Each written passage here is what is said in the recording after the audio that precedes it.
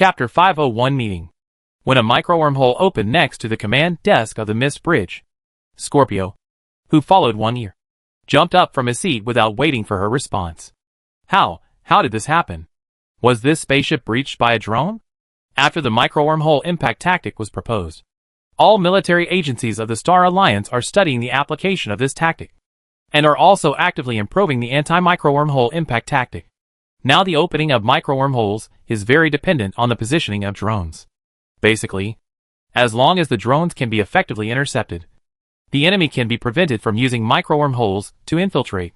The bridge of an interstellar ship is the core part, and the anti-micro-wormhole system here is more dense. When the battle just started, Scorpio could not accept the reality that the core position of the starship was breached by a micro-wormhole. This means that the micro-wormhole collision tactics have become very mature in the hands of some people, and can be put into actual combat against starships. If a team of super soldiers rushed out of this micro-wormhole, then this interstellar ship would change hands in an instant. Wang Yi looked at the open portal, and knew that Miesher had obtained his body. As long as she walked over, she would meet him as she expected. Standing up from the captain's seat, Wang Yi walked to the front of the portal. She did not go in, but asked Scorpio, "Boss, you said that my mission in Scarab Company was taken over by another department. Is this department Broken Moon? Now you should know what Scarab Company has been trying to hide? Can you tell me now?" From Jessica, Wang Yi knew that Blackfire Company came from Order Star, and its actual owner was Mishi. When Blackfire Company negotiated with the Free Army of Naiwan City, it said that Scarab Company had an interstellar cruiser in Naiwan City, and could provide support for this war. This means that Blackfire Company and Scarab Company have reached a certain degree of cooperation, which may also be something that Scarab Company has been hiding. Although Wang Yi learned some information about the King of Destruction and the Order Star from Jessica, it was far from enough. She needed to know more, and was sure that Broken Moon must know something. Now Scorpio and Wang Yi are two grasshoppers on the same rope. Scorpio didn't know what Wang Yi was doing in Naiwan City, but it must be related to the Prophet. This was Wang Yi's opportunity. If she could make some achievements here, she would be able to improve her status in Broken Moon. Scorpio knew that whether he could return to the 6th game depended on the result of this trip to Naiwan City.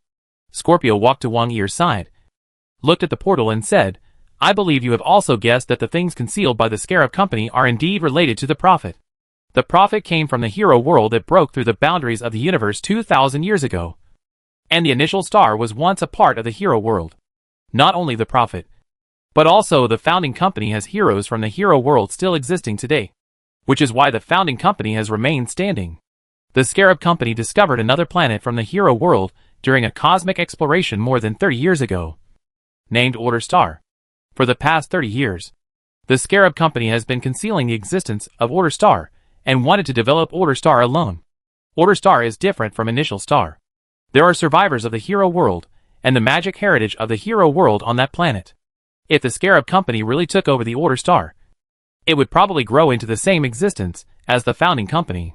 But the Scarab Company did not expect that there was a demon king from hell on the Order Star. This demon king was very powerful, and beyond the scope of what the Scarab Company could handle. Scorpio briefly told Wang Yi what he knew about the Order Star, especially now that the attention of the founding companies was all on the Order Star, which was about to open a wormhole transmission. I think the Prophet must have anticipated this happening. When the founding company and the Order Star conflicted, it was when the founding company's ability to control the Star Alliance was the lowest. The slave liberation movement led by Broken Moon is about to break out in the entire Star Alliance. The Earth Federation and the Star Alliance will decide the winner in this war. Here, your existence must be arranged by the Prophet, and you were born for this era. I know that you must have something you didn't tell me, and I haven't gained your trust yet. But I trust you. The magic box has never made a mistake, and it won't make a mistake this time. You are the leader of the Federation chosen by the Prophet and the Pioneer." Wang Yi looked at Scorpio. She didn't know if she could trust this old boss, but at this time, she really needed the experience of this intelligence chief. Also, as a representative of the Slave Liberation Organization, Wang Yi didn't know the specific situation of the Freedom Army, and didn't know what cards he had in his hand. All of these needed Scorpio's assistance. The portal had been open for a while, and no matter what was behind the door, we had to face it. Wang Yi said to Scorpio, "I'm going to see the Devil of Destruction now. Come with me." After that, Wang Yi ignored the surprised Scorpio and walked into the portal quickly. And Scorpio's reaction was also very quick. Although he couldn't figure out how the Devil of Destruction came here from the Order Star when the wormhole station hadn't been opened yet, he still followed Wang Yi into the portal. It seems that the war in Nawin City is not as simple as it seems. Wang Yi came to a closed cabin through the portal. Except for the metal walls, there is no furnishings and no doors. Only passive light illuminates the whole room. Scorpio followed him out of the portal, and the light gate closed. Seeing that there was no way out, Scorpio asked Wang Yi, "Why is the Devil King of Destruction in Nawin City? Does the Order Star have ultra-long-distance interstellar navigation technology? I don't know much more than you." Wang Yi stood in the middle of the room and said loudly, "Your Majesty the King of Destruction, I am Wang Yi, a disciple of Holy Bella, and a representative of the Slave Liberation Organization to negotiate with the Black Fire Company, and also a representative of the Earth Federation. I request an equal negotiation with you." As soon as Wang Yi finished speaking, 4 pillars of fire rose from the 4 corners of the room. After the pillars of fire dissipated, 4 great demons stood there, even though they were mentally prepared. Wang Yi and Scorpio were shocked by the violent aura emitted by the great demon after seeing it. Then the burning flames were reflected on the 4 walls, and a loud voice sounded, "Bella's disciple. You are lucky to be favored by Holy Bella. What happened to her? My people told me that you went to the crystal wall space of the God plane with her, and then you came back alone." Chapter 502 Civilizations Connect. Bella went to Earth. De Leon was watching Wang Yi boarding the Black Pearl in a nearby room.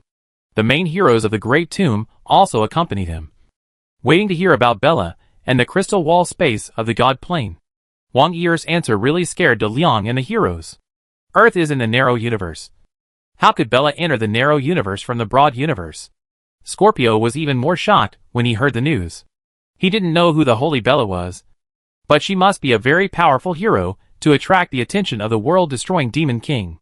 If these superheroes mastered the way to go to Earth, then according to the current situation on Earth, there is no way to check and balance these superheroes, while limiting the narrow universe. The cosmic boundary also protects the civilization within the narrow universe. Scorpio couldn't help but ask Wang Yi in a low voice with concern, "Who is Holy Bella? Is she really on Earth?" Since Scorpio was brought to see the world of destruction, Wang Yi decided to let him participate in the contact with the world of order. In order for Scorpio to play his role, there are some things that need to be told to him. Holy Bella, the Bella of the strongest king competition. She also comes from the hero world, now called the Order world. Holy Bella is an angel. A very, very strong angel. After briefly introducing Bella to Scorpio, Wang Yi answered Daliang's question. Bella's trip to Earth was arranged by the Prophet. And there is also an Earthling named Wang Daliang.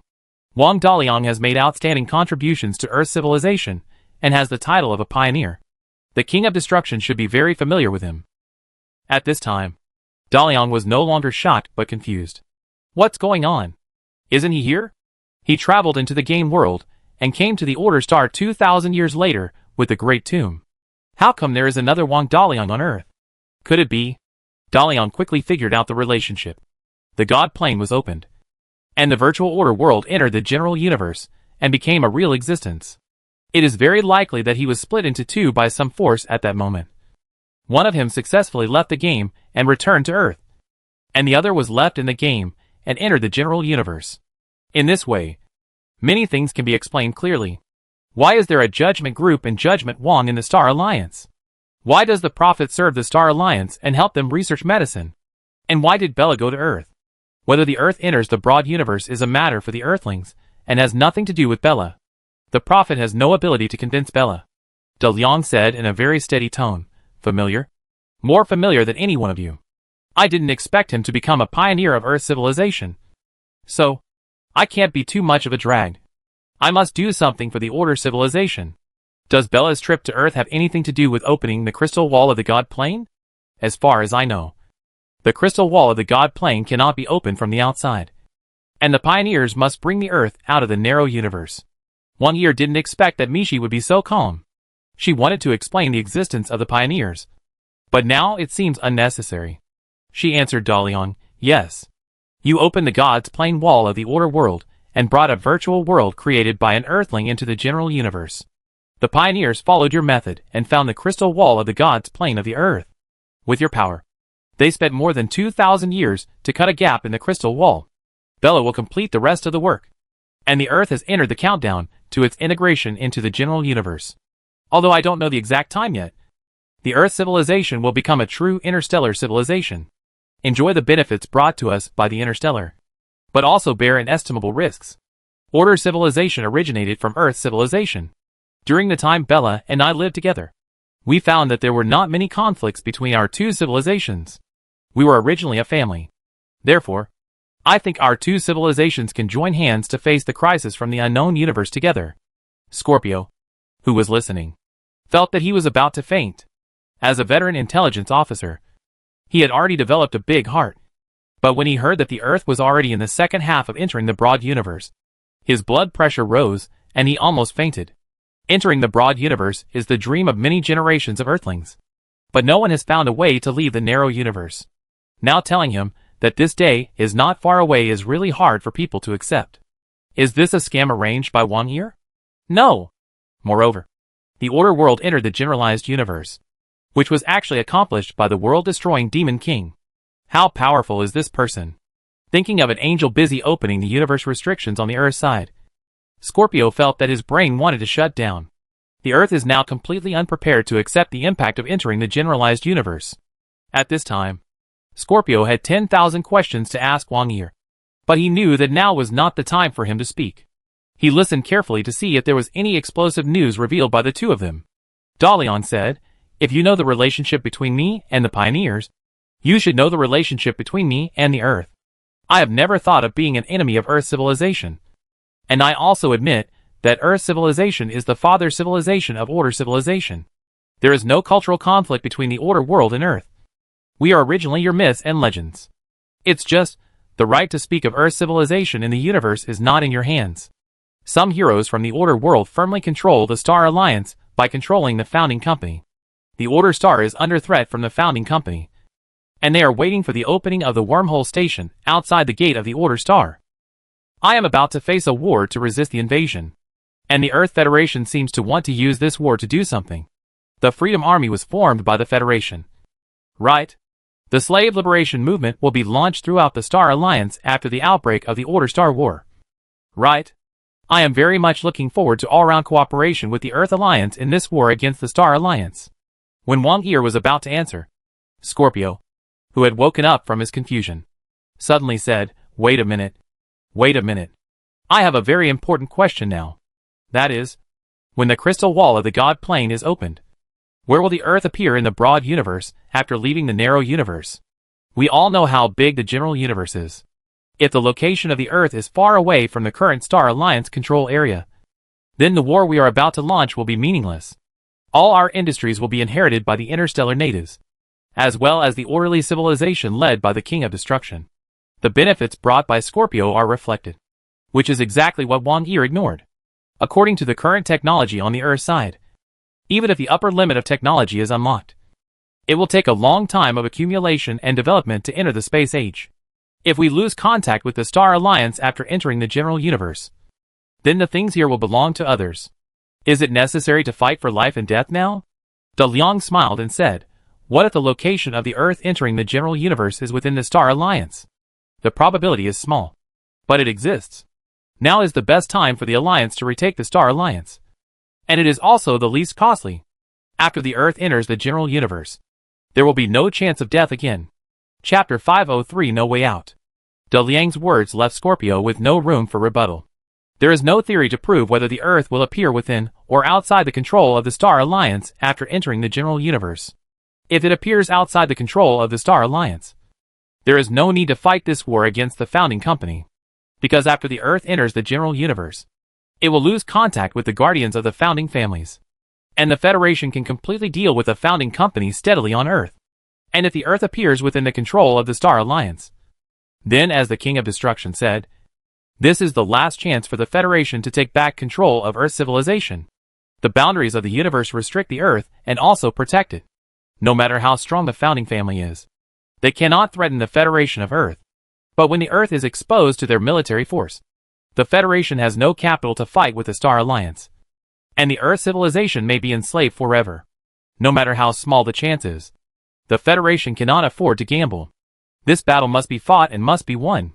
But, can the world destroying from the Order civilization become an ally? Now he only has one Order star.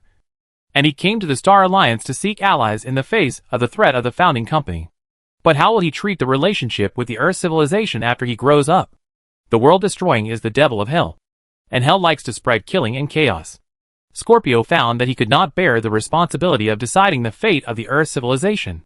He whispered to Wang Yi, "Don't trust the devil too much. I have read some information about the hero world. The character setting of the hell race is evil and chaotic.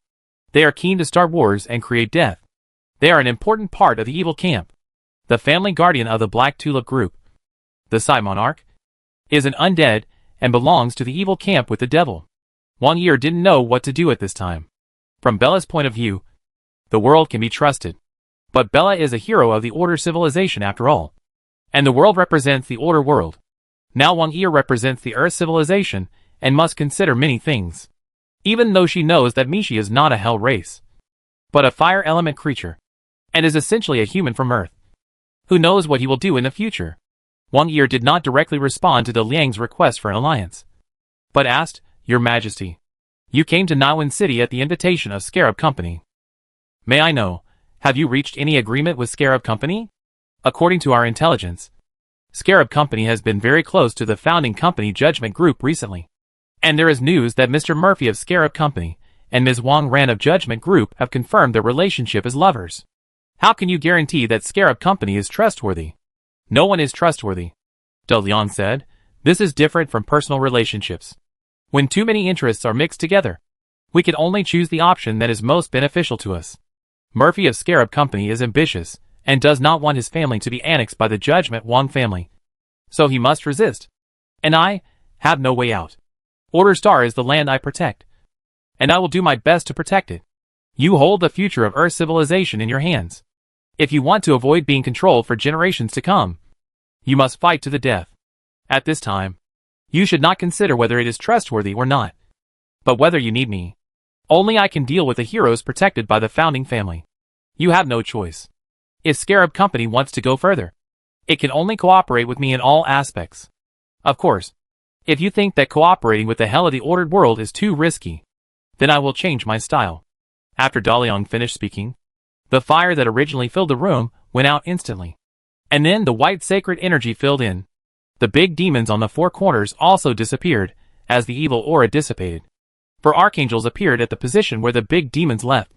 And the whole room was filled with a sacred and majestic atmosphere. Wang Yi and Scorpio were dumbfounded. In the previous Hero World game, the Hell Demons were the extreme of evil, and the Cloud City Angels were the extreme of goodness. The main plot of the entire game world was the struggle between goodness and evil. And angels and demons were incompatible. How could there be a handover here? The archangels wore white armor representing holiness, stood with swords in both hands, and their wide hoods covered their faces, showing their sacredness and majesty. The white wings behind them were half spread, exuding an aura that made people want to worship. This is a real angel, not a demon that can be disguised. Wang Yi thought of the relationship between Bella and Miesher, and couldn't help asking, I don't understand. Why does Bella have a very good personal relationship with you even though she is an angel? Why do you have angels as subordinates as the devil of hell? De Leon said impatiently, you have too many questions. What does it have to do with you that I have angels as my subordinates? I asked the angels to come out just to ask you not to look at me with your inherent ideas.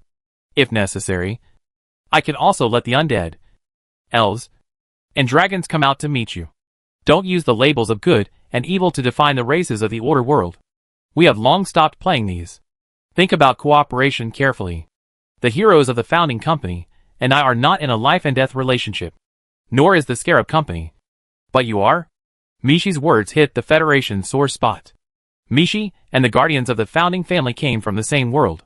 The races of the Destroyer's subordinates are mixed. And angels and demons can coexist peacefully. Which means that Destroyer has a very high influence among the multiple races in the Order world. The upcoming conflict between Order Star and the founding company does not mean that they cannot coexist. As for the Scarab Company, if it loses, it will be merged into the Judgment Group. There has been no precedent of annihilation in the merger of companies within the Star Alliance. Murphy can at least become a rich man on the Earth side. On the Federation side, The slave liberation movement is on the verge of being launched.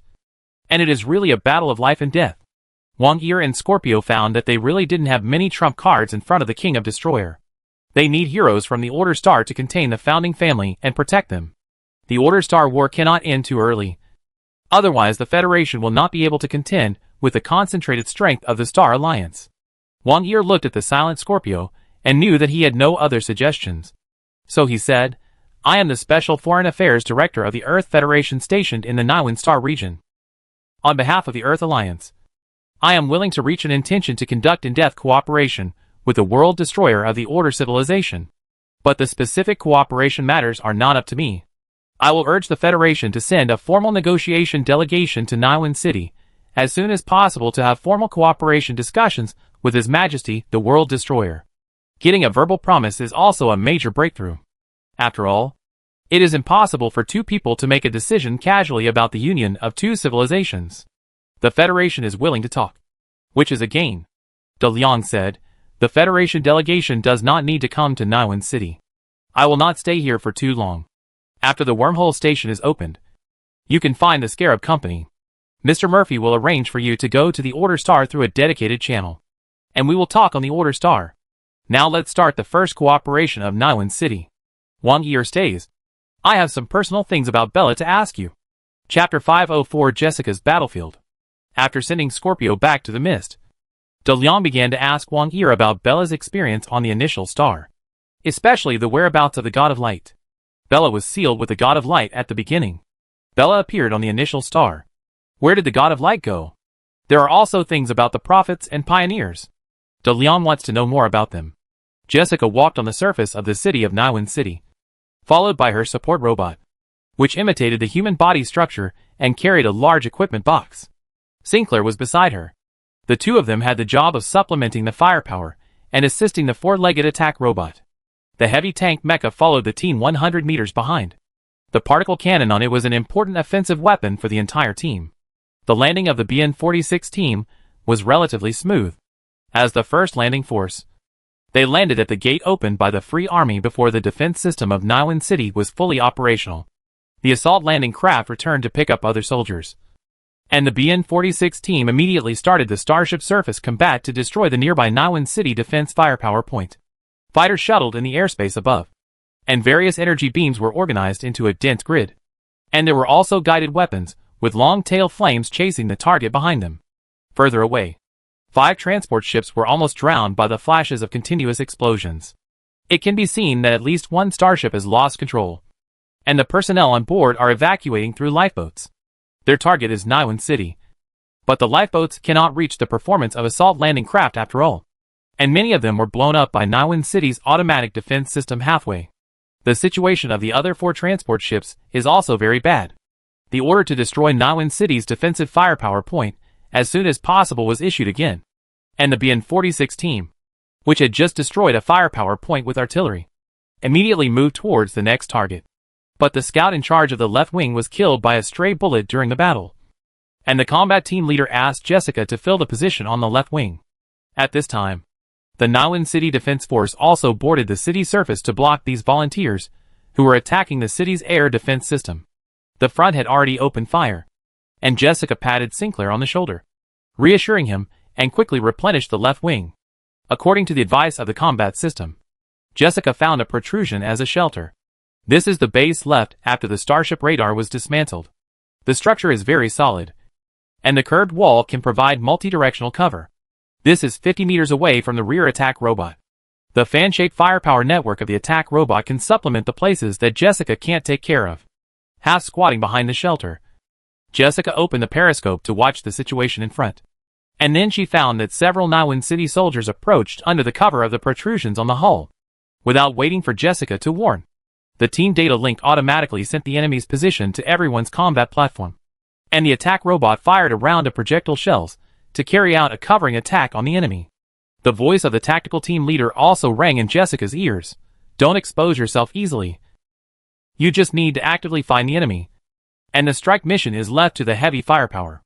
Remember, you are also within the opponent's heavy firepower strike range. Use more drones, and don't expose yourself until the end. Yes, team leader. Jessica gave up the idea of showing her head and firing a burst of bullets, letting the support robot release the drone, and at the same time releasing multiple defense magic for herself. Now she had seen the real interstellar battlefield, when starships were bombarding each other with shipborne firepower. Carrier aircraft would compete for airspace control. At the same time, the Marines would land on the surface of the starships and take the opportunity to invade the interior of the starships while attacking the starship's defensive firepower. The surface of the starships, which was as short as a few hundred meters and as long as several kilometers, was also an important battlefield in the interstellar war. Guided by the observation and aiming information provided by Jessica, the BN-46 team repelled several attacks by the Niwen City Defense Force. But Jessica had also used up all the drones she could use. An interstellar fighter flew over their team, and then rained down attacks. Sinclair, how are you? Jessica looked back and saw that the attack robot was blown apart by the explosion. She wondered if Sinclair, who was nearby, was affected. But there was no response on the communication channel, which made Jessica panic. At this time, the enemy attacked immediately after the bombing, and the fire suppression from the rear did not appear. Facing the enemy rushing in front of her, Jessica had to stand up and block the gun to buy time for the team to reorganize. In the vacuum environment, the muzzle silently sprayed fire, and dense bullets splashed out. The close attack frightened all the enemies, and they immediately lay on the ground and quickly crawled to the shelters on both sides. Unfamiliar with the performance of guns, Jessica fired a group of bullets and didn't seem to hit anyone. But in the data link war, the enemy's counterattack was faster than expected. Before Jessica could return to the bunker, an attack robot was 40 meters ahead, and an energy cannon launch port popped out from behind a square metal cover. A beam of energy pulse cannon broke through the air and hit Jessica's chest accurately. Under normal circumstances, light individual armor cannot block this kind of energy pulse cannon, and the final outcome should be that the upper body is directly gone. But Jessica, who dared to go to the battlefield, didn't think about dying on the battlefield. The defensive magic she released for herself played a role at this moment. There are also alchemical ornaments specially made for the princess by the Great Tomb Alchemy Experiment, which can also provide advanced defensive spells. An invisible defense shield blocked the energy cannon half a meter in front of Jessica. After the attack without kinetic energy was blocked, nothing was left except an energy flower. But the soldiers of Niwen City did not know that the enemy blocking their front was not dead. After the attack robot finished firing, they immediately rushed out of the bunker and continued to attack. At this time, Jessica's support robot had reloaded a set of bullets for her. At this moment, Jessica was no longer panicked. She took an aiming posture like using a gun on the order star, with her cheek against the gun handle and her eyes looking at the exposed enemy. Jessica, who was already an excellent shooter, found her aim, pulled the trigger quickly, and fired short bursts of shots from the rifle. Light individual armor has a certain degree of defense against infantry weapons, but its structure still has many weaknesses, such as the joints of the limbs, the neck, and the eye patch on the head. Jessica aimed at these weaknesses, and shot at close range without missing a single shot, knocking down several nearby Niwen City soldiers in an instant. At this time, the attack robot fired another shot, but still failed to break through Jessica's magic defense. But after Jessica raised her hand and fired a shot, the energy cannon that was gathering energy was hit by the bullet and exploded the energy point. The attack robot was submerged in a piece of explosion. Pa pa pa. Solomon clapped his hands and walked out of the portal, praising, His Majesty was worried about the safety of the princess and sent me to protect her.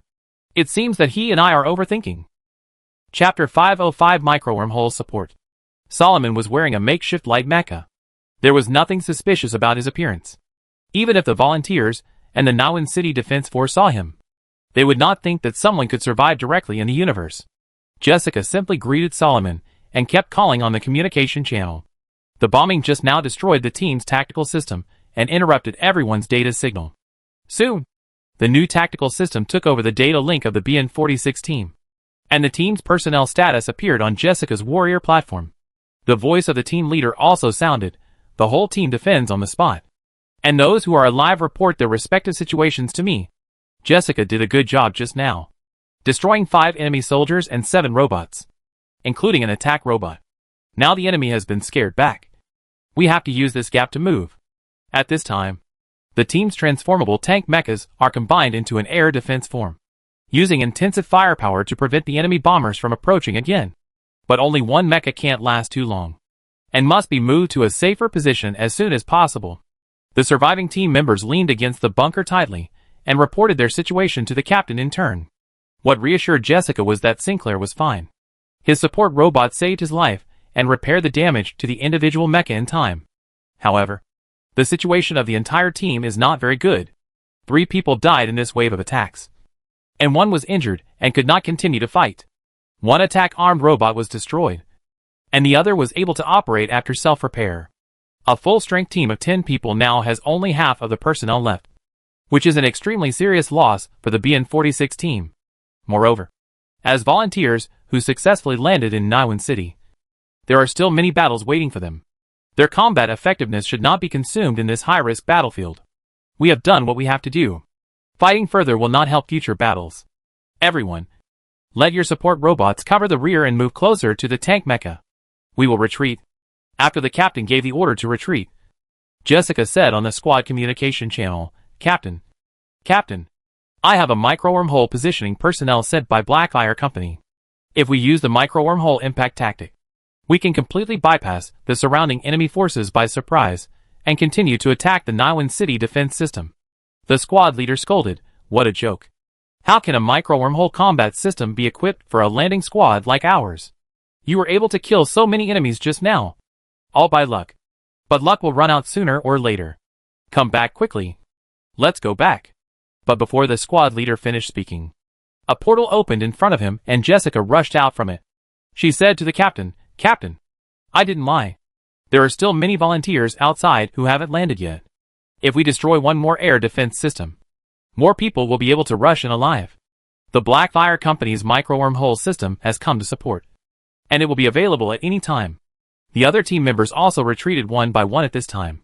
They heard the conversation between Jessica and the captain, but they didn't dare to believe that such a cutting-edge combat system would support their ordinary team. And Sinclair said, I believe Miss Jessica. She is a lady from the Blackfire Company, and the micro-wormhole system must be sent to protect Miss Jessica. After hearing Sinclair's explosive news, all the team members looked at Jessica. Before they came, they were told that Blackfire Company was a friendly army. This Star Alliance company had very advanced micro-wormhole transmission technology and provided micro-wormhole transmission services to the Naiwan City Free Army during the Naiwan City War. In the Star Alliance family and ordinary people are 2 very different classes. Star Alliance has its own army, and its wealth and power are beyond the reach of ordinary people. No one would have thought that the girl who lived in a dormitory with them, ate together, and fought hard on the front line together was actually a lady from the Star Alliance family. This is a bit of a joke, but Jessica was indeed teleported back through a micro-wormhole just now. And if Blackfire Company can provide micro-wormhole teleportation specifically for their team, we can definitely use micro-wormhole collision tactics. Jessica, your identity surprised me.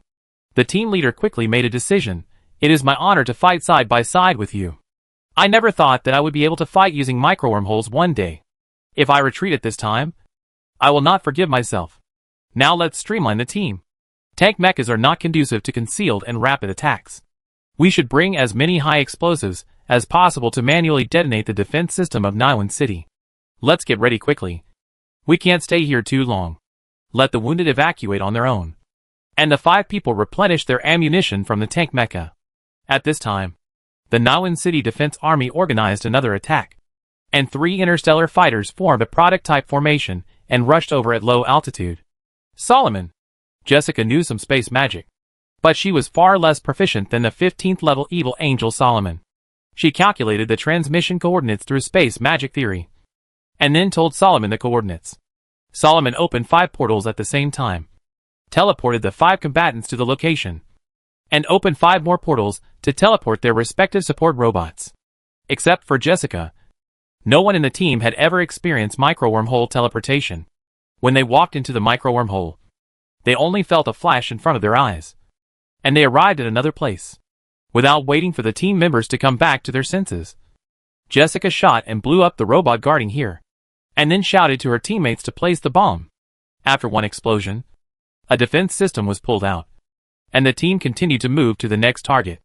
when Jessica led people to destroy the defense system of Niwen City. De Leon learned a lot about Bella, the prophet, the crystal wall space of the divine plane, and the pioneers from Wang Yi. Layers of mysteries were revealed before him. He knew that the prophet had used the divine power of the world-destroying god to forge a divine weapon called Order Ruler. Now this divine weapon was in Bella's hands. Bella might become a god because she sent the earth into the general universe. In Dalian's opinion, the price of the decline in power for the world-destroying god was worth it. Although the world-destroying god with divine power could help Dalian better face the crisis at hand, Bella was needed for the crisis further away. Are you really a god? Wang Yi didn't know what the god of the world of order was. According to the legends on Earth, the gods really had the power to penetrate the heavens and the earth. In her opinion, Bella was already very strong. So how strong could the gods be? What level of strength was the world-destroying devil in front of her? Chapter 506 Dialogue. The world-destroying person in front of him is a god. Wang Yi wants to know what the limit of individual power is. When individuals on Earth cannot compete with gods, or even heroes, how can Earth's civilization gain the power to fight against them? Wang Yi told him the truth about Bella. And De Leon replied, when the Order world was still in the game server, which can be called a narrow universe, the heroes of the Order world realized the existence of gods after their individual strength reached the upper limit, and defined gods as higher-level creatures. The power of gods comes from their higher-level use of energy. But this does not mean that God is invincible. Energy has no distinction between high and low. You have met Bella, and you must know that the Order world defeated the invading god of light without its own god. Therefore, you do not need to be too afraid of God. On the contrary, constantly strengthening one's own strength, constantly approaching God, and becoming him should be the path that any cosmic civilization must take. Wang Yi was very surprised by Miesher's remarks. She asked, can Earthlings also become gods? You should know that the genetic enhancement technology we are using now still has many flaws. I have fought with Princess Jessica, and I admit, I am not her opponent at all. You should know that at that time I had activated the super enhanced gene and possessed a part of your power. And the super enhanced gene cannot be repeated, and only the prophet can make it. Earthlings have a natural disadvantage in the evolution of individual strength. De Leon did not answer immediately, but asked, if the choice of Earth entering the general universe is in your hands, would you choose to let Bella open the crystal wall space of the god plane? Or stop? Wang Yi didn't know why Miesher asked this. And then she found that this question was not easy to answer. Wang Yi thought about it and answered, I don't know. Although Earthlings have been looking for a way to enter the general universe, it is probably difficult to make a decision when they really find it. The more I understand the universe, the more I fear it. Especially after knowing that you and the Order civilization exist. It means that there are civilizations equal to the Earth in the universe. And there must be more advanced civilizations. Once the progress of civilization in the broad universe is invaded by advanced civilizations, it is likely to be interrupted forever. And the Earth in the narrow universe is our last retreat. I think I will stop Bella. De Leon said, this is the crux of the problem. No matter how much your body in the broad universe looks like an Earthling, it is not essentially. The universe you feel is not the most real feeling. Technological breakthroughs are just a real illusion. Earthlings are still trapped in the narrow universe. Unreal feelings. The general universe will never know what this feels like.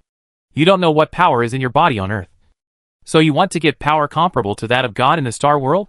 You hide on Earth and think you have countless lives in the star world.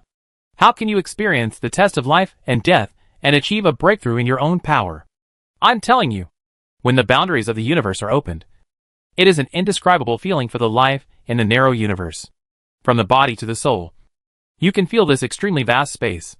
You can't tell what the difference is, but you can feel that something is really different. The same is true for power. When the Order world was still in the narrow universe, we only knew that God existed, but we didn't know what God was, nor how to become God. But now, the Order world has its own God. Not just me, but other gods exist, but we don't know where they are in the universe. If Earthlings want to become gods, they must first enter the broad universe. I think this is also the reason why the pioneers did not ask for anyone's opinion and directly arranged Bella to open the crystal wall of the god plane. The Earth does not need a retreat. After listening to Miesher's words, Wang Yi finally understood something. Why the Star Alliance's technology is so advanced. But there is no significant effect on the enhancement of individual strength. The evolution of life is inherited from generation to generation. Each generation is strengthened from psychology to body, and then passed on to the next generation.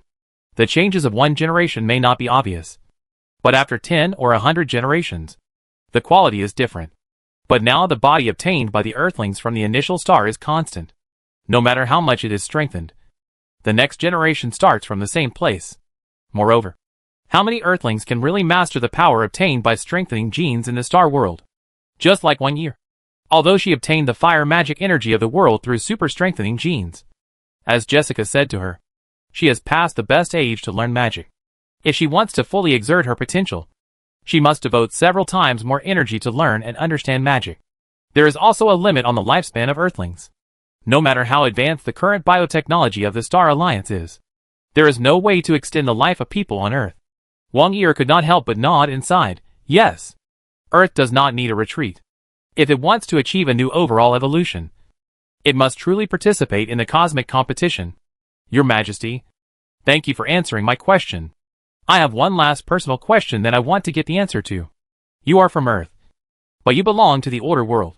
If one day, the Order World and Earth civilization have reached a point where they have to decide the winner, or even life and death, which side will you stand on? De Liang smiled and said, it's very simple.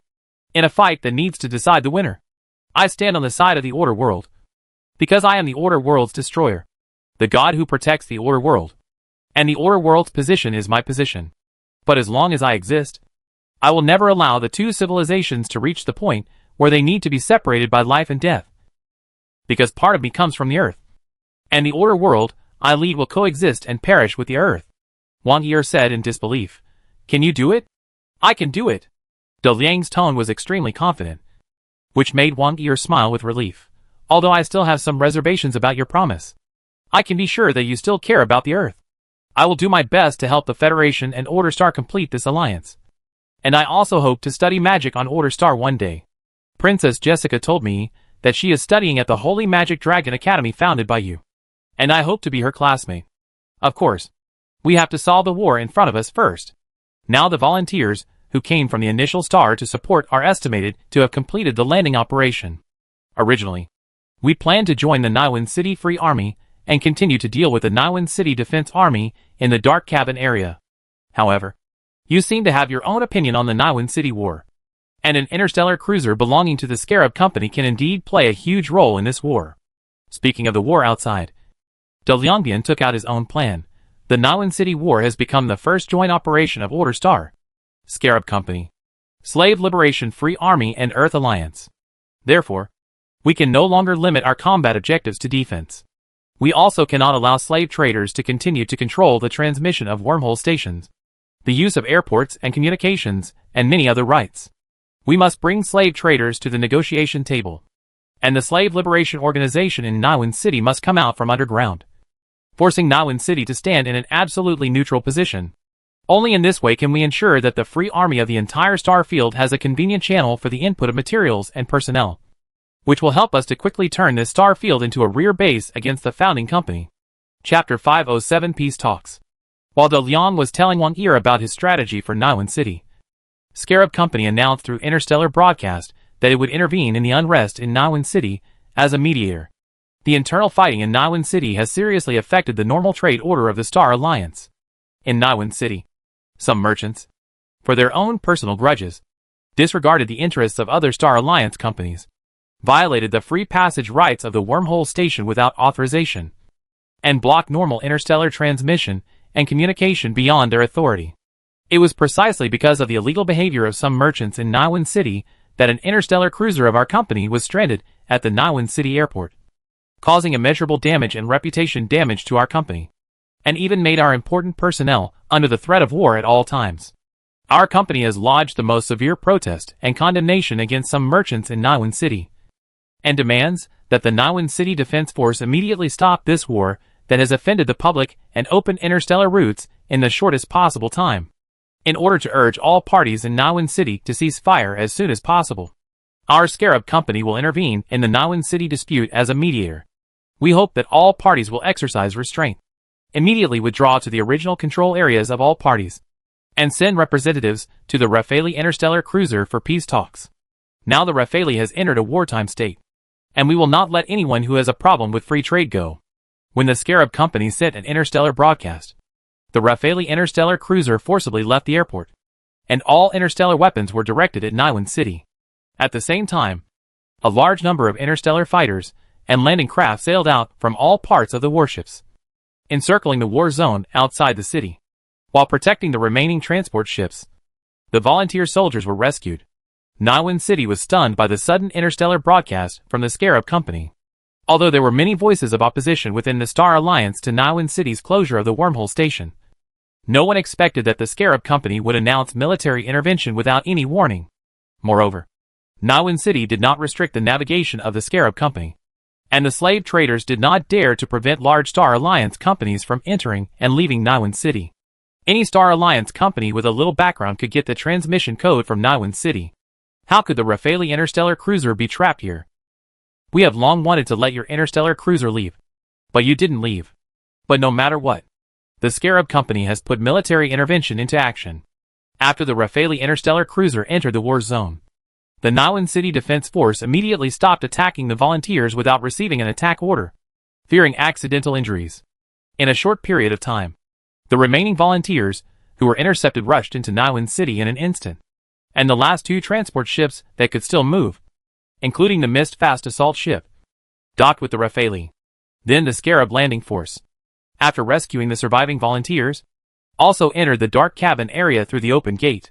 The Rafale interstellar cruiser continued to attack Niwan City. At such a close distance, even if Niwan City had the firepower to defeat the Rafale, it would not dare to easily provoke a war, because even if they could destroy the Rafale, they would be torn apart by this advanced interstellar cruiser. Of course, if Niwan City did not actively attack, the Rafale would not dare to use shipborne weapons to fire at Niwan City, and the Scarab Company could not bear the responsibility of attacking the wormhole station. But the landing troops did not have so many concerns. Niwan City repeatedly asked the Scarab Company to withdraw its troops, and stated that Niwan City was eliminating the terrorist forces in the city, would not accept any mediation, and formally protested to the Scarab Company. But the Scarab Company turned a deaf ear to the voice of Niwan City. They continuously sent interstellar broadcasts, standing on the moral high ground, winning over those small and medium-sized Star Alliance companies that suffered losses due to the restriction of navigation to Niwan City, and accusing the behavior of Niwan City slave traders. While arguing with Niwan City slave traders, the military forces of the Scarab Company were not idle. This meeting between Murphy and Miesher was very important. So the personnel on the Rafale interstellar cruiser were all carefully selected elite forces, including the land forces, all of which were company internal security personnel.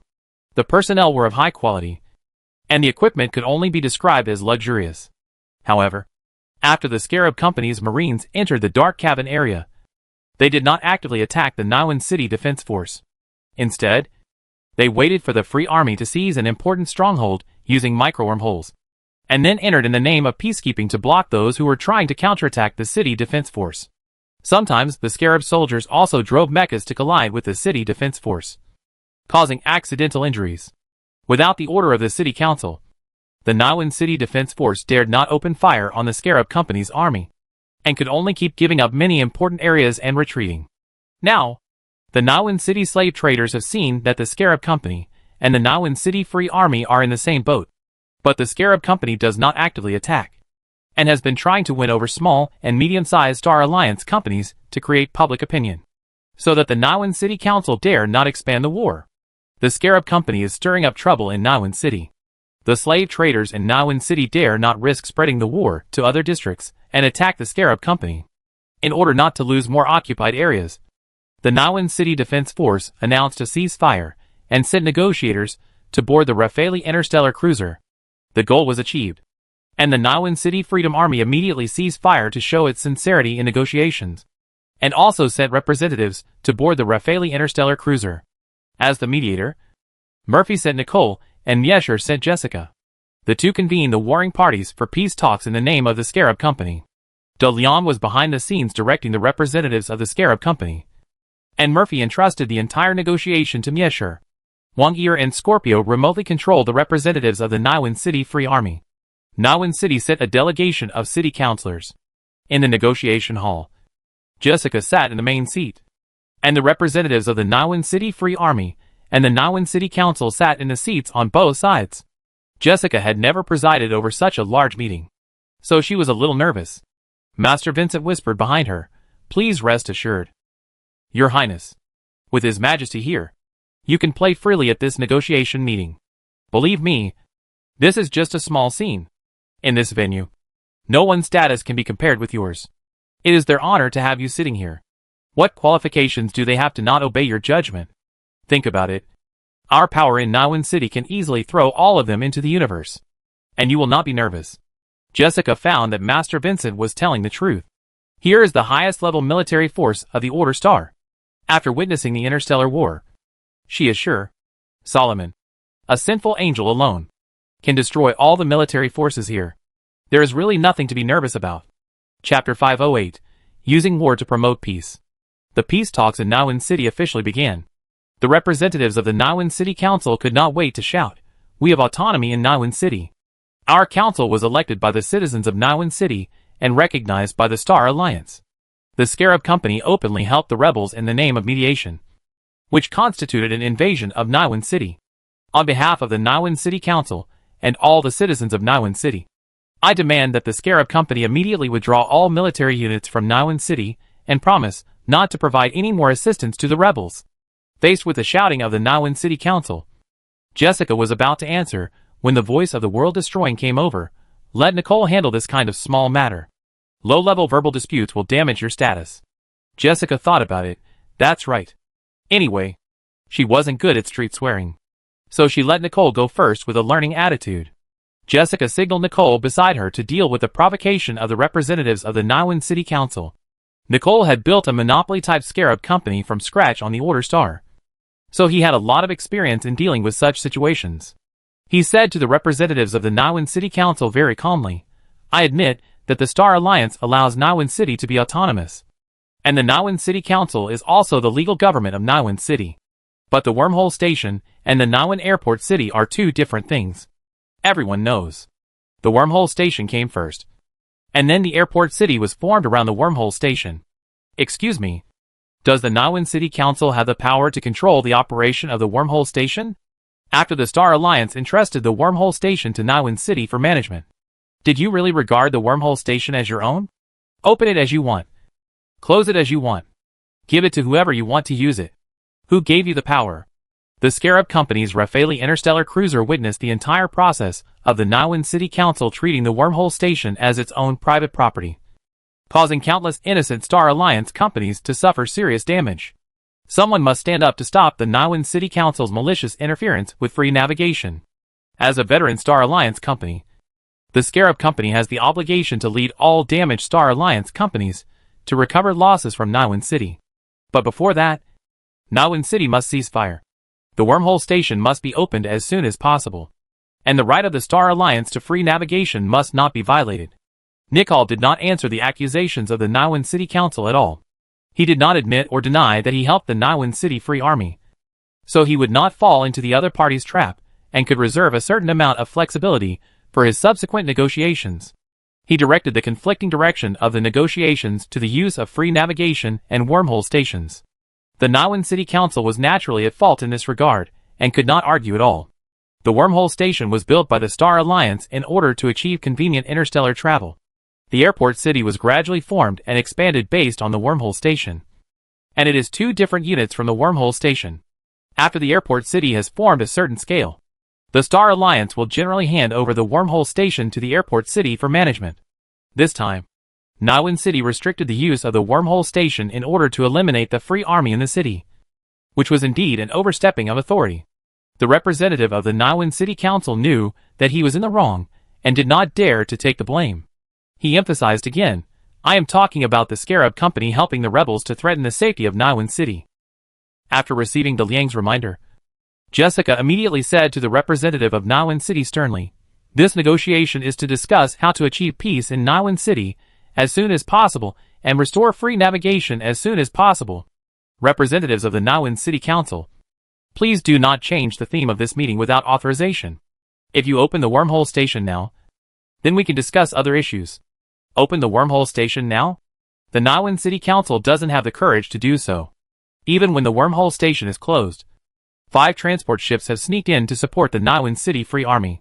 If the wormhole station is opened, God knows how many enemy troops will swarm in. With the Free Army and the Scarab Company's army inside, Niwen City will soon change hands, with the help of the inside and outside. The wormhole station must not be opened at this time. The representative of the Niwen City Council immediately changed the direction. We seriously doubt the fairness of the Scarab Company as a mediator. We demand that the Scarab Company immediately withdraw its troops from Niwen City and apply to the Star Alliance for arbitration. De Liang said to Jessica at this time. The Scarab Company must not withdraw its troops at this time. This is a delaying tactic of the Niwen City Council. As long as the Scarab Company withdraws its troops, they will mobilize a large army even if they have to destroy Niwen City and rebuild it, and destroy the Free Army in the shortest time before new interference comes. Jessica asked, what should we do? Announce a recess, and let the Free Army continue to fight. As long as the Scarab Company does not fire the first shot, Niwen City will not dare to provoke an interstellar cruiser. Jessica nodded as if she understood something, and then announced at the meeting, the Niwen City Council has been entangled in irrelevant issues at the meeting, and has no sincerity in peace talks. I think the Niwen City Council should think carefully about its own mistakes and recognize the situation as soon as possible. I declare a 3-day recess. I hope you can think calmly when you go back. After Jessica announced the recess, she stood up and left with the Scarab Company delegation without looking back.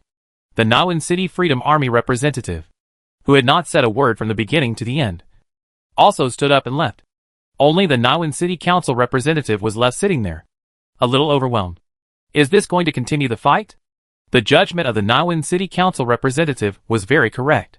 The negotiations on the Rafale had just ended when the Free Army in Niwen City launched a new offensive. The Free Army had just added a group of soldiers to support them, and the Scarab Company provided them with a group of armed robots. Even a group of special forces of the Scarab Company changed into individual armor and became a member of the Free Army. The Blackfire Company increased the deployment of portals. The Federation also launched a group of insiders lurking in Niwen City and obtained the locations of a number of strategic locations. The war started again in Niwen City, and the flames of war gradually spread from the dark cabin area to the city controlled by the Council. The Free Army broke through several slave trading companies and released all the slaves inside.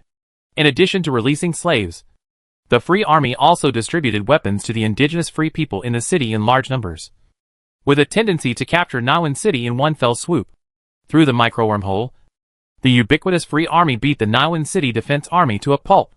In just 2 days, the Niwen City Council could not hold on, and they demanded a ceasefire and peace talks.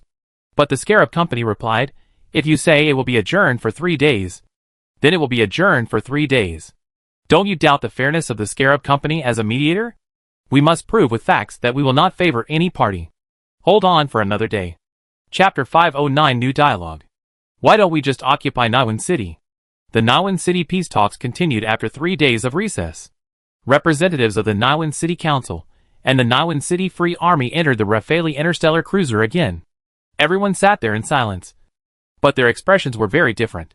As the mediator, the representatives of the Scarab Company have not arrived yet. At this time, Jessica, who was about to enter the scene, asked Mishi the question that had been bothering her these days through magic communication. Our current military force in Niwen City can completely drive out all the slave traders in Niwen City. As long as we occupy this airport, we can seal the gate of this star field, and soon we can bring everything here under our control. Why not do it? De Liang replied to Jessica. Niwen City is indeed the gateway to the Niwen Star region. Occupying this place will give us the first hand in controlling this star region. But before conquering Niwen City, we must also consider the reaction of the Star Alliance. The Niwen Star region is only a component of the Star Alliance. Our enemy is the Star Alliance, not the slave traders in Niwen City. They are just an excuse for us to develop the Free Army. If we eliminate the slave traders in the Niwen Star region too quickly, will the Niwen Free Army still have a basis for existence? Moreover, the Free Army is too powerful and will attract the attention of the founding company. The Star Alliance is a very loose business consortium, and the military groups are so complicated that even they themselves cannot count them. The battle in Niwen City seems to be fierce, but it is just a small-scale conflict for the Star Alliance. Such wars are commonplace for the huge Star Alliance. and people who have nothing to do with their own interests will not pay attention to this place. But it is different when the interstellar natives completely drive the slave traders out of Niwen City. Jessica nodded and said, I understand. The war in Niwen City must be handled in a low-key manner to prevent the founding companies from paying too much attention to this place and discovering that the Federation and us are behind the Free Army. This is just the strategy of the Star Alliance. From the perspective of controlling the interstellar natives, the progress of the slave liberation movement in the Niwen star field cannot be too fast. De Leon continued to analyze to Jessica. The future main force of the Free Army is the interstellar natives. But the ones who control the Free Army are the Federation and us. The minority manages the majority. So the majority must know that they cannot do without the minority. Realize the contribution made by the minority in this revolution. And subtly recognize that the minority is more capable than them, so as to inertially obey the leadership. Do you see if there is an indigenous person among the representatives of the Free Army in Niwen City? Now the Federation is cultivating the inertial thinking of Earthlings leading the Free Army. If the Free Army completely defeats the slave traders by force, then they will also look down on their allies, who are also Earthlings. Remember, this revolution is not aimed at improving the human rights of the indigenous people. The essence is that the Federation wants to seize power from the founding company, and the ruling foundation of the Star Alliance cannot be shaken in any way. Dalian's words made Jessica, whose thoughts had just become clear, feel confused again. She couldn't figure it out, so she had to stop thinking about it and said, Okay. No wonder Sir Charles always says politics is dirty. I am happy that I can participate in this just war. Now it seems that the interstellar natives have been sold by the Federation and are happy to help the Federation count money. I won't rack my brains here. I just need to do what I should do.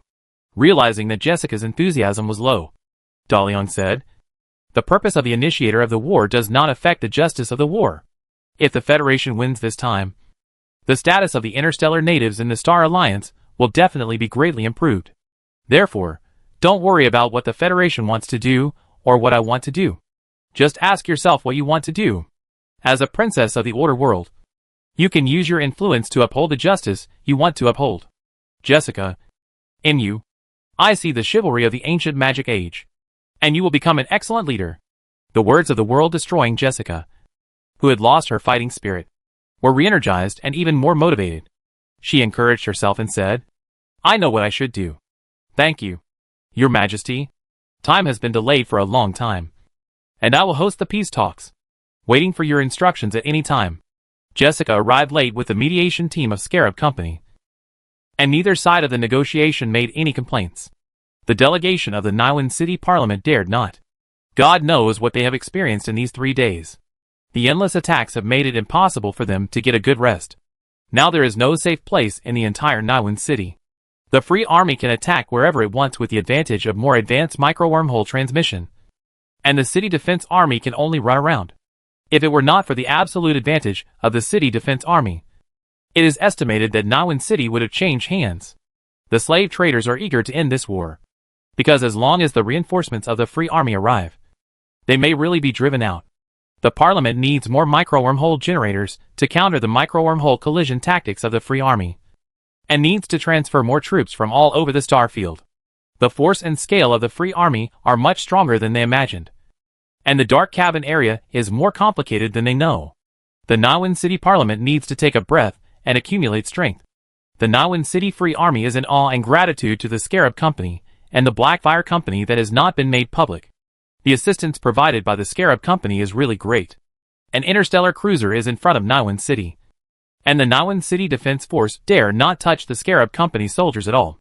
There is also the micro-wormhole technology provided by the Blackfire Company, which is the key for the Free Army to persist until the situation changes. Although the mediation delegation was in the name of Scarab Company, the Niwen City Free Army, who knew Jessica, knew very well that this was a lady from Blackfire Company, and it was Blackfire Company that was leading the Niwen City peace talks. Scarab Company is a very powerful Star Alliance company, and they still rely on Blackfire Company as the main force, which shows the strength of Blackfire Company. In the quiet peace talks venue, Jessica, who was sitting in the host position, asked the Niwen City delegation, does the Niwen City Council have any other different opinions on Scarab Company's role as the peace talks mediator? The face of the Niwen City Council representative was very bad. During these 3 days, In addition to resisting the attack of the Free Army, they were also seeking the intervention of a strong third party. But the position of the Scarab Company is there. Small and medium-sized Star Alliance companies do not dare to come to Naiwan City to replace the Scarab Company. And many small and medium-sized Star Alliance companies support the Scarab Company because the Naiwan City War has been going on for such a long time. And many small and medium-sized Star Alliance companies have indeed suffered considerable losses. The founding companies are a very special group in the Star Alliance. They are aloof and will not care about such small-scale conflicts. As for other Star Alliance companies with equal status to the Scarab Company, they will not offend the Scarab Company in this special matter. The well-informed large Star Alliance companies all know that a major event is happening in the Phi 2 GW7 star field. The founding company, almost unprecedentedly, simultaneously mobilized heavy troops to the wormhole post being built in the Phi 2 GW7 star field, and blocked the news to prohibit other Star Alliance companies from entering.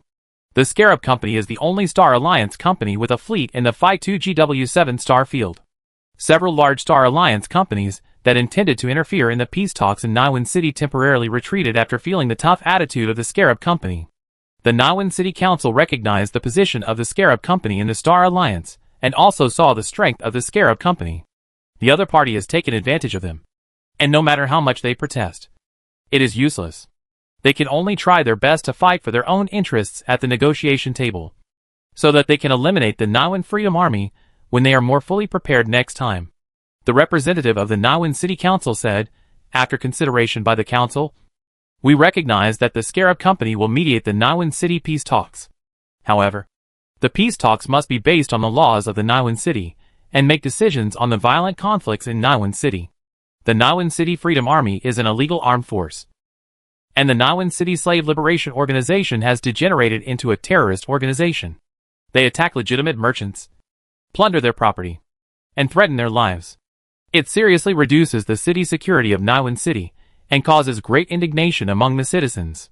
The Freedom Army must be disbanded, and the Naiwan City Slave Liberation Organization must leave the city. The representative of the Naiwan City Free Army immediately defended, please don't confuse right and wrong. You city councilors are biased against slave traders, because you have received black money from them. The Naiwan City Slave Liberation Organization has always used a gentle approach to seek city legislation to abolish the slave trade. However, the members of the Slave Liberation Organization have been constantly persecuted by slave traders, and we were forced from the main city to the dark cabin area. This time, the slave traders actually wanted to kill us all, and took the lead in provoking this dispute. The Parliament should take full responsibility for this war. As for the Free Army, it was established to help the interstellar natives resist illegal slave hunting groups. The illegal slave hunting groups are causing a serious loss of young and strong interstellar natives, which has posed a serious threat to the survival of some interstellar natives. The Freedom Army gave the interstellar natives the force to resist the illegal slave hunting groups. Its activities were not within the city of Naiwan, and it did not need the city's recognition. The Slave Liberation Organization has never been a terrorist organization. Instead, it was the slave traders who constantly persecuted and drove us away. Who is right can be seen from who started this war. When the representative of the Naiwan City Council was about to defend himself, Jessica said, I can prove this. At that time, I was visiting Naiwan City and had great sympathy for the slaves. So I found the Naiwan City Slave Liberation Organization and wanted to donate some money. They are all good people and are very enthusiastic to help the poor in the dark cabin area. But just when I was discussing the donation with the Slave Liberation Organization, the Naiwan City Defense Force attacked me without any warning. If the Slave Liberation Organization had not saved me, I would have died in that attack. And when I was escorted to the refugee camp, the Naiwan City Defense Force attacked the unarmed refugees again. I also survived again under the protection of the Slave Liberation Organization. This war was first provoked by the Naiwan City Council, and there is no room for rebuttal. The Naiwan City Council finally knew why the Scarab Company suddenly stood on the side of the Naiwan City Free Army. To be able to sit in the main seat of the mediator, this woman of the mediator must have a very high status in the Scarab Company. She had some sympathy for the native slaves, but she was attacked twice by the Naiwan City Defense Force. This is where the problem lies. Knowing the reason makes it easier.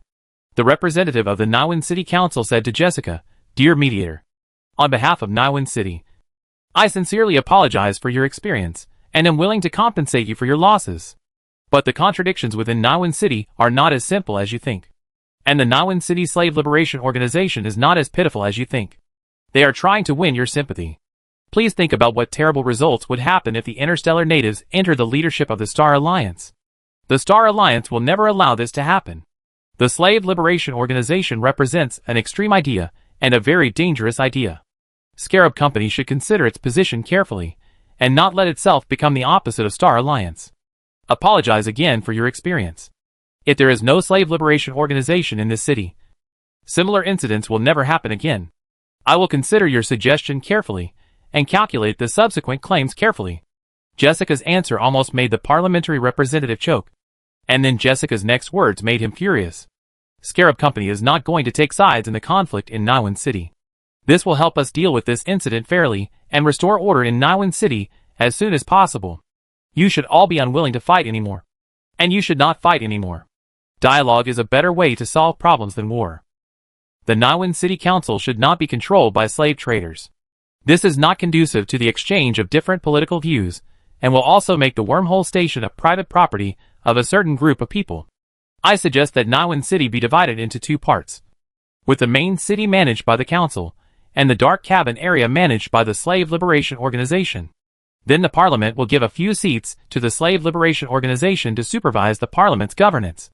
At the same time, Niwan City is a demilitarized zone. Neither side is allowed to station large-scale military units in Niwan City, and is not allowed to attack each other's personnel, equipment and supplies. We don't mind what you do at other locations in the Niwan Star Field, but you must not affect the freedom of navigation of Niwan Airport. Obstructing the freedom of navigation is the real enemy of the entire Star Alliance. Not only will the dark cabin area be ceded to the Slave Liberation Organization, but they will also be given several seats in the Parliament.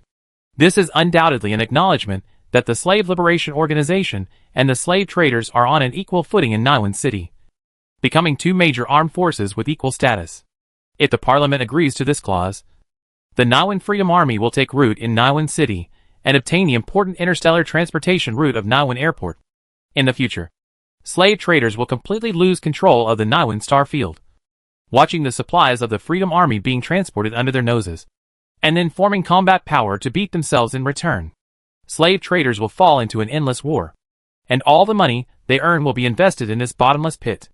The representative of the Niwan City Parliament yelled at Jessica, "What does the Scarab Company want?" Chapter 510 Return. Jessica replied to the roaring representative of the Niwan City Council, as the mediator, Scarab Company will not accept bribes from any party in the peace talks. Our goal is to end the farce in Niwan City as soon as possible based on the principles of fairness and justice. If the Niwan City Council has objections to our suggestions, we can adjourn again and let you discuss how to respond. Does the Niwan City Slave Liberation Organization have any other suggestions for the Scarab Company's suggestions? The representative of the Niwan City Free Army said very respectfully, "The Niwan City Slave Liberation Organization is willing to accept the arbitration of the Scarab Company. The dark cabin area was originally our sphere of influence. This conflict was completely provoked by the Niwan City Council. The Niwan City Council has been controlled by slave traders. In order to avoid another conflict, the Niwan City Slave Liberation Organization, as a member of Niwan City, has the obligation to supervise the City Council." The Scarab Company and the Niwan City Free Army sang the same tune, making the council representatives angry.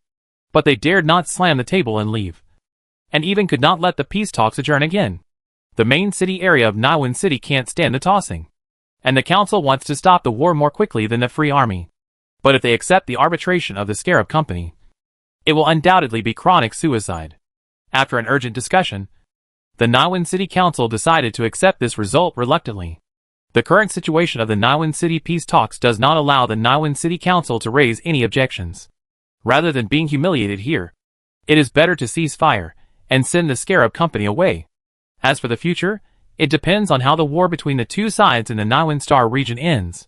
The representatives of the Parliament are confident that the slave traders' fleet has an absolute advantage over the Free Army. Therefore, under the strong intervention of the Scarab Company, the Niwan City conflict ended quickly.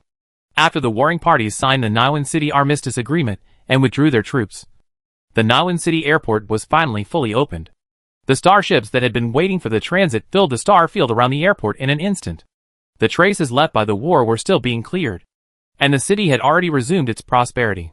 The Niwen City War. The peak number of troops deployed by both sides was only 30,000. There was no exchange of fire between starships, and the battle was mainly concentrated in the dark cabin area of the city. For the huge Star Alliance, this was a very small-scale battle among the countless internal conflicts in history. The attention paid by the Star Alliance to Niwen City was not even comparable to a promotion match of the Strongest King competition. Most of the Star Alliance people did not know about this battle. But the Niwen City War had a very large influence on the interstellar natives. This was the first large-scale military confrontation between slave traders and slave liberation organizations. It broke out in Niwen City, where the slave trade was the main economic entity, before the Free Army was officially established. The result of this war was definitely an exciting victory for the Free Army, and it changed the inherent ideas of many interstellar natives about slave traders. Before this, interstellar natives were afraid of slave traders with strong military forces. After being discriminated against and persecuted, most of them chose to swallow their anger. But after the news of this victory came out, especially knowing that many natives also participated in this battle, all interstellar natives undoubtedly felt the cry from the bottom of their hearts. The natives felt their own power, had a sense of honor, and also sprouted a higher level of pursuit. The fire of revolution has been ignited and quickly burned into a prairie fire. Dalian did not stay in Niwen City to experience the slave liberation movement that swept the entire Niwen starfield. The Federation had already completed the layout for this movement. Before the two sides officially started cooperation, they would definitely not let Mishi interfere too much in this revolution. Moreover, Dalian's main purpose of coming to the Star Alliance has been achieved, and even exceeded. The comprehensive commercial cooperation with the Scarab Company has helped Order Star establish a stable trade channel. The resources and magic products on Order Star can be exchanged for advanced technology, equipment, and weapons of the Star Alliance. You can keep track of the movements of the Star Alliance at any time to make the right response. Establishing contact with the Free Army and the Federation is an additional gain. An upcoming slave liberation movement will undoubtedly greatly share the pressure of the Order Star War, making Dalian feel much more relaxed on his return trip. After the Rafale interstellar cruiser escorted the Black Pearl to the safe star field, the Black Pearl separated from the Rafale and sailed into the dark universe. It will take about 1 to 2 weeks of sailing to reach a location where the space-time gate can be used. During the lonely voyage, Dalian and his subordinates counted the things they had obtained from this trip to the Star Alliance. The cargo hold of the Black Pearl was filled with gifts from the Scarab Company and the supplies they purchased in Niwen City. A set of spare Starship intelligence systems for the Rafale interstellar cruiser. This is the essential brain of a starship, which can complete all the calculations required for a starship in navigation and combat. After receiving the law-level hero from De Liang, Murphy generously asked the engineer to dismantle the spare intelligence system of the Rafale and give it back to Mishi. Although this intelligence system is not as good as the system used by the Rafale, it is also a very advanced interstellar intelligence system in the Star Alliance, far exceeding the adaptive computer that the Great Tomb has just developed. With this intelligence system, it will surely add another powerful engine to the research of the Great Tomb Alchemy Laboratory. In addition to the intelligence system, Scarab Company also donated a batch of starship weapons to supplement the Black Pearl's lack of star warfare capabilities, including 68 starfighters, 34 assault landing craft, 500 various drones, 2 fast assault ship main guns, and 32 sets of star attack and defense systems. In addition, there are 60 armed robots and land combat mechas. In the transaction of providing micro-wormholes for the Free Army, Dalian also purchased a batch of civilian supplies from Niwen City, including magnetic locomotives, communicators, personal computers, televisions, food synthesizers, and a large number of Star Alliance daily necessities. As for technology, they will do whatever they can to get it. In addition to these, the Scarab Company also sent a technical team of 100 people to the Order Star Scarab Company. Then the Order Star Scarab Company will be fully reorganized under the auspices of Eliza, and invite the Black Fire Company to invest in the establishment of a new Order Star Magic Technology Joint Research and Development Company, referred to as Magic Technology Company, while being responsible for the intermediary business between the Black Fire Company and the Scarab Company. The Magic Technology Company will also carry out more in-depth combined application research on magic and technology. All the scientific research institutions of the original Scarab Company will be merged into the Magic Technology Laboratory. And then De Leon will send senior alchemists to join the Magic Technology Laboratory to serve as the main technical force on the magic side, so that high magic and high technology can create more advanced sparks. The first research of the Magic Technology Laboratory is the construction of a subspace data network. Chapter 511 First Breakfast. Élysée Avenue. Saroying City. The maid opened the closed window to let in the natural sea breeze. On the street outside, the shadows of the trees swayed, and the sunlight shone through the leaves on the ground, casting swaying spots. The carriage slowly passed by the road in front of the door, and the gentlemen walked with their heads down, holding newspapers in one hand and coffee in the other. The whole of Marcellus was at war, and only Saroying City was peaceful, without any atmosphere of war. Although patrols of the Azure Corps could be seen everywhere, the city did not enter a state of military control under the strict order of the governor. The Parliament army did not attack here, so this pearl on the east coast was still vibrant. However, the refugees pouring in from other places have given the city a different atmosphere. De Leon, who returned home from an interstellar journey, enjoyed a hearty breakfast. The bright sky outside the window formed a sharp contrast with the black universe, and the intense urban life of the Star Alliance also made De Leon prefer the leisure with a simple flavor on the order star. Drink a glass of freshly squeezed juice, eat a bite of tender and juicy steak, and breathe the natural air. Although the air in Saroying is not very good, it is still more comfortable than the air filtered back and forth in Niwen City. But De Leon's identity destined him to not be able to finish this breakfast properly. After learning from Robin that young Master Leong had returned, Miss Annie immediately paid a visit. De Leon had disappeared in Saroying for more than a month, and many people were anxious. Young Master Leong, Annie, who came to the restaurant, saluted De Leon and then told him why she came. De Leon said, "Sit down and have breakfast with me first. Sophia, prepare a meal for Miss Annie, and pour her a glass of ergwota I've brought from Niwen City." Annie had to sit down first and wait for the maid to bring her breakfast. Then she noticed a glass of white wine served with breakfast. The pungent aroma of the wine made her wrinkle her nose and sniff it. She didn't like strong liquor. De Leon waited for Annie to take a bite of breakfast before he said, "I left Saroying some time ago because of an important matter. This time when I came back, there are many things that are not clear to me. Miss Annie came here in such a hurry. Is there something important to tell me? When it comes to business?" Miss Annie put down her knife and fork and said, "Master Leong, there is something I want to tell you. The Marcellus War has been going on until now, and many people have seen that you are behind the scenes. The Black Fire Company provides arms to both the Parliament Army and the Imperial Army, so that the forces of both sides on the battlefield can be balanced. An investigation team sent from the Empire has arrived in Saroying. If my father hadn't delayed, they would have already started to investigate and seal up the Black Fire Company and the Eastern countries. These countries, who only care about profits, are taking advantage of the civil war in Marcellus to encroach on the Marcellus market and the Parliament. They are selling Marcellus resources in order to obtain military assistance from the Eastern countries. The Parliament even began to issue war bonds for the people of Marcellus to buy with real money. Every moment, the wealth of Marcellus is flowing out crazily, and the special situation of Saroying is attracting war refugees to gather here. I think it won't be long before Saroying will be occupied by refugees, and Saroying's economy will collapse. Wars are fought for money, and unlike the Imperial Army, the Parliamentary Army does not have a complete military-industrial system behind it. Every bullet fired by the Parliamentary Army is bought, even if the Parliament has prepared a relatively sufficient fund reserve for this war. De Leon invented the airplane. The role of airplanes in war is unquestionable, but its price is much higher than conventional weapons.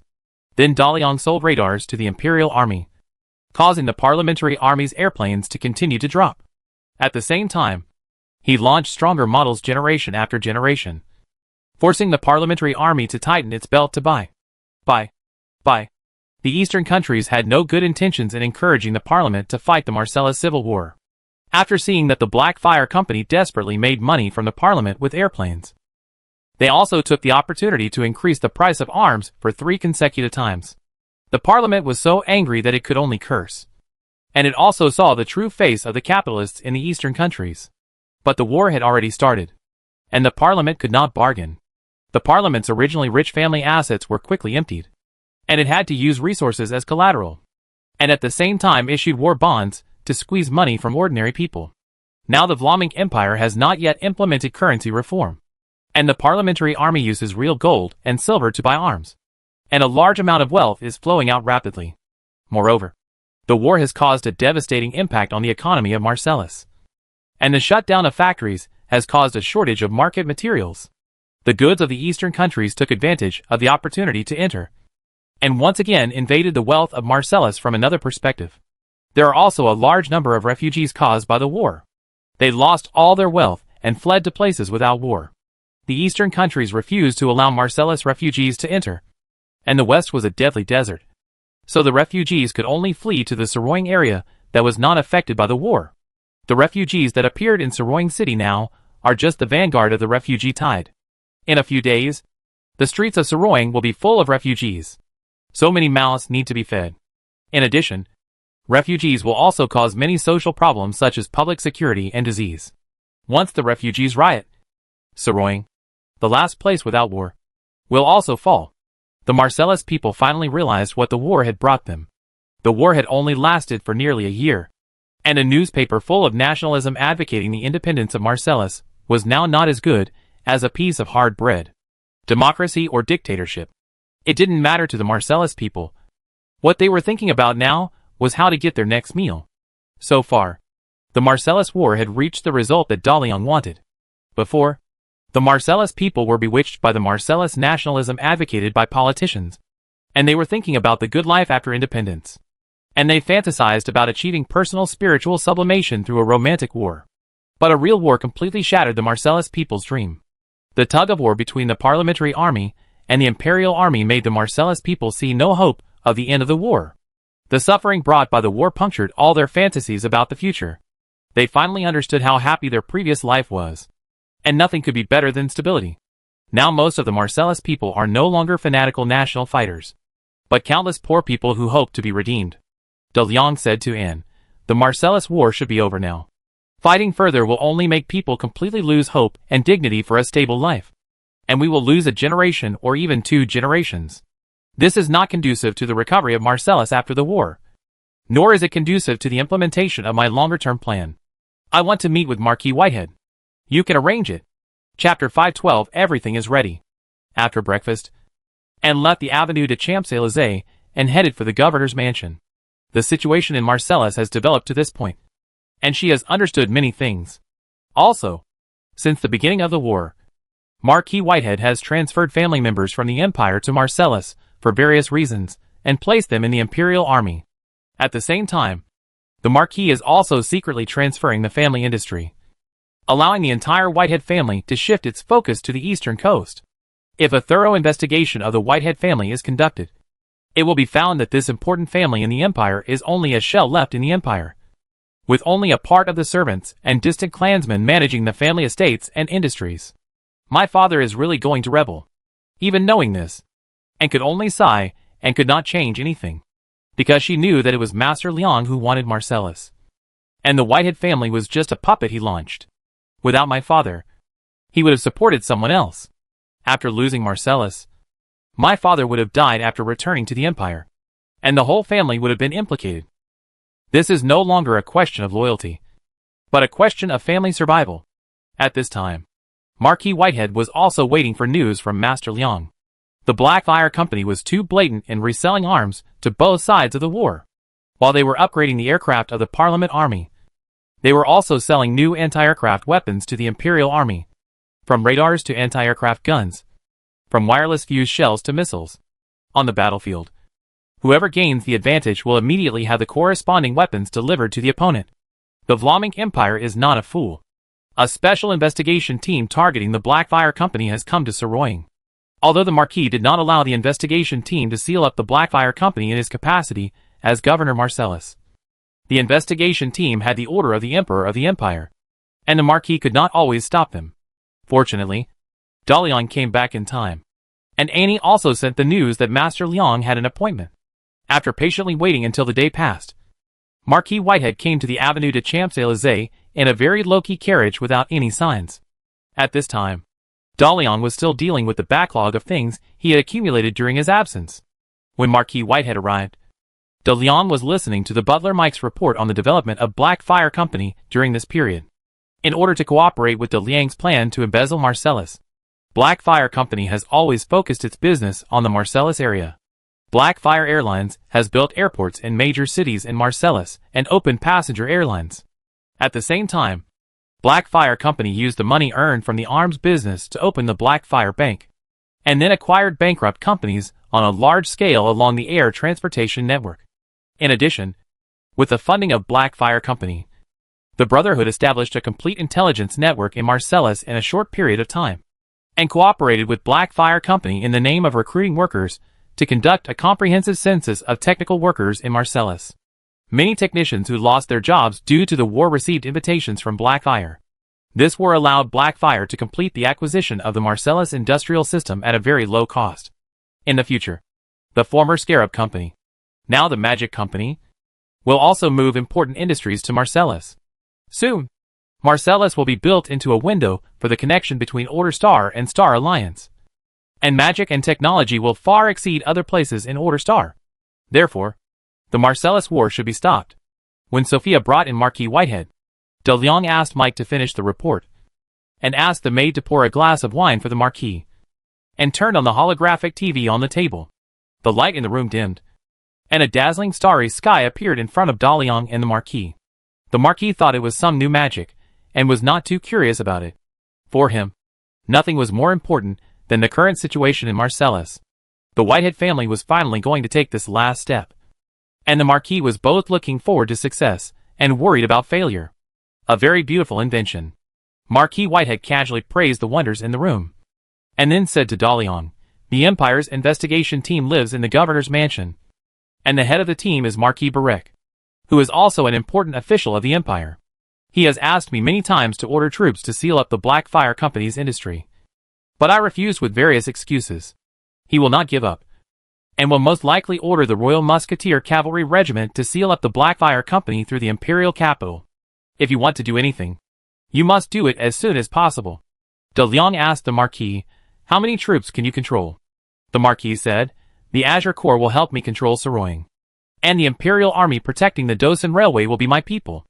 As long as Saroying and the Dosan Railway are taken, and the traffic in the Death Desert is cut off, the other Imperial troops will be trapped in various garrisons, without supplies, facing the attack of the Parliament Army.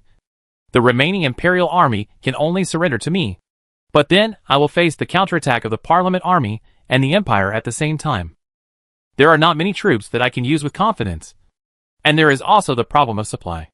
Without the great logistics of the Empire, the wealth of the Whitehead family cannot support the war consumption for too long.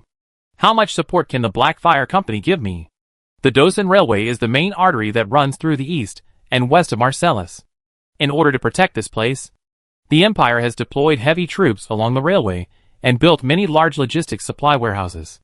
Even if the battle on the front line is fierce, the troops protecting the railway have not moved, but have been strengthened several times.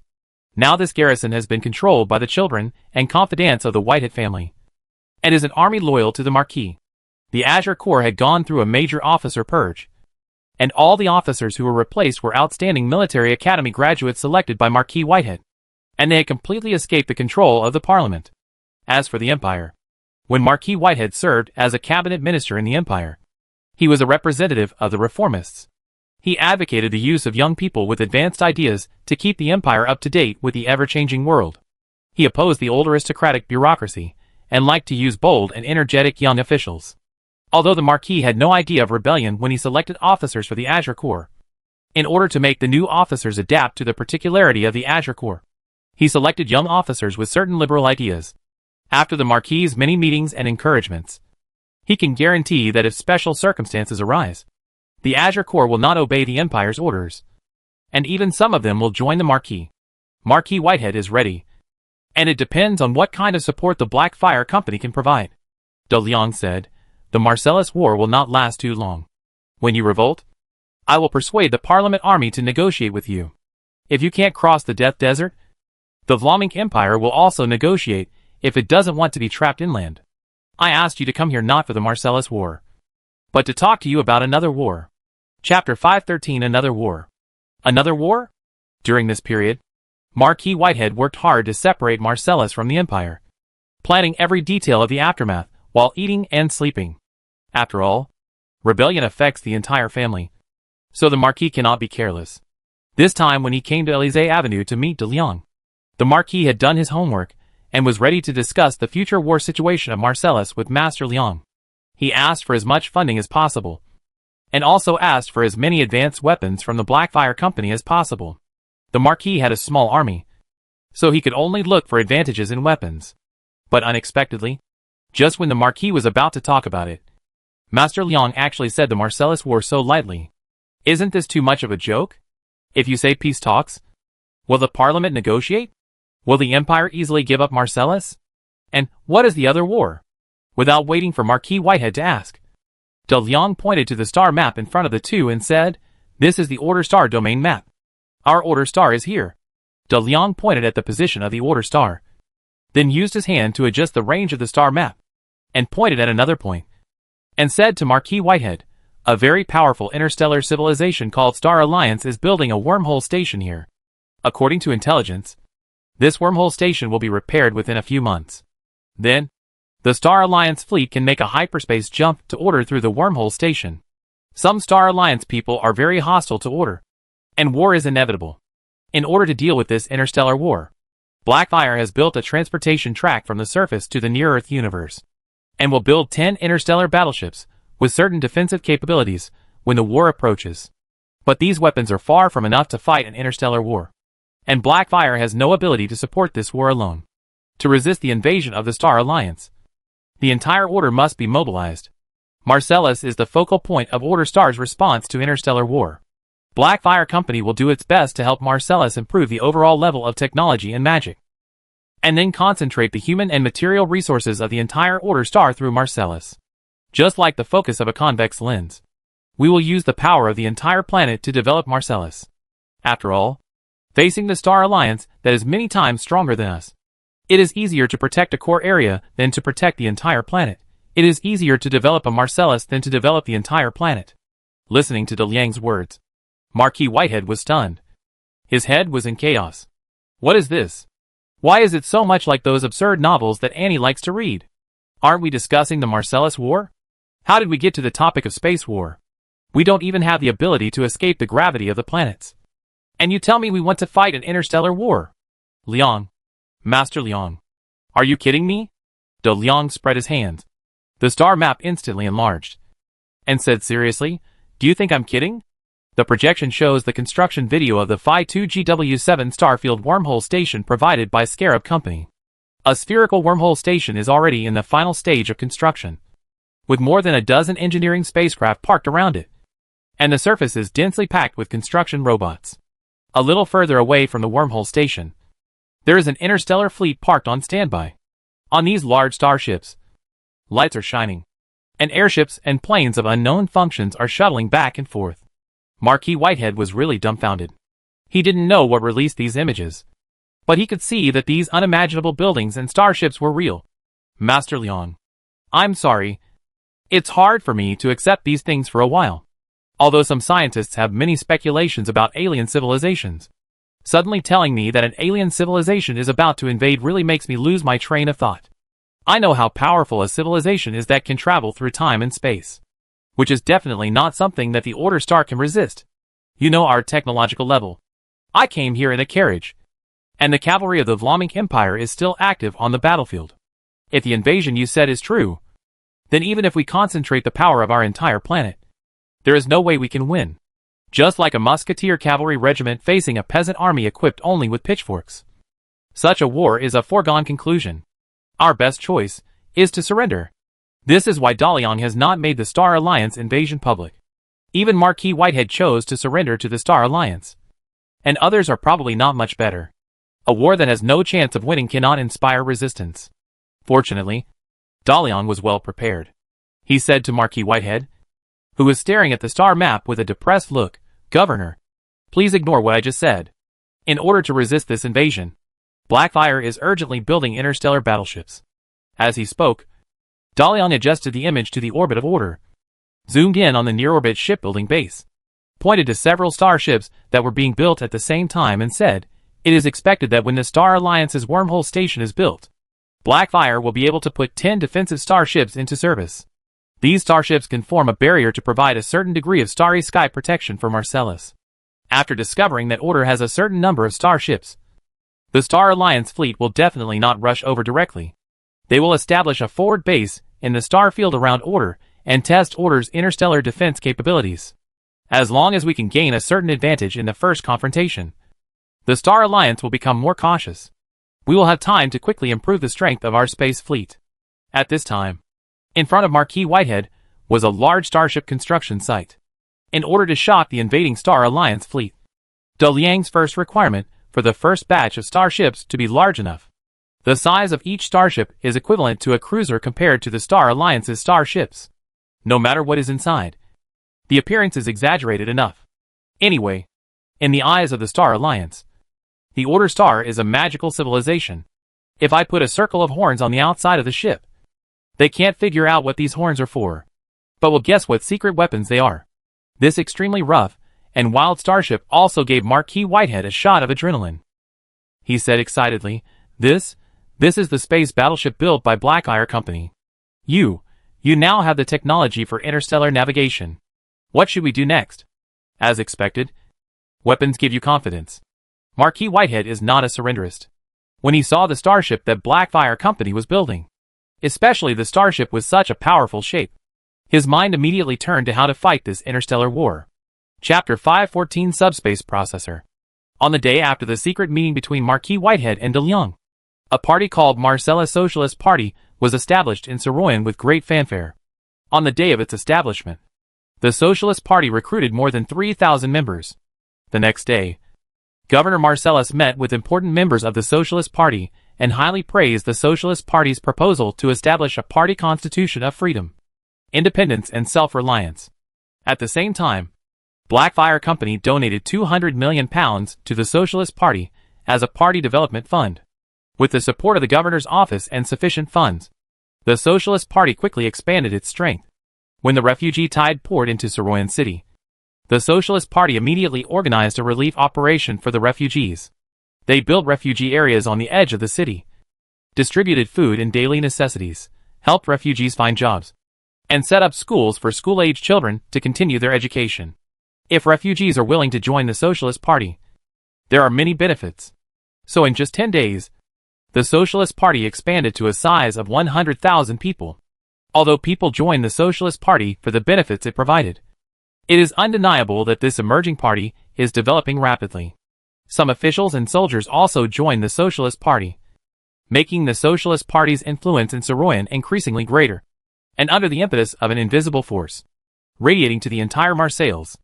If you want to establish a government accepted by Marseilles, it is not enough to conquer by the army alone, and Marseilles must be allowed to accept it ideologically.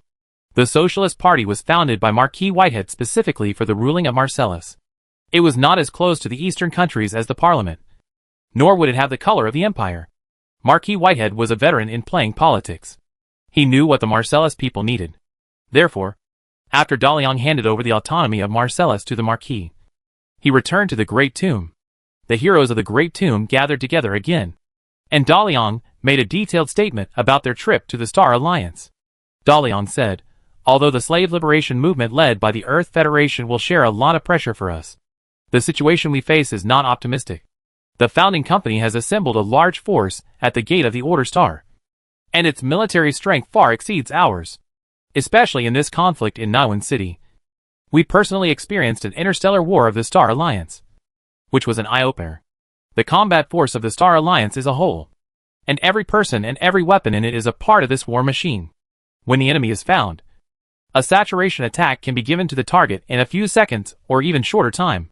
Compared with the army of the Star Alliance, our army relies more on individual performance. Although we can also play many kinds of cooperation, we rely on the tacit understanding generated by training. The Star Alliance relies on highly developed information processing capabilities that far exceed ours. On the battlefield, the Star Alliance's army can exert 80% to 100% of their combat power, while we can only exert 50%. When the front line is fighting, our army in the rear can't help much.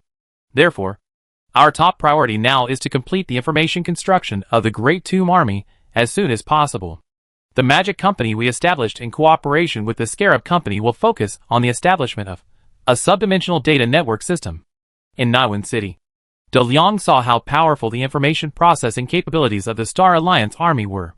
In the complicated landing battle, facing the attack of the interstellar weapons of Naiwan City, all units of the volunteer army did not make any obvious mistakes. Everyone's tasks and responsibilities are very clear, and the entire combat system will be changed in time according to the battlefield situation. The precise issuance of instructions for tens of thousands of participating units is absolutely impossible without a mature database processing system. Jessica also personally participated in the landing operations of the volunteer army and experienced what discovery is attack. There is no tolerance for error in fighting with the Star Alliance. Mistakes mean death. The command system of the Order Star is really too low level. Princess Zling will lead all the laboratories she leads to merge into the Magic Science Laboratory. And as the head of R&D, she will be responsible for the Subdimensional Data Network System project.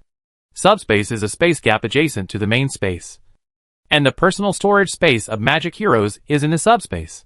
It is like a shadow of the main space, theoretically infinitely small and infinitely large at the same time. How big it is depends on how it is used. Now the Great Tomb Alchemy Laboratory has a way to put the adaptive computer into the subspace and make it run normally. However, the strength of the adaptive computer lies in self-learning, and the data processing speed is still many generations behind the computer technology of the Star Alliance. After realizing that the Great Tomb had a shortcoming that needed to be made up, De Liang considered the feasibility of combining the two computers. The computers of the Great Tomb and the Star Alliance have a very obvious difference in the logic of handling new problems. The Star Alliance computer solves problems that it has never encountered before by using its own data processing speed, constantly forming models, and then finding the most suitable option. The adaptive computer is close to the biological brain. It will first use the resources of its own database to formulate a solution close to the problem, and then constantly deduce and correct itself, and actively look for external information during the period. If the advantages of these two computers can be combined, can we create a superprocessor? That is, it has a certain subjective consciousness and extremely fast data processing capabilities? The army of the Great Tomb now relies heavily on high-level heroes and high-level creatures.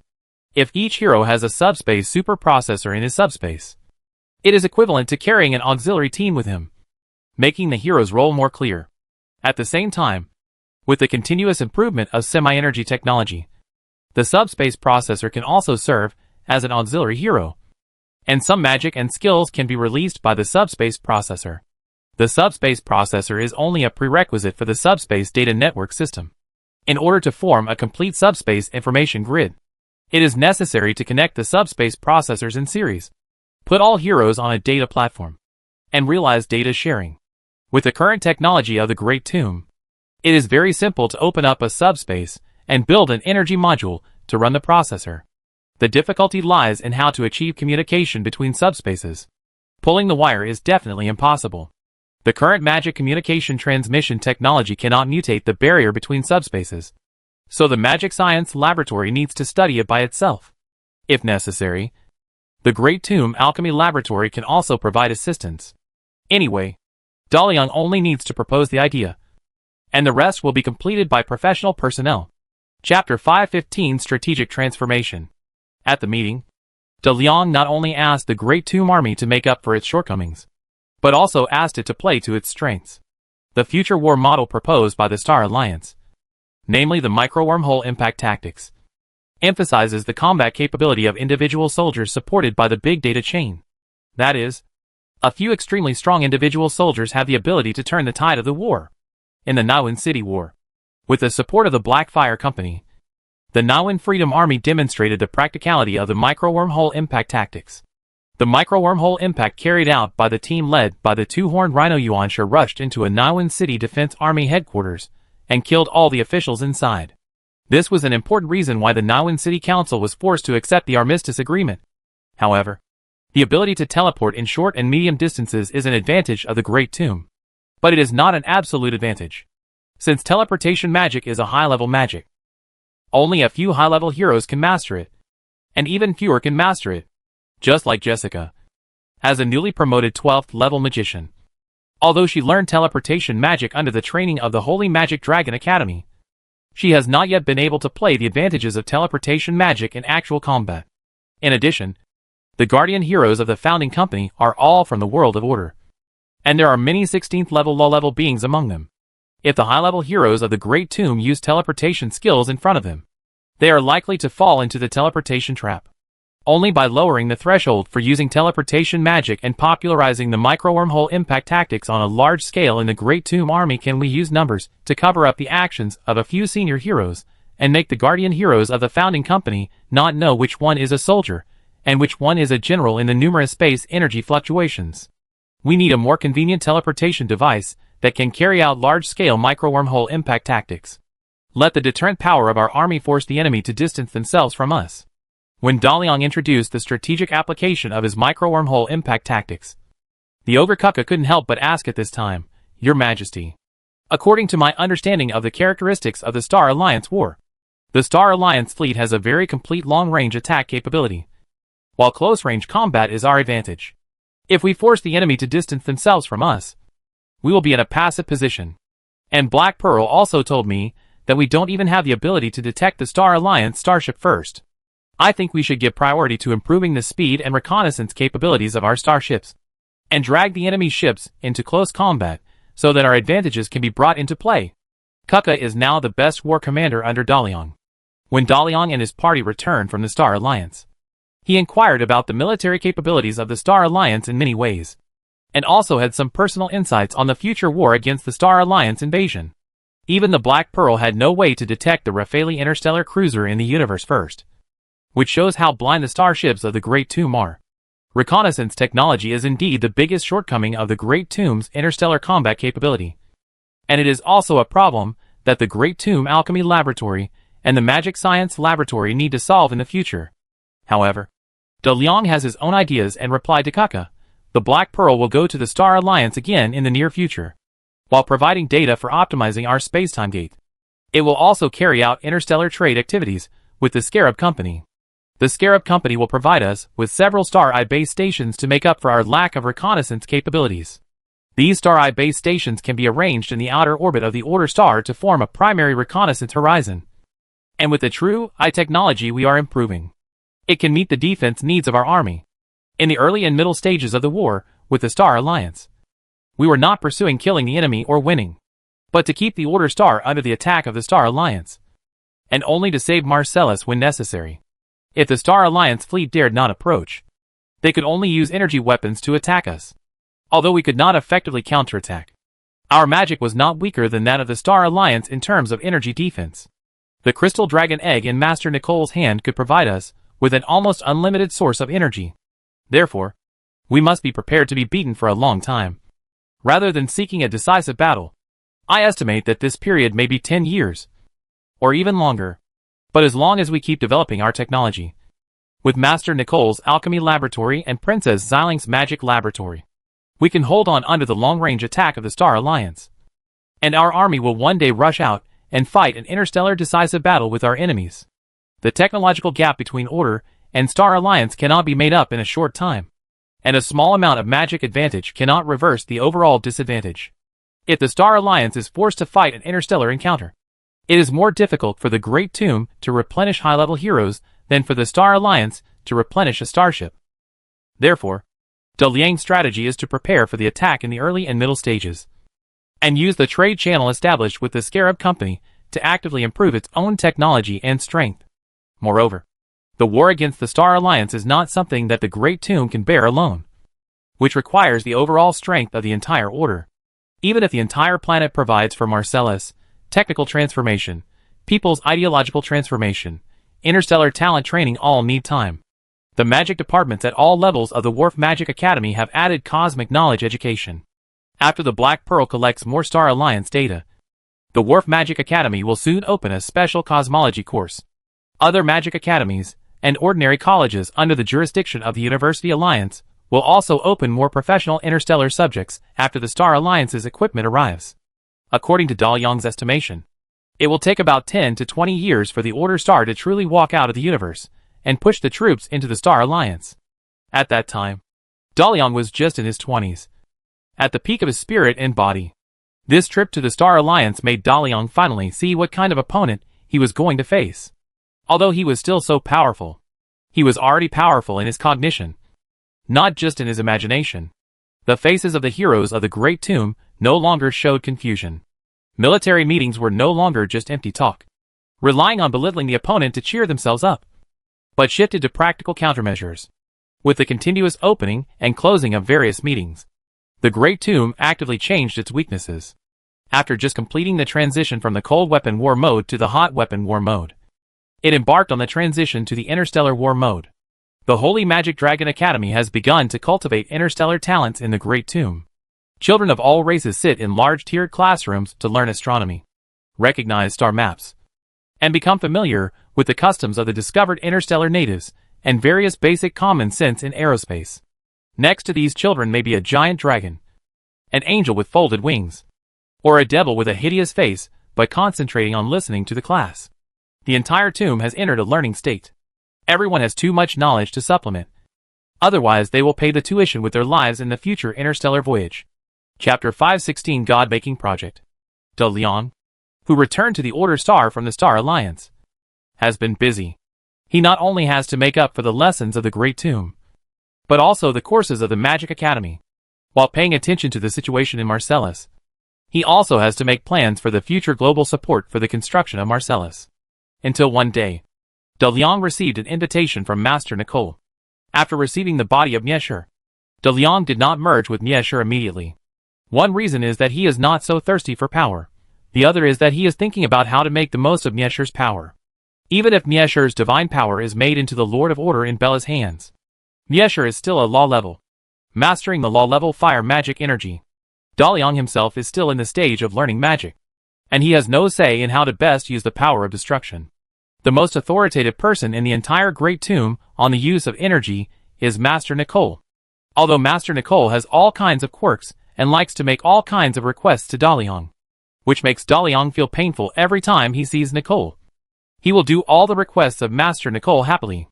It is completely because she is a hero standing at the forefront of magic alchemy technology, and she is also one of the best in the entire Order world. As a research madman, Nicole will not take the initiative to contact Daliang unless there is something special. In many cases, when Daliang came to the Great Tomb for regular inspections, he would find that Nicole had quietly started some research projects, which made the material reserves of the alchemy laboratory tight. However, Nicole never kept any research results from Daliang. It seemed that for her, she enjoyed the research and development process of exploring the unknown, and the results were just the remnants of her enjoyment of this process. She never cared about Daliang quietly taking away her research results, just like she always quietly took the resources provided by Daliang. This was the tacit understanding between the two of them, a sublimated friendship. This time, Master Nicole took the initiative to invite Daliang to the alchemy laboratory, which was really a big event. In Master Nicole's private research institute, the lamp god always provided tea with just the right fragrance in the rest area. Drinking tea is Nicole's hobby. Although she doesn't need food and water after completing the elemental body transformation, she can skip meals, but she can't skip tea. It seems that tea can quickly relax her mind from the dead end experiment, thus inspiring other inspirations. Daliang sat in the rest area accompanied by Sophia and slowly tasted tea, waiting for Nicole to finish the experiment in her hand. Nicole has the appearance of an Arab woman, with long black hair that is naturally curly. When she was working, she would tie her long hair together and then put it up, watching all kinds of magic being released in her hands at will, the various liquids and gases steaming in the vessels, and the constant changes in the alchemical materials, all of which made Nicole exude a different kind of charm when she was working. Let Daliang, who was entangled in various annoying things, also clear his mind in a short time, quietly sipping tea and watching the beauty work. After a period of patient waiting, Nicole's experiment finally came to an end. She came to Daliang and sat down, loosening her hairband and letting her long hair fall naturally on her shoulders. After taking a sip of the fragrant hot tea, the spiritual stone between her eyebrows flashed a red light. You were right to hand over the body of Destroyer to me. Nicole didn't exchange too many pleasantries with Daliang, nor did she have time to talk about topics unrelated to work. She said very directly, The way Satan merged the body of the leader of flame with yours was too crude. It's a waste if the two bodies can't fully share and superimpose their powers. De Liang nodded in agreement with Nicole's statement. In the game of Hero World, De Liang's two bodies represent two hero states. The main hero is the human priest, and the secondary hero is the leader of Flame Destroyer. In addition to the skills that can be shared, the attribute values and specialties of the two hero states are calculated separately. As the initial 15th level creature, the various bonuses of the Flame Commander did not have much impact on De Liang in the human state. At the same time, the magic wizard specialties that De Liang obtained in the human state could not improve the magic attribute of the world destroying. De Liang said, yes. The different constitutions of the two bodies also caused me trouble. In most high-end battles, I can only choose to use the power of the world destroying. Nicole put the empty teacup on the table. But you are now undergoing the transformation of the Elemental God Stone Activation Project. Once the Elemental God Stone is activated, you will have inexhaustible magic power. If you still simply merge with the Flame Commander, you will not be able to receive the benefits brought to you by the Elemental God Stone under the identity of the world destroying. De Liang nodded in agreement with Nicole's statement and asked, do you have a solution? Seal Miesher in the Elemental Divine Stone.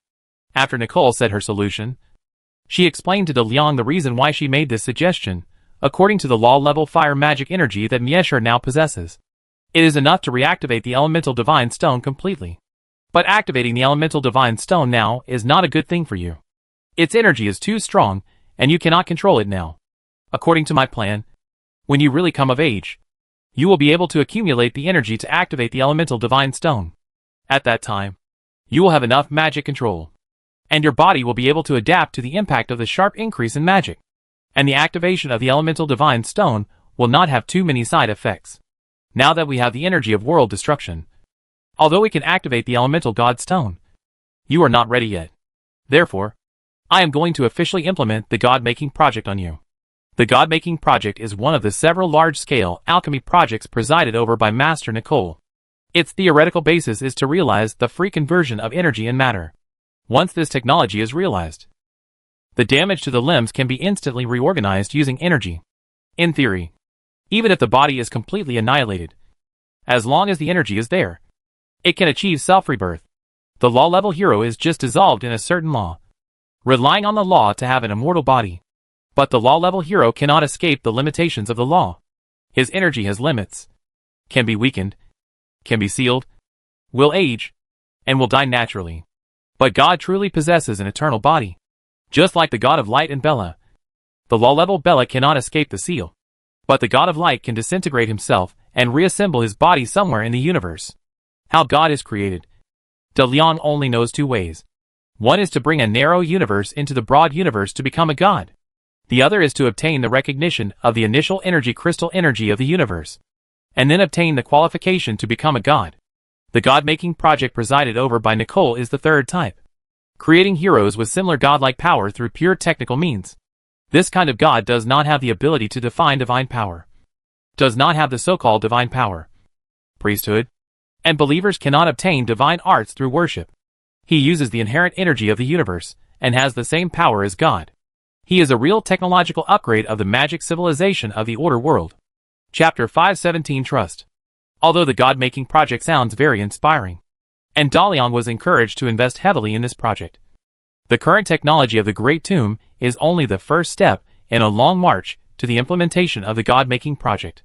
You have just mastered the transformation of energy into semi-energy and semi-inorganic matter, and have just developed a small amount of semi-energy definition driver programs.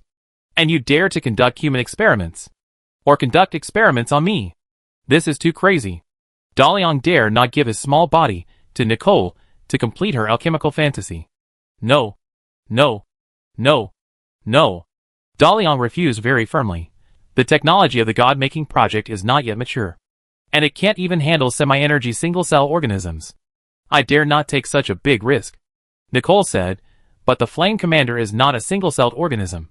He is a fire elemental body, without impurities, and what makes me more satisfied is that he has no soul now. But his soul is 100% compatible with yours. And the most critical one is that he has the power of the law level, and can withstand more extreme experiments. No matter how we fail, he can recover quickly in the elemental stone. As before, Nicole's words made De Liang's resolute refusal waver again. He really has no resistance to this kind of high-tech proposal. Is there really no risk? Nicole said while drinking tea. What risk can there be? The reason why our God-making project is progressing slowly is because we don't have a qualified high-level experimental subject. Now it's rare to have an indestructible flame commander. And he also has inexhaustible energy, which can greatly promote the progress of our God-making project. At this time, De Liang basically agreed to let Nicole to toss the flame commander. The results of the God-making project have significantly improved the combat effectiveness of the Great Tomb Army. If there is a higher level breakthrough, it will be able to quickly get rid of the current predicament with the Order Star. As for the improvement of his own strength, De Liang did not think it was necessary. But he still asked with concern, if the Flame Commander is sealed in the Elemental God Stone, can I still use the power of the World Destruction? You should know that we are about to face the law-level heroes from the Star Alliance. The World Destruction, who also has the law-level fire magic energy, is a very important deterrent force. Nicole pondered for a moment and said, you know that the Flame Commander is not yet suitable for your soul to merge with your current body. And you are not ready for the impact of high energy on your body. The Elemental Stone Activation Project itself is also a strengthening project for your body. The investment of a large amount of rare alchemical materials allows your body to continuously improve its adaptability to the Elemental Stone during its growth and development, until the Elemental Stone, and you truly become one. This is a delicate process, and it is best not to interfere with the project process. However, as long as you control the time, you can still complete the short-term transformation of the world-destroying form. I suggest that you should not change to the Doom form for more than 1 hour every day. If it is not necessary, try to use the Doom Puppet or Doom Mecha I made for you. Before your soul is strong enough, try to avoid using the Doom form too much. Although the Doom Puppet and Doom Mecha made by Nicole using semi-energy technology are powerful, they cannot deceive the guardians of the founding families of the Star Alliance. However, it is different to be able to transform into a real Doom. Even if it can only last for 1 hour a day, there are so many things that can be done. When the Doom and Arbitration Angels appeared in front of the Star Alliance at the same time, the greedy Demon King Meshuggah appeared inside the Star Alliance, and a large number of 15th level and quasi-15th level heroes appeared on the battlefield. The guardians of the founding families should also weigh their own weight, and whether the Order Star value is worth their life. Scarab Company said that the founding companies were not harmonious and there were as many as 8 hills. So as long as the guardian heroes could be deterred from fighting desperately, then this war could still be fought. De Liang did not think too much about this, even though he knew that Nicole's words of rest assured could not be fully trusted, and there must be risks involved. But he was more willing to believe in Nicole's judgment and crisis handling ability. Without certainty, she would not let herself take too big a risk. De Liang drank a cup of tea and said to Nicole, then let's start as soon as possible. Saroying still has a lot of things waiting for me to deal with. Do you need me to prepare anything? As if expecting De Liang to agree, Nicole opened a portal with a wave of her hand, and then said, the necessary equipment and alchemists are ready. When you are here, we can immediately start the first step of the experiment, seal the world destroying into the Elemental Stone. In this way, even if the Elemental Stone is not activated, we have enough energy to strengthen your body and improve the Elemental Sensor's perception of elemental energy. I have improved the Magic Potential Activation Potion for your body, and there is also an alchemical recipe to increase the content of magic guide substances in your body. The Gene Enhancement Potion of the Star Alliance has given me a lot of inspiration. This technology will be applied to the God-making project in the future. In the future optimization of genes, magic guide substances will definitely play a role. Hearing what Nicole said, De Liang knew that the God-making project was definitely not as simple as just moving the body of the world-destroying creature. Strengthening and transforming his own body must also be a part of it. He was a little scared, but he had already agreed. He must not back down before going to the workbench. Fortunately, the experiment on the world-destroying creature was the dangerous part, and the transformation of his own body seemed to be a relatively mature technology. Probably. Seeing De Liang hesitate, Nicole said, do you know how lucky it is that your body has become that of a child? During the golden growth process of a human being, previous shortcomings can be made up again. The resources you have now are not replicable. An extinguished elemental divine stone, a law-level body that only you can use, and a friend like me who is willing to be honest with you, in order not to discount your future strength. Some risks are worth taking. What you need to do now is to trust me. Just as I trusted you at the beginning. Remember the moment when I asked you to push me into the body of thunder? For me, any deviation is death. De Liang immediately remembered the scene when Nicole completed the body of thunder. She stood naked on the diving platform. And he stood behind her, with the thunder generator and the suspended spiritual divine stone below.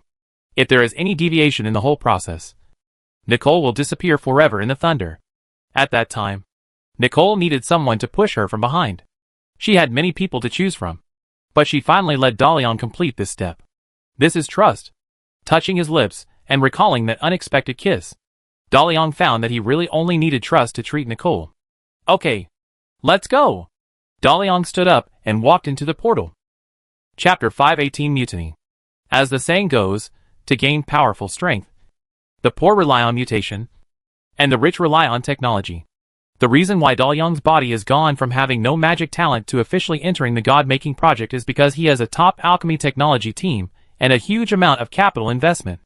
In the God-Making Research Institute, De Liang floats in the zero-gravity magic energy cabin, and the thick magic power flows like liquid in the transparent container. There are dozens of senior alchemists around the zero-gravity magic energy cabin, and in front of them is a circular magic control console to control the various values in the zero-gravity magic energy cabin. In the outer circle, there are dozens of alchemists around the workbench preparing the magic alchemy materials needed in a while. Nicole carefully watched the work progress of each alchemist. After confirming that everything was ready, she asked the assistants to push in the box containing the body of the World Destroyer. After removing the restrictions on the box unfolded. The majestic fire magic energy immediately rolled out like an explosion. The alchemists who had been prepared at the same time displayed a magic circle to block the riot of the fire magic energy. The red fireball dissipated, and the burning armored giant stood calmly in the middle of the box. At this time, the fire element magic energy in the elemental magic stone of De Liang also became uncontrollably agitated after sensing the energy of the same source. The red fire element surged out of the elemental magic stone on De Liang's chest, forming a vortex that enveloped the leader of the flames. If not stopped, the fusion of De Liang and Mishi is an irreversible process, because they are originally one. But Nicole wants to do more things with the Flame Commander, so she won't let this happen. When the fire magic energy in De Liang's body is about to rush out of the zero-gravity magic energy cabin, the alchemists who control the magic energy cabin mobilize the magic energy in the magic energy cabin at the same time. Another larger vortex is formed on the periphery of the flame vortex. Its rotation direction is exactly opposite to that of the flame vortex. The reverse force pulls the flame vortex to expand and open, but it can't rush out of the outer wall of the zero-gravity magic energy cabin. The fire magic energy of De Liang and Mishi is controlled by the alchemists. Nicole picks up a cup of well-mixed alchemical powder and sprinkles it into the space between De Liang and Mishi. The golden powder was scattered, and under Nicole's spell, it formed a magic circle several meters high and perpendicular to the ground. A thunderbolt poured into the magic circle, and the magic circle that got the activation energy slowly turned.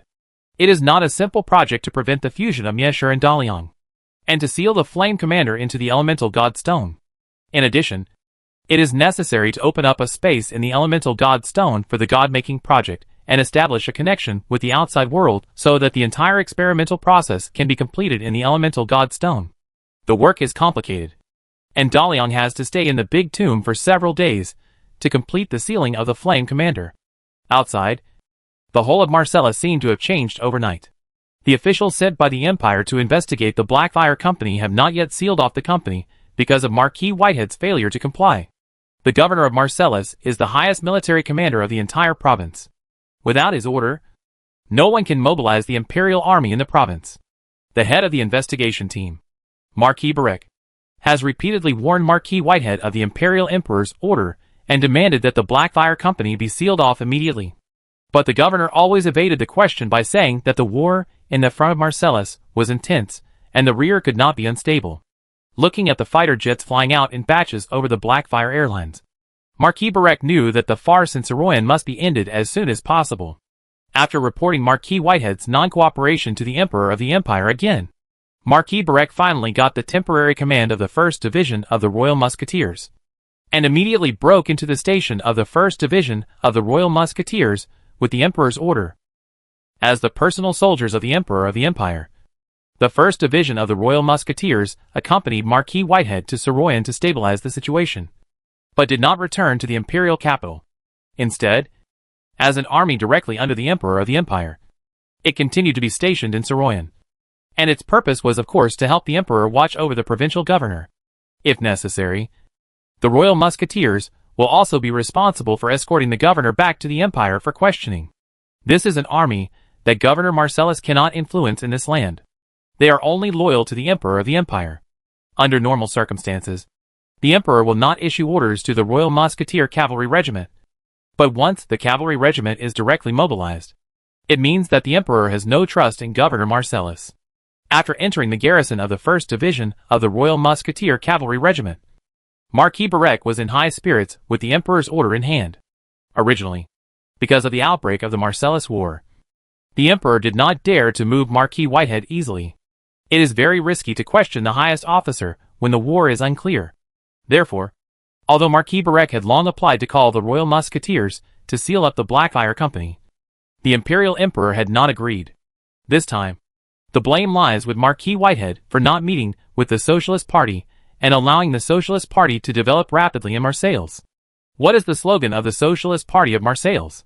Freedom, self-reliance, self-improvement. It's just short of saying independence. Under the current situation in Marseilles, the Imperial Emperor can tolerate whatever Marquis Whitehead does. But he absolutely cannot tolerate this. The Imperial Emperor quickly agreed to Marquis Barec's application to call the Royal Musketeers Cavalry Regiment, which means that Marquis Whitehead's term as governor of Marseilles has come to an end. As long as Marquis Barec found evidence that Marquis Whitehead colluded with speculators to manipulate the war when he seized the Blackfire Company, then he would most likely be appointed as the governor of Marseilles on the spot. As long as he led the imperial army to win the war, he would definitely be promoted to the Grand Duke, and the prestige he gained would make the Emperor of the Empire dare not touch him. Marquis Barec summoned officers of all levels of the 1st Division of the Royal Musketeers to the division headquarters, and he would announce the order of the Emperor of the Empire in public. Marquis Whitehead, who received the news, immediately rushed from the governor's mansion to the station of the 1st Division of the Royal Musketeers. After Marquis Barec entered the division headquarters, Marquis Whitehead walked in front of Marquis Barec. He looked at the musketeers officers waiting here, and said with the momentum of the governor, "What do you want to do? You should know what mobilizing the Royal Musketeers means to the entire Marseilles. You are doing things beyond your authority. Before you make a big mistake, stop and leave Marseilles."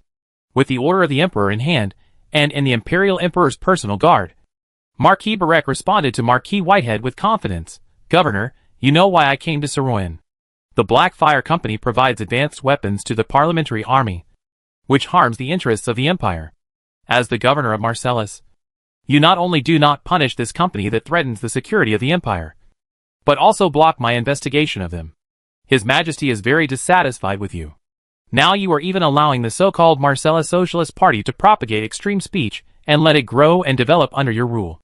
You should know that you are a noble of the Empire, and the honor of the Whitehead family is given to you by the Empire. What do you want to do? Do you know what you are doing?" Facing the rebuke of Marquis Barec, Marquis Whitehead calmly walked to the main seat and sat down, and then said to everyone in the division, "Dear soldiers of the Empire, you have been stationed in Soroyan for nearly 2 years. This is a window to the world, and you must know what is happening in the world. Times have changed. While countries around the world are actively changing themselves to adapt to the new era, the Empire still insists on its stubbornness and traditions for thousands of years. The conservative nobles continue to have privileges and control every aspect of the Empire, not giving new ideas and civilians any chance to influence the Empire. We dream of a great empire, sleeping in the glory created by our ancestors, ignoring that we are being eliminated by the times. You are the most glorious musketeers of the Empire. Then let me ask, when you appear on the battlefield on war horses, do you still have a chance to gallop? Is the combat effectiveness of the Imperial Army as strong as during the 100 Years' War? The Marseilles War exposed many problems of the Imperial Army. The troops transferred from the Empire's homeland obviously could not keep up with the pace of the Marseilles garrison on the battlefield. We have excellent soldiers and excellent weapons, but many noble officers behave like idiots. Many of them are your classmates in the military academy. Think about the noble children who are just trying to gain experience in the military academy. Do you want them to be your allies on the battlefield? In the 100 Years' War, Our ancestors won us a reputation that deterred the Eastern countries for 200 years. But we lost it all in less than a year. The Eastern countries have seen our strengths and weaknesses clearly. Except for the still brave soldiers and good weapons. Our officers' quality and our tactical thinking are all lagging behind this world. Is it because of the weapons that we fought like this with the parliamentary army? What kind of people are the parliamentary army? To put it bluntly, they are a group of farmers who have undergone short-term military training. If you can't beat a group of farmers, do you attribute the reason to weapons? The parliamentary army has airplanes. Don't we have radars? Anti-aircraft guns and missiles? The most fundamental reason is, the aristocracy of the empire has been corrupted. If we don't make a fundamental change, after we defeat the parliamentary army, we will face the coalition forces of the Eastern countries that are stronger than us. The glory of the 100 Years' War can no longer be repeated, and the empire will eventually be eliminated by history. Hearing this, Marquis Barek said angrily, "Whitehead, do you really want to rebel? All officers and soldiers of the 1st Division of the Royal Fusiliers Cavalry Regiment. I have been appointed by His Majesty, and the 1st Division is temporarily under my command. I order that Whitehead be arrested immediately, all the properties of the Blackfire Company be sealed, all the socialists and those related to the socialists be arrested. If resistance is encountered, it is permitted to kill first and report later." Yes. The Imperial Emperor's appointment of Marquis Barek had already been passed to the 1st Division. So when Marquis Barek announced the order, all the officers of the 1st Division immediately straightened their military postures to receive the order. At the same time, a team of musketeers with live ammunition rushed in from outside the division headquarters.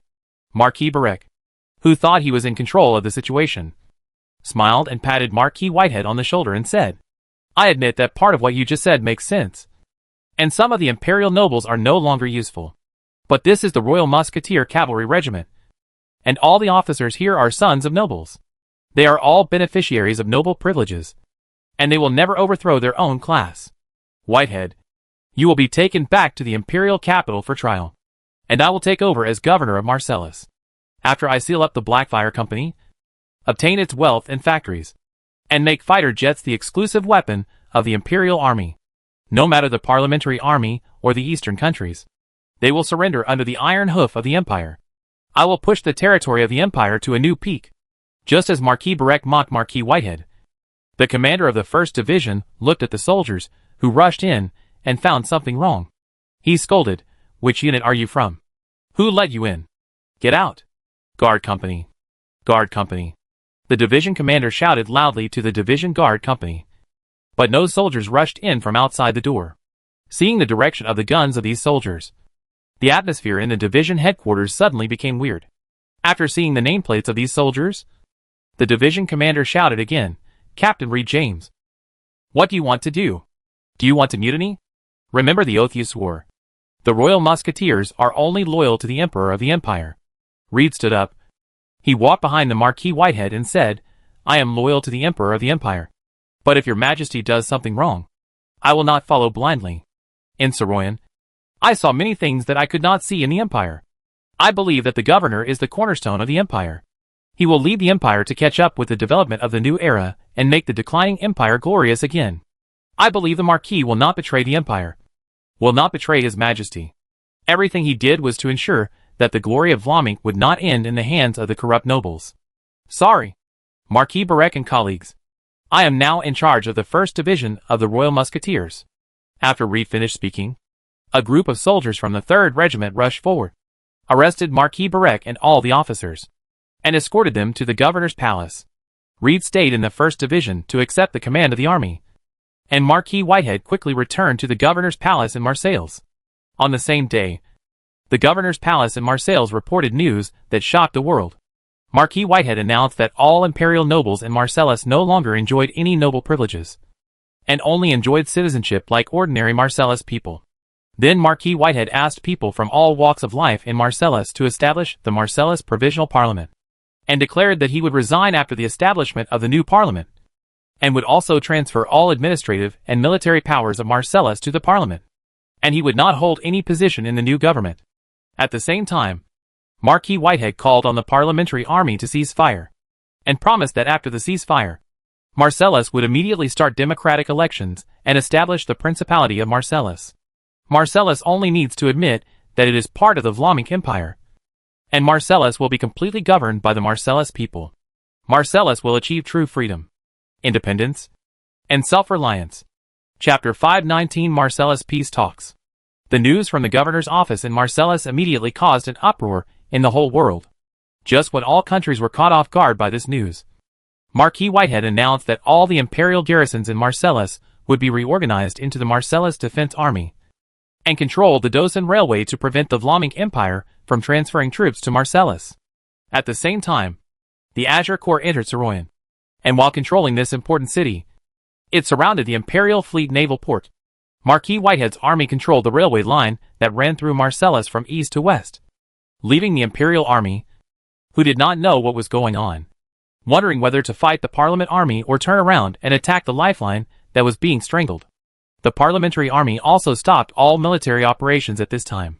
They also did not expect that Marquis Whitehead would make such a decision at this time. Governor Marcellus announced the re-election of the Parliament and was willing to return all power to the Marcellus Parliament. Once the new Marcellus Parliament was established in Soroyan, Marquis Whitehead really handed over power. The Parliamentary Army would lose its basis for existence and would soon fall apart. Speaker Peters did not believe that Whitehead would really give up power, but the morale of the Parliamentary Army was indeed greatly impacted. Therefore, when Marquis Whitehead proposed a ceasefire and peace talks, the Parliamentary Army quickly sent a negotiation team to Soroyan. If the new Parliament can really get all the power, then the power of the old Parliament must get enough seats in the new Parliament. As for recognizing that Marcellus is part of the Vlamic Empire, it is not a problem for the Parliamentary Army. The Marcellus War has been fought for nearly a year. The Parliamentary Army knows very well that they cannot defeat the Empire, and may bring in the eastern countries in the end. They spent money, died, and finally made wedding clothes for others, rather than making Marcellus poor and then being divided. It is better to recognize a suzerain state and get real power.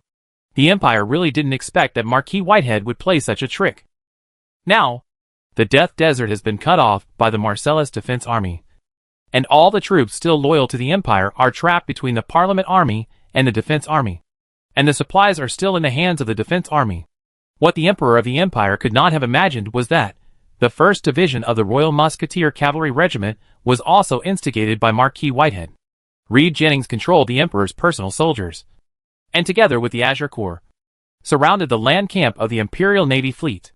Across the Death Desert, the Empire completely lost control of Marcellus. Faced with the suggestion of Marquis Whitehead to establish the Principality of Marcellus, the Emperor of the Empire tore the petition to pieces in front of all the ministers. The Principality of Marcellus. Whitehead wants to be the Grand Duke of Marcellus. This is the land conquered by the ancestors of Vlamic, and I will never allow it to fall from my hands. Who is willing to lead the troops to take Marcellus back from the rebels? The ambitious Emperor of the Empire suffered a heavy blow at this moment, and the ministers in the court were silent one by one, letting him know that he really lost Marcellus this time. The current empire is not as powerful as the empire during the 100 Years' War, and the transportation lines of the Death Desert have been opened again and again. The empire is already very weak. The Prime Minister of the Cabinet whispered, "How should we deal with the Whitehead family and the families of the rebels?" And Whitehead asked His Majesty to send negotiators to Soroyan to discuss the truce of Marcellus and the establishment of the Principality of Marcellus. There is news that the rebels of the old Parliament have sent people to Soroyan. They are very interested in Whitehead's proposal to establish a principality. Your Majesty, Whitehead cannot really give up power. The Marcellus Socialist Party may have been founded by him. He wants to control Marcellus from behind the scenes by controlling the Parliament. The forces of the old Parliament will definitely compete with Whitehead in the new Parliament. As long as we respond correctly, it will not be a complete failure. The Prime Minister of the Cabinet carefully reminded the Emperor of the Empire. The establishment of a principality by Marcellus is almost unstoppable, and the Empire cannot make any effective countermeasures. In order to prevent Marcellus from becoming an enclave, the Empire should participate in this peace talk and stabilize the remaining influence of the Empire through the Parliament. As long as there is still imperial power in Marcellus, there may be a chance to take back this land in the future. The Emperor of the Empire, whose anger gradually dissipated, carefully considered the Prime Minister's advice. Since he could not fight anymore, he could only adapt to the situation and endure it, waiting for future changes. For the families of the rebels, no punishment will be imposed for the time being. You are fully authorized to deal with the rest. Remember, the Dosan Railway cannot be lost. Holding the great cause of Marcellus' freedom. Holding the lifeblood of the empire. Marquis Whitehead's announcement calmed down the fierce Marcellus almost instantly. The parliamentary army retreated, and the imperial army was also ordered to stay on the spot. The living supplies were supplied by the National Defense Army, and the supply volume was the same as in wartime. Except for weapons. There was no reduction. The Parliament Army and the Empire sent representatives to Soroyan, and the Marcellus peace talks were just beginning. At this time, Speaker Peters, who wanted to know the real purpose behind the Soroyan incident led by Marquis Whitehead, quietly entered Soroyan and came to the Avenue de Élysée. He did not attend the Marcellus peace talks. He knew that the talks were meaningless, and the people who could really decide the future of Marcellus lived in this place. Master Liang, I have always felt that all of us are chess pieces in your hands. When he saw de Liang again, Peters no longer had the original high spirits. He wanted to lead the Marcellus people to independence and become a hero with the highest honor. But after more than a year of war, he realized that he had thought the war was too simple. Once the war started, it would no longer be controlled by personal will, especially what he had experienced during this period. And what he was experiencing now. Peters couldn't help but complain, now it seems that we are indeed all your pawns. Marquis Whitehead dared to establish the Principality of Marcellus, because you supported him, behind the scenes. The return power to the Parliament forced us to come to Soroyan for peace talks. If we didn't talk about the Parliament, the army would have split. You and Whitehead established the Socialist Party. If I am not mistaken, the first government of the Principality of Marcellus must have been formed by the Socialist Party. By controlling the Socialist Party, you can control Marseilles. On the Empire side, they can't fight any further. And with the suzerain as a fig leaf, they have no choice but to accept it. Facing Speaker Peters, who looked like a complaining woman, de Liang smiled and said, Speaker Peters, you came to me this time, so I don't have to go to you. The Socialist Party is still short of a leader. Are you interested in taking the position? Speaker Peters was surprised. You want me to be the leader of the Socialist Party? Chapter 520 period. Peters' purpose in coming to de Liang this time was very simple. That is, to ask for an official position. In his opinion, the Marquis Whitehead's establishment of the Principality of Marcellus this time was really a beautiful move. Retreating to advance, seemingly handing over power, but actually retreating behind the scenes to remotely control. The Socialist Party has earned enough political capital for itself on the issue of receiving refugees. In Soroyan, both citizens and refugees like this emerging party very much. The party constitution they proposed is also very much to the taste of the Marcellus people. Soroyan is the core and weather vane of Marcellus. Whoever Soroyan supports will have a greater chance of winning in future elections. The new parliament was established, and the old parliament became a thing of the past. When the whole of Marseilles was talking about peace, whoever insisted on fighting would be the enemy of the whole of Marseilles. If Peters still wanted to continue his political career, he had to find another way as soon as possible. He knew very well that he would not get what he wanted at the peace conference, but he could get it at the Élysée Avenue. Before coming, Peters prepared a lot of arguments and imagined what kind of powerful position he could get. But he did not expect that Master Liang would actually ask him to be the leader of the Socialist Party. Peters asked in disbelief, Master Liang, are you kidding? De Liang said, what's there to joke about with you? Marquis Whitehead wants to be the Grand Duke of Marcellus. The Whitehead family nominally owns the entire Marcellus, but will not manipulate the parliament. Marcellus will achieve true democracy. I admire Marquis Whitehead very much. He just wants to show the Fleming Empire that monarchy and democracy can coexist. He did not betray his country. He is a great man who saved the Fleming Empire. De Liang's words made Peters' eyebrows twitch. He really didn't expect Marquis Whitehead to be such a person. People's impression of this iron-fisted governor is that he is a conspirator with a strong desire for power. It is hard to imagine that he really gave power to the parliament when he promised to give it to the parliament. This is definitely a feat that can be remembered in history, and its significance is no less than the Soroyan incident he launched. After a long time, Speaker Peters sighed and said, the Marquis's mind is really admirable. He is a great man. De Liang nodded and said, yes. Even I underestimated the Marquis. But since Marquis Whitehead does not intend to be a dictator, then there should be a capable person to lead the Socialist Party and the Principality of Marcellus. You were the Speaker of the Marcellus Provincial Parliament, and you did a very good job. And the important thing is that we are acquaintances. We are family. I am not as great as Marquis Whitehead. I asked the Principality of Marcellus to serve me. Can you do it? Speaker Peters answered without hesitation. I can do it. The Marcellus governor's mansion was very quiet at night. The Marcellus peace talks are going on in Soroyan. The representatives of the old parliament, the representatives of the temporary parliament headed by the Socialist Party, and the representatives of the empire are arguing about the future of Marcellus.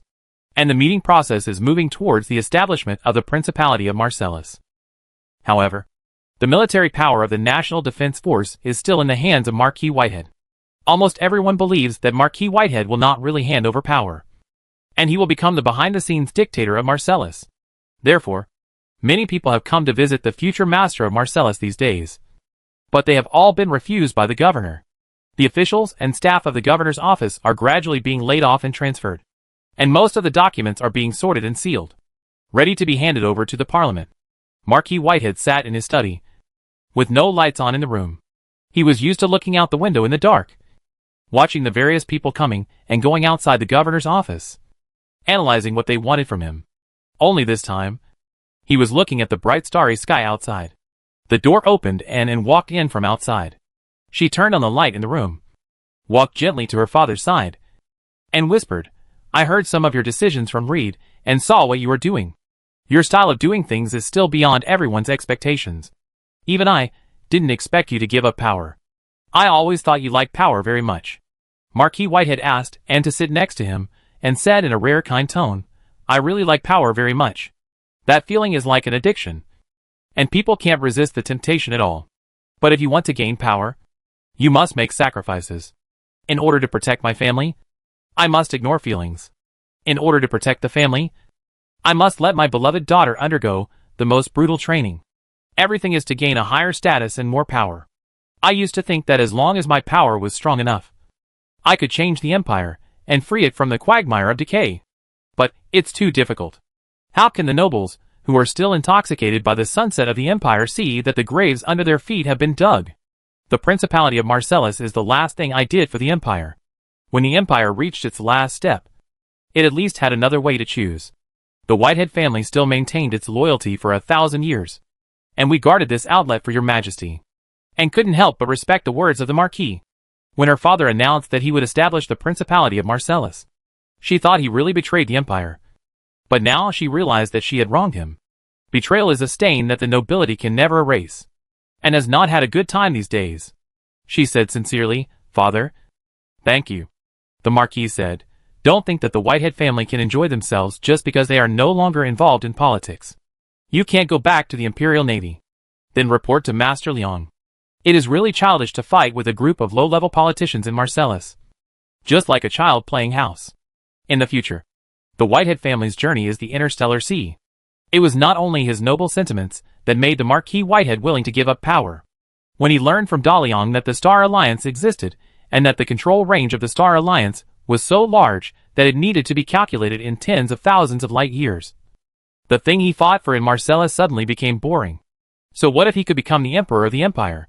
The land he ruled was nothing compared to the universe.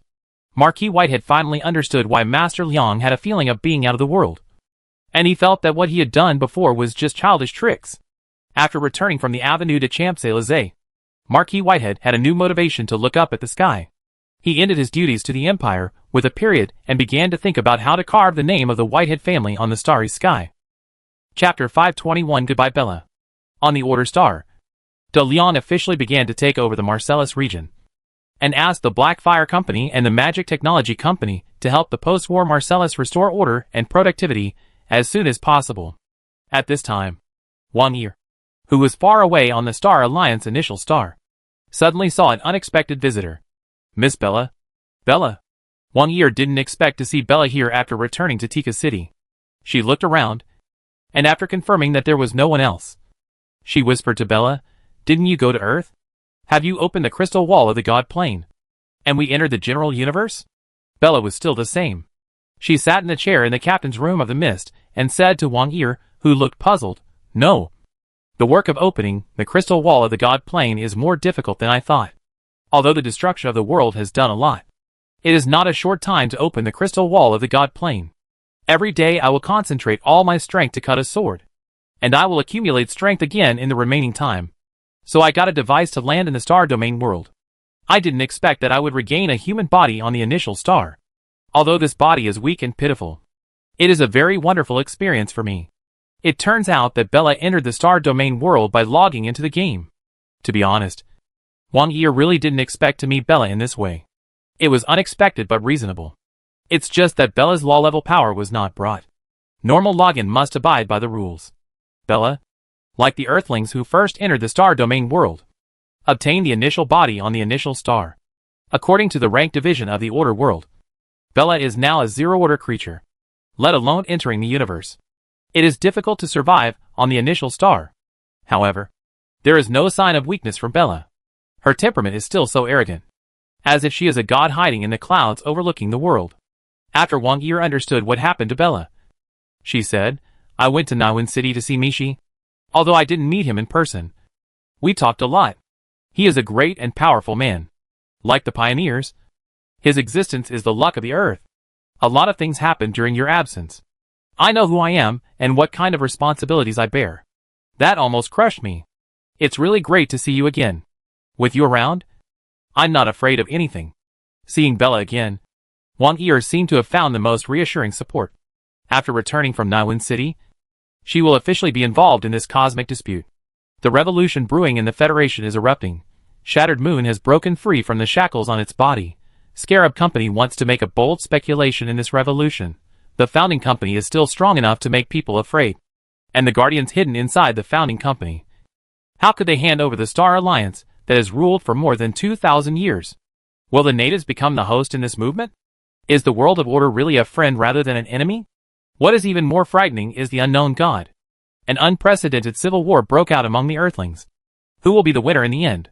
Thinking of so much, Wang Yi really wanted to quit. But she couldn't do it. Wang Yi wanted to find someone she could trust unconditionally and rely on. Therefore, Wang Yi was very happy after meeting Bella. Although she and Bella had not known each other for a long time, she now found that Bella was the angel she relied on the most. Bella looked at Wang Yi, who looked like a child, and smiled. I have no power here and can no longer protect you. No. Your presence can give me the courage to fight, and I believe that even if you use the enhanced gene potion of the Star Alliance, you are still the strongest, Bella. Enhanced gene potion? Bella thought and whispered, you can try it. With Wang Yi's current status, it is not difficult to get a good gene enhancement potion for Bella. She is a member of the Federation, and has made it clear to the Scarab Company. But the Scarab Company is on the same front as the Federation in dealing with the issue of the founding company.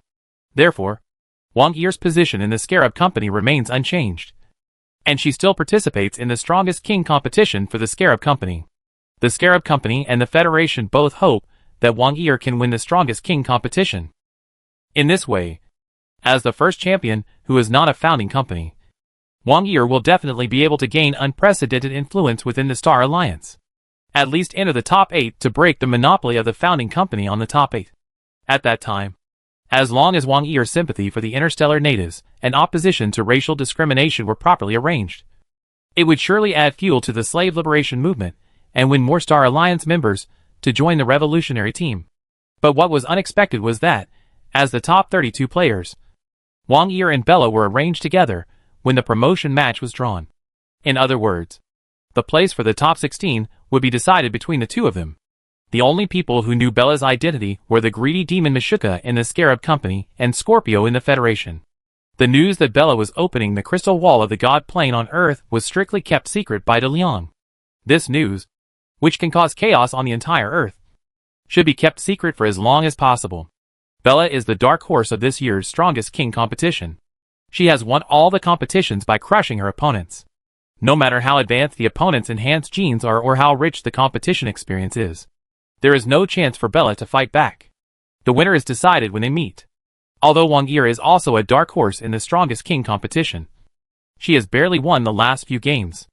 Now the attention of the guardians of the founding families is on the Order Star, and Wang Yi cannot use the newly acquired fire magic energy in the competition, relying only on skills and tactics.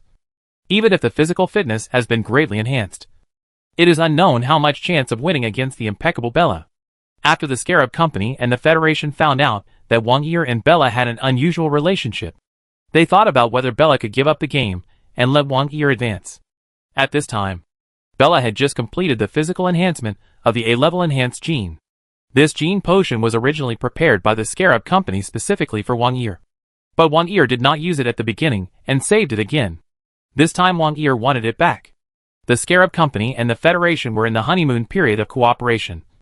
And knowing that it was for Bella, they gave the potion to her without hesitation, and sent a lobbyist to ask Bella to give up the match with Wang Yi. Sacred Bella, I know that asking you to give up the match will damage your honor as a warrior. But the effect of Wang Yi's victory is far greater than your victory. And such a match is a farce for you. And quitting will not damage your dignity. The person from Scarab Company, who brought the enhanced gene drug, sat opposite Bella. He was a human, but his eyes emitted a strange red light. And his language was mixed with some hellish demon language. Chapter 522 Find a Job. Bella came out of the nutrition chamber and took a bath. Wearing a loose home clothes, she sat in a chair, holding a cup of coffee in her hand. Her flawless jade feet resting on the coffee table. Her hair wet as if she was a fairy out of the bath. Now she had no magic power, and there was no way to dry the water marks on her body instantly. She took a sip of the slightly hot coffee and said to the visitor, Mishka, although you are a little ugly, it should not be difficult for you to use camouflage to disguise yourself as a human. Controlling the soul of an ordinary person would damage the majesty of the Lord of Hell. Sitting opposite Bella was Mishka. To be exact, Mishka controlled this person's brain and then came to see Bella indirectly. Mishka didn't care about Bella's ridicule. After all, she was an angel and he was a devil. Although the world of order was no longer a confrontation between good and evil, the two mortal enemies still disliked each other. Mishka smiled and said, controlling souls is what devils are best at. The greed in the hearts of humans always makes them exchange something with devils with their precious things. This is a fair trade and an experiment. I have confirmed that even if the souls enslaved by me return to the earth, they are still affected by me. Isn't it interesting? Those family guardians should also have strong soul controllers. Yes. Without the prophet's prediction, how long can the Federation's plan be kept secret from the founding company? Bella frowned. She disliked the idea of demons controlling souls. But choosing to sell one's soul was also a person's freedom. Since this person chose to fall, there was no need to sympathize with him. Unwilling to let Mishka stay here for a long time, Bella shifted the topic back to the strongest king competition. Mishka, I advise you to be more restrained in your actions. Your new boss is still a human being in essence. Don't wait until the day when he is unhappy to seal you again. I will be very happy to do it myself at that time. As for your withdrawal, my purpose of participating in the strongest king competition is to find De Liang. Since I know where he is, there is no need to continue participating. I will give up the next competition, and then I will try a completely new life. After hearing Bella's words, Mishka, who was a little bit floating after being released, couldn't help but feel nervous. Yes, the Lord of Hell, the Destroyer King, is essentially a human being, and he is close to the angels, so he should be on the side of the good camp. Mishka is very familiar with Bella. He knows that Bella grew up in the battles between the good camp and the evil camp. She has fought from an ordinary 13th level angel to a 15th level holy angel, becoming a star in Yunzhong City. Her influence among low-level angels is even higher than that of some 16th level supreme angels. Bella is recognized as a good fighter. The holy flame she releases are something that even the heroes of the law level have to deal with carefully. Moreover, the Bella that Mishka knew was a 15th level holy angel.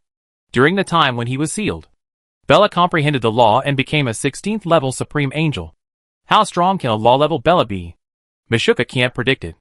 With Bella's current strength, the only ones who can fight her are probably the top law level heroes in the major planes. Mishi has regained his lost power. A demon king who can defeat Michael, Satan, and Lucifer. Plus a holy Bella who is a top-level fighter once he enters the law. The old world system is really gone. And the emerging forces are irresistibly pushing these old generation heroes to give in. Mishka adjusted his position in his heart, put away the arrogance of the Lord of Hell, and said, thank you for the reminder from the Holy Lord Bella. I promise not to easily control the human soul in the future. In addition, on behalf of the Scarab Company, I thank Miss Bella for giving in the strongest king competition. May I know what kind of new life you are going to try? The Scarab Company still has some strength in the Star Alliance, and I think they will be very willing to provide you with the help they can. Bella replied, My current body allows me to experience what it feels like to be an ordinary person, falling from the sky to the ground. Many feelings are different, and some cognitions are also subverted. I suddenly want to try the life of an ordinary human, which is something I could never experience before, because at that time, strength could make me get everything I want. Now, although I have good enhanced genes, strength cannot make me do whatever I want. Some things cannot be obtained by fists, and I must think of other ways. This is a new challenge, so that I will not be too bored when I open the crystal wall space of the God plane. I want to learn about the culture of the Star Alliance first, make myself a Star Alliance person, and then find a job. Some time ago, a media company wanted to sign me to shoot some commercials. I refused at that time, but now I want to give it a try. On the Earth side, Bella still has invincible power, but in the star domain world, the body of an ordinary human has caused a great change in her state of mind. In Bella's growth experience, she was born as a 13th order angel, which is the lowest level in Yunzhong City, but it is also an ultimate creature in other places. Whether it is growth or qualifications, it is far superior to other creatures. Not to mention humans, who are only 0 order at birth. It is a huge gap to experience the 0 order at the 16th order law level. You will find that many things that are very common to ultimate creatures are very difficult for low order creatures. In the past, Bella looked at low order creatures with arrogance and discrimination, and even laughed at Daliang for the fact that humans have a lifespan of less than 100 years. Now Bella is full of curiosity and respect for humans. She can't understand how such weak humans can create such a powerful civilization as the Star Alliance. She also realized how great it was that Daliang led the human race and the ultimate creatures in the order world to sit together and discuss the establishment of order. Bella now wants to know what ordinary humans do every day and what they can do in such a short life. She wants to know why they are great and what kind of energy exists in their weak bodies. Of course, Bella's feelings are not something that Meshuggah can understand. Instead, he is puzzled by Bella's desire to live such a life. As a demon, Meshuggah firmly believes that as long as he has power, he can have everything. But Bella is happy. Meshuggah spread his hands and said, "This is an unexpected idea for me. I thought you would go to the Order Star. After all, the King of Destruction should need you very much at this time. He will come to me when he needs me, and I will go to him when I need him. To be honest, my temper makes him uncomfortable, and he often makes me want to slap him." As he said this, Bella couldn't help but smile, no longer looking down on everyone with aloofness. Chapter 523, Withdrawal. Some adjustments have been made to the plot here. Bella has entered the top 32. The previous article will also be modified accordingly as soon as possible. With the start of the top 32 to top 16 competition of the Strongest King competition, the competition has entered its climax. The 32 players represent the 32 strongest people in the Star Alliance, and also represent the most advanced enhanced gene technology, and the application of the most advanced micro-wormhole tactics. Behind the players who can reach this position is a very powerful Star Alliance company that provides technology and personnel. Not to mention the micro-wormhole generator. Just a single soldier mecha that integrates many black technologies is not something that an ordinary Star Alliance company can make. But there is an exception in this King of Kings competition. That is the rising star Bella. Bella's background is a newly established mining company. The micro-wormhole generator she used is an early model. With few positioning coordinates and slow calculation, her logistics team is still very immature. The weapons she used in the competition are conventional models that can be found everywhere in the market. But with these things, Bella created one miracle after another in the King of Kings competition, and made this miracle a normal thing. Bella, who entered the top 32, is the most powerful challenger to break the founding company's monopoly on the top 8 places. And her popularity is also increasing. As for Bella's opponent Wang Yi, no one thought she could end Bella's miracle.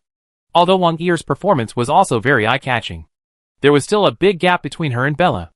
However, just when everyone was looking forward to the start of the match between Bella and Wang Yi, Bella suddenly announced her withdrawal from the Strongest King competition, and also announced that she had signed a contract with IWF and became an artist under this well-known media company. For a time, all supporters who followed Bella were in an uproar. This is obviously a secret operation. Someone forced Bella to withdraw from the competition. The big guys are scared. They are afraid that Bella will slap them in the face if she continues to fight. Scarab Company. Do you have any shame? Do you really think we can't see it after doing this? The crowd was furious, and almost all the criticisms were directed at Scarab Company, accusing them of threatening Bella to withdraw from the competition and interfering with the fairness and impartiality of the Strongest King competition. Some people even asked the organizing committee of the Strongest King competition to cancel Wang Yi's eligibility and all the honors he had received on the grounds that Scarab Company cheated. For a time, Wang Yi was surrounded by all kinds of negative news. Scarab Company did not respond to the rumors, but simply held a celebration party for Wang Yi's team that entered the top 16, and began to prepare for the top 8. As for the sympathetic Bella, she did not make any explanation, but launched her first holographic advertisement in response to the big storm. No one knows what happened in the middle, and what exactly caused Bella to withdraw from the competition. While some people accused Scarab Company of coercing Bella, others said that Bella retired at the height of her career and owed a sky-high artist contract to IWF Company while she was still victorious. Some people even speculated that the main reason for Bella's withdrawal was the founding company, because Bella had already threatened the top 8 in their pocket. Scarab Company just took the blame, and it was originally a lackey of the Judgment Group. For this matter, Wang Qian of the Judgment Group specially summoned Murphy to his presence. In Naiwan City, the Scarab Company did a very good job. Those slave traders were really too much. They actually regarded the wormhole station as their own private property, and closed it whenever they wanted. They really didn't take the founding company law seriously. Wang Qian highly praised what the Scarab Company did in Naiwan City. In fact, Wang Qian didn't care what happened in Naiwan City at all. Those slave traders did not restrict the navigation of the founding company's starships, and the founding company didn't take that small-scale conflict seriously. Praise is just an ordinary courtesy. After Murphy also said some nice words, Wang Qian quickly asked, "Why did Bella suddenly withdraw from the competition? Do you have anything to tell me?" Murphy immediately said helplessly, "Everyone has been asking me this question recently, but I really don't know. The top 32 is the best result that Scarab Company has achieved since participating in the Strongest King competition. I am very satisfied. Originally, when I knew that Bella was our next opponent, I didn't expect to reach the top 16. Bella's strength can only be defeated by the players of the founding company. But I didn't expect. Bella actually withdrew from the competition and signed a contract with IWF to shoot commercials. As a result, Scarab Company not only did not benefit from the top 16, but was instead plagued by all kinds of negative news. All the profits that Wang Yi brought to the company by entering the top 32 were lost this time." Murphy, with a sad face, did not seem to be lying. Scarab Company did not have any reason to threaten Bella to withdraw from the competition. A dishonorable top 16 is definitely not as good as the top 32 that she worked hard to get to. This is also the reason why Wang Qian did not go to Bella and force her to withdraw from the competition. Once there is evidence that the Judgment Group manipulated the Strongest King competition, it will be a heavy blow to the reputation of the Judgment Group. Now Scarab Company has begun to suffer the consequences, and the entire company's operations have been hit hard. And this is still in the absence of evidence. But if Scarab Company is not behind this, what is the reason for Bella to withdraw? Wang Qian can't figure it out. Bella is suspected to be the recipient of the super enhanced gene. In order to keep the position of the Judgment Group, Wang Qian even gave another super enhanced gene to his daughter. Now that Bella suddenly stopped playing, the Judgment Group can only focus on the champion of the Strongest King competition. As for the upcoming quarterfinals, since Wang Yi of Scarab Company replaced Bella as Wang Rant's opponent, what is there to worry about? Whether Bella is the owner of the super enhanced gene needs to be investigated separately, and the purpose of her withdrawal must also be understood. Wang Qian was basically sure that Scarab had nothing to do with the withdrawal. So he turned to Murphy and said, "Scarab is a Star Alliance company with a very long history, and is almost a contemporary interstellar development team with the founding company. I know that Scarab has encountered great difficulties in the past few decades. Although your talent has improved the situation of Scarab, it has only delayed its decline. For a long time in the future, Scarab will be affected by Bella's withdrawal.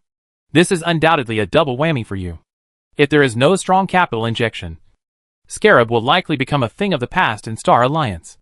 My daughter has a good impression of you, and I think you two are a good match. We can be a family, and Scarab can still be your company in the Judgment Group." Chapter 524 Emerging Forces. Wang Qian has repeatedly expressed and hinted to Murphy that he wants to acquire Scarab Company.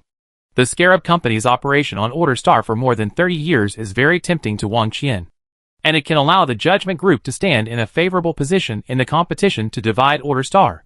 And Wang Qian really appreciates Murphy's talent. Among the young people of Wang Ran's generation, there are almost no people who are more capable than Murphy. In addition, a lean camel is bigger than a horse. No matter how bad the current business situation of Scarab Company is, the acquisition of it is also a major expansion of the Judgment Group.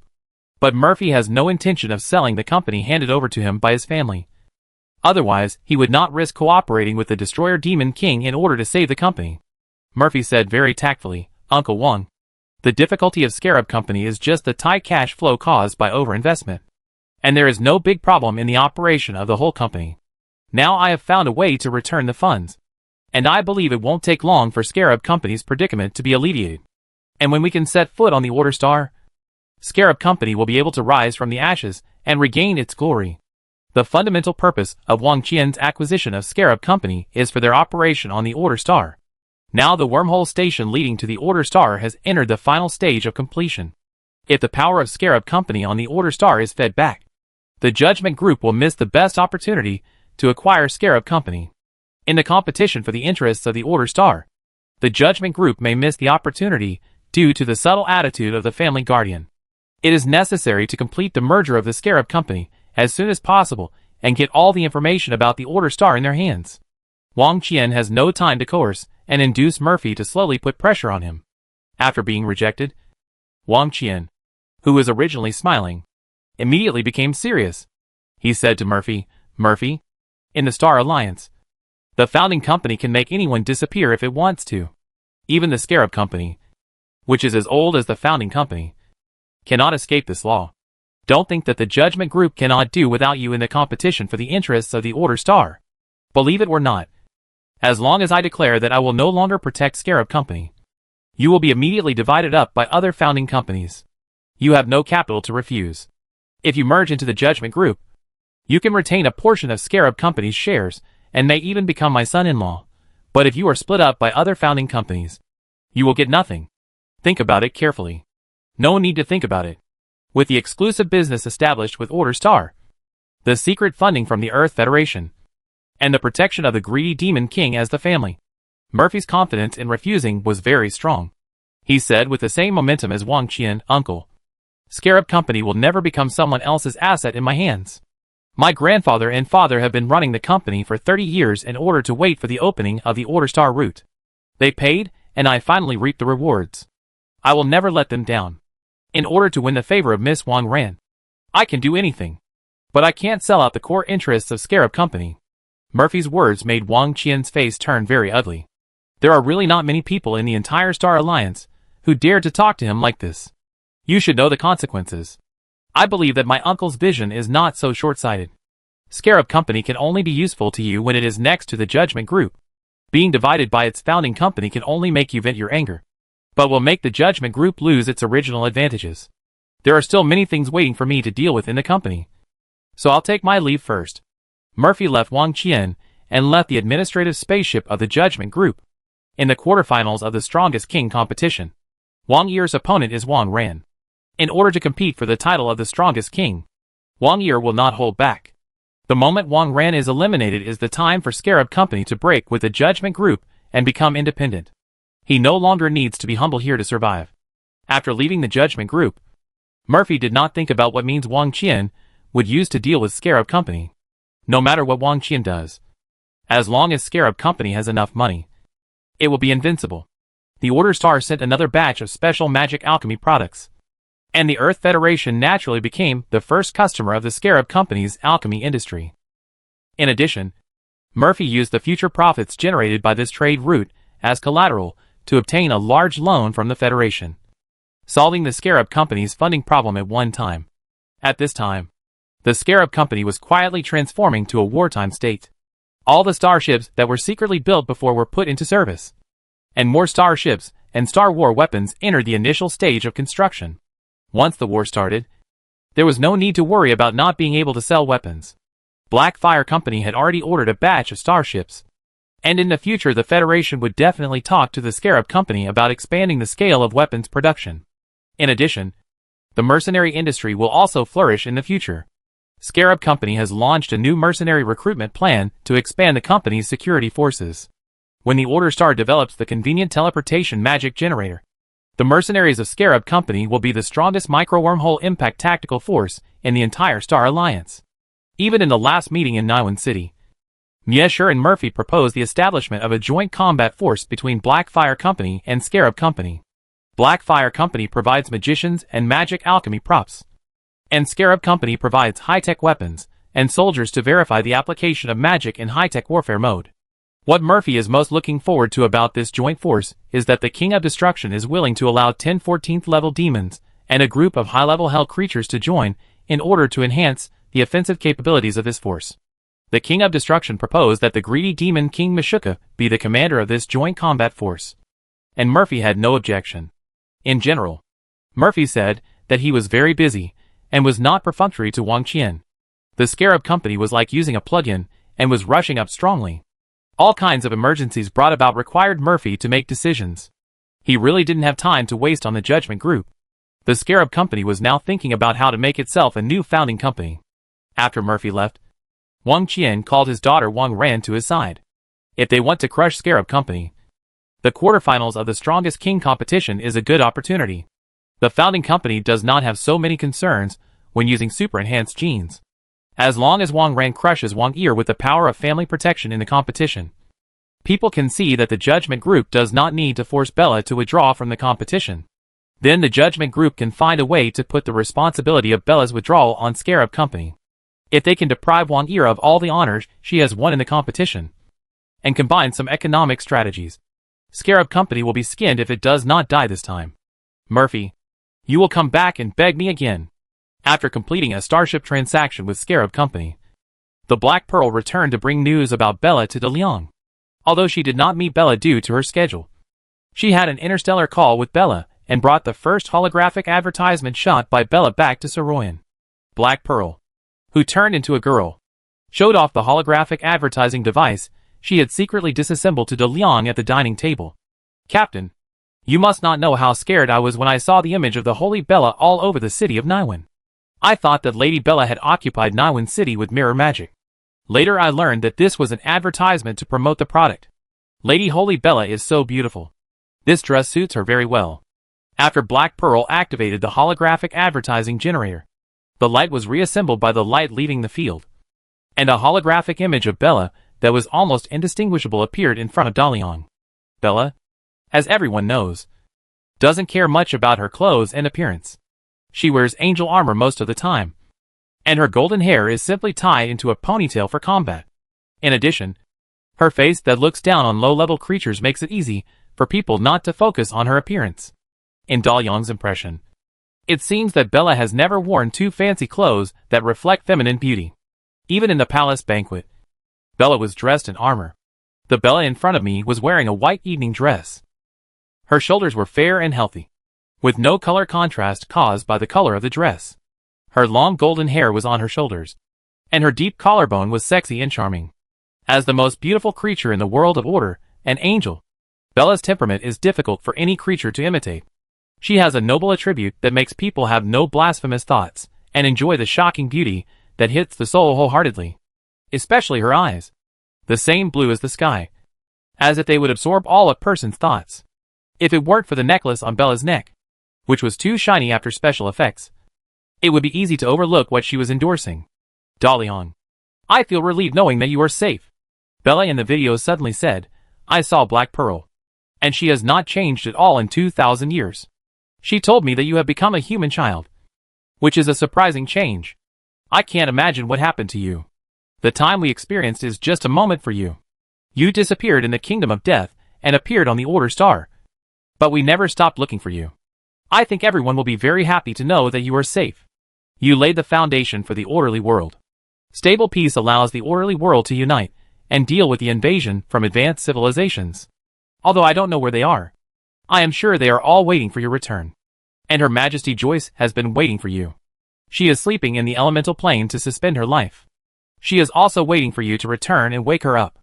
Let's stop here. Anyway, we will meet soon. I want to have a good drink with you and make money from my work. I won't stop until I'm drunk. Bella blinked at De Liang. and her temperament immediately changed subversively, which stunned Daliang. Julian, who was standing behind Daliang, widened his eyes and said, Is this the holy Lady Bella? Chapter 525. Entering the film and television industry. Daliang was very happy to hear that Bella was in the Star Alliance, even though he was separated from her by countless light years, and even though Bella did not have such terrifying fighting power on this side.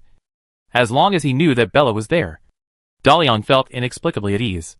This was probably the unique charm of Bella, and the unique friendship between her and Daliang.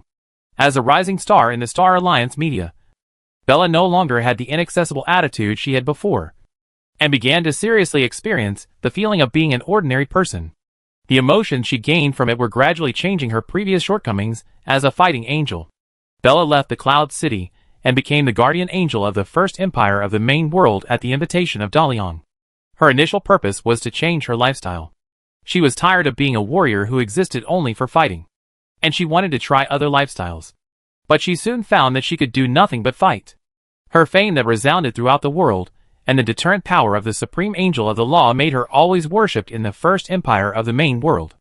Almost no one dared to look directly at her, for fear of making any etiquette mistakes and angering this angel, who stood at the top of the world's military power. Bella's eyes, that saw everyone as a low-level creature, also increased people's awe of her.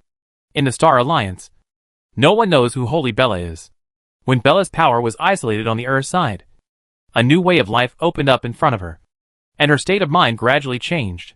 During the filming of the first holographic advertisement, she was exposed to things that she had never been exposed to before. It turns out that women have so many cosmetics. There are so many matching rules for clothes and accessories. And it turns out that some women's small movements can be so tempting.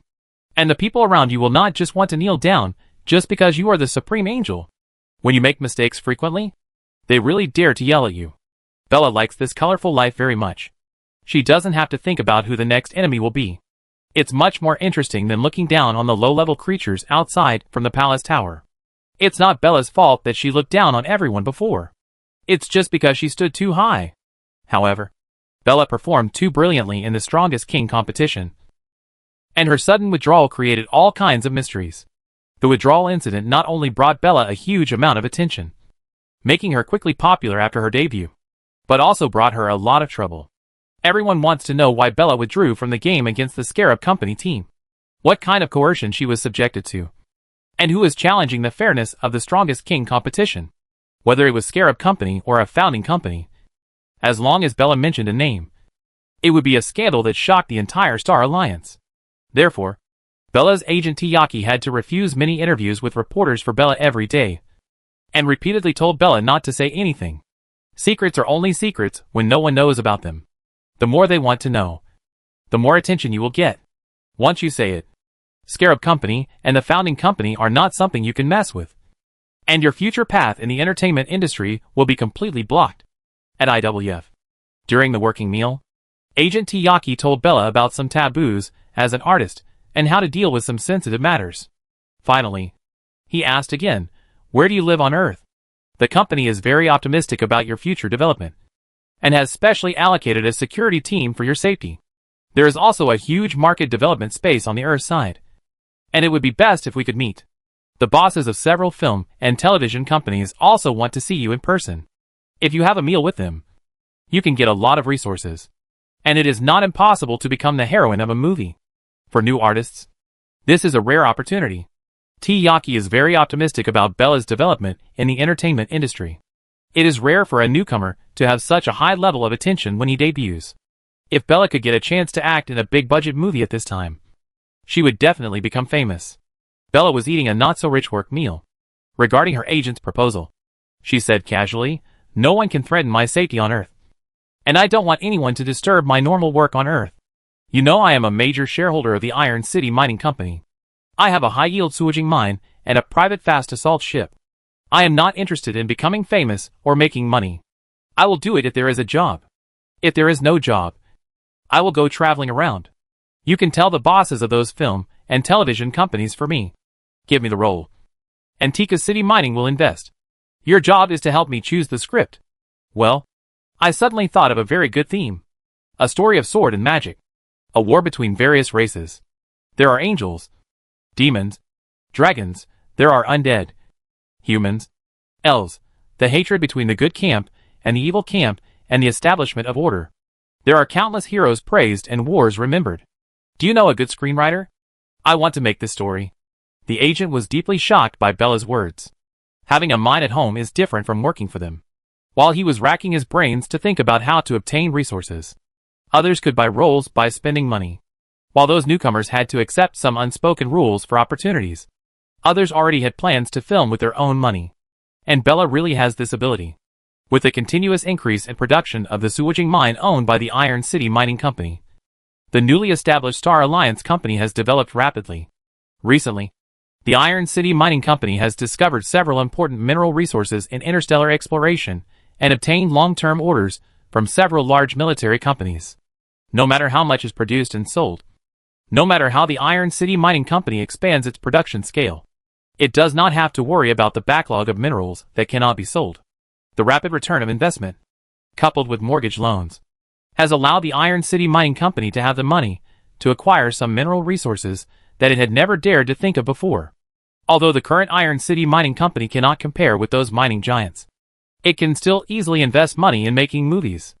No matter how vulgar the subject matter Bella came up with, the agent firmly believes that as long as the investment money is enough, it can be professionally adapted for commercial purposes. Then after the special effects are stacked, it will be a qualified popcorn movie. Bella can successfully enter the film and television industry and become a big star. And she can also get a high commission from it. So why not? Leave this to me. I know who is good at adapting the plot of magical themes. While the agent was thinking about how to make this movie, the assistant sent an invitation letter. Judgment Group invited Bella to attend a charity reception on the Prince. Chapter 526 Hongmen Banquet.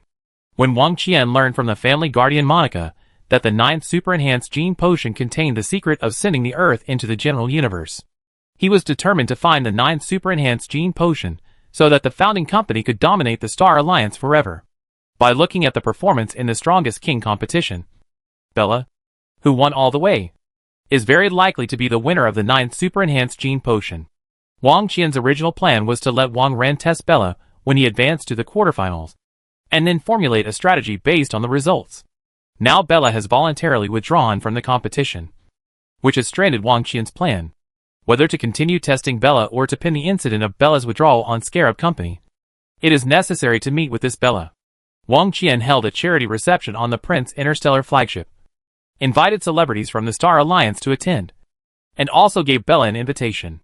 With the strong encouragement of the agent, Bella was also very willing to meet Wang Qian.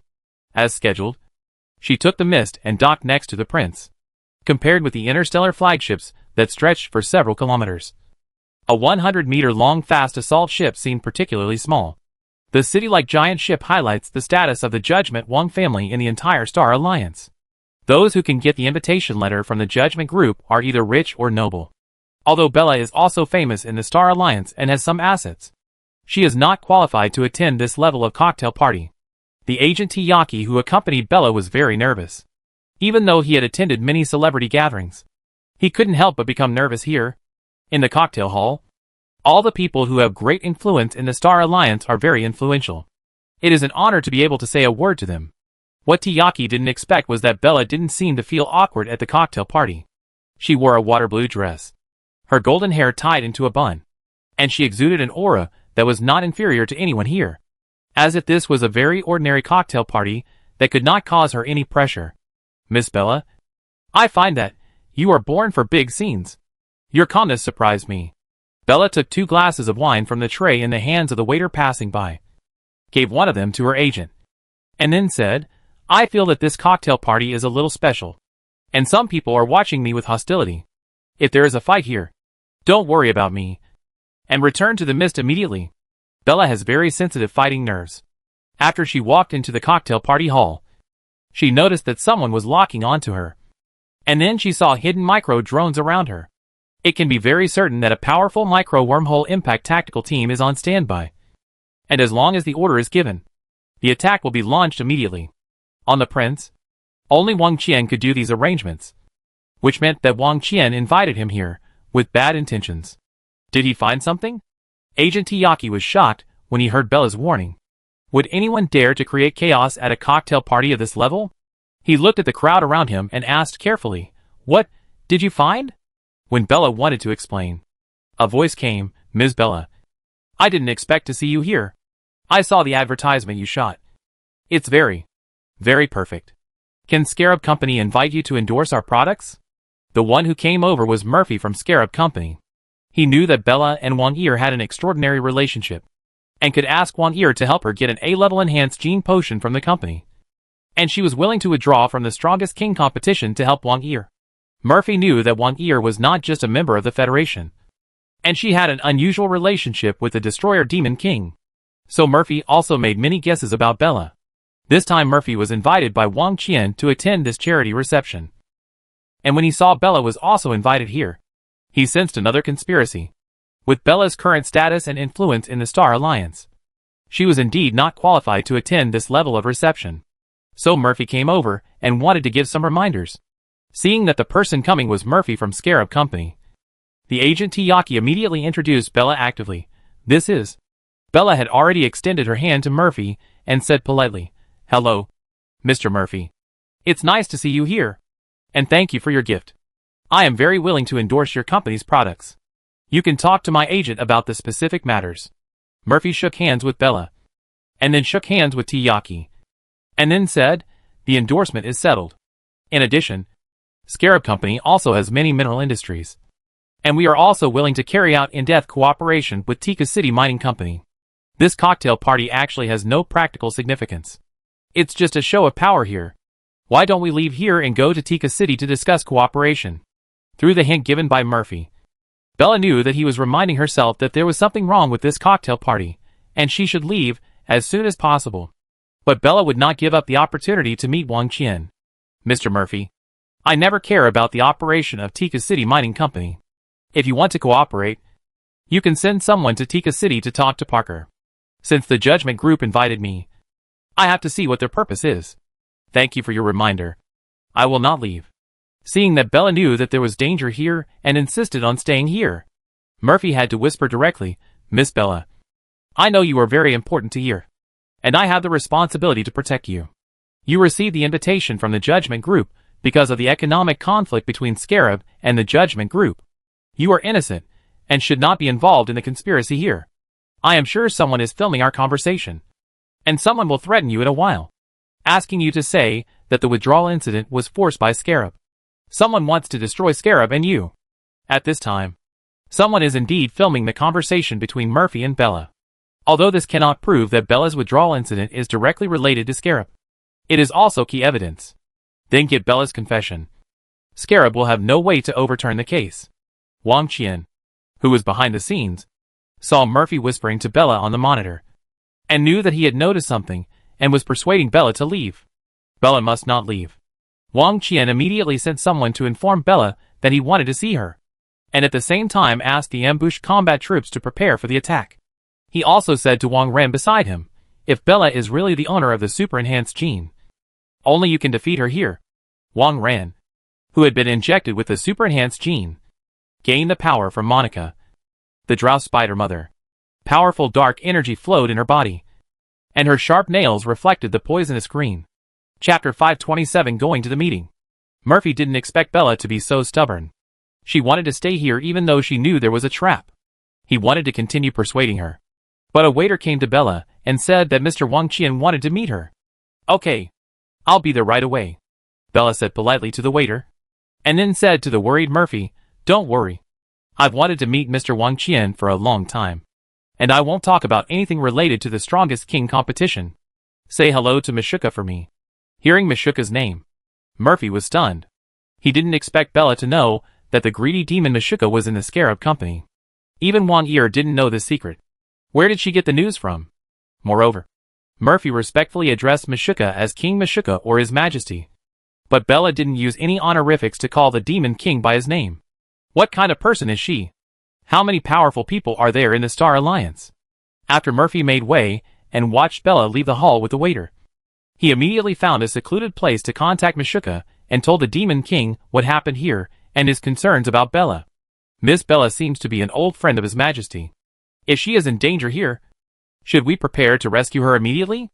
Mishka replied, Old friend? Bella and I are not friends. She just asked me to tell you not to meddle in other people's business. Don't take the initiative to care about Bella's affairs in the future. As long as she doesn't come to you. Just pretend you don't see anything. Mishka's answer confirmed Murphy's guess. Mishka knew Bella. And he didn't know her in the Star Alliance. Bella was a hero from the Order world. And she was the same as the 16th level Hell Lord King. Wang Yi was from the Earth Federation. And Bella had such a close relationship with Wang Yi. Could it be that Bella was the guardian hero that the Earth Federation had been hiding? While Murphy was guessing Bella's identity, Bella took a railcar through the layers of cabins to the hinterland of the Prince Interstellar flagship. The Self-Cultivation Pavilion. A pavilion with oriental charm is located under a 100-meter waterfall, with continuous dangerous mountains on one side, and winding streams, and lotus blooming in the lake on the other. In the pavilion, the fragrance of flowers is overflowing, and the wet water drops hit the face, making it difficult to tell whether it is a real scene or a virtual illusion. Wang Qian sat on the stone table in the pavilion, brewing freshly picked tea leaves with a purple clay pot.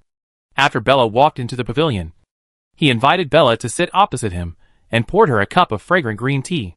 Then he said, Oriental people like to drink tea. And there was no tea on the initial star. But after the genetic technology matured, the Judgment Group successfully cultivated the first tea tree using genetic technology. All tea trees in the Star Alliance will be improved from this one. But no matter how they are improved, they can't compare to the quality of the first tea. This tea tree has been planted in the Prince and only produces 4 taels of tea every year, which is more than you can buy with money.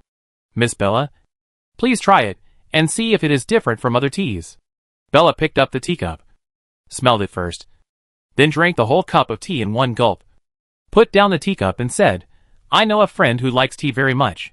If it's her, she might be able to discuss with you what's good about this tea. But I like the more direct taste of coffee.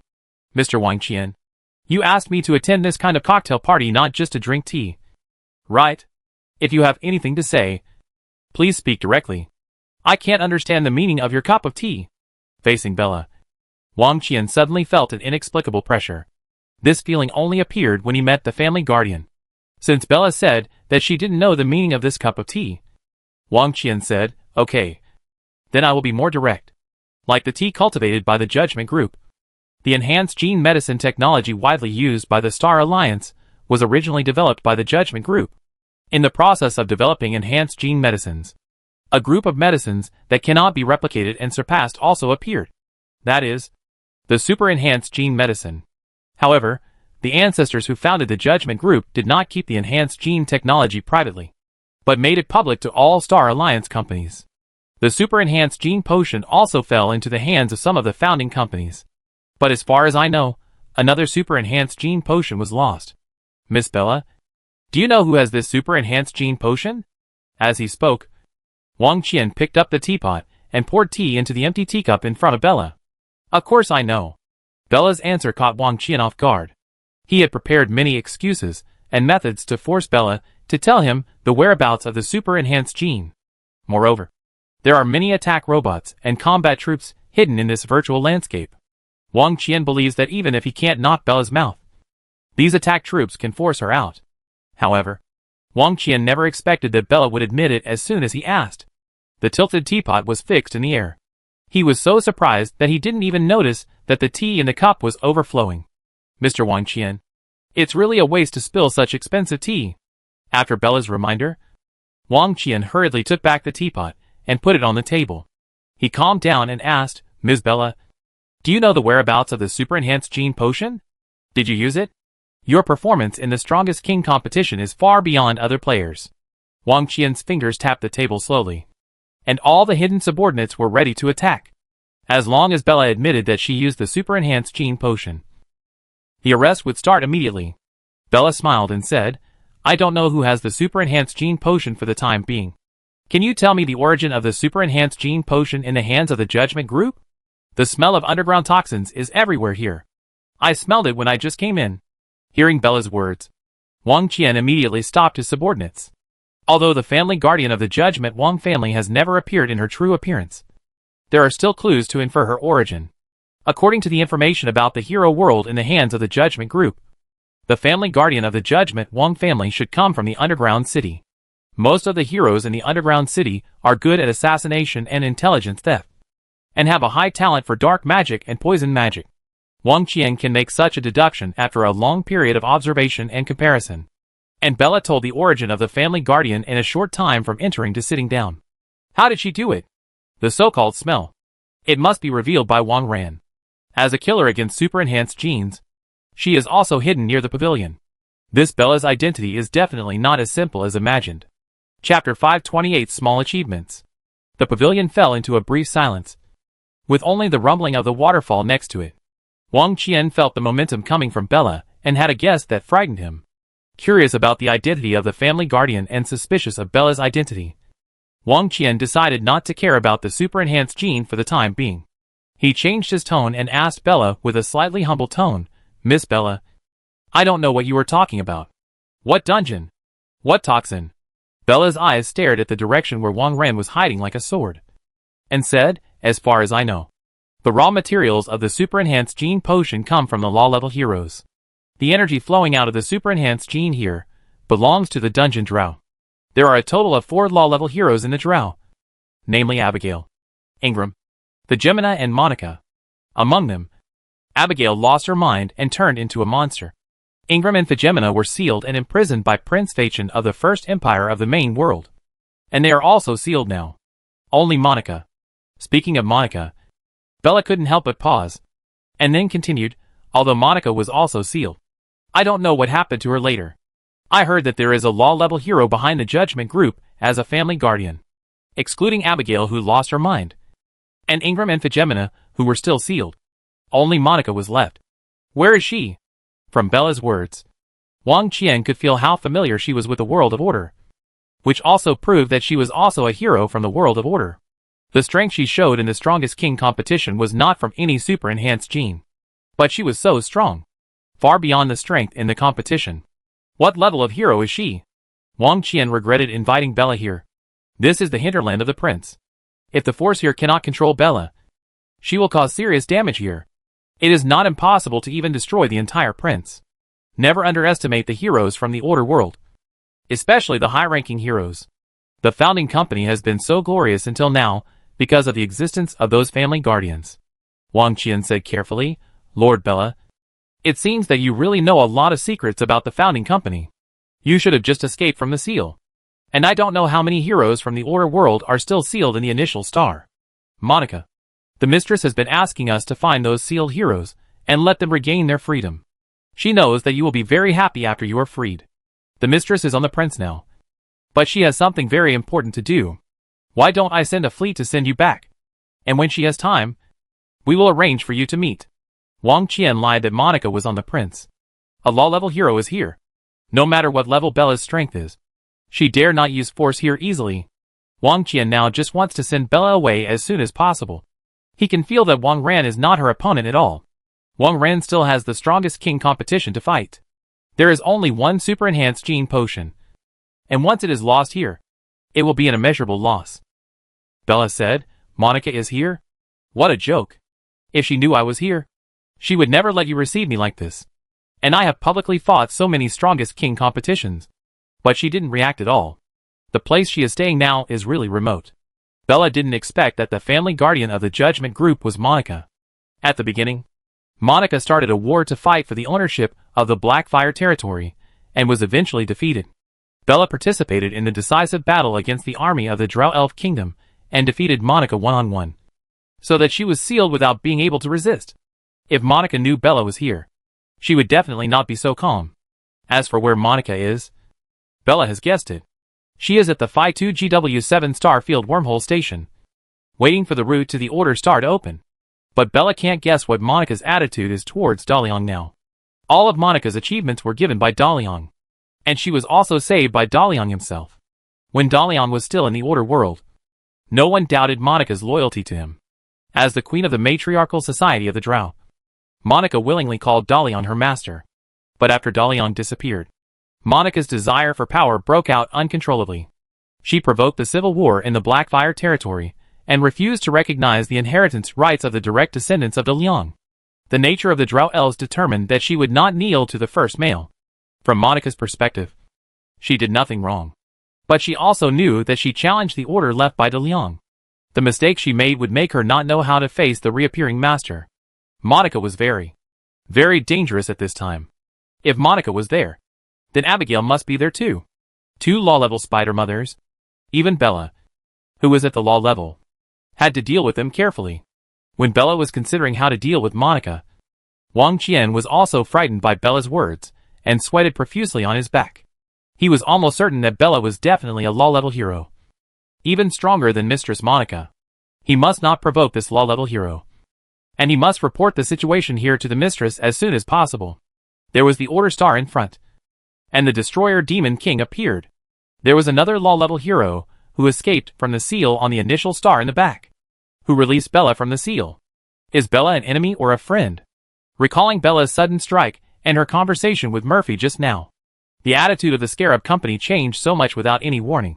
And there must be many things he didn't know. At this time, Wang Qian was on pins and needles. Since Bella could find the hidden Wang Ran, she must have noticed the other soldiers hiding here. He actually wanted to kill Bella here. With so many people, I'm afraid she won't be able to kill them in one move. Fortunately, he didn't do it. So there was still room for maneuver. Lady Bella. I'm really sorry. Please forgive my arrangement here. I didn't know you were from the Order world, and were an old friend of Mistress Monica. This is a complete misunderstanding. Wang Qian asked his men to retreat immediately. While apologizing to Bella repeatedly, Mistress is indeed not here. But she really has something very important to do. I immediately passed the news of your presence to the mistress. I think she will be very happy to meet you. The Judgment Group also hopes to establish friendly relations with you. The ancestors of the Judgment Wang family once entered the hero world, which is still a virtual world, as players and achieved some success there.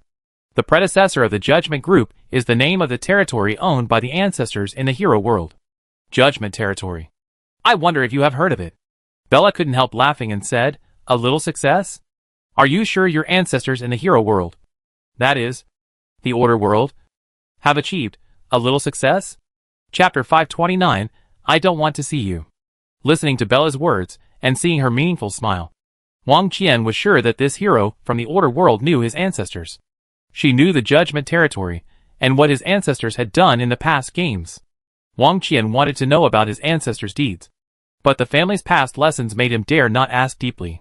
The topic of the first generation of founding ancestors of the company has always been a taboo topic for the family guardians. There is not much important information about what they did in the hero world. For example, Wang Qian only knew that one generation of ancestors had a relatively precious territory in the hero world.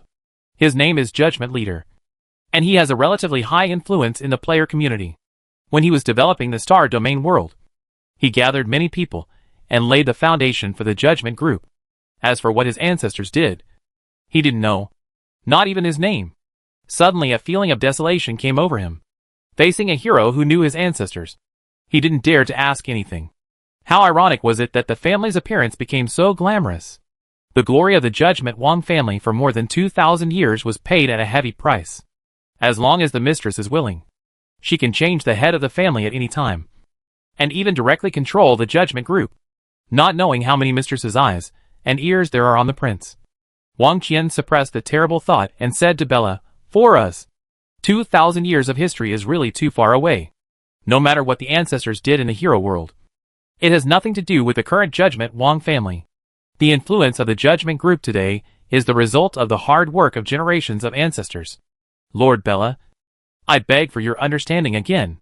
I have no ill will towards my friends from the Order world. Bella has no ill feelings towards the Judgment Group. In fact, because of De Leon, she is somewhat close to the Judgment Group, the founding company of the Judgment Territory. In the first empire of the main world, Judgment City was built next to the King's City. Later, the two cities continued to expand and finally became one city. Half of the capital of the first empire of the main world is Judgment Territory. As the guardian of the empire, Bella also guards the territory of Dalian. It only seems now, although Monica failed in the struggle for the Blackfire territory, she successfully controlled the industry of Dalian in the Star Alliance. Seeing Wang Qian wanting to ask, but not daring to ask, it can be imagined that Monica is really all-powerful here. Bella couldn't help but sigh and said to Wang Qian, I came here this time And I wanted to ask about my friend. But now it seems, you don't seem to want to say it. Then there is no point for me to stay here. You know where I live. And you can find me anytime when you want to talk to me about the past history. Also, tell Monica for me. I don't want to see her. And she doesn't need to see me. After saying that, Bella stood up and left the pavilion, leaving only Wang Qian and Nicole T. The virtual scenery around the self-cultivation pavilion disappeared, revealing the original appearance of an ecological cabin. Although the scenery was far less spectacular than before, it was already a luxury to build a small landscape ecology in a starship. At this time, the soldiers who were ambushing here had already left from other exits. Only Wang Ren walked into the pavilion and asked his pale father with concern, "Dad, what's wrong with your body? Did Bella just attack you? She hasn't left the prince yet. I'll go and catch her now."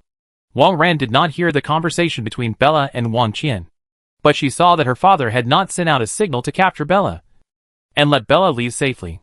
She thought Bella had used some means to control her father, so that he did not dare to give the order to take action.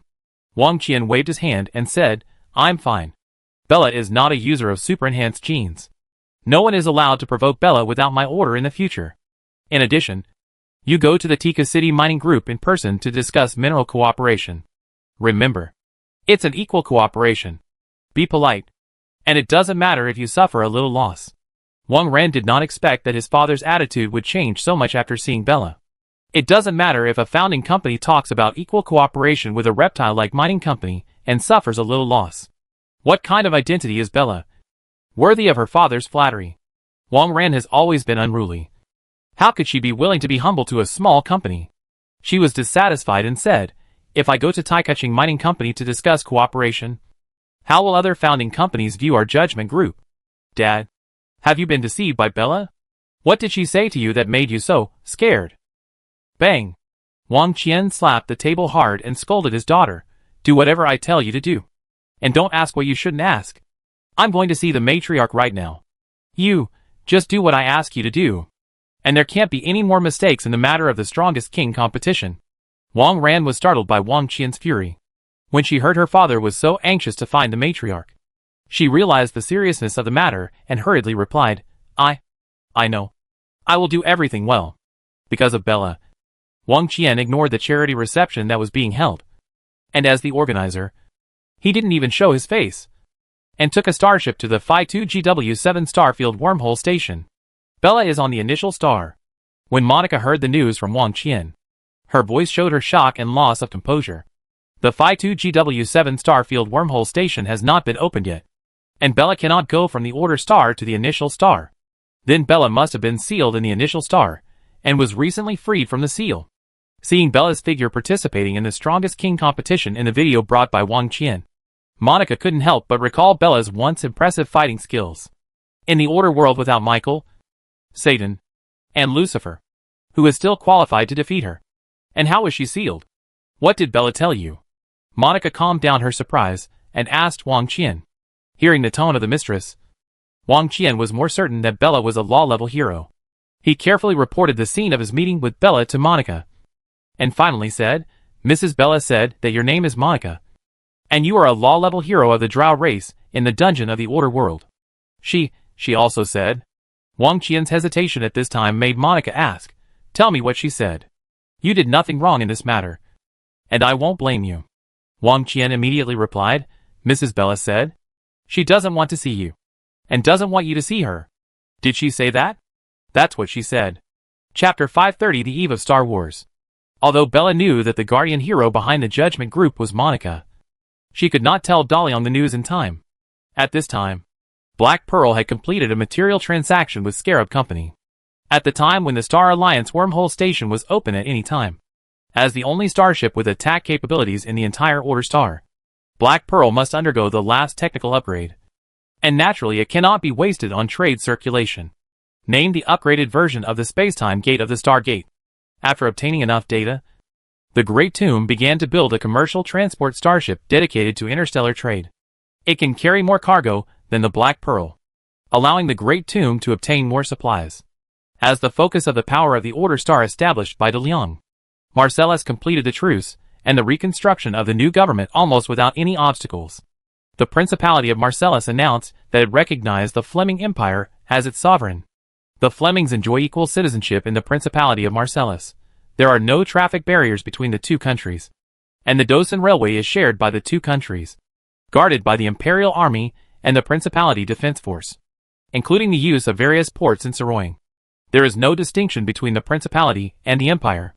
The Fleming Empire is not allowed to interfere in any internal affairs of the Principality, and does not establish administrative agencies that are not allowed by the Principality.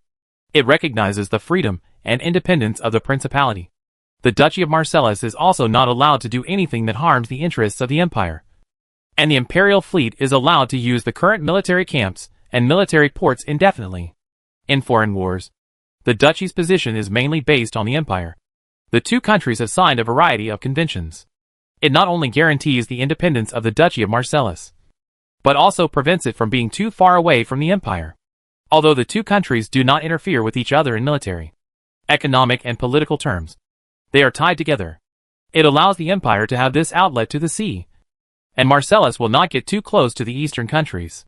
As Governor Whitehead, who single-handedly promoted the establishment of the Duchy of Marcellus, he was canonized as the Grand Duke of Marcellus by the Emperor of the Empire as he wished, and the entire Marcellus nominally belonged to the fiefdom of the Duke of Whitehead. Whitehead, who became the Grand Duke, closed the governor's palace of Marcellus as he promised at the beginning, and transferred all power, including military power, to the newly established Cabinet Council. From then on, Grand Duke Marcellus no longer participated in the management of the Principality and existed as a symbol of the Principality. Whitehead's actions made him gain unprecedented prestige in Marcellus during the war, especially when he handed over power to the Prime Minister Peters, who was an enemy on the battlefield not long ago. His personal charm was pushed to the extreme. Both the old parliamentary forces and the new parliamentary forces were very satisfied with this result, and the people of Marcellus also liked the Duke who rescued them from the war. In accordance with the law and in line with the will of the people, the situation in Marcellus quickly stabilized under someone's operation. While the people of Marcellus were preparing to rebuild the Principality after the war, another piece of news that excited the entire Principality came out. The Scarab Company, which has a strong influence on the world, announced that it would change its name to Magic Technology Company and move its headquarters to Soroing. The new Magic Technology Company will build up to 20 Magic Technology industrial parks and more than 100 factories throughout the Principality of Marcellus, providing millions of jobs. As a star enterprise in Marcellus, Blackfire Company also announced the expansion of the Soroing Industrial Zone to accommodate all war refugees stranded in Soroing. Not only that, the two companies, which have made unique achievements in the fields of magic and technology, announced the joint establishment of the Space Administration of Order Star, and began the comprehensive exploration of the universe by Order Star. The Space Administration of Order Star called on scientists, alchemists, astronomers, astrologers, etc., who are dedicated to the exploration of the universe from the entire planet. Interestingly, Grand Duke Marcellus took the initiative to volunteer to serve as the director of the Space Administration of Order Star, and personally contacted well-known scholars in the Vlaming Empire to work in the space administration. At the same time, Energy News, which has become the authoritative scientific journal of Order Star, published a large number of scientific research papers related to the universe. Together with the Space Administration of Order Star, the entire Order Star's cutting-edge eyes were directed to the sky above.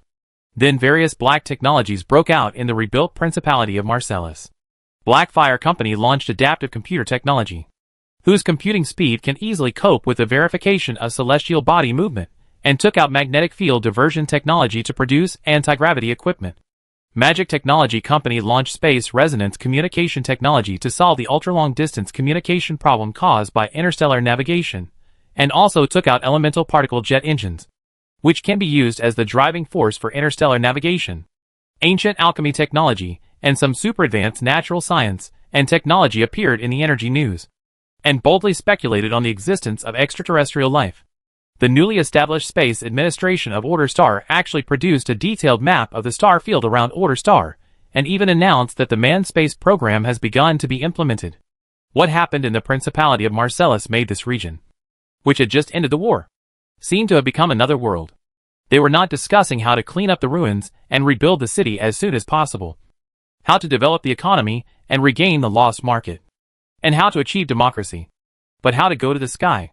If it was just shouting slogans, people in other countries would probably think that the people of Marcellus were crazy. But the technologies that suddenly appeared in this region were real. Blackfire Airlines recently publicly tested an airship. This manned airship easily flew to an altitude of 100,000 meters above the ground and took the first picture of the outline of the Order Star. When this photo was published in newspapers around the world, the whole world was boiling. On the streets of Saroying, there appeared a steam-guided air element floating locomotive, which was an experimental machine manufactured by the Magic Science Company. When this locomotive suspended above the ground and the four-wheeled carriage passed side by side on the streets of Saroying, it triggered a heated discussion around the world. All signs indicate that the Principality of Marcellus is experiencing an unreasonable explosion in the fields of magic alchemy and technology. Those airships and locomotives have been continuously argued by professional scholars from various countries, and they are not considered to be something that can be manufactured by the current magic technology of the Order Star. But they all appeared before our eyes, and more inventions were constantly introduced by Blackfire and magic technology. Scholars from various countries were amazed and attracted by the endless new technologies, and wanted to know how these two companies did it. Did they discover ancient magic heritage or extraterrestrial civilization relics in Marcellus? Think about the Blackfire company that suddenly rose up and had so many unheard of technologies. And think about the ancient ruins excavation plan carried out by the former Scarab company. There are also two technology companies that were originally competing, but they actually started a seamless cooperation. There are too many things that can be speculated. When the Space Administration of Order announced the launch of a space program to challenge the low Earth orbit, solicited technology from professional scholars from various countries, and proposed cooperation with relevant scientific research institutions, alchemists and scientists all over the world could not sit still. No one wanted to miss this feat that could be recorded in history when flying out of the planet. Chapter 531 Space Administration. The Space Administration of Order Star was established in the western suburbs of Saroying. Large tracts of farmland were expropriated, and the core area of nearly 100 square kilometers was now a large construction site. This was a huge investment by the Principality of Marcellus to stimulate the economy. Blackfire Company and Magic Technology Company provided funds and technology, and the Principality of Marcellus provided labor and land. The future Space Administration of Order Star will be shared by the three companies, and the first director will be Duke Whitehead. Duke Whitehead, who has handed over all his power, has devoted all his energy to the construction of the Space Administration. He actively contacted scientific researchers, organized workers to expand land, build airports, and first build several important roads. Although the Space Administration is not what it should be, several ultra-high-altitude airships donated by Blackfire have begun to take off in rotation, carrying the scientific researchers stationed there to collect data and conduct experiments under extreme conditions. Build, learn, and build at the same time. Duke Whitehead also modified one of the ultra-high-altitude airships, loaded it with the newly developed silver wings of magic science and the latest fighter jets of Blackfire, forming the first interstellar force of Order Star, and appointed Anne, who had left the Imperial Navy, as the commander of this interstellar force. Although the combat range of this interstellar force still cannot fly out of the gravity of the planet, and it is somewhat unworthy of the name, Duke Whitehead has unlimited expectations for this army of 3,000 people. Anne, who already knew that an interstellar war was approaching, seized every moment to train this interstellar army. She knew that Master Leong would never let this army stay in the airspace of 100,000 meters. The current training was to prepare for the formal entry into the orbit of the Order Star, or even the star field beyond. And according to the information leaked by the Avenue de Élysée, the equipment provided by the Blackfire Company and the Magic Science Company can enter the space with a little modification. After completing a flight training, and drove the Silver Wing to land on the temporary office building of the Space Administration. The entire construction site is full of such small buildings, which were built by magicians using magic and used for temporary accommodation in office. The newly produced Silver Wings of Magic Science Company incorporate the design concept of the Star Alliance single-soldier mecha, and the alchemy technology of the Great Tomb provides the support of magic rules, which enables the Silver Wing to have a certain space combat capability. The new magic thermonuclear makes steam generation more efficient. After passing through the gas magic engine, the steam produces an ionization effect and decomposes into oxygen and hydrogen. The oxygen and hydrogen then burn and erupt, allowing the Silver Wing to obtain higher kinetic energy. The mecha part uses a lot of Star Alliance technology. Many of the components cannot be produced by the Order Star, and the Great Tomb cannot manufacture them in large quantities, so they can only be imported through the Scarab Company. For example, the Joint Combat System. Before the Great Tomb gets the subspace database, buying is the only way to obtain it. The weapons retain the alchemical rifle used by the original Silver Wing. The Star Alliance's individual mechas concentrate on long guns and short guns, energy weapons, micro-missile launch matrices. A variety of weapon systems certainly give the Star Alliance's individual soldiers very strong firepower. But so many weapons installed in the limited mecha space itself is also an infringement of the mecha's protective capabilities. When designing this Silver Wing, the Magic Technology Company gave priority to the cost. The import part of the mecha is a large foreign trade expense. Saving a little here will give more Alliance credit points to purchase other necessities. In addition, the weapons cannot be overly dependent on imports. The Order Star's alchemical rifle does not have a big technical disadvantage. Only by constantly optimizing it can we establish our own individual weapon system.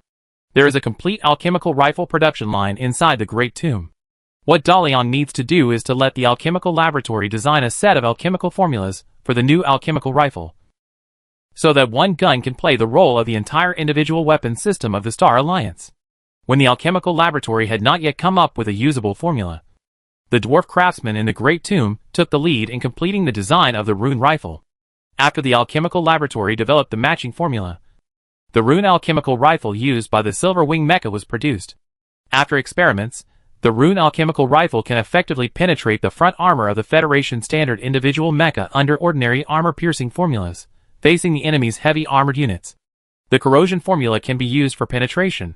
The bombing formula can be locked in advance at a certain distance to complete automatic guidance. In sniper mode, turning on Hawkeye can conduct beyond visual range attacks. In the case of data link sharing, a companion closest to the target can assist in aiming.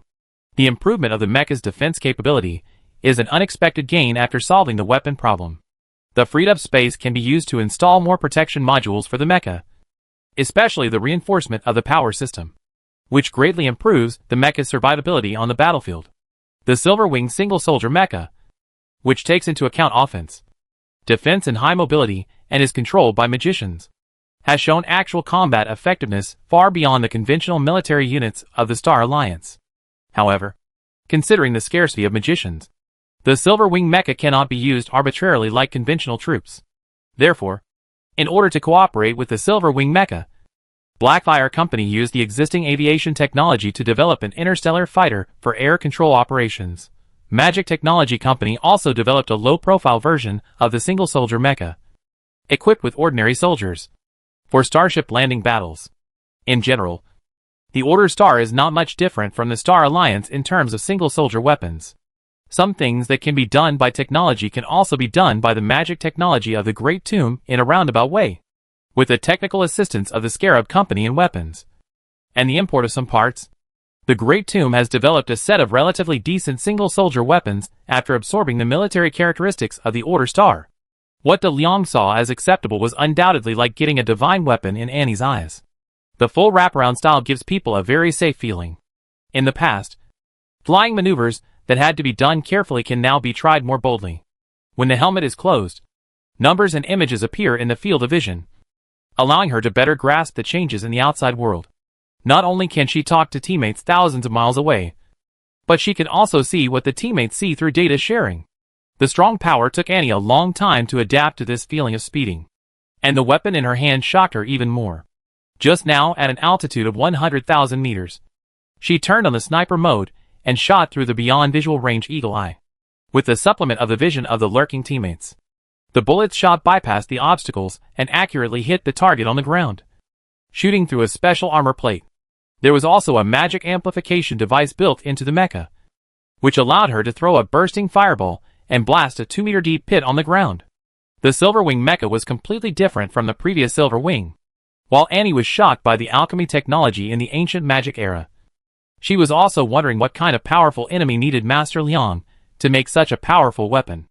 After disarming the mecha, the Silver Wings folded and formed a support with the feet. The front armor of the mecha unfolded, and Annie walked out of it, after the square mecha cabin was recovered. Annie handed the silver-wing mecha to the logistics maintenance personnel and walked into the office building of the Space Administration.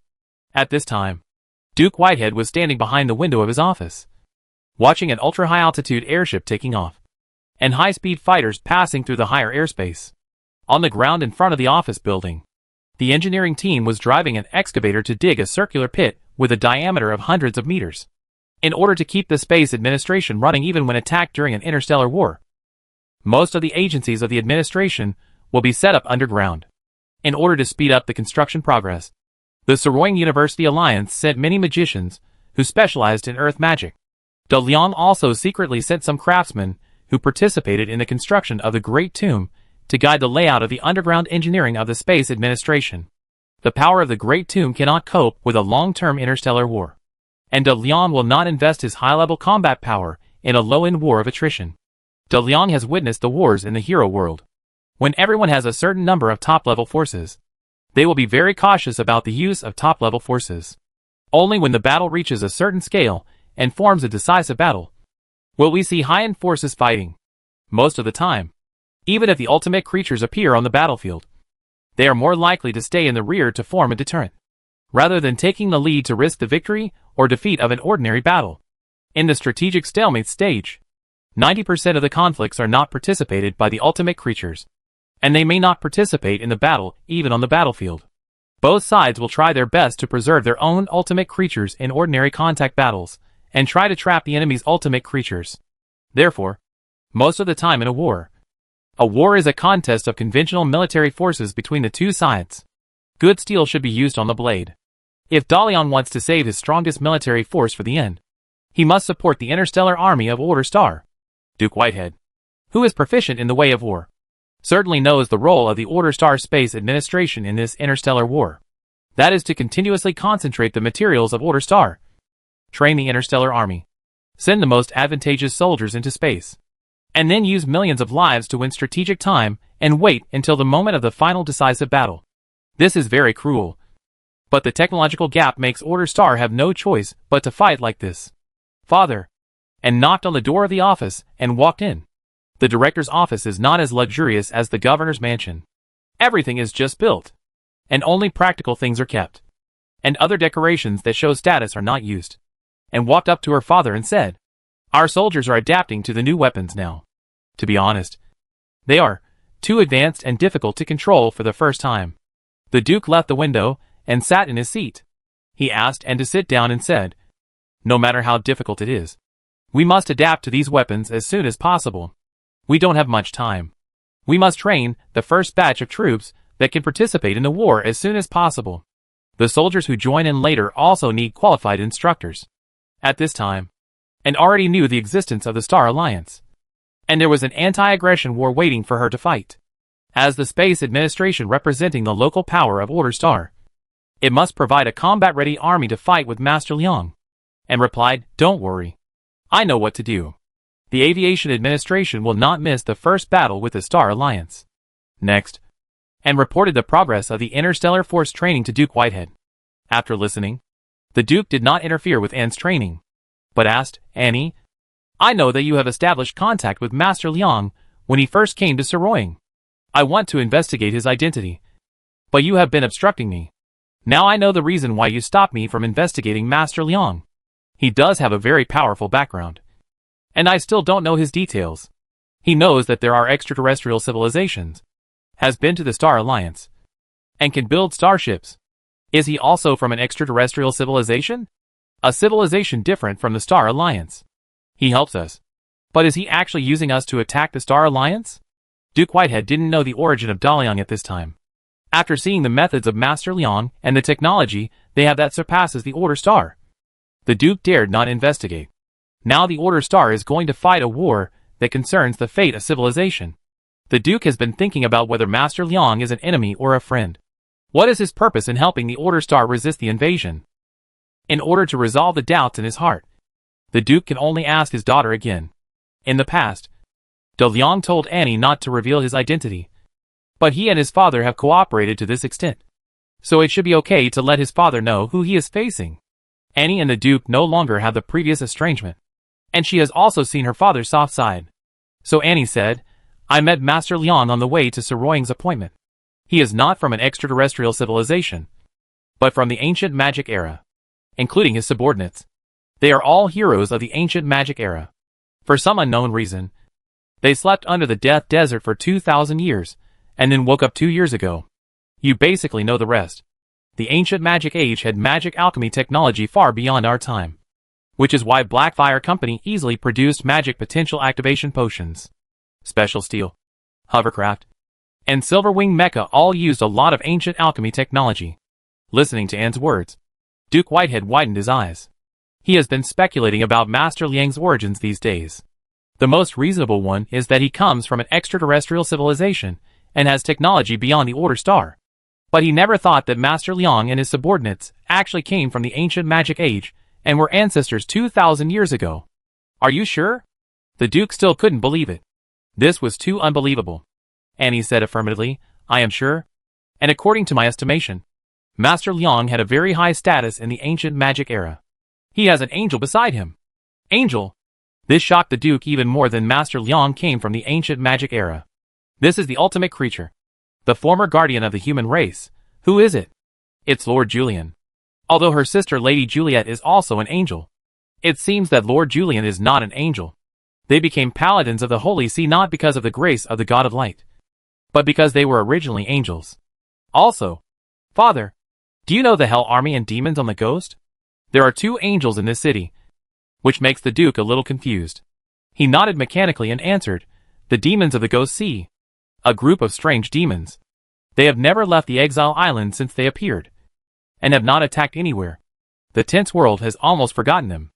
Annie's next words almost made the Duke faint. That's because Master Liang did not allow them to leave the Exile Island. The Hell Army and demons are our friendly forces. Chapter 532 Entering the Universe. It is surprising that a human from the ancient magic era has an angel by his side. But it makes sense. After all, angels were once the guardians of the human race. And there are records of powerful humans in the ancient magic era having angels following them. But how can a human command demons? What Duke Whitehead can't understand is that a group of demons actually obey a human with an angel by his side. Aren't demons and angels mortal enemies? The kind that will fight to the death when they meet. But if you don't believe that Master Liang can command demons, why do the demons stay on the Exile Island honestly? Who can make them obey willingly? The Duke of Whitehead was frightened by such an absurd thing. If what Anne said was true, then Master Liang must have been an extremely remarkable existence in the ancient magic era. Among the great beings recorded in history, which one would he be? The office fell into silence, and the Duke needed time to calm himself down. At this time, the newly installed communicator on the desk rang. My Lord Duke, Master Liang invites you to the number 1 base station for a meeting. The portal will open at your office teleportation point in 10 seconds. Miss Anne, Master Liang also invites you to the number 1 base station. Please come with my Lord Duke. As soon as the voice ended, a portal opened in a corner of the office. Duke Whitehead and Anne immediately packed their bags and walked into the portal one after another. Then the 2 of them appeared in a super high-altitude airship. Through the windows around the closed cabin, they could see the arc-shaped horizon of Order Star. Above the horizon was a deep sky, which was completely different from the sky seen on the ground. A group of people and materials ready to go to base station number 1 had gathered in the closed cabin. You can see the common intelligent creatures on Order Star, such as humans, elves, and orcs, as well as rare or disappeared intelligent creatures such as dwarves, minotaurs, and horned demons. What made the Duke and Anne feel even more uncomfortable was that there were undead here. Pale skeletons, shrunken zombies, terrifying knights in black armor. These public enemies, who are regarded by the whole world as blasphemers of the dead, stand with the living species here. Some undead are even talking to other creatures. My Lord Duke, Miss Anne, the Master sent me to take you to base station number 1. The vampire maid Rachel walked in front of the Duke of Whitehead. She saluted the 2 important guests of the Master and invited them to another passage. The Duke of Whitehead pointed to the nearby undead and asked, why are there undead here? They are the public enemies of all living species, and should be purified. Rachel looked at the undead and smiled. Death is the end of all living species, but it is the beginning of undead creatures. If you don't understand the undead, you will be afraid and repulsive to them. In fact, the undead are not scary. On the contrary, among all species, The undead are trustworthy and loyal. But rejection of the undead has been deeply rooted in the minds of the people of Order Star. And it is still difficult for the Duke to accept the existence of the undead around him. Rachel said helplessly, "My Lord Duke, I think you will have a great understanding of the undead in the future. For example, I have a part of the bloodline of the undead vampire race." Duke Whitehead and couldn't help but stare at Rachel with wide eyes. This person has the blood of the dead? How is she different from a normal human? Are you a vampire? Rachel replied, "I was originally a vampire. But under the transformation of the Master, I gained a part of the blood from hell. So my skin color is not as pale as that of vampires. There is nothing to discuss about my race. You two follow me. The shuttle to base station number 1 is ready. Please don't keep the Master waiting for a long time." "Okay. Let's go." The Duke did not dwell on Rachel's bloodline. Since both angels and demons appeared, he could accept seeing a strange race here. The personnel from the Great Tomb continued to wait for transfer here.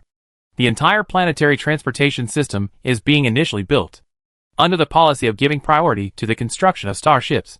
Some non-important transmissions naturally become a little delayed. Duke and, led by Rachel, walked through a corridor and boarded a Griffin planetary shuttle. Training Griffins to adapt to interstellar navigation is an important research project that the Great Tomb is perfecting. In the ancient magic era, Griffins fought for the control of the sky for the human race. Now, whether it is out of sentiment or theoretical support, the Great Tomb has not allowed the Griffins that have served the human race for countless years to become pets. Some Griffins that have completed speed adaptation training are placed in the Griffin planetary shuttle to adapt to the cosmic environment and act as drivers. The combination of Star Alliance virtual technology and the Great Tomb's spiritual magic technology has produced a batch of special flight helmets for the Griffins. After wearing the helmet, the Griffins can control the shuttle flight just like controlling their own bodies. After the Griffins adapt to the cosmic environment, they can officially take on the role of pilots of the Great Tomb's interstellar forces. Blackfire Company and Magic Technology Company are rushing to develop exclusive weapons for the Griffins. Currently, the Griffin attack aircraft and Griffin mecha have entered the experimental stage. The Griffin Knight and the Griffin will complete a new transformation. The rider's grasp of the battle situation and the Griffin's flying talent will once again guard the human sky. After knowing the existence of the Star Alliance, all the alchemical research forces in the Great Tomb were designing weapons and accumulating technology for future interstellar wars. When the technical personnel assisted by the Scarab Company arrived and reorganized the Magic Technology Company, some new weapons were quickly manufactured. Even though the traces of the forced combination of magic and technology are still very obvious, it is at least better than nothing. The Griffin shuttle that the Duke and Annie took was ejected into the planet's near-Earth orbit through the magnetic field. It can be seen here that the Order Star is a sphere, and there is a vast and boundless universe. This is a scene that can never be seen on the ground, which makes the mature and prudent Duke Whitehead completely ignore his identity and look out through the window of the shuttle like Annie. At the same time, he asked Rachel, who was accompanying him, "Is this the universe? Where is the number 1 base station?" As a maid who was responsible for picking up and dropping off guests beside De Leon, Rachel behaved very well like a servant of a wealthy family. She stood up and replied respectfully, "I'm sorry, Duke. I don't know if this place can be called the universe, because I just came here not long ago. I followed my master to the Star Alliance, and compared to that distant place, the section we walked was really too short. Like a baby learning to walk for the first time. He has just taken his first step." Base Station Number 1 is a starship manufacturing space station built by Blackfire Company. In the future, starships and some interstellar facilities will be built in Base Station Number 1. In the future, Base Station Number 1 will continue to expand and imitate the Star Alliance Starship Factory to realize the assembly line manufacturing of starships. In addition, Base Station Number 1 is also the core of the Order Star interstellar defense system. The protective layer deployed by Base Station Number 1 will intercept the enemy's attack for the first time. As for other functions, they will be added gradually in the future. Chapter 533 Base Station Number 1. What is that? When Duke Whitehead asked about the function of Base Station Number 1 in detail, and suddenly pointed out the window and shouted, "Several light spots are approaching us. They are angels." Really angels? How can there be so many angels? Hearing that there were angels, Duke Whitehead ignored his conversation with Rachel and immediately looked out the window. Against the background of the black universe, The angels emitting holy white light have already revealed their outlines. They are very fast and flew close to the Griffin shuttle in the blink of an eye. Now the angels can be clearly seen. They are in their full form, and their height is generally between 7 and 8 meters. Each angel was wearing white angel armor, with wide white wings spread out, and the holy energy left a long trail of light behind. Since the angels were close to the Griffin shuttle, the true number of angels could not be seen from the cabin. According to the Duke's estimation, there were more than 10 angels flying around him. More than 10 angels. Whitehead looked at, and, "Didn't you say that only Julian and Juliet were angels for Master Liang? How come there are so many here?" While Anne was shocked by so many angels, she could only shrug her shoulders in the face of her father's puzzled eyes, saying that she didn't know what happened and why so many angels appeared. Fortunately, Rachel explained in time, "This is the angel escort team sent by my master to escort the Duke's shuttle. The Duke represents the determination of Order Star to resist invasion and deserves the highest level of treatment." More than a dozen angels escorted him, and Duke Whitehead's vanity was immediately filled. Now, even if he jumped out from here, he would land on Order Star with a full load of honor that could be forever cast in the family history. Will these angels fight for us? How many angels are there? If the entire human race of Order Star knew that there were angels, they would definitely throw themselves into the war against the Star Alliance without hesitation. The Duke asked. Angels used to be the guardians of the human race. If they knew that there were so many living angels, it would definitely be a great encouragement to the human race on the Order Star and increase their confidence in resisting the invasion. Rachel replied, "The number of angels is still confidential. Your Excellency the Duke only needs to know that the number of angels in the Angel Legion under the Master is much larger than what you see. The Angel Legion is the first ultimate biological force to complete interstellar combat training, and is the main force to resist the invasion of the Star Alliance. When the interstellar forces of the Aviation Administration enter space combat, the Angel Legion can provide you with a certain degree of cooperation." Duke Whitehead didn't know the size of the Ultimate Creature's army. It certainly didn't reach the number of regular troops, but it definitely wasn't just a few dozen angels. Thinking that so many angels would become his allies and fight side by side with them, the Duke felt excited. But he still asked rationally, "But according to the propaganda of the Holy See, in the Theocracy era, the angels were loyal to the God of Light. How could Master Liang have so many angels?" Rachel said mockingly, "That's tampered history. According to our latest information, Cloud City united the forces of the Order World and finally defeated the God of Light and successfully sealed him." Duke Whitehead felt that he would definitely die of a heart attack. The news he learned today was really more exciting than the last. Before Whitehead could catch his breath, and shouted, "The God of Light was sealed. And the angels defeated God?" Rachel answered truthfully, "Yes, the angels defeated God.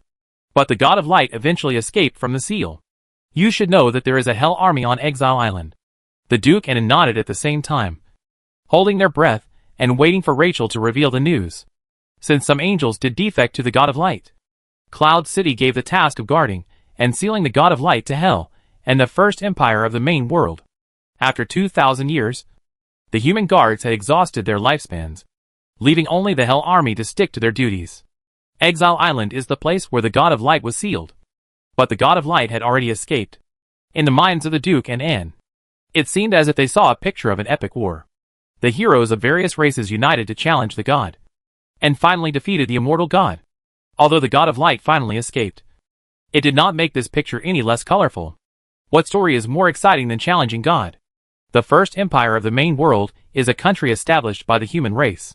It can bear the heavy responsibility of guarding the God of Light together with Hell, and must have participated in the war against God.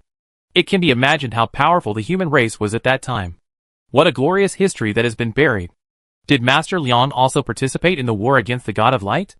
The Duke asked expectantly, but Rachel said regretfully, "No. The Master and us subordinates fell into a deep sleep the moment the theocracy began, and only woke up not long ago.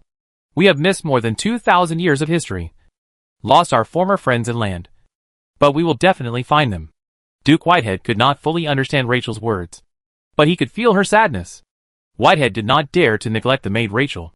The angels were escorting outside, and Rachel could sit here with him, which meant that her status in this group was higher than these angels. Master Liang said that this was the highest standard of welcome, which also shows that he values Rachel very much. Duke Whitehead did not continue to ask anything. He really got too much information this time. For his own health, and in order not to leave a bad impression on Rachel, he chose to remain silent and appreciate the universe and the holy angels outside. The Griffin shuttle entered the universe very quickly. Without waiting too long, they saw the number 1 base station, which was still under construction. The main body of the number 1 base station is a cylindrical space station. In the future, several orbiting islands will be added around the cylinder, and there will be smaller islands around the islands. In the future, the construction of starships will be concentrated on the islands, and each island will be responsible for a part of the starship. The islands complete the construction and splicing of modules during the revolution, and one revolution can produce a starship. The current number 1 base station is far from being able to produce starships in an integrated manner. Even the central axis has just started to function as a preliminary Star War command tower. Hundreds of thousands of mechanical skeleton soldiers work here. The adaptive computer research and development team led by Sir Charles and Minia has raised the work efficiency here to a higher level after obtaining the supercomputer of the Star Alliance. After the subspace database system is officially launched, the interstellar war logistics system of the Order Star can be established. Chapter 534 Mobilization Meeting. Due to the necessity of continuing to hide the Great Tomb and the need for a command center in the future, Daliang set up the Star Wars Command Center in Base Station Number 1. Base Station Number 1 is on the synchronous orbit directly above Saroyan, and is a space umbrella for the core of Order Star technology. The Griffin shuttle landed in the parking bay of Base Station Number 1, and a hovercraft took Duke Whitehead and Anne to the upcoming military meeting of the Great Tomb. After being allowed to enter the meeting room, Rachel earnestly told Duke Whitehead and Anne, "This is an internal meeting of the Blackfire Company. In similar occasions in the future, you must respectfully address my master as His Majesty." From what he saw and heard along the way, Duke Whitehead had guessed that Master Liang must have had an extremely high status in the ancient magic era. After hearing that Master Liang was to be addressed as His Majesty, he immediately asked in a low voice, "Miss Rachel, can I know Master Liang, no, His Majesty's status in the ancient magic era?" My master had many titles in the ancient magic era, and almost every title was worthy of being called His Majesty. The master does not care about these honors, and you will know the honors that the master has won in the future. Please enter the venue. All the adults are here. At this time, Duke Whitehead felt very nervous. Even when he was summoned by the Emperor of the Vlamic Empire for the first time, he did not have such a complicated feeling. With a pilgrimage-like mood, the Duke pushed open the door of the conference room and walked in. Entering the conference room, looking at the ancient heroes in the room, even though the Duke thought he was mentally prepared, he was still shocked by what he saw. Young Master Liang sat at the main seat of the long parliamentary table. The main seat was facing the door, and you could clearly see Julian in the form of a holy angel behind him. Julian was wearing a light golden holy angel armor, standing with his hands on the sword, and there was a drop of holy energy on his half-folded wings. Standing side by side with Julian behind Daliang was the evil angel Solomon. As one of Daliang's wings, Solomon was in charge of the Hell Code for the Devil King of Destruction, and was the executioner given to Daliang by Lucifer. He wore a silver-black armor of sin, and like Julian, he stood with his hands on the sword, his wings half-folded. Julian and Solomon represented Daliang's position between good and evil, and he stood in the middle, the guardian of order. Then look at the heroes sitting on both sides of the conference table. You can clearly identify the demons of hell, the angels of Cloud City, the fallen angels, the undead dragons, and various dragons, in addition to these ultimate creatures that have long disappeared in the theocracy. You can also see ogres, humans, dwarves, elves, undead, and some races whose names cannot be called on the conference table. No matter what their race is, they must be very powerful heroes to be able to sit together with a group of ultimate creatures. The conference room was surrounded by guards of honor, all fully armed ultimate creatures. The pressure emanating from the strong men seemed to be able to fill the conference room. Daliang pointed to the 2 empty seats on his right and said, "Duke Whitehead, Miss Anne, please sit here. The combat meeting against the Star Alliance is about to begin, and unnecessary etiquette can be omitted." "Yes, Your Majesty." The Duke and saluted Daliang, then walked around the conference table and sat beside Daliang. After Daliang nodded and greeted the two, he asked the general he relied on, "The Ogre Kuka, the 10 urgently built interstellar battleships have been delivered to you. Tell me how you feel after using them. Also, What do you think about this war? You can tell everyone, especially the chief officers of the Alchemy Technology Department.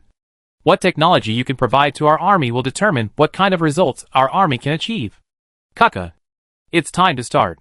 While Kaka was organizing his speech, De Leon whispered to Duke Whitehead, Ogre Kaka is a 15th level hero. He has followed me to fight for a long time, and has never been defeated. The conventional interstellar combat forces, under the Blackfire Company, will be commanded by General Kaka. In the future, the Order Star Space Administration will definitely have a lot of exchanges with General Kaka on military cooperation. After the meeting, you can talk to Kaka about military cooperation. Listening to De Liang's introduction, Duke Whitehead looked at the unprepossessing ogre.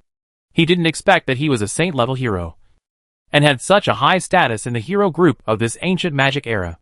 The Duke whispered back, Yes, Your Majesty. I will definitely ask Lord Kaka for advice seriously.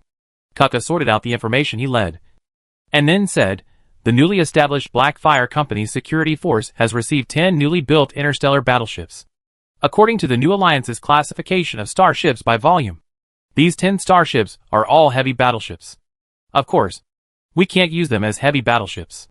While Kaka was speaking, images of 10 newly commissioned starships and their respective names were projected above the conference table. According to the shipbuilding guidance proposed by De Leon, that the deterrence of starships is the priority. The size of these 10 starships is comparable to the Rafale Star Cruiser of the Scarab Company. In addition, the names of these 10 starships are also very deterrent. Soul Eater-class Psychic Storm Attack Ship. The shape of the Psychic Storm Attack Ship is similar to a tilted and flat transmission tower, with a rotating horn-shaped mental magic generator in the front half of the ship. Since the dormancy potion invented by the Prophet for the Star Alliance will become ineffective within the scope of the Order Star field, it will cause the Earthlings to be unable to log off and return to the Earth side through the dormancy capsule. De Leon will not tell the truth about the potion problem. He has already told the Scarab Company, We know the reason why you can't return to Earth on the Order Star, and have obtained this technology. In the future, if the Star Alliance people want to return to Earth normally within the scope of the Order Star field, they can only use the equipment we provide. After the Star Alliance's wormhole station officially opens the route to the Order Star, he will tell the Star Alliance, You can't log off within the Order Star field because my Soul Devourer-class Psychic Storm Attack ship is working. The Star Alliance will not link the reason for not being able to go offline to the dormancy potion they have used for more than 2,000 years. If they can't find the reason, they can only accept the statement of the King of Destruction, and the strategic deterrence will work. Of course, the founding family guardian heroes all come from the world of order, and each of them is an authority in magic. In order not to show their feet in front of such heroes, the Soul Eater-class Psychic Storm Attack ship does have a very powerful mental attack ability. When the first batch of starships were manufactured, the heroes of the Great Tomb made many plans for their attack methods. But when De Leon and his party came back from the Star Alliance for an inspection, they basically rejected all of them. The effective attack range of ordinary Star Alliance starships is 0 to 300 million kilometers. But considering the attenuation of energy weapons in actual combat, the kinetic energy consumption in the guidance of live ammunition weapons, and many other factors such as hit rate, the battle between starships must be closer. But it is still farther than magic. Before the conventional attack magic solves the release distance problem, it is not suitable for dogfighting with the Star Alliance fleet in the universe. Compared with conventional attack magic, mental magic, as a waveform spell, has a longer transmission distance and can exist for a long time. Although mental magic will have a great effect reduction at a long distance, as long as it exists, it can disgust you if it can't kill you. In the wars of the ancient magic era, spiritual magic was mostly used to destroy the morale of enemy soldiers. Let the enemy soldiers have all kinds of negative emotions. If there is no corresponding spiritual spell to deal with, a powerful army can become a weak shrimp in an instant. In the early days of resisting the invasion of the Star Alliance, the Order Star did not think about how to play a beautiful attack and defense. De Leon made it very clear at the beginning. Just take the beating. Protect your own vital points. Maintain trade with allies. Take the beating for 10 or 20 years. And wait for the new generation to grow up before you have the qualifications to fight back. Therefore, it is not in line with the strategy to equip the defensive starship with too powerful attack magic. Mental magic is good. After the Star Alliance invasion fleet has experienced the baptism of mental skills, they will be suspicious from then on. This invisible and undetectable spell will make the Star Alliance soldiers not know whether they are under magic and fall into suspicion of whether they are under magic. This is more deterrent than any offensive and defensive spells. The Soul Eater class Psychic Storm attack ship was born in this state. After receiving these 10 attack ships, Kukka's army immediately tested the performance of the starship. He also reported the test results to the heroes of the Great Tomb in detail at this meeting. After the Soul Eater class Psychic Storm attack ship was delivered to the company's security forces, we have been releasing psychic shock magic at full power to the outside of the Order Star. After the magic energy is focused, the maximum coverage distance can reach 200 million kilometers. Of course, the psychic magic has no effect when it is transmitted here. The force field shield generator equipped by the Soul Eater class Psionic Storm attack ship can basically reach the defense index we set. However, since there are low-level heroes within the Star Alliance, the Monarch of Lamentation was once the first monarch of the Kingdom of Death. We cannot have too high hopes for the damage of mental magic to the Star Alliance army. It may only have a psychological effect and can only be used as a deterrent rather than an offensive means. Even if our strategy is defense, defense without offensive capabilities cannot be maintained. In addition to the mental magic generator, the offensive method of the Soul Eater class Psionic Storm attack ship is the ultra-long distance troop transmission of the Stargate. Our individual combat power is not much inferior to the same level combat units of the Star Alliance. However, our conventional forces do not have an effective means to destroy a starship, and the ultimate biological core is not suitable for this kind of suicide attack. With the gradual improvement of Stargate technology, the Blackfire Company's security forces have initially acquired the ability to transmit and deploy troops over long distances.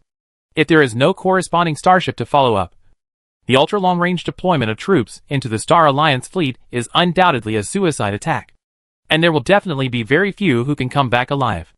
After being equipped with new weapons, the soldiers of the Blackfire Company and the interstellar forces of the Order Star can fight against the Star Alliance soldiers without any disadvantages. But killing the Star Alliance soldiers is meaningless. Only by destroying their starships can they feel distressed and dare not approach the Order Star at will. The ultimate creatures have the ability to destroy starships, but Daliang is absolutely unwilling to use his ultimate creatures legion to fight such a war of attrition. After hearing Kukka's proposal, Daliang asked Princess Xiling, "Can your highness help Kukka solve the problem of the Blackfire Company's security forces' insufficient ability to attack starships?" While Princess Xiling was preparing to answer, Daliang introduced Duke Whitehead. "You should know Vice Dean Xiling of the Pure Magic Academy. Her real identity is the princess of the Fairy Dragon clan. Fairy dragons are newly born 15th level dragons. They have very high magic talents, and there is almost no magic they don't know. Princess Xiling leads a group of alchemy masters of the Fairy Dragon clan, specializing in the development of new magic and alchemy research at the Blackfire Company. At the same time, Xiling Company is also responsible for the Magic Science Laboratory of the Magic Science Company. She is an alchemy master that I rely on very much. I hope that the Duke will understand that we are equally powerful when he sees the strength of the Star Alliance. We are not short of top magicians and alchemists now, but we lack time for them to perform." The main purpose of Daliang inviting Duke Whitehead this time is to strengthen his confidence in fighting this interstellar war. Let him know that the Blackfire Company has more than just 10 hastily built starships, and it is not just to drag the war until the internal instability of the Star Alliance. And pray for peace. The Order Star has the hope of winning this war with its own ability, and it can survive the most difficult period. After hearing Daliang say that Xiling was a fairy dragon that was born at level 15, Duke Whitehead could no longer hear what the humanoid magic dragon was saying, and he felt his whole head buzzing. Are there creatures that are born at level 15? The ultimate creatures in the ancient magic era refer to creatures that are born at level 13 and 14. They stand at the top of the pyramid of biological levels, and there is no higher level than them, so they are called ultimate. Even the 15th level holy angels and 15th level demon lords are promoted from the 14th level archangels and 14th level demons. The highest level of angels at birth is level 14. Level 14 is already the top. How can there be creatures at level 15 at birth? How strong can they be? At this time, the Duke looked at Princess Xiling with awe. The power limit of the Order Star is now equivalent to level 14 creatures, but they are born at level 15. What's more terrifying is, there is a group of fairy dragons at level 15 working for Master Liang at the Blackfire Company. They mastered the most advanced magic and alchemy technology in the ancient magic era. and created their own starship in a short time. The Duke believed that as long as they were given more time, they would definitely be able to create a real starship. Looking at the angels, demons, dragons and heroes who have reached level 15, Duke Whitehead is full of confidence in the war ahead. He whispered to Daliang, "Your Majesty, you can command so many powerful heroes. In the ancient magic era, were you also a law-level hero?" Daliang smiled mysteriously and said, "I am also a law-level hero now." Chapter 535 Whitehead's Mission. When he heard young Master Liang admit that he was at the law level, Duke Whitehead finally couldn't hold on and fainted. Today, he heard too much information beyond his capacity to bear. And every piece of information that was spread out could blow up the whole world. In this conference hall, all the tables were at level 15. And only level 14 could qualify for a station. There was also a level 16 law-level hero, who raised the tone of the meeting to a higher level. The highest professional level of Duke Whitehead was only level 10. And sitting here, the pressure was extraordinary. However, Duke Whitehead didn't faint for too long. After a warm current flowed through his body, his mind was focused, and he woke up again. Opening his eyes, the Duke saw that all the heroes in the venue were looking at him. He realized his gaffe and immediately explained to Daliang, "I'm sorry, Your Majesty. Today's knowledge is really more than my life experience. I saw the heroes from the ancient magic era, which was the greatest and most magnificent era. You not only represent strength, but also the honor we have forgotten. I believe that our magic civilization is not behind any civilization in the universe. With Your Majesty who masters the law and so many outstanding heroes, there is no possibility that we will lose this war. As the younger generation, as the heirs of the main plane of the Order world, the Order Star will continue to pass on the honor left to us by our ancestors. I, Whitehead, swear on my family honor that the Whitehead family is willing to fight for His Majesty until the last member of the family. Although the Vlamink Empire is already backward in terms of system, the conservative nobles attach great importance to the family honor, which is why the empire has not declined rapidly." Whitehead made this oath, which means that the prosperity of the family is all on the side of the ancient heroes. If they win the Star Alliance, the Whitehead family will definitely be the most powerful family on the Order Star. If they lose, the family will naturally be wiped out. Daliang was very satisfied with the statement of Duke Whitehead. Just managing the Great Tomb and the Black Fire Company made him too busy. With such a large planet given to him, he really didn't know how to start. He also couldn't waste his energy dealing with trivial matters between countries and races on Order Star. Daliang only wanted results for Order Star. That is, whatever materials I want must be delivered to the designated location on time and in quantity. I want as many troops as I want. And I must have as many trained soldiers ready to be deployed at any time. As for how to collect and transport materials, how to recruit and train soldiers in the process, he didn't care at all. Therefore, although the position of Duke Whitehead as the director of the space administration was prominent, it was also a hard job, especially when the war was the most difficult. No matter how many people had died, he had to train the troops with quality and quantity. And there could be no big chaos inside Order Star without sufficient ability and determination to die in office. "You can't stay in this position," Daliang said to Duke Whitehead. "Not all Star Alliance members are our enemies. The founding company wants to divide us up. But although the founding company rules the Star Alliance, the Star Alliance is a very loose organization, and the founding company has very little control over the Star Alliance.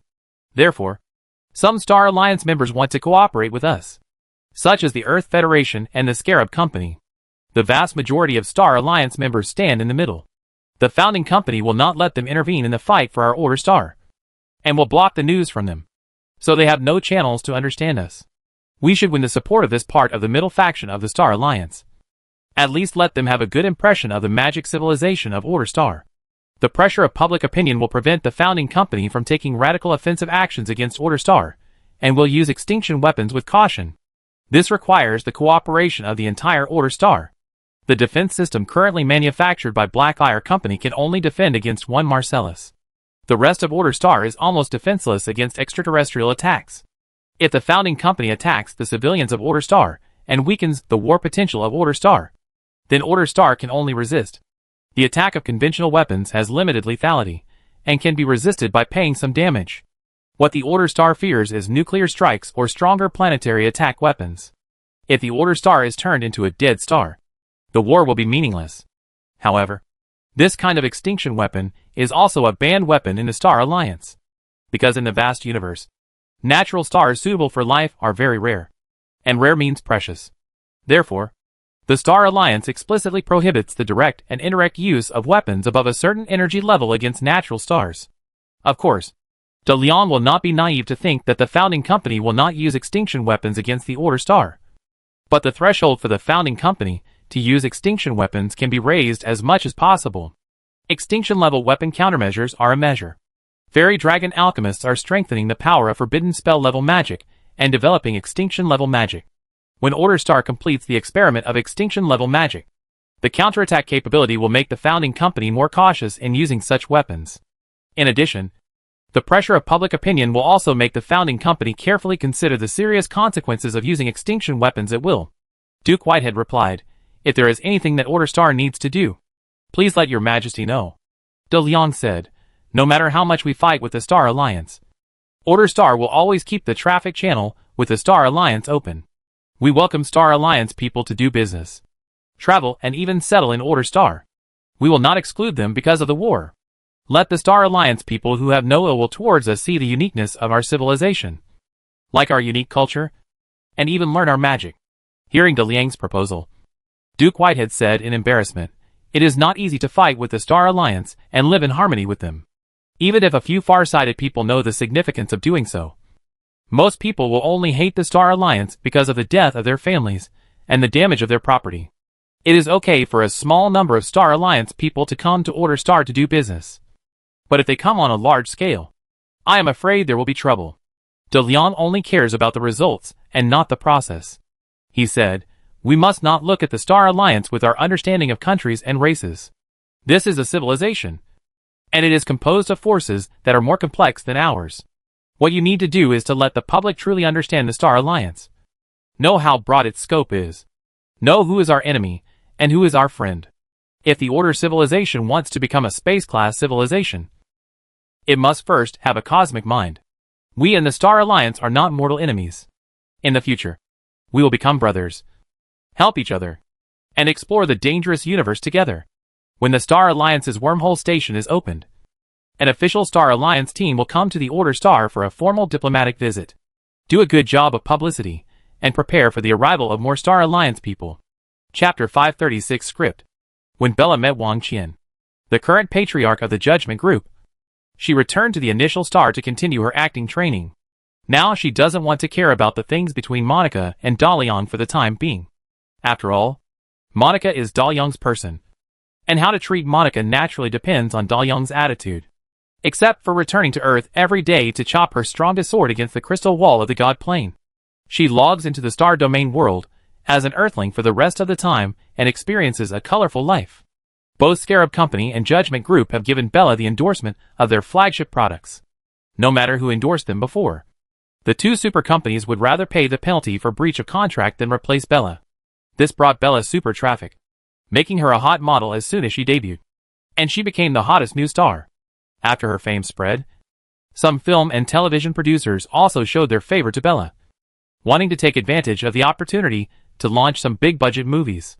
But Bella rejected all the scripts sent to her, after she came up with the idea of making a movie about the orderly world. This idea was unstoppable, after her agent helped her find a screenwriter. Under Bella's narration, a script that can be called the autobiography of Sacred Bella was completed. A magical world with multiple dimensions connected, divided into two camps. Good Camp, Heroic World, Magical Realm, World Factory, Stone Wilderness.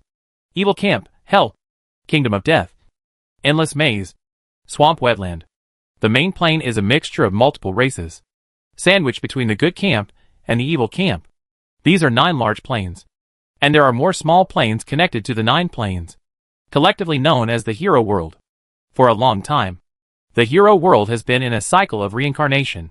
The war between the Good Camp and the Evil Camp has brought disaster to the world. When both sides are unable to fight anymore, the Hero World enters a recuperation period.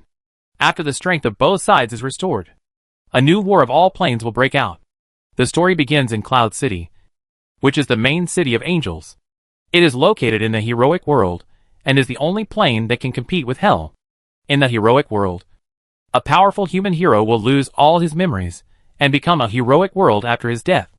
The heroic will be trapped in his own story, repeating his life experience, and will continue to exist because of a certain obsession. And when one day, the hero's only remaining obsession is eliminated, the story ends. The hero will disappear forever. And then an angel will be born in the birth pool of Cloud City. In a war across all planes, Satan led the army of hell to bring the flames of war into the world of heroes.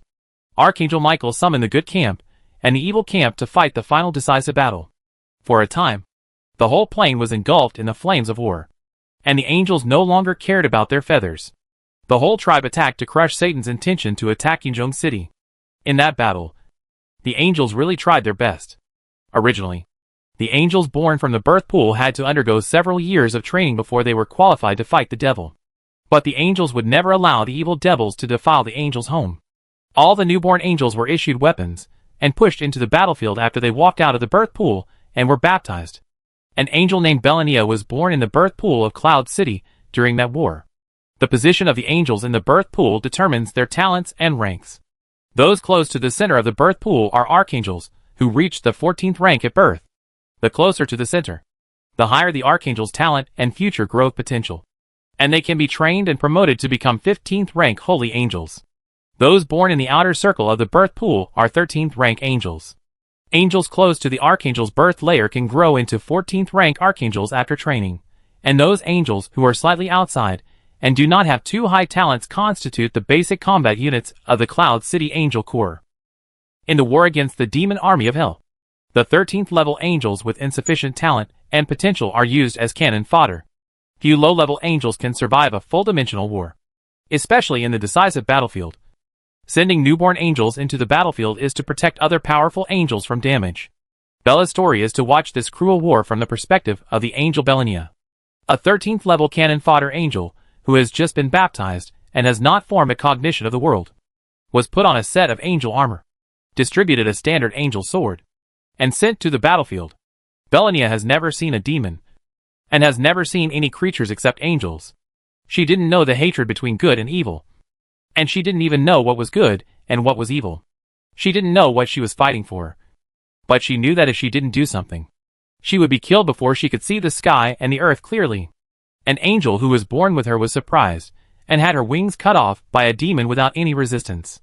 Seeing her fallen companion reaching out for help, Belania rushed towards the demon, who was rushing towards her regardless of the difference in strength. After completing the first script, Bella couldn't hold on and chose to take a vacation. Among the 10 angels who were born together, only she survived the war. She remembered how each of her companions died in the war. She also deleted half of her name and changed it to Bella, leaving the other half of her name and her companions in that war. Miss Bella, was the war at that time really so tragic? Wang Yi looked at the script and knew that Bella in the story was herself. Wang Yi knew how powerful the 13th level angels and 14th level archangels were. Although she had obtained the power of the King of Destruction, she might not be able to defeat an ordinary angel. And such a powerful angel was just a cannon fodder that was sacrificed at will in the decisive battle of all planes in the hero world. You can imagine what the whole world was like. It is definitely a doomsday catastrophe. Bella replied, I am just a participant in the war. Compared with the entire war, what I experienced is simply insignificant. And such wars are repeated in the hero world like a spell. The good camp wants to destroy the evil camp, and the evil camp wants to destroy the good camp. No one can end this reincarnation. No one can end this war that I hate. Until he appears. Who? Wang Yi asked. In her opinion, the opposition between good and evil is unsolvable. The low-level heroes cannot be killed. After they recuperate and recover their strength, they will definitely come back to fight again. It's Daliang. You can call him the Devil of Destruction, or the Pioneer, or of course, Father. Bella said calmly. He personally ended the heroic world of the struggle between good and evil, and established the world of order led by the 3 order planes. He realized my dream, and he is the only person I am willing to draw my sword and fight for. Chapter 537 History. But he is a player. How did he do it? After returning from Naiwen City, Wang Yi told the Whisperers of Shattered Moon that she had established a connection with the Destroyer of Order Star, and that the Destroyer invited the Earth Federation to visit Order Star. Her position in Shattered Moon was greatly consolidated, And with the support of Scorpio, she also had a little power. Then Wang Yi used her authority to find some information about the virtual game Hero World. Pioneer is one of the countless players in Hero World. However, according to the information, Pioneer is indeed a top player in Hero World. And the Judgment Corps he led was one of the top 10 player corps at the time. His own strength is also very strong. And he was listed separately in the Eye of Insight ranking. And there are only 8 players who are qualified to be listed separately. And he is the founder of the University Alliance Guild, the core lord of the Northern Lords Alliance of the Huagua region, and the backbone of the East Asian Alliance. He is also the only player in the game whose title has reached the Prince level. As a player, the Pioneer's achievement is at the top, and there are almost no players who can match him. But this is only at the player level. From the beginning of the operation of the Hero World to the time when the Hero World broke through the boundaries of the universe and entered the general universe from the virtual universe, the players did not touch the core plot of the entire game. In the main battlefield of the good camp and the evil camp, the player's strength is not qualified to participate at all. That is, they can only play in the peripheral battlefield. Going deep into the main battle plot is to die. There are really ultimate creatures everywhere. The Pioneer showed in the game that his strength was concentrated in the main plane. He was very strong at the player level. But he would definitely be a dead giveaway if he went deep into the War of All Planes. And there was no record that the Judgment Legion he led had participated in the war between the good camp and the evil camp. So how did a player with limited strength become the master of hell? The destroyer of the world? How did he end a War of All Planes that was in full swing and make so many low-level bosses abide by the order world he established? If Bella hadn't been right in front of him, Wang Yi would never have believed such an absurd statement. I'm afraid no one in the entire Star Alliance would believe that the person who brought the Hero World into the general universe was a player. But the Pioneers are now bringing the Earth into the general universe. Talking about Daliang, Bella, who was lost in memories, felt a little better. She was born in war, so she hated the constant battle between good and evil. In response to Wang Yi's question, Bella said, I don't know how he did it. Everything he did is a miracle, including what he is doing now. Okay, let's not talk about the past. Both the Judgment Group and the Scarab Company are willing to invest in this movie.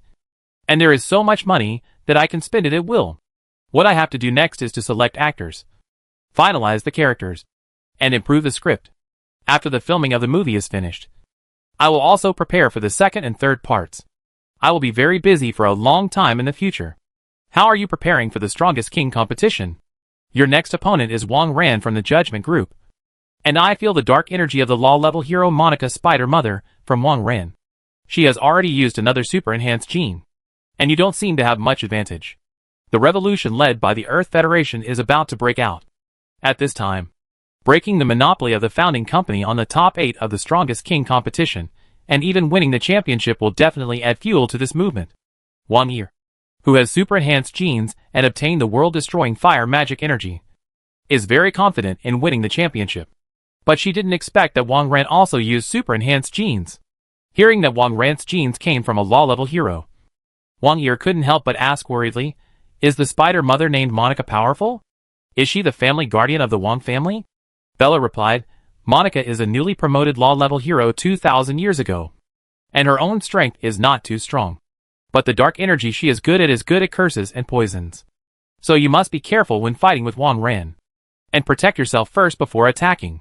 The Spider Mother's offensive and defensive capabilities are not strong.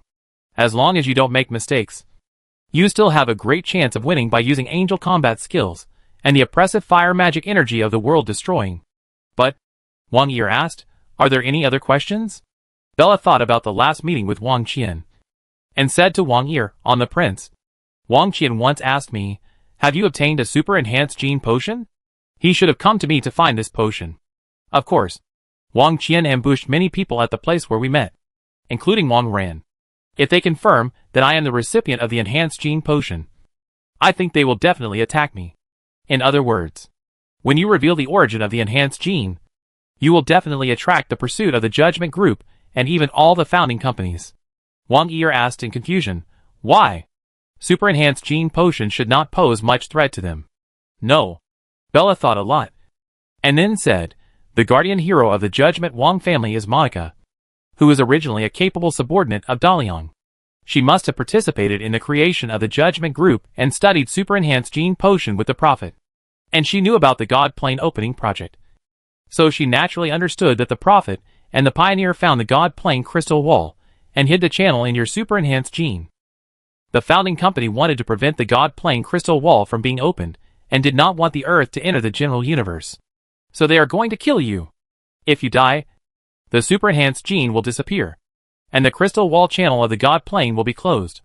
If Wang Ran can't kill you, I think the guardian hero of the founding family will come to do it personally. Hearing that the guardian heroes are going to kill him, Wang Yi asked, if I die, will it really cause the crystal wall channel of the God Plane to be closed? Bella replied, no. The prop to open the crystal wall channel of the God Plane is the Order Master. Now the Order Master is in my hands, and you are no longer the only way to the crystal wall channel of the God Plane. But we can't let them know that I opened the crystal wall of the God Plane on the Earth side. The main force to open the crystal wall of the God Plane is the will of the Earth to break through the limitations of the universe. I am just the intermediary of the crystal wall of the God Plane. If there is a big chaos on the Earth, it will inevitably affect the opening of the crystal wall of the God Plane. My meeting with Wang Qian was already a mistake. Fortunately, as long as I continue to disguise myself and do not take the initiative to provoke those family guardians, they will not provoke me casually. Therefore, you must not fall into the hands of those family guardians. And you must not let them know what the situation of the crystal wall of the God Plane is now. Chapter 538 Promotional Tournament. If Wang Yi doesn't participate in the Strongest King tournament, she can continue to conceal the fact that she has obtained the Super Enhanced gene, and her safety will not be threatened in the short term. But the Strongest King tournament is no longer just the honor of the Scarab Company. It involves too many things. There is confirmed news that the wormhole station leading to the Order Star is likely to be officially delivered and put into use during the quarterfinals of the Strongest King tournament. The founding company will focus all its attention on the Destroyer Demon King at that time. The Earth Alliance decided to launch the Star Alliance's slave liberation movement during the quarterfinals of the Strongest King tournament, in order to break the unchallengeable and invincible image of the founding company. This revolution requires Wang Yi to play a vigorous game to enhance the confidence of the Free Army to win. Bella did not make any suggestions on whether Wang Yi should play this game. She was only responsible for teaching Wang Yi combat skills and the use of fire magic. After careful consideration, Wang Yi decided to take the risk to participate in the war. If Wang Ran used the dark energy of the Super Enhanced gene, Wang Yi would not hesitate to use the fire magic energy from the Destroyer Demon King. At that time, the entire Star Alliance will see real magic. The existence of orderly civilization will quickly spread throughout the Star Alliance. The Star Alliance people will know the secret of the founding company's ability to stand for 2,000 years. Another way to become stronger is in front of them. All Star Alliance companies and Star Alliance people will definitely try their best to go to the Order Star, regardless of whether the Destroyer Demon King can stop the founding company. The founding company will not be able to enjoy this magic civilization alone. In the following days, Wang Yi lived on the mist while Bella's movie was still being prepared. Wang Ran's information about the Super Enhanced gene put a lot of pressure on her.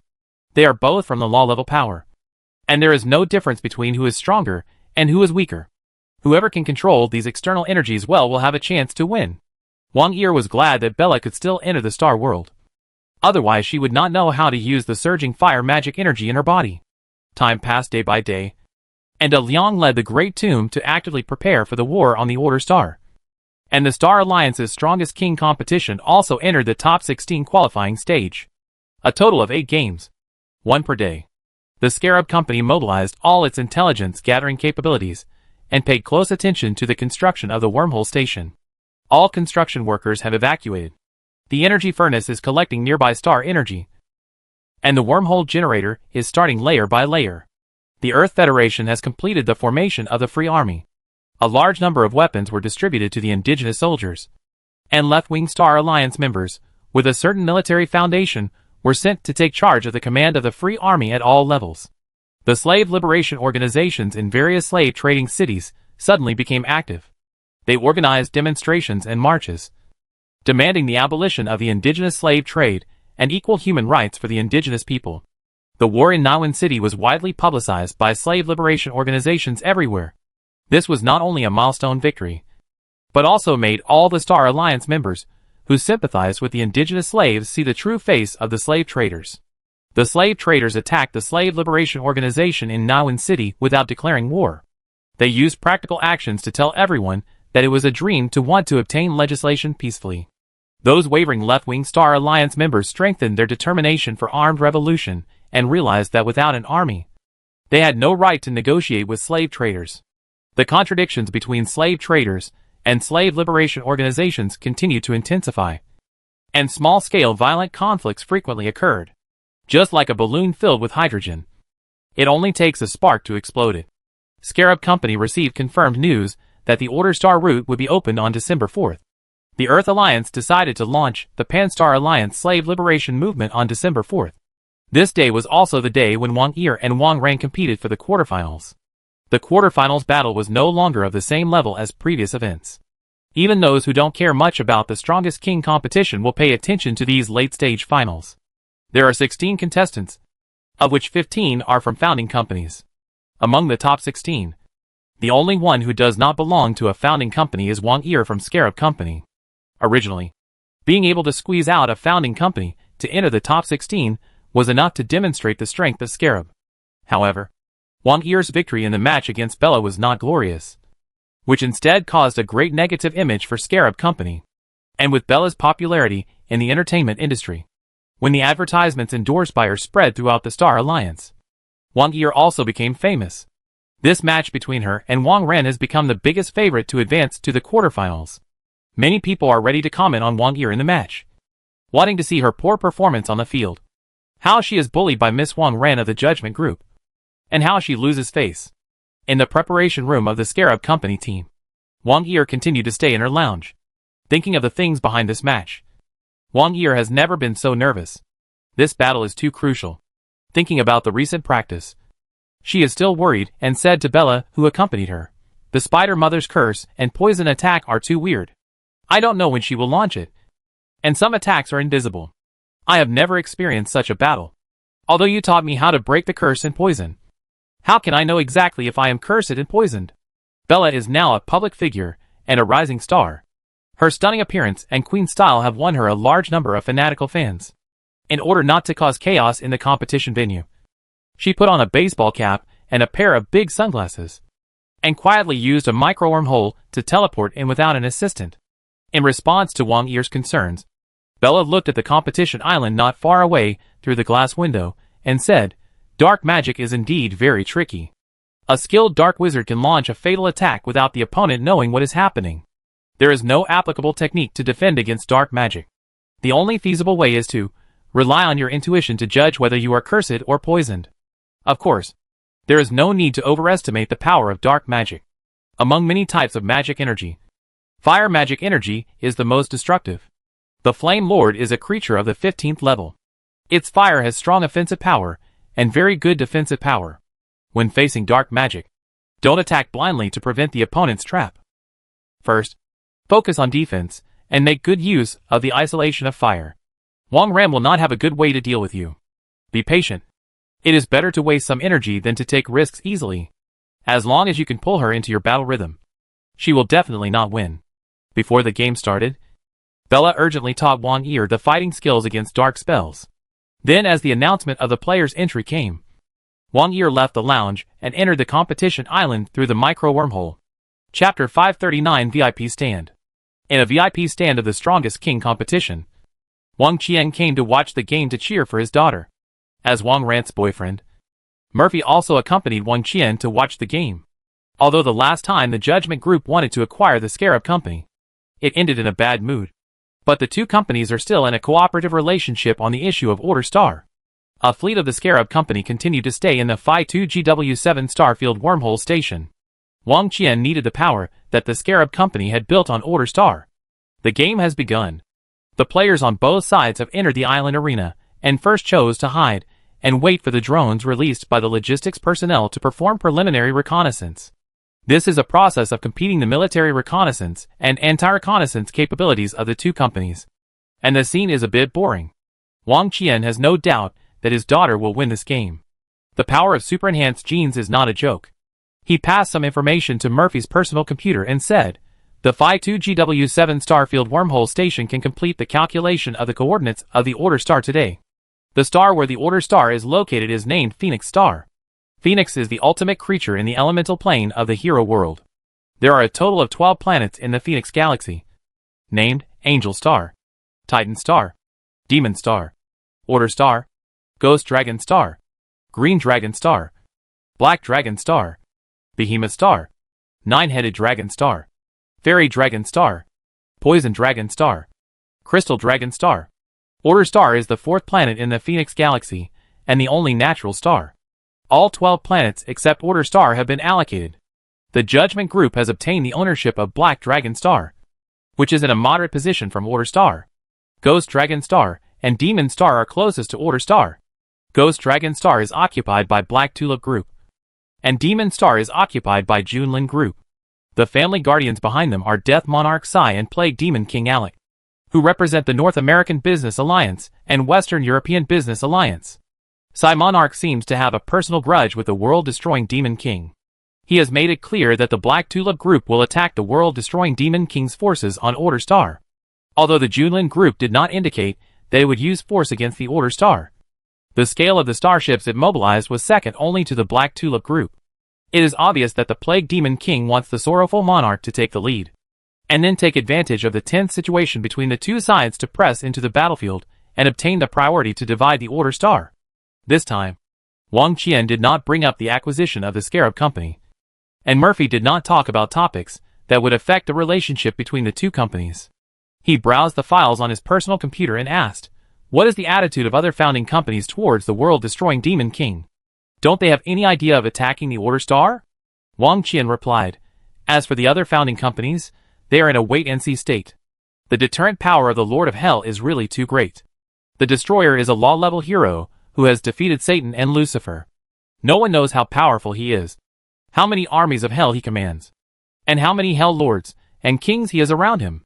Unlike the Lord of Sorrow who has a great hatred for the Destroyer, and unlike the Lord of Plague who has excessive ambitions, the family guardians are ready to see the strength of the Destroyer before making a decision." From the enemy's mouth, Murphy finally knew how much the Lord of Hell was intimidating to the heroes of the Order world. He also knew that there was no fundamental conflict of interest between the Destroyer and these law-level heroes, except for the Lord of Sorrow who must fight the Destroyer to the death. Other law-level heroes had no intention of fighting the Destroyer to the death, as long as Destroyer can stop the attack of the Black Tulip Group, and perhaps with the addition of the King's Landing Group. The other founding companies don't mind Destroyer becoming one of them. Of course, Destroyer must also compromise on the interests of Order Star and allow the founding companies to take a certain share. At present, it seems that the Devil King of Destroyer doesn't want anyone to get involved in Order Star. So he secretly visited the Star Alliance, signed an agreement with the Scarab Company, and established a relationship with the Earth Federation. But having a retreat means that the King of Destroyer will not fight too resolutely on the battlefield of Order Star, which means that the Federation and himself cannot be too lazy on the side of the Star Alliance and watch the founding companies beat Order Star into submission. Murphy asked again, "What is the attitude of the Judgment Group towards the Order Star and the Destroyer Demon King?" The Black Dragon Star is a good location. No matter what changes occur in the battle for the Order Star, it can actively respond. But I found that the troops mobilized by the Judgment Group are not many. Even with the fleet of the Scarab Company and the military strength of the East Asian Business Alliance, it is still the weakest among the 8 major business alliances. Excuse me, what is the strategy of the Judgment Group towards the Order Star, so that the Scarab Company can cooperate? Speaking of the strategy of the Judgment Group, Wang Qian couldn't help but think of the vague attitude of the family mistress towards the Destroyer Demon King, and the conversation between Murphy and Bella at the charity reception. Murphy must have known Bella for a long time, and Bella is a law-level hero that even Mistress Monica is very afraid of. Bella's identity in the Star Alliance is now a popular artist who just debuted. Scarab Company has entrusted many of its products to Bella for endorsement, which is very intriguing. How much does Murphy know about Bella? How many secrets has he hidden from me? As for the strategy of the Judgment Group against the Order Star, I will tell you when I need you to know. Now I want to talk about Miss Bella. After she withdrew from the Strongest King competition, she became the most popular star in the entire Star Alliance in a short time. Even Scarab Company has launched many cooperations with Bella, even at the cost of breaching the contract. He transferred the endorsement of some products to Miss Bella and invested in Miss Bella's new movie. I told you so much about the layout of the founding company on the Order Star. Is there anything you need me to know about Miss Bella? After Wang Qian's reminder, Murphy noticed that there were many secrets between the founding companies in the information he sent to him. Not only did it include the deployment of the founding company in the Phoenix Galaxy, but also very detailed military deployment. Logically, Wang Qian didn't need to show all these things to an outsider who was not a founding company. But he did it. What was his purpose? Murphy was thinking seriously about how to answer Wang Qian's question, and the room fell into a long silence. Wang Qian did not rush Murphy to answer. After asking, he focused on the competition venue. The reaction of the mistress after knowing that Bella was on the initial star was really unpredictable. Bella asked Monica not to go to the initial star to see her, and the mistress really did not go to the initial star, and also asked Wang Qian not to provoke Bella. At the same time, the judgment group was required not to take any military action against the Order Star, and even to prepare to destroy the Phi-2 GW7 Starfield wormhole station. The war has not yet begun, and in a situation of great advantage. Monica actually thought about retreating first. Is Bella so terrible? Or did the mistress know the approach of danger because of Bella's sudden appearance? Chapter 540 Magic emerges. Seeing that Wang Qian did not ask him to answer immediately, Murphy knew that he must have guessed something. He was giving himself time to think, to say or not to say, and what to say. He was also putting pressure on himself to say something beyond the scope. Murphy looked at the data in his hand. While other founding companies were mobilizing starships to prepare for the division of Order Star, the judgment group did not increase any troops, and there was no war warning inside, as if they would not take any military action after occupying the Black Dragon Star. This was really very strange. Wang Qian's question made it difficult for Murphy to answer, and the scale of information disclosure was difficult to grasp. After careful consideration, Murphy finally replied, "Uncle, I really can't reveal too much about Miss Bella, but I think you may find the answer after this game is over." This game? Wang Qian continued to watch the field, and suddenly realized that this battle might not be as easy as he thought. After the battle of wits and courage between the Judgment Group and the Scarab Company's logistics support team, Wang Yi and Wang Ran continued to move through the micro-wormhole and gradually approached each other. After the density of the reconnaissance drones of both sides in a certain area reached a critical point, the two players were exposed to the opponent's field of vision almost at the same time. Wang Ran, who was extremely confident in her own strength, took the lead in launching the attack. She stood behind a rock. Only half of her body was exposed, and fired 3 consecutive shots at the position where Wang Yi was hiding. After the drone of the logistics personnel was used to determine the results of the battle, Wang Ran quickly turned around and moved through the open micro-wormhole. After Wang Ran found her hidden position again, she received a detection report from the logistics. "Miss, we didn't hit the opponent. Wang Yi has moved in advance, and we are relocating her position. Your position is not safe now." Hearing this, Wang Ran immediately changed her position again through the micro-wormhole, and almost at the same time a bomb fell on the position where she had just stopped. The voice of the logistics staff continued to ring. "We have found Wang Yi's position again." She disappeared again. Strange. A normal person passing through the micro-wormhole frequently in such a short interval would cause a great mental burden. How did Wang Yi bear the pressure caused by the micro-wormhole transmission? "Miss, I suggest that you should not stay in one place for more than 20 seconds. The opponent you met in this game has a problem. The spatial subversion caused by micro-wormhole transmission will greatly affect people's sense of space and form a certain degree of impact on the brain. Therefore, normal people must rest for a period of time before they can perform micro-wormhole transmission again." The previous requirement of the Scarab Company's advanced special forces to complete a micro-wormhole transmission every minute was a very high requirement. The maximum transmission interval of the strongest king competition is 45 seconds. Overloaded micro-wormhole transmission will have a compressive effect on the human brain, eventually causing coma, and in severe cases, death. Because Wang Ran used the super-enhanced gene, frequent use of micro-wormhole transmission had little effect on her. But how did Wang Yi complete multiple micro-wormhole transmissions in such a short time? In the first fight, Wang Ran realized that the opponent in this game was not as simple as he expected, and he started to fight seriously from contempt at the beginning. Both sides have the ability to pass through the micro-wormhole in a short time. As soon as the promotion match entered the exchange of fire, both sides began a dazzling attack and defense. Micro-wormholes opened frequently, and the whole island became a battlefield. Just now, the two were competing for sniper accuracy in the Bay Area at the north end of the island. And the next moment, the dense forest at the east end of the island was covered by an explosion, sweeping the lakeside, and the competition between missiles and anti-missiles on the ridge. The battle was extremely exciting, and it also fully demonstrated the performance advantages of the individual armor of the two companies. However, although the two people fought fiercely, no one made a crucial attack, and the battle became a stalemate for a while. Hit in the head by a bullet, Wang Ran rolled backwards in the air. In the air, she fired smoke bombs around and swiftly got into a bunch of grass. The mecha system self-checked, and the helmet forehead was pierced by a sniper bullet. If she had not obtained the physique of Mistress Monica, this shot would be enough to eliminate her. WK. Is Wang Yi's enhanced gene really sea level? The shot just now clearly hit her chest. How can she still shoot so accurately? We can't fight like this anymore. If we delay for too long, Scarab Company will take the opportunity to restore its reputation, which is not conducive to our plan to acquire Scarab Company. We fight in close combat and use curses to solve her. As Wang Ran changed his tactics, the logistics support staff of the Judgment Group team immediately adjusted the position of the drone and the corresponding data support chain. After Wang Yi was repositioned, a micro-wormhole opened next to Wang Ran.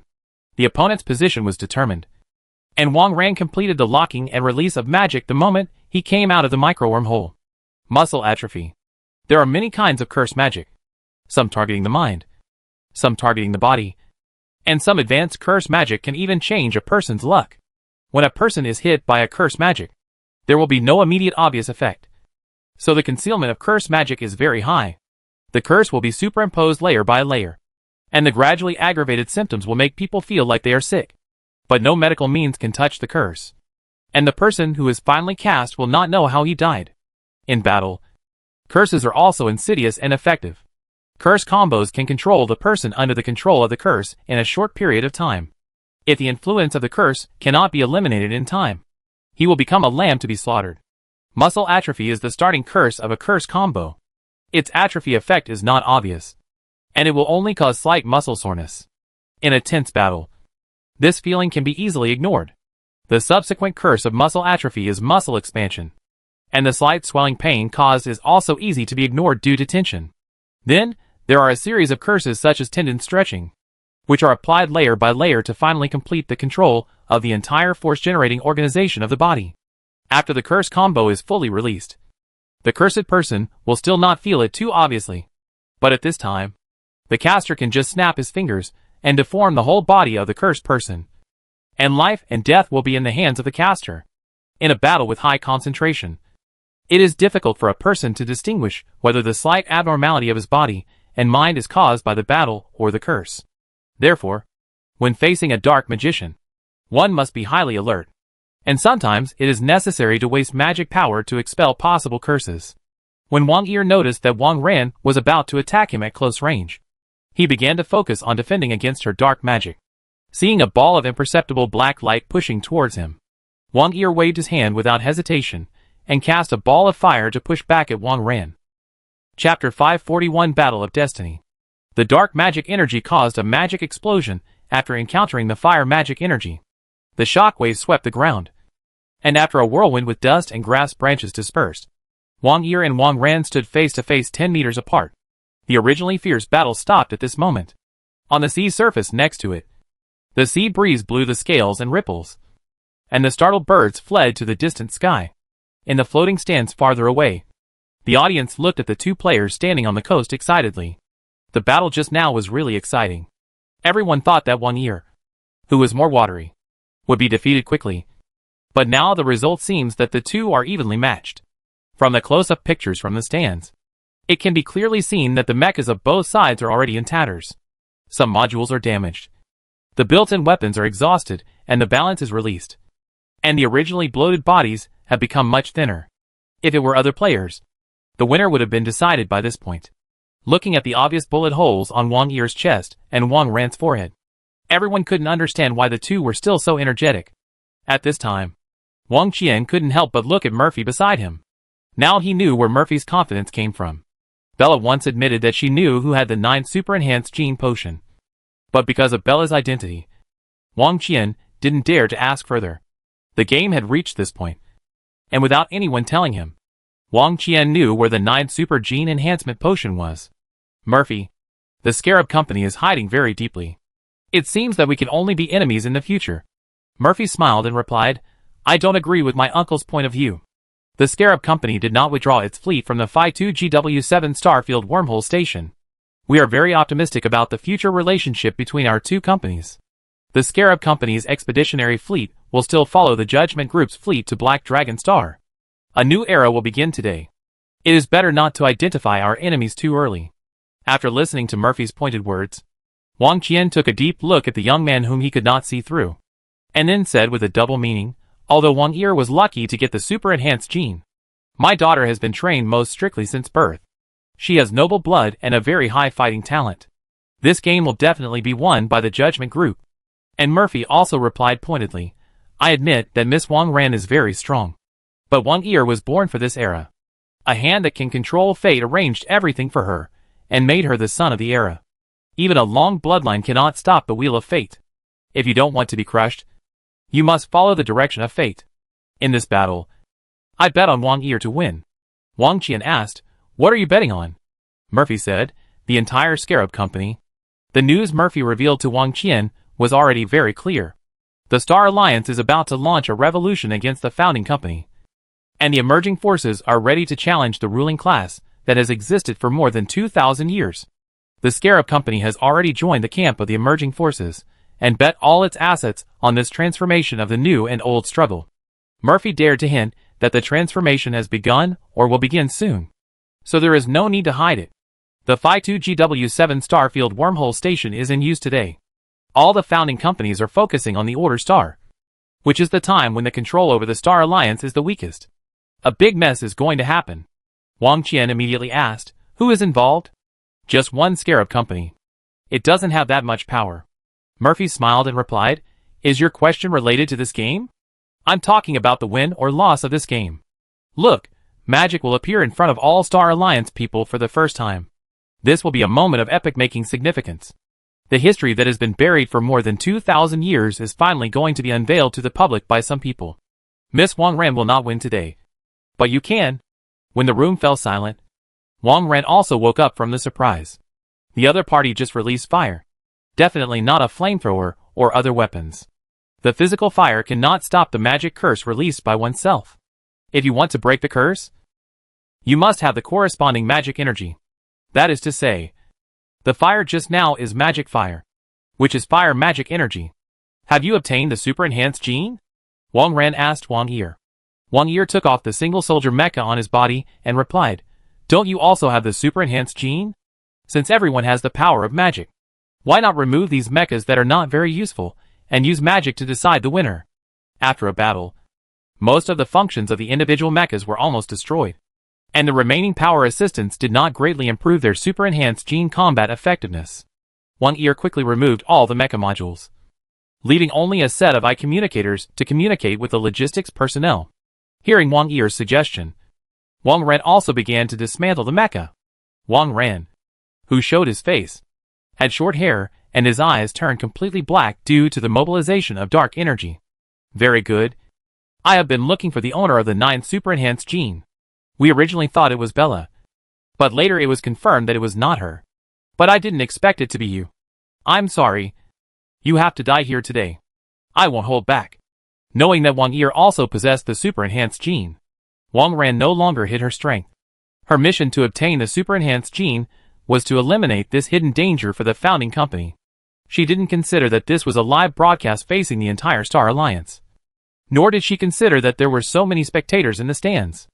As a member of the founding company, she didn't have to worry about the impact of using magic, and the opponent's potential strength didn't allow her to explode bit by bit. In a life and death battle, that would be courting death. Black dark energy surged out of Wang Ran's body, and the pain from her waist and back made her scream heartbreakingly. The magic energy of the law-level hero lifted Wang Ran's body up to the sky, and then 8 spider legs several meters long stretched out from her waist and back, with sharp toes glowing purple. Wang Yi also burst out the fire magic energy in her body, and the rocket-like tail flame pushed her up to the sky. The red flames erupted and condensed, forming pieces of armor on her body. Soon, Wang Yi turned into a female version of the Flame Commander, covered with flame armor. And the gaps in the armor were jets of fire. A flame sword in the style of an angel sword solidified in Wang Yi's right hand, and a flame shield was in her left hand. Then she took a fighting stance like an angel. Chapter 542I1. A burning torch appeared in the sky, and the raging flames rushed up into the sky with a whistling sound. The flames illuminated half of the island. The high temperature swayed the light. The branches and leaves of the plants below curled, and the sea breeze brought the heat waves that made the audience in the distant stands feel unbearable heat. Wang Yi stood in the middle of the torch. She was wearing full coverage armor, and the swaying flames were like a red cloak unfolding behind her, and the mighty and domineering momentum rushed towards her. The Flame Commander was originally the boss of the 100th floor of the Flame Temple in the endless maze Torch Tower. In the dark underground world, the Torch Tower never extinguishes all year round, and the Flame Temple is in the torch that erupts dozens of meters from the top of the Torch Tower. As a super boss who is a level 15 creature at birth, the battle position of the Flame Commander is the ruler of the battlefield. Unlike the fairy dragons of the same level 15 who focus on magic, he needs to stay in the safe rear as much as possible, unlike the crystal dragons who rely on high defense and high magic resistance to charge without thinking, and unlike the poisonous dragons who use mobility to roam around and use venom to disintegrate the enemy's defense. The Flame Commander is the center of the battle. When alone, he can face any type of enemy alone. When fighting in a group, he will naturally become the leader of a team. In attack, the Flame Commander can use the most destructive fire magic. In defense, his super strong defense is the most reliable Iron Gate. Wang Yi recalled Bella's introduction to the Flame Commander. To some extent, the Flame Commander can be regarded as an enhanced version of the Angel. He has no obvious weaknesses, and there will not be much incompatibility in copying the Angel's fighting skills. Wang Yi looked at Wang Ran, who was waiting in full battle array. It can be seen that she has already sensed the strength of the Flame Commander, and she can't fight him head-on. She hid her body in the gathering dark energy, and even her 8 spider legs curled up, like an assassin who was accumulating power for a strike. Seeing that Wang Ran did not take the initiative to attack, Wang Yi waved her sword, and a blazing spear was summoned by her, and then swung it in the air, and the blazing white flame spear shot towards Wang Ran. The spear drew a white flame in the air, and the air suddenly heated up. After a series of thunderous explosions, a circle of spreading air rings exploded. Just as the blazing spear was about to pierce Wang Ran, a magic whip was swung out from the black fog, and the whip tip wrapped around the blazing spear, and then the crisp whip was swung to deviate the direction of the blazing spear. The blazing spear, which accumulated huge fire magic energy, hit a cliff. It drilled into the rock like piercing tofu, and then the fire energy burst out. Without a sound, the whole cliff began to shake violently. Cracks appeared and quickly spread across the entire cliff. Without support, the cliff turned into pieces of huge rocks collapsing, and at this time, the thunder-like explosion came late. Red flame shot out from the cracks in the rubble, and then the lava that had been burned by the fire magic energy splashed everywhere. Red fire rain fell, and black smoke and dust rolled up layer by layer. The sudden change in the style of the game stunned everyone on the spot, and no one knew what was happening now. For some reason, the 2 contestants in the game took off the individual armor they wore during the competition. Then, in full view of the public, Wang Ran, the eldest daughter of the Judgment Group, actually grew 8 spider legs from her waist and back. Is this the newly developed bionic human body transformation technology of the Judgment Group? 8 more spider legs out of thin air. As long as they are used properly, they will definitely be more powerful than 2 hands and 2 feet. But how can a person fly without any external engine? Just when the audience was guessing what new technology Wang Ran used, Wang Yi's transformation was even more eye-catching. What new technology is this that Scarab Company has developed? Wearing retro-style armor, with flames gushing out of his body, he flew into the sky under the thrust of the flames. Is this a new type of single-soldier mecha? The audience racked their brains, trying to explain the strange things that happened in the arena in a scientific way. But what happened next was difficult to explain no matter how hard the audience thought. A cliff was collapsed and melted by a white light. A black fog fell into the sea, and the entire sea surface was covered with fish with their white bellies turned up. In the air, there appeared walls of fire that violated physics, and burned for a long time without any combustibles. Large areas of plants on the island withered. Wang Ran hid in a group of fast-moving black clouds, laying circles of hazy haze, hiding curses and toxin traps in the haze. Wang Yi continued to spew flames, and did not move unnecessarily. She used the magic taught by Bella to increase her multi-magic resistance, and added the fiery shield to the shield she summoned. Then she used the fire wall to limit Wang Ran's movement around her, facing the layers of defense of the Flame Lord, the Spider Mother of the Drow Elf, who is not good at frontal breakthroughs, does not have many ways to break through. As long as Wang Yi does not attack rashly and leave a loophole in the defense, she will not be easily attacked by the curse and poison. Although such defense consumes a lot of magic energy, the Flame Lord is a creature of the 15th level after all, and his foundation is much better than that of Monica, a dark witch of the 10th level. Moreover, the Spider Mother herself is not suitable for frontal combat. Her advantage lies in silent sneak attacks. If it is not a game but normal times, Wang Yi cannot maintain such a defensive state all day long. As long as she relaxes a little, she may be attacked by Wang Ran. But a competition is a competition. After Wang Ran obtained the super enhanced gene, he relied on self-study, while Wang Yi had Bella, the battle master, to guide him. Wang Ran did not know the characteristics of Wang Yi's super enhanced gene, but Wang Yi knew Wang Ran's gene very well. In fact, at the beginning of the game, the result was no suspense. As long as Wang Yi did not make childish mistakes, she would be the final winner. At this time, Wang Ran had been brought into her own battle rhythm by Wang Yi. She could not attack, and retreated in the range of the fire-type long-range magic. The power of the fiery spear just now was still vivid. If Wang Ran was stabbed by a gun, even if he did not die, he would have no fighting power. The flames continued to rage, and the heat waves were getting higher and higher, with the fire wall blocking it. It was difficult to see Wang Yi's position.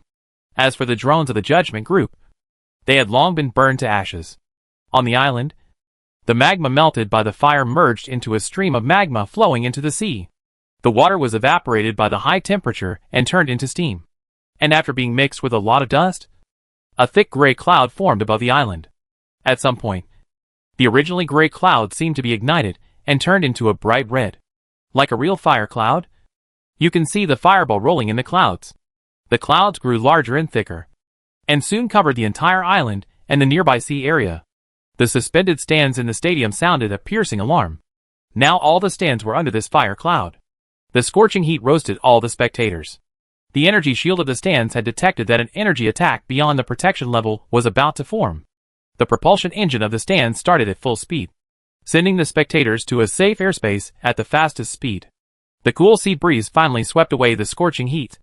The hot air just now inhaled into the nose made everyone think that their lungs were roasted. While rejoicing, the audience couldn't help but worry about the players who were competing on the island. Just inhaling a little hot air almost took their lives. What kind of high temperature were Wang Ran and Wang Yi facing in the center of the fire cloud? When the audience turned back to look at the island, they were all stunned by the scene they saw. At this time, heavy rain was pouring down over the competition island. But what was pouring down from the fire cloud was not real rain, but fire rain. The area between the hundreds of square kilometers of the island sea surface and the fire cloud was already filled with fire rain. The fire rain sprinkled on the grass and trees, making the grass and trees burn. The fire rain sprinkled on the soil and rocks, making the soil and rocks melt. The fire rain sprinkled on the sea surface, making the sea surface boil. The small island seemed to be experiencing a doomsday. After today, this island that has made countless strongest kings will complete its final journey. Under this fire rain, no creature will survive on the island.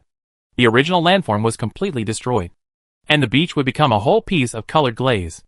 It was terrible. Which starship attacked the competition venue? But which starship dared to attack the final competition venue of the strongest king competition? You know, there was also the eldest lady of the Judgment Group on the competition venue. But what kind of starship weapon would have such an effect?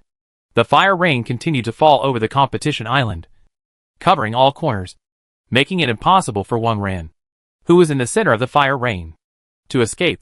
She had to hold up the protective shield formed by dark energy to block the invasion of the fire rain on herself. And at the same time, she had to fight with Wang Yi who launched the attack. She couldn't understand why Wang Yi could use such powerful magic even though they both had super enhanced genes. And after using the large-scale coverage attack magic, it still has the strength to fight against itself. Wang Ren danced with 8 spider legs and stabbed Wang Yi in turn, releasing curses and poisons when there was a chance. Wang Yi used the fire rain magic to create a home field for herself. Although this would consume a huge amount of fire magic energy, it also gave Wang Yi many more means of attack. Using the shield to block Wang Ran's foot spear, the flame sword swung, and the surrounding fire rain gathered into a wave of fire that pressed towards Wang Ran. And then a series of fireballs rushed out. The long sword then stabbed forward, while Wang Yi launched a strong attack on Wang Ran with all her strength. She was also on guard against invisible curses and poisons. She followed the techniques taught by Bella and completely gave her senses to her body, letting it judge whether her condition was normal. Once she felt something was wrong, she would not hold any luck and immediately retreat to release the magic to remove the negative state of contact. It was this caution that allowed Wang Yi to always control the initiative of the battle. The falling rain of fire was the thousands of troops in her hands. Under the command of the leader of the flames, they gathered or dispersed to sweep towards the enemy in waves. And Wang Ran, with weak offense and insufficient defense, did not know how to use dark energy, and did not know the advantages and disadvantages of his opponent.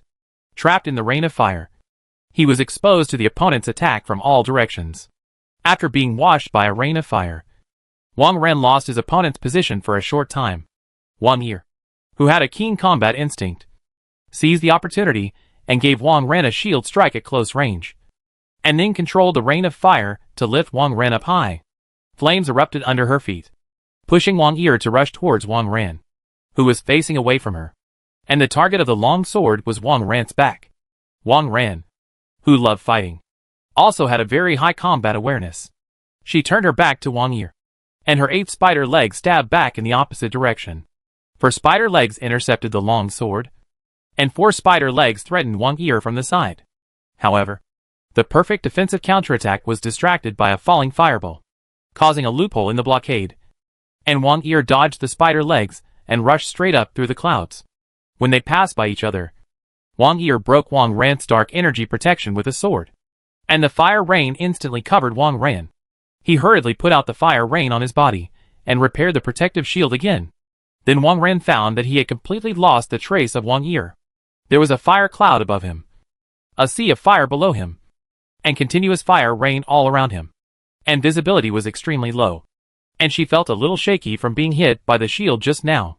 Just as Wang Ran was looking for Wang Yi's trace, she heard a whistling sound above her. When she looked up, she saw a round hole in the originally dense fire cloud, and through the round hole, she could see the clear blue sky above. Then, a falling meteor rushed towards him through the round hole. Wang Ran could only vaguely identify that the meteor was the missing Wang Yi, and then he felt that he was hit by a train. Holy Strike is a diving shield strike in the Angel combat technique. It concentrates the impulse energy and potential energy to gather the power on the shield, giving the enemy a fatal blow. It has high penetration and high suddenness, and also requires the performer to have superb flying ability and strong physique. This was originally an Angel combat technique, but after Bella and Wang Yi's changes, the Flame Commander can also release it smoothly.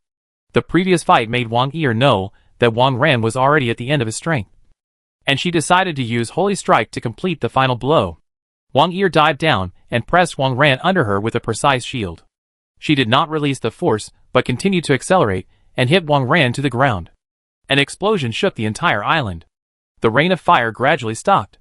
Without the supply of magic power, the fire cloud quickly dissipated. The evaporating water vapor formed rain again, extinguishing the flames burning on the island. The rescue team on the field quickly landed on the island in a landing craft. They looked at the devastated island in the rain, not knowing what they could save here. At this moment, a ball of fire slowly rose from a huge pit in the rain. Wang Yi has already released the flame command state, and the fire magic energy she emits is to keep the rain out. She flew over the rescue team and threw the unconscious Wang Ran in front of the rescue team. My name is Wang Yi, and I am a contestant from Scarab Company. The testing facilities here are probably destroyed. You can tell the referee team that I won this game. Chapter 543. Something big happened. The Star Alliance's Strongest King contest had to be suspended because the island used for the competition was destroyed. The battle between Wang Yi and Wang Ran destroyed all the arrangements made by the competition team on the island. And the originally dense vegetation was burned out and turned into a bald island. People are concerned about when the Strongest King contest can be restarted, and they are more concerned about what happened in this quarterfinal qualifying match.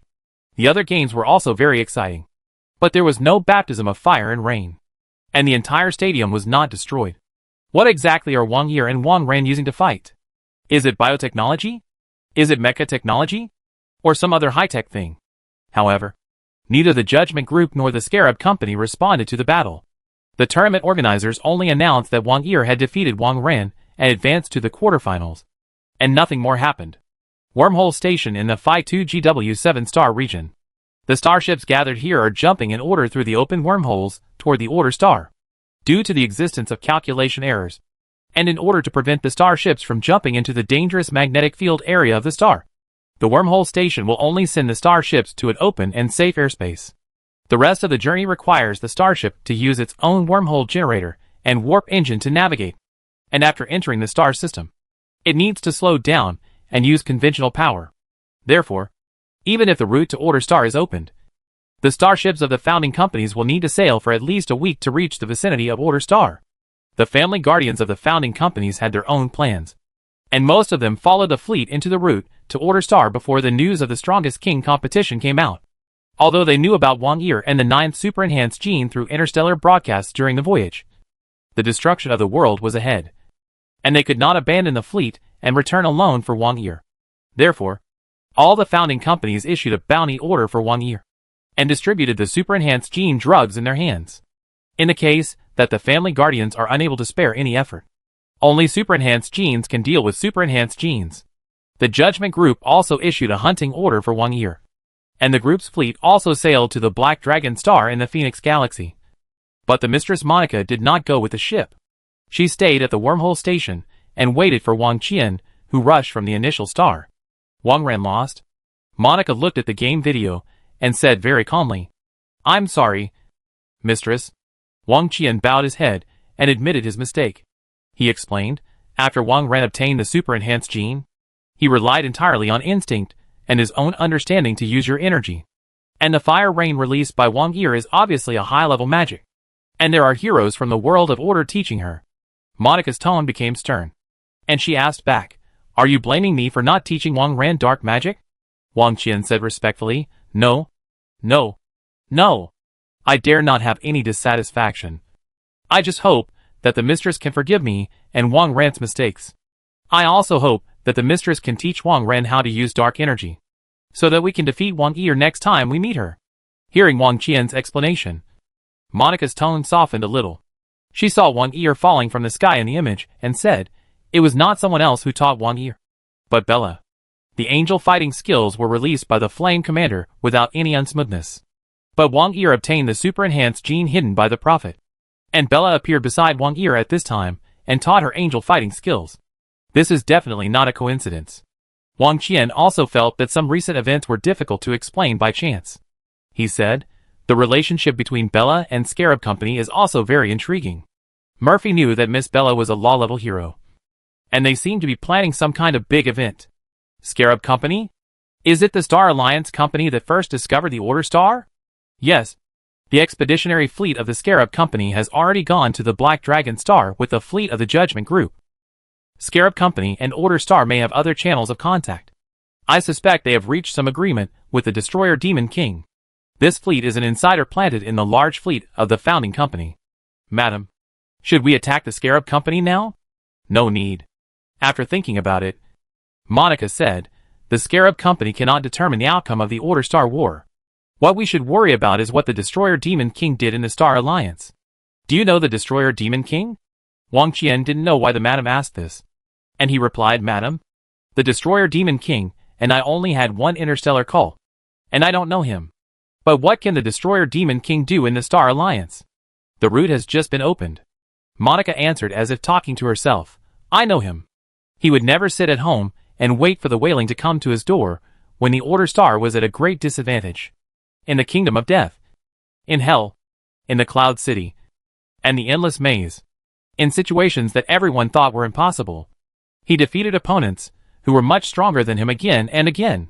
He was good at finding the enemy's weaknesses, winning over allies, and attacking the enemy when they were most careless and thought it was the safest place, becoming the ultimate winner. Wang Qian, where do you think is the safest and least likely place to go wrong, but also the weak point of the founding company? Wang Qian replied, it's the Star Alliance. The initial star. Could it be that Bella was arranged to be on the initial star by the destroyer Demon King? Monica recalled a person who rescued her from the seal, and said to Wang Qian, yes. It was arranged by the destroyer. Bella was nailed to the initial star, just like a sharp sword that could be unsheathed at any time. But I believe that the destroyer Demon King has arranged far more than that. The big event that the Scarab Company is going to do is definitely bigger than you think. I will not leave here. This is the key point from the Order Star to the Star Alliance. The destroyer Demon King wants to cut off the logistics of the Star Alliance, so he will definitely attack here. If we want to stop the Order Star from attacking the Star Alliance, we must also control this place. You immediately return to the initial star, and let all the military forces of the Judgment Group prepare for war. Find out what the Scarab Company is planning to do, and who is involved. Wang Qian asked, Madam, will something really happen to the Star Alliance? Although Murphy has hinted that the Scarab Company is going to do something big. But during the 2,000 years that the founding company ruled the Star Alliance, there were many Star Alliance companies that wanted to do something big. But the final result was that they were suppressed by the founding company. Even if the founding company's current attention is on the Order Star, Wang Qian does not think that the Scarab Company and his helpers can really threaten the founding company's rule over the Star Alliance. 1 year, plus a law-level Bella, is far from being able to shake the founding company. And Monica said firmly, something will happen. And it will definitely be a very dangerous thing. Chapter 544 Dragon Warrior Plan. Reed Jennings returned to Saroyan City in the Principality of Marcellus from the Vlamic Empire after a short vacation. Reed Jennings is no longer a member of the Imperial Royal Musketeers. The first division of the Royal Musketeers withdrew to the mainland after the establishment of the Principality. And as a coerced accomplice of the Saroyan incident, Reed naturally had no right to stay in the Royal Musketeers. The Emperor of the Empire kept his promise and did not hold anyone responsible for the Saroyan incident. But the members of the Jennings family lost their public office. Viscount Jennings resigned and returned to his estate. He was extremely angry that both of his sons chose to betray the Empire, especially Reed, who spent every day of his vacation visiting his family in his father's anger. After the vacation, Reed boarded the train back to Saroyan. No one from the family came to see him off under his father's strict order, even though he got his family into trouble and made his father feel that the family's honor was tarnished. Reed still did not regret his behavior. If you don't come to Saroyan, you don't know how far the Empire has fallen behind. If the nobles don't want to stop being nobles one day, they must make changes to adapt to the times. Moreover, things in Saroyan are more complicated and mysterious. Reed knows that it is full of unimaginable opportunities. After retiring from the Empire, Reed joined the Space Administration of Order Star founded by Duke Whitehead and became a pilot of the Silver Wing mech. The new Silver Wing mech completely overturned Reed's understanding of the Silver Wing. Conventional Silver Wings canceled the driver's defense part in order to reduce the load as much as possible.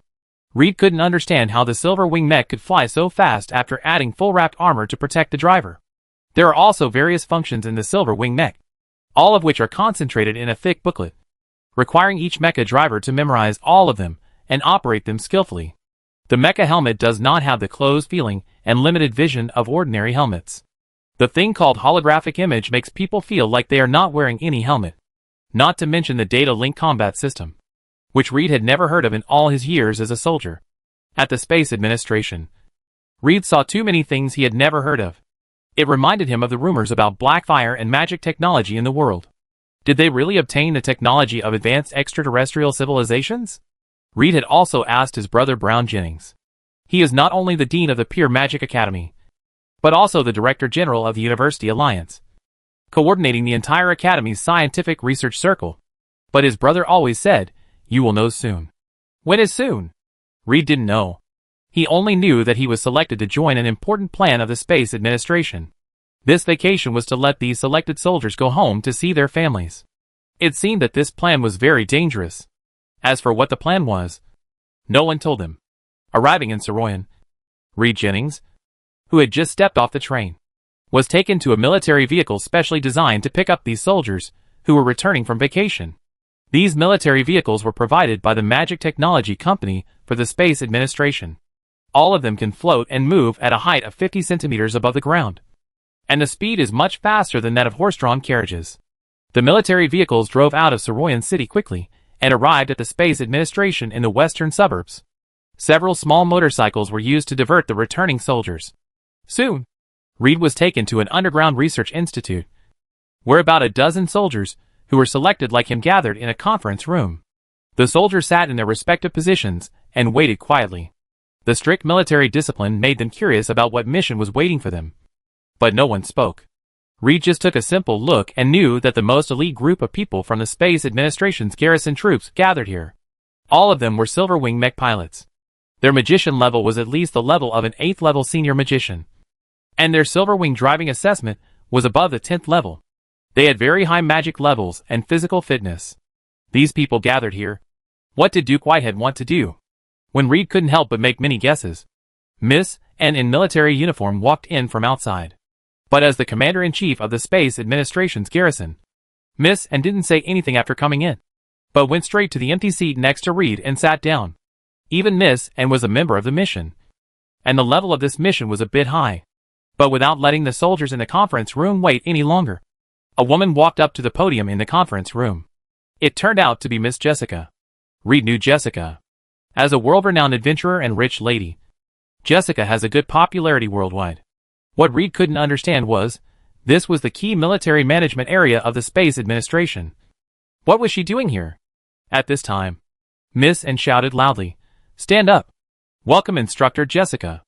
Although they didn't know what happened, all the soldiers stood up and saluted Jessica, shouting in unison, "Welcome Instructor Jessica!" Jessica was embarrassed by this strict military style.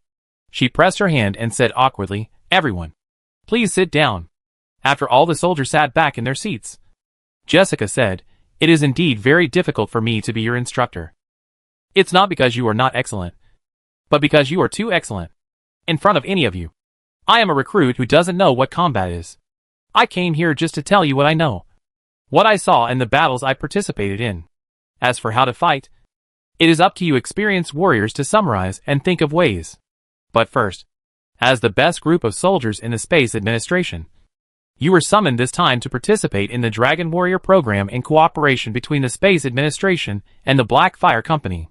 In the ancient magic era, after the establishment of the first empire of the main world, the human race in the main world became an equal race with the angel race. And the Cloud City no longer provided the first empire of the main world with angels that could be accepted for employment. In order to make up for the vacancy of the ultimate creature of the first empire, the First Empire and the Fairy Dragon Clan cooperated to develop the technology of the 13th level human warrior, which is the Dragon Warrior. In the First Empire of the main world, outstanding 12th level champion knights will be transformed by dragon blood research and development potions, and gain the power and magic talent of the dragon race, becoming dragon warriors with the same strength as 13th level creatures in other planes. Today, the Order Star is about to face challenges that it has never encountered before, and a high-level war is about to break out. Fortunately, Black Fire Company has the Dragon Warrior manufacturing technology and is willing to share it with the Order Star Space Administration. You are the first batch of soldiers selected to accept the Dragon Warrior transformation plan.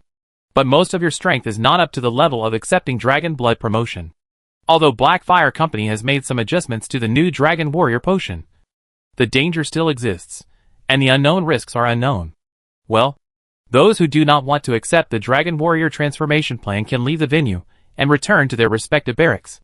Chapter 545 Dragon Power Transformation. Jessica's words were extremely shocking to the soldiers in the meeting hall. In this era, the 14th level can be counted on one hand for some powerful countries, and even if there are more 13th levels, it is not much more. Having a 10th level professional evaluation is already a very powerful person. For everyone present, the 13th level is a level that can only be obtained in dreams. Now someone tells them that the 13th level can be mass-produced. How crazy can someone be to say such a thing? But Miss N is sitting here. Does anyone dare to make such a joke to Duke Whitehead? Reed looked at Annie and his colleagues who were silent, and asked, "Miss Jessica, since Dragon Warrior is a technology from the ancient magic era, it must be related to dragons. How did Blackfire get this technology? Where did the dragon blood come from? You know, the dragons have disappeared for many years, Jessica said. The dragons have not disappeared. You just haven't seen them. As for how Blackfire got the Dragon Warrior technology, you are not qualified to know it now. In short, there is nothing wrong with the Dragon Warrior technology. As long as you can successfully obtain the power of the dragon, there will be a special dragon to teach you dragon language magic and dragon fighting skills. The news of the dragon's existence completely set off the conference room. Even with strict military discipline, these soldiers could not calm down. What is the risk of witnessing the dragon's existence, accepting the dragon's teachings, and gaining the dragon's power to become a 13th level dragon warrior? After the conference room returned to silence, no one left here, and everyone's expression was full of excitement. After confirming that all members participated in the Dragon Warrior program, Jessica said, "Okay.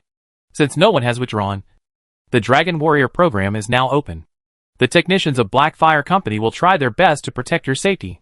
And even if you fail to advance, there will be no major sequelae. You can still work in the Space Administration in the future and enjoy full benefits. After you leave this meeting room, you will get a number plate, and the staff will take you to the nutrition cabin to receive an injection of Dragon Power medicine. The Dragon Power Warrior program is one of Dalyang's support plans for the Space Administration.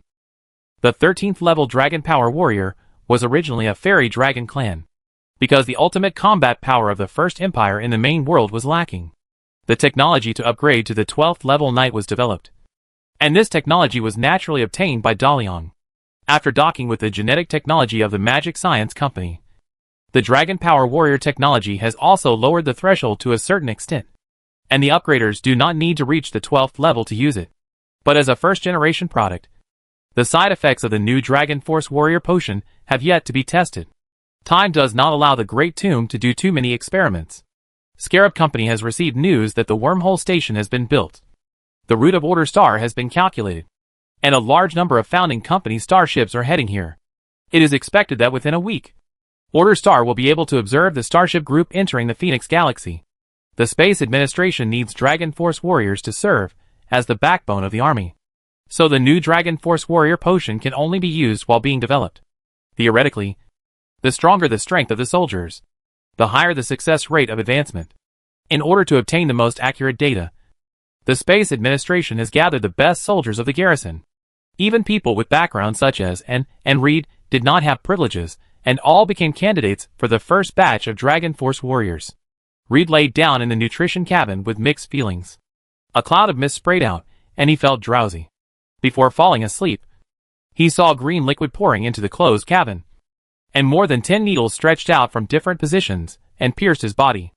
Then Reed found himself standing in a black void, and a voice with a little mechanical feeling said, "Experimental subject number 04 is undergoing advanced transformation into a dragon warrior." "Hello, Reed. I am the adaptive computer system configured for you, and we will fight side by side in the future. Now I will introduce you to the source of your power, so that you can adapt to the changes in your body as soon as possible. Under the King's special instructions, the dragon blood used in your Dragon Warrior potion was provided by Lord Qianli and made by Princess Xiling. Lord Qianli is a 15th level crystal dragon, but when he was born, he was influenced by his twin sister and had some characteristics of the poisonous dragon. You will have a stronger basic system than other dragon warriors, higher magic resistance and physical resistance, and have the potential to be promoted to a 14th level outstanding warrior."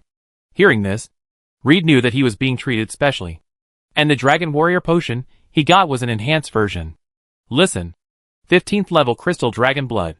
"What? 15th level?" Reed shouted in shock. "Do 15th level dragons exist?" "Of course, 15th level dragons exist, but their numbers are relatively rare, and dragon blood is also very precious. Except for you and Miss N, whose Dragon Power Warrior potions use the blood of 15th level dragons. Other Dragon Power Warriors use the blood of 14th level and 13th level dragons. Not only does a 15th level dragon exist, but it sounds like there is more than one." Reed couldn't help but be shocked by the strength behind the Blackfire Company.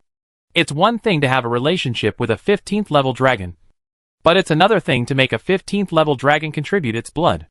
Reed asked, "Miss N gets special care. I can understand. After all, she is the daughter of the Duke of Whitehead. But why do I get the same care?" Is it because, my brother Brown? I don't know why you get special care. I'm just an adaptive computer placed in your subspace. Of course, if you want to get these things given to you, you must successfully get through the rejection period. The power of the dragon is not something that can be obtained casually. Reed couldn't help but ask worriedly, do you need me to do anything? But I can't do anything now. You don't need to do anything. I was created to protect you. Now your body functions have all been taken over by my life support system through the nutrition cabin. I will stimulate your greatest functional potential. Your body will complete a metabolic cycle in a very short time. Your body will be replaced and recast after integrating the power of dragon blood. Reed, who was in a conscious state at this time, did not know what changes were happening to him in the nutrition cabin. The nutrient solution in the nutrition cabin was boiling. Reed's skin turned red due to the high temperature, and a large amount of impurities were discharged from the skin, making the nutrient solution turbid. Excessive dirt attached to the cabin wall, wrapping Reed and the nutrient solution that was constantly replenished inside, and soon formed a layer of film, and only the faint red light inside could be seen from the outside. Chapter 546 Advancement. Reed, who was in the dark, didn't know what was happening outside, and didn't know whether his advancement to a dragon warrior was going smoothly or failing. He couldn't do anything, so he could only entrust his future to the so-called adaptive computer. Damn! When did a computer talk? Isn't this something that Blackfire Company just invented? And it can only do math problems? Hey, what should I call you? And how can I contact you? Bored Reed had to talk to the adaptive computer. I am your auxiliary computer terminal. Your mind is connected to me in the subspace through the soul. I am your second brain. You can directly let me do things, just like controlling your hands and feet. Can you name your hands and feet? No. But my hands and feet can't talk to me. Reed looked at his hands and felt that he seemed to have asked a very stupid question. After a while, he couldn't help asking, who created you? And the king you mentioned? The one who gave me special care. Who is he? I'm sorry. Before you officially upgrade to a dragon warrior, you don't have the authority to read high-level secrets. Reed asked helplessly, then can I know what my current situation is? Being trapped here and completely losing control of my body makes me nervous. The adaptive computer paused and replied, you have successfully passed the first stage and obtained the physique of a dragon warrior. Now you and all advanced dragon warriors have entered the dragon armor growth stage. The dragon armor provides the main defense capability for the dragon. The dragon armor grown by the dragon warrior will be transformed into a set of armor according to the strengths and weaknesses of your physique. This set of armor is integrated with the dragon warrior and can be instantly put on and removed according to the will of the dragon warrior. During the process of your dragon armor generation, Blackfire and Magic Technology will try to incorporate some new technologies into your dragon armor and leave a backdoor for future upgrades, so that when the Dragon Force warriors wear dragon armor, it will not affect the operation of other weapons, such as driving a silver wing mecha or carrying multi-purpose weapons. Reed was confused by the words of the adaptive computer. He didn't know what it would look like if he grew a dragon armor, nor did he understand what the so-called backdoor for upgrade was. It all seemed like great high-tech. When Reed was chatting with his adaptive computer, he couldn't feel the passage of time outside. It seemed that they had not talked for long when a dazzling light dispelled the darkness. Reed felt that he was pushed by a huge force and flew into the strong light. Then the voice of the adaptive computer sounded in his ears. Experimental subject number 1504 has completed the advanced transformation of the Dragon Warrior. The body function of the experimental subject is good. The soul strength is good. The mental strength is good. Apply for awakening the experimental subject number 1504. Receive the approval for awakening the experimental subject number 1504. Awakening begins. Draw back the nutrient solution. Open the life support cabin, and irradiate the mental recovery magic. Awakening the experimental subject number 1504. Reed Jennings? The loud shout in his head suddenly woke Reed up. The light in front of him seemed to be blocked by layers of spider web-like substances, which made it very dim and made him not know where he was. Reed used his hands to push away the spider webs blocking his eyes. These filaments were not very strong, and they would break with the sound of dead leaves being crushed after being touched. But when Reed touched his face, he could not feel skin, but a hard helmet. But Reed did not feel that he was wearing a helmet at all. Although he would have this feeling when wearing a silver wing mecha helmet, he could still feel the power feedback from the helmet to his head at that time. And this helmet seemed to be his own head, with a layer of armor replacing the skin. Reed remembered the dragon armor mentioned by the adaptive computer. The dragon armor was originally part of the dragon's skin. In order to know what he had become, Reed quickly pushed aside the spider web layer in front of him, and then touched a layer of eggshell-like membrane. He tore open the membrane and crawled out of the eggshell. The first feeling was that he had become taller, estimated to be about 2 meters. Then Reed saw his arms and torso. Just as the adaptive computer said, the dragon armor generated by the Dragon Force Warrior turned into a full coverage armor outside his body. But Reed did not look like he was wearing any armor, as if this layer of armor was the outer layer of his skin. At this time, there was a round of applause in the room, and Reed realized that there were still many staff members here to help him advance. One of the magic alchemists released a magic mirror and said to Reed, "Congratulations, Mr. Reed Jennings. Your Dragon Warrior advancement process was very smooth, and you provided very valuable data and experience for Blackfire Company to improve the Dragon Warrior technology. As the first generation of new Dragon Warriors, Blackfire Company will provide you with the latest technology upgrades in the future for free. Now look at your appearance. The armor given to you by Lord Crystal Dragon Chinli is very beautiful." Reed walked to the magic mirror, and then he saw himself in the battle form of the Dragon Warrior. The color of the crystal dragon is light red, and Reed's armor is also mainly light red, with some gray patterns. The dragon armor of the old Dragon Warrior is the style of ancient knight armor. The armor of the new Dragon Warrior, because a lot of Star Alliance technology was added during the generation process, and at the same time, it had to meet the requirements of expansion performance. The style of the armor used a lot of geometric shapes, and because of the addition of power engines and mounting modules, it was very sci-fi. "Mr. Jennings." When Reed admired himself in the mirror, the alchemist said again, "The dragon armor is one with you, but it is also an attachment. It can follow your consciousness and be fully or partially dressed. Now please take off your dragon armor and gather in the conference room. Instructor Jessica will arrange combat missions for the Dragon Force Warriors of the Space Administration." Reed obeyed the order and took off his dragon armor to return to his original appearance. However, his outer clothes were taken off before entering the nutrition cabin, and his underwear was also destroyed during the Dragon Force Warriors' advancement. Therefore, the naked Reed was very shy under the gaze of many scientific researchers. Fortunately, a staff member brought him a set of military uniforms that looked thin and close-fitting, and introduced, "This is a set of clothes specially made by the Magic Science Company for Dragon Force Warriors. When you enter the combat form, the clothes will be nano-sized and will not affect the dragon armor." Reed immediately picked up the clothes and put them on. While putting on the clothes, he said, "Are there any combat missions? What kind of enemy requires the Space Administration to urgently advance so many Dragon Force Warriors?" Chapter 547 Dragon Warrior Squad. For Reed, the Dragon Warrior has reached the category of 13th level ultimate creatures. If you add the weapons that can be plugged in, it is a battlefield life harvester. Even if he encounters a 14th level strongman, he has the confidence to fight. After all, there is an innate gap between the 14th level heroes and the ultimate creatures. Even if the level of energy utilization is a little higher than that of the 13th level creatures, these gaps can be made up by weapons. There are more than 10 soldiers participating in the Dragon Warrior program this time. It is a bit extravagant to have all of them successfully advance, but as long as half of them become Dragon Warriors, the Principality of Marcellus will not be weaker than any country in the world in terms of top combat power. If we add the high-tech weapons and technologies owned by the Space Administration, it is not an exaggeration to say that the Principality of Marcellus has the world's strongest military. What kind of enemy is it that requires the Space Administration to improve its combat effectiveness so urgently? Is it the demons exiled to the island? Reed could only guess this way. After all, as an imaginary enemy, only the group of Hell troops are qualified. But no matter how Reed guessed, he could not find the answer in this laboratory. After getting dressed, he left the laboratory and took the transportation motorcycle back to the conference room. At this time, there were already several colleagues waiting in the conference room, and Miss N was also sitting inside. Everyone had a complex expression on their face. They were naturally happy to be able to successfully advance to the 13th level Dragon Warrior, but at the same time, they were also worried about the upcoming mission. They probably also thought of the possible mission targets.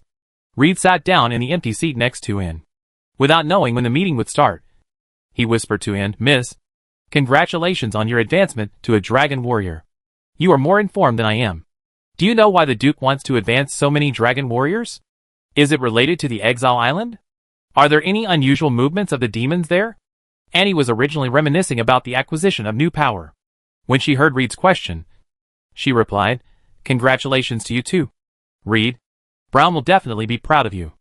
Although there are demons in our new mission, they are not our enemies. The Hell Army of Exile Island will become our allies in the upcoming war. So when you meet demons on the battlefield, don't attack them at will. Identify their identities first.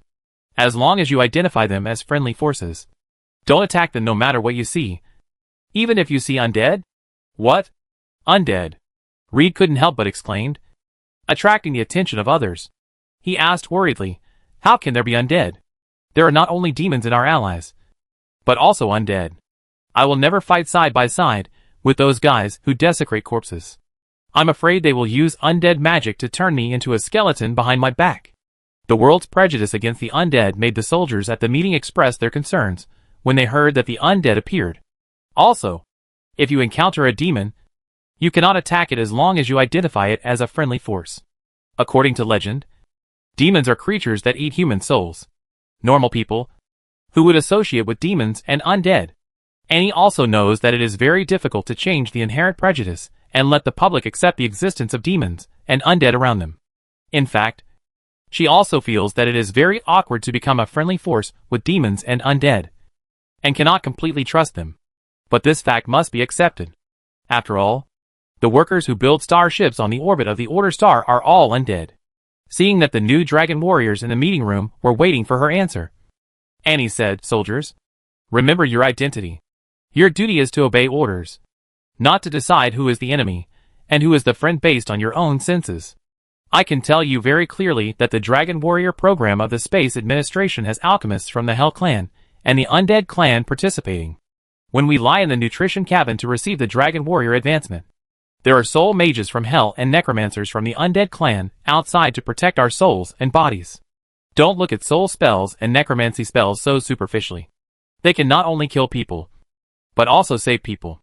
Although I am somewhat repulsive to them now, I know that they are reliable allies when facing our common enemy, because we jointly represent order and civilization."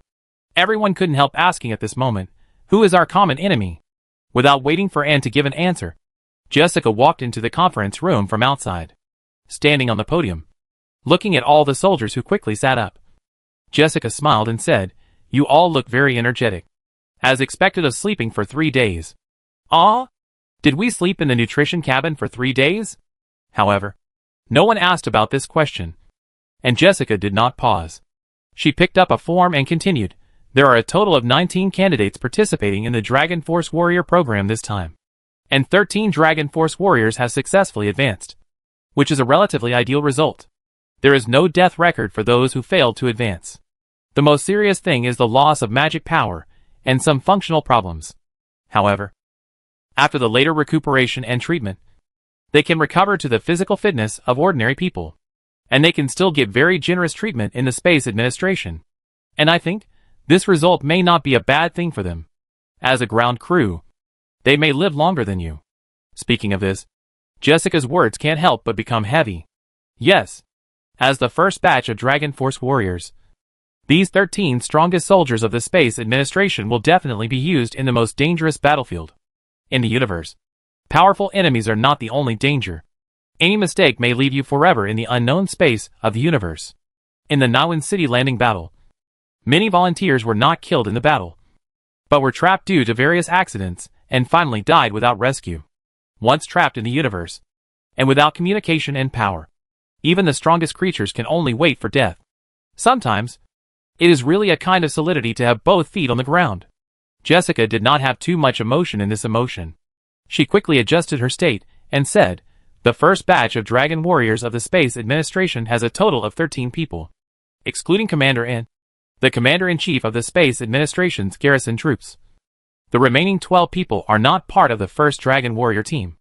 Appoint Reed Jennings as the captain of the first Dragon Warrior team, Jessica as the tactical guidance instructor, Black Dragon Kindis as the Dragon Combat instructor, and Golden Dragon Gerard as the Dragon Language Magic instructor.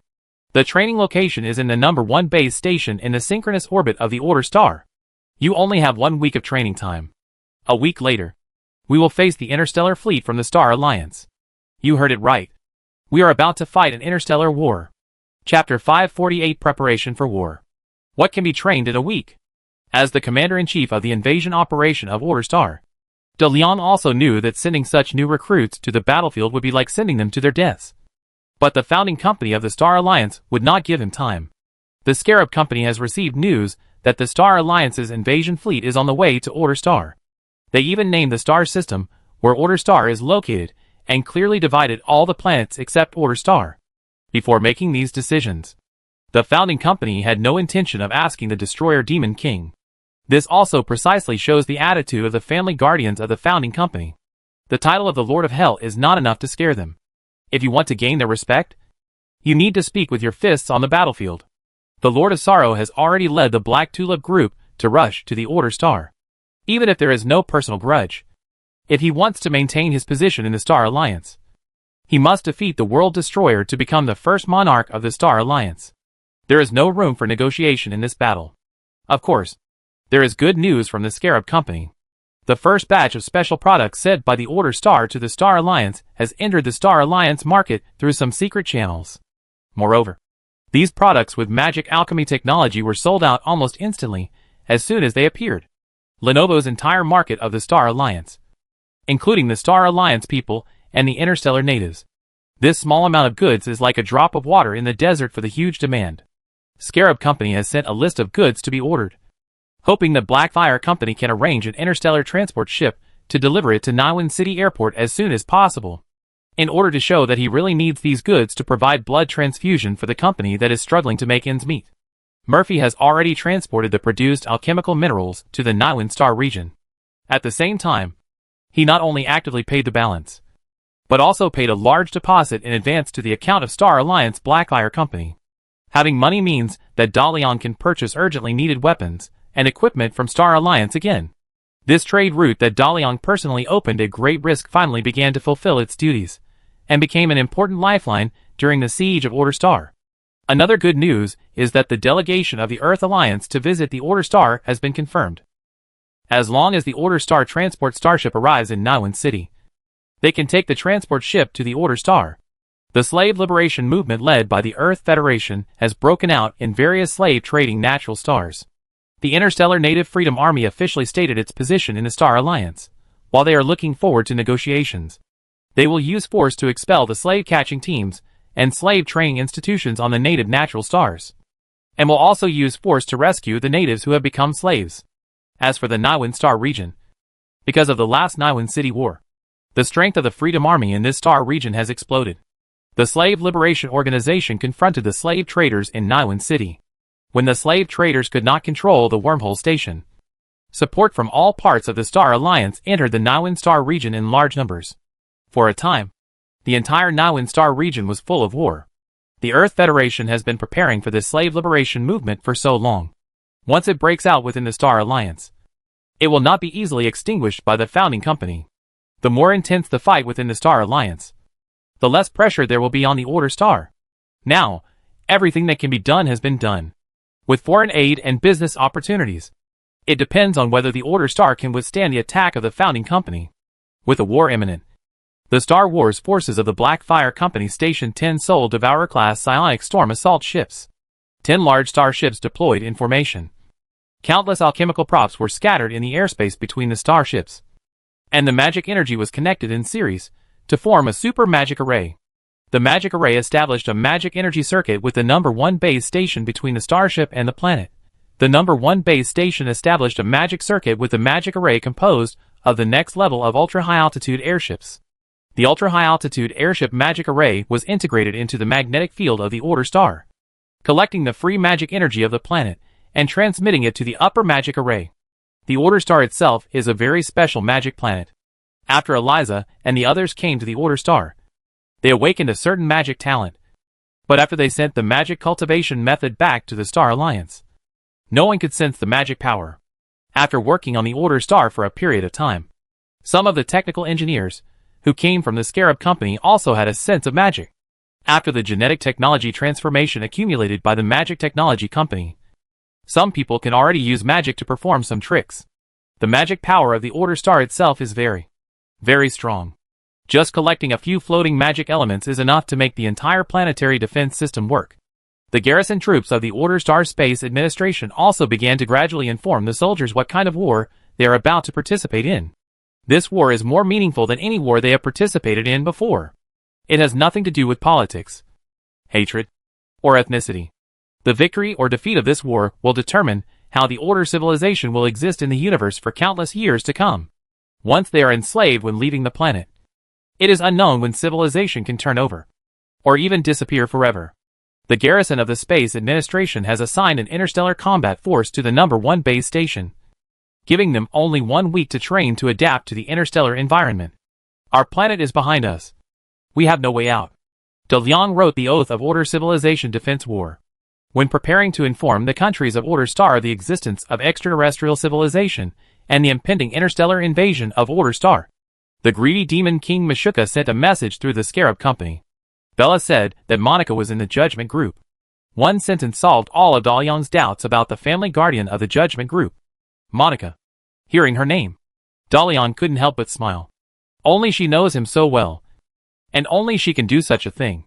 In fact, when recruiting Monica, De Liang didn't expect Monica to be kind to him from beginning to end. Monica in the Blackfire territory was a combination of loyalty and rebellious nature. She didn't rebel not because of how loyal she was, but more because of fear. Fear of her master. In the Drow Elf race, the Shadow Matriarch was also loyal to the Tribe Matriarch before she decided to fight for the position of Matriarch. Now Monica holds the Judgment Group in her hands, and the Star Alliance is behind her. Their strength far exceeds that of the Order Star. It is impossible to make her surrender and recognize her master again. To deal with the Drow Elves, you must use the rules of the Drow Elves. Defeat her, everything will be easy. Let King Meshuggah find someone to pass a message to Monica on my behalf. Use the true self, and I can keep a place for you by my side. Your current state is very disappointing to me. I don't need incompetent people here. Just say it. Don't change a word. Chapter 549, Enemy at the Gate. When De Liang ordered the activation of the first planetary defense system on the Order Star, the entire eastern coast of the Order continent simultaneously saw this world-shaking phenomenon. A light column formed by countless green lines reaching straight to the sky, especially at night. This light column that penetrated the sky and Earth dominated the starry sky. Some astronomers followed the light column through telescopes and saw the number 1 base station and the Soul-Eating class psionic storm assault ship running on the orbit of the Order Star. These man-made cosmic buildings refreshed the world's understanding of the universe and technology. A sense of depression and fear instantly enveloped the world. People were discussing what this light column was, whether it brought disaster or other misfortunes. Then the countries found out that the newly established Principality of Marcellus was right below this light column. What happened there? Before the countries could speculate for too long, Duke Whitehead of the Principality of Marcellus, as the director of the Order Star Space Administration, announced that with the joint assistance of Blackfire Company and Magic Technology Company, the Order Star Space Administration has an Order Star orbital space station that has been put into use. The Space Administration Synchronous Orbital Space Station was named Base Station No. 1. In the next few years, Base Station No. 1 will continue to expand until it becomes the center of the Order Star Space Base System. While announcing that Base Station No. 1 was built by the Space Administration, Duke Whitehead also proposed a plan to build at least 5 more base stations. He also said that the power of the Principality of Marcellus has not yet recovered from the Civil War, and is unable to bear the full cost of other space-based stations. The Principality of Marcellus is willing to provide some technology and some functions of Base Station No. 1, and invites countries in the Order world to work together to build these space-based stations, and jointly open the first chapter of Order Star's transition from the Age of Great Discovery to the Interstellar Age. Duke Whitehead's announcement made the world silent. After determining the coordinates of Base Station No. 1 through telescopes, countries can clearly observe Base Station No. 1 and calculate the volume of Base Station No. 1. Can you imagine how terrifying it was that the Principality of Marcellus built a space station with a length of 1 kilometer on the orbit of the Order Star, when other countries could not even send a needle into space? There are also 10 man-made objects that look like starships and are not much smaller than the No. 1 base station. They should have been built together with the No. 1 base station. And it is not just construction. The light path connecting the sky is obviously a super magic circle that has been activated. The number 1 base station and the 10 starships are all part of this magic circle. Not to mention how much advanced alchemy and advanced technology are contained in this difficulty. Just this amount of engineering is not something that ordinary countries can afford on the ground. But Marcellus, which was still fighting a civil war a few months ago, actually completed such a huge project quietly over everyone's head. Miracle is not enough to describe this exaggeration. Anyone with a little bit of brains can figure it out, that the Principality of Marcellus does not have this strength. So what is the background of Blackfire Company and Magic Technology Company? It can't help but trigger more speculation. But no matter how leaders of various countries speculate about the story behind Blackfire Company and Magic Technology Company, Duke Whitehead's proposal to jointly build more space stations has received positive responses from all over the world. The Duke is right about one thing. Base Station number 1 represents the civilization of Order Star moving from the ground to the universe, which is the change of times. Whoever lags behind in the future exploration of the universe will soon be eliminated by the times. Any country, any race, no matter how poor and conservative, will miss this train, and there will be no next one. So the entire Order Star, including the representatives of the countries and race leaders of the Order Continent and other lands, immediately set off for the city of Saroing in the Principality of Marcellus. An unprecedented world gathering will be held in Saroing, and Saroing will also become the central city of Order Star. After Dalian handed over the matter of mobilizing Order Star to Duke Whitehead, he no longer cared about the things on the ground. The Duke's task was to ensure logistics. He would be considered fulfilling his duty if he could provide as many troops and supplies as Dalian wanted. Brown Jennings is in charge of the University Alliance of Saroing. The University Alliance will take advantage of the opportunity of the Saroing world gathering to expand its membership on a large scale. The Alchemy Laboratory invested by Blackfire Company and the Technology Laboratory invested by Magic Science are enough to attract many world-renowned universities, to establish branch campuses and corresponding research institutes in Saroing, continue to expand the research and development capabilities of low-level alchemy and technology in the Great Tomb, and further release the pressure on high-end personnel in the Great Tomb. Moreover, if the Great Tomb wants to develop its own characteristic technology line, it cannot rely too much on the absorption from the Star Alliance. The original technological development process of the Order Star cannot be interrupted by the interference of the high-level technology of the Star Alliance. The backwardness of the Order Star technology now does not mean that the potential in the future is backward. Dalian believed that the integration of multiple technological ideas would definitely give birth to a civilization full of vitality. After the planetary defense system was activated, Dalian focused his main energy on the extremely distant universe. The interstellar detection system purchased from Scarab Company has discovered the Star Alliance fleet entering the Phoenix Galaxy. Hundreds of various starships are sailing towards the interior of the Phoenix Galaxy. They did not disperse, nor did they use the shadow of the planet to hide their whereabouts. They were clearly bullying the Order Star for its backward technology and thinking that the Order Star had not discovered their means. However, although Dalian discovered the Star Alliance fleet, he did not have the ability to attack them. He could only watch the invaders break in and then occupy other planets in the Phoenix Galaxy one by one. The intelligence collected by the Scarab Company was also delivered to De Liang at this time. There are a total of 176 starships in the Star Alliance's invasion of the Order Star. Among them, there are 15 interstellar flagships, 34 interstellar cruisers, 24 interstellar motherships, 15 dock ships, and 8 war factory ships. These are large and giant starships, and the rest are various combat and other functional starships. Interstellar wars must take into account many possible situations, especially for active attacks. The main fleet moves like moving, carrying all kinds of pots and pans. Find a planet rich in minerals to station, and the war factory ships will be deployed to provide a certain amount of supplies for the entire fleet. After the fleets of the founding companies occupied the planets they were assigned, they all began to build bases and wait for the arrival of follow-up troops. The Black Tulip Company fleet just occupied the Ghost Dragon Star and dispatched a group of attack ships to press towards the Order Star. Other founding companies also sent 1 or 2 starships to the Order Star to evaluate the combat effectiveness of the army of the World Destroyer as battlefield observers. The defense system of the Order Star has detected and locked the Black Tulip fleet.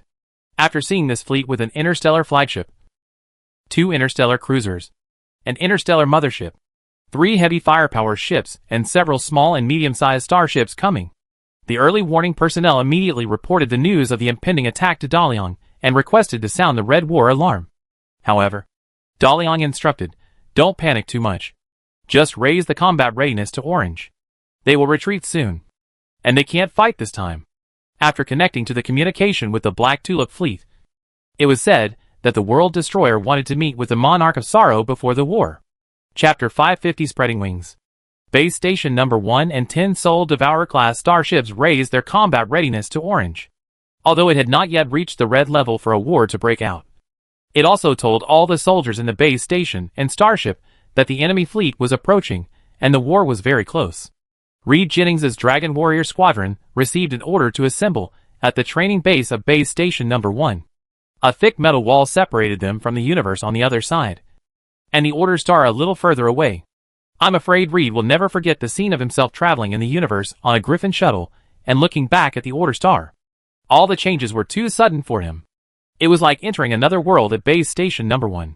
A large space station floats in the black universe. Every day when I wake up and look up through the window, I see the land that I should be stepping on. Here, humans are not considered mainstream creatures. Reed saw elves, orcs, cavemen, minotaurs, dwarves and many intelligent creatures whose names he could not tell. And there are more undead than all races combined. When Reed first saw the skeleton mechanical soldiers, he thought they were mechanical puppets made by alchemists. It was not until someone told him that these were actually undead that he realized that he was surrounded by undead. Base Station Number 1 is still under construction, and countless skeleton mechanical soldiers are working non-stop inside and outside Base Station Number 1. Build new cabins, install equipment for the repaired cabins, and provide services to everyone in Base Station Number 1. Reed has a skeleton robot as his follower, and he can order this follower to do anything. In addition, he was told that the skeleton-armed robot that fights with the Dragon Force warriors is still in the development stage. When Reed learned that the metal follower assigned to him was a dead soul, he was so scared that he didn't sleep all night. After a week of adaptation, Reed finally knew how to live in the universe. Now they will face the invaders of the Star Alliance, regardless of whether they and their soldiers are ready. The voice of N, the garrison commander of the Space Administration, came from the broadcast in the training cabin. "Reed, are the Dragon Force soldiers ready?" After finishing the dragon armor, Reed answered loudly, "Report to the commander. The Dragon Warrior team has assembled. There should be 12 people. And there are 12 people. The Dragon Force soldiers have completed combat preparations and can go to battle at any time. After only 1 week of training, how many Dragon Force soldiers can come back alive after the attack?"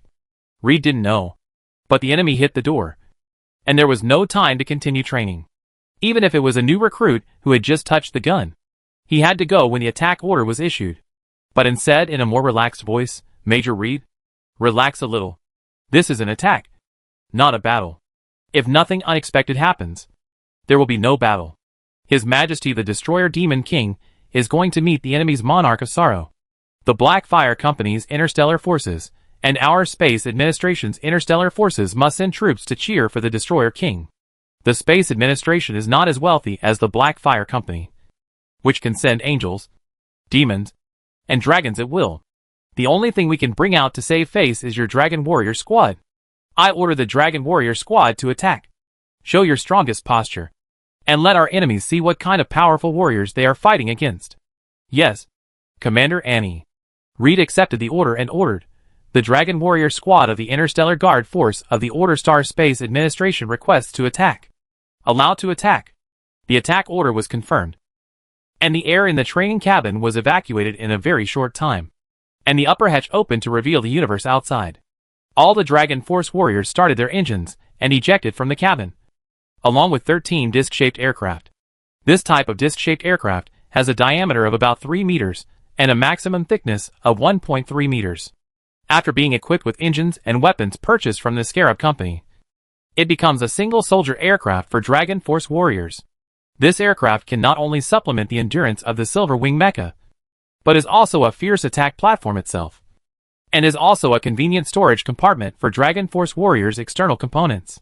All the flying Dragon Force warriors stood on their respective aircraft to form a combat formation. The external components stored in the aircraft popped out and were hung one by one on the reserved interface positions of the Dragon armor. since this attack was to cheer rather than to fight. The Dragon Force warriors installed all the components they used in any situation as long as they were carried by the aircraft. Silver wings must be installed. A pair of large wings is as majestic as it can be. Then, there are the assault engines for additional speed increase, and the airflow stabilizing wings for close combat. Micro-missile launch slots, pulse cannon modules, night shields and night swords for close combat, rune alchemy rifles. After all the components were installed, all the Dragon Force warriors became much more bloated. But this arm to the teeth looked majestic and handsome, regardless of combat effectiveness. The adaptive computer completed the self-check of all modules and linked to the combat system for this attack. The combat friend or foe identification code was issued, and the Dragon Warrior's mission, movement, and position also appeared in the form of a task chain in the vision of each Dragon Force warrior. Attention! Dragon Warrior Squad of the Space Administration. The interstellar portal will be opened in 30 seconds at the coordinates 325:398:745.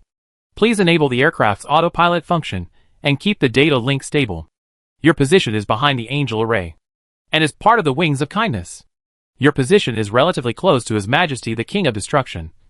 Please cherish this honor. Heaven. Angel. The Dragon Force warriors advanced with potions made from dragon blood, and their instructors were black dragons and gold dragons.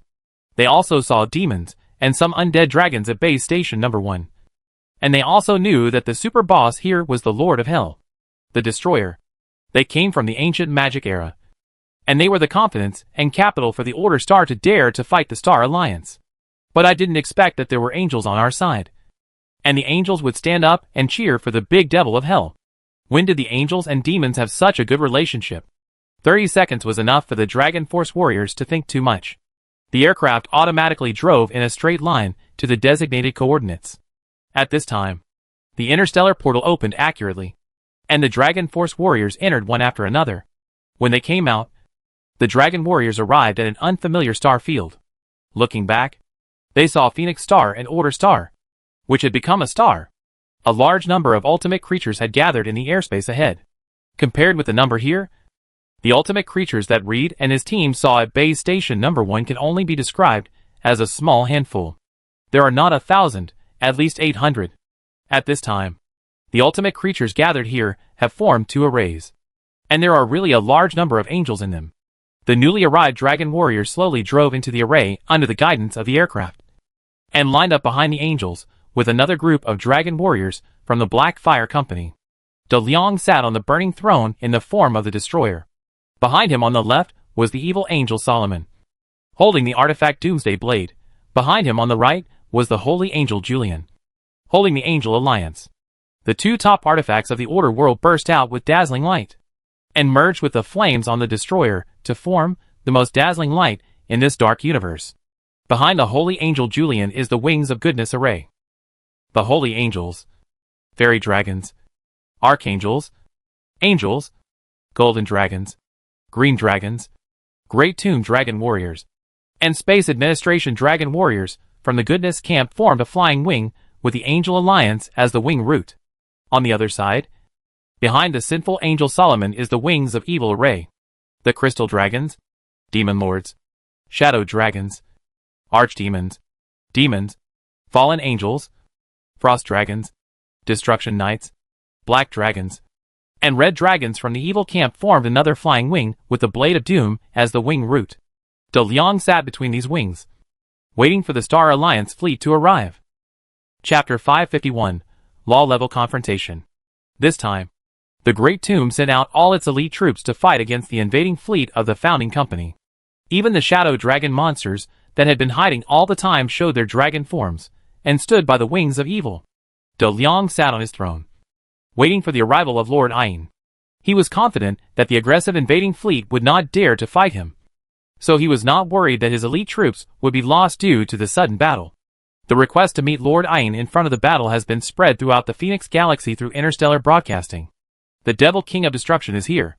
If Ayin does not even have the courage to come here to meet him, then the so-called founding company fleet can directly welcome the Devil King of Destruction to join the Star Alliance and lead many family guardians.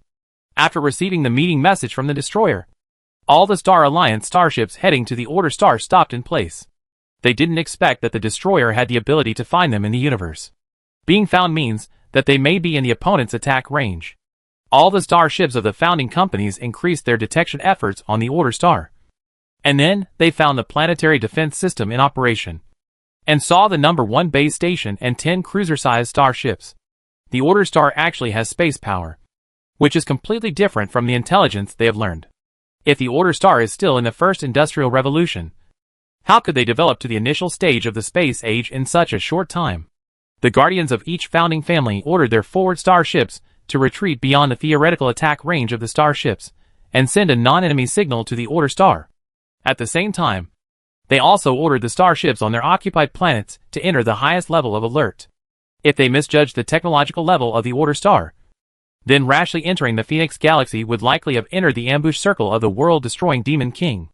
All the starships of the founding families focused their attention on the attacking fleet of the Black Tulip Group. The original idea was to let the Lord of Sorrow test the strength of the world-destroying Demon King, and then make corresponding countermeasures. Now the world-destroying Demon King asked to meet with Sorrow, and the Guardians were watching how Sorrow would respond. The attack fleet of the Black Tulip Group also stopped approaching the Order Star. The sudden message from the destroyer Demon King really caught the Black Tulip Group off guard. The opponent's technological strength exceeded their expectations, and the fleet immediately switched from the offensive state to the defensive state, and increased the detection of the Order Star. They discovered the planetary defense system of the Order Star, and also saw the destroyer Demon King sitting on the throne with a sword in hand, and their heroes at the coordinates given by the opponent. After the fleet sent the captured images to the Lord of Sorrow, he was really stunned. The destroyer Demon King showed a pair of wings composed entirely of ultimate creatures. But the number and composition alone were not enough to bring too much shock to Sorrow. After all, Ayin was once the leader of a plane in the Order world, as the first monarch of the Kingdom of Death. The lineup of ultimate creatures under his command is much larger than this. But the ultimate creatures that Ayin Monarch once had were only the Undead series, which was far less than the variety of the Devil King of Destruction. As the Master of Hell, he is naturally the leader of the evil camp. There is no doubt that the Devil King of Destruction has demons and fallen angels under his command, and he is also the eviscerator of the Kingdom of Death. So it is very reasonable to have undead creatures under his command, even if there are black dragons and other ultimate creatures of the evil plane. It is understandable. But as a Lord of Hell, how can there be so many angels following him? And not only 13th level angels and 14th level archangels, but also the holy angels that never leave the Cloud City. Did the Devil King of Destruction break through the Cloud City and destroy the good camp? But even if Hell occupied Cloud City, angels could not be with demons, because once angels lean towards evil, they would become fallen angels. However, the angels that Lord Ayin saw at this time were standing behind the Lord of Hell, with demons and fallen angels, but they remained loyal to goodness. The strange picture made the already mysterious Devil King of Destruction even more mysterious. It made Lord Ayin wonder what level of strength the Devil King of Destruction had reached. Obviously, this Lord of Hell was not just as simple as defeating Satan and Lucifer. As for the request of the Devil King of Destruction to meet, Ayin actually did not have many choices. With so many family guards watching here, if he wants to maintain his position, he must not show any fear. The Lord of Sorrows stood up from his chair with his staff and ordered the fleet, all starship main guns charge up. Aim at the destroyer Demon King and his army, and fire immediately after receiving my order. After that, the Lord of Sorrow took a step forward and walked out of the airspace in front of Daliang. He cast a magic spell to summon a skeleton throne, and after sitting in the throne, he said to Daliang, "What should I call you? Destroyer King? Or Bone Eviscerating Lord?" The Lord of Sorrow's voice echoed in the entire vacuum, without any transmission medium. While waiting for Mishi's response, his eyes stopped on the Blade of Doom. This was once Satan's weapon, and the symbol of the Master of Hell. Mishi showed the Blade of Doom at this time to prove the legitimacy of his identity. Then Lord Ayin saw the Angel Alliance again. The Angel Alliance was not a divine weapon belonging to Yunzhong City, and its creator was not an angel, but a necromancer. But there was no aura related to death on the Angel Alliance. Ayin did not know the existence of the Angel Alliance, but he felt that this artifact exuded a sacred energy that was not weaker than the Blade of Doom, proving that it was on the same level as the Blade of Doom, possessing both good and evil top-level artifacts. Ayin is a little more afraid of the destruction of the world. Daliang took the Doomsday Blade from Solomon, and stroked the sword with his palm, and violent flames burst out all around. The Doomsday Blade is full of evil, and with Solomon's strength, he can't hold it for too long. After holding up the facade, Daliang pretended to take the Doomsday Blade back and continued to pretend. In the form of the Destroyer, Daliang will not be affected by the Doomsday Blade. Facing Ain's question, Daliang held the Doomsday Blade in one hand, leaned back on the backrest of the throne, and answered with an arrogant look, "I am the Lord of Hell." The Destroyer, holding the Doomsday Blade. As for the bony viscerating monarch, we can pretend it doesn't exist. After all, it was Bony Viscerating who kicked you off the position of the first monarch of the Kingdom of Death, and sent you to the sealed execution ground from the Immaculate Church. I am afraid that if I use the identity of the Bony Viscerating monarch, I will cause you too many unpleasant memories. The bad memories of the sighing monarch have been triggered. It was Bony Viscerating that caused him to go from the prominent first monarch of death to a prisoner. Now he has become the guardian of the strongest founding family of the Star Alliance, and the existence with the highest status in the entire civilization. The territory he rules is larger than that of the Kingdom of Death, and his power is overwhelming.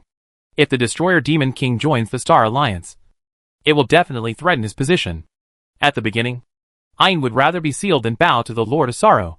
Today, he would not give up his position even if he tried his best. Facing the provocation and scar exposure of the Devil King of Destruction, the Lord of Ain suppressed his anger and said, "Lord of Destruction, it has been more than 2,000 years, and it does not help your current situation at all. I saw your army. To be honest, I was surprised. The angels actually joined you. It seems that you have gained a lot in that all-dimensional war. But I know your current family background.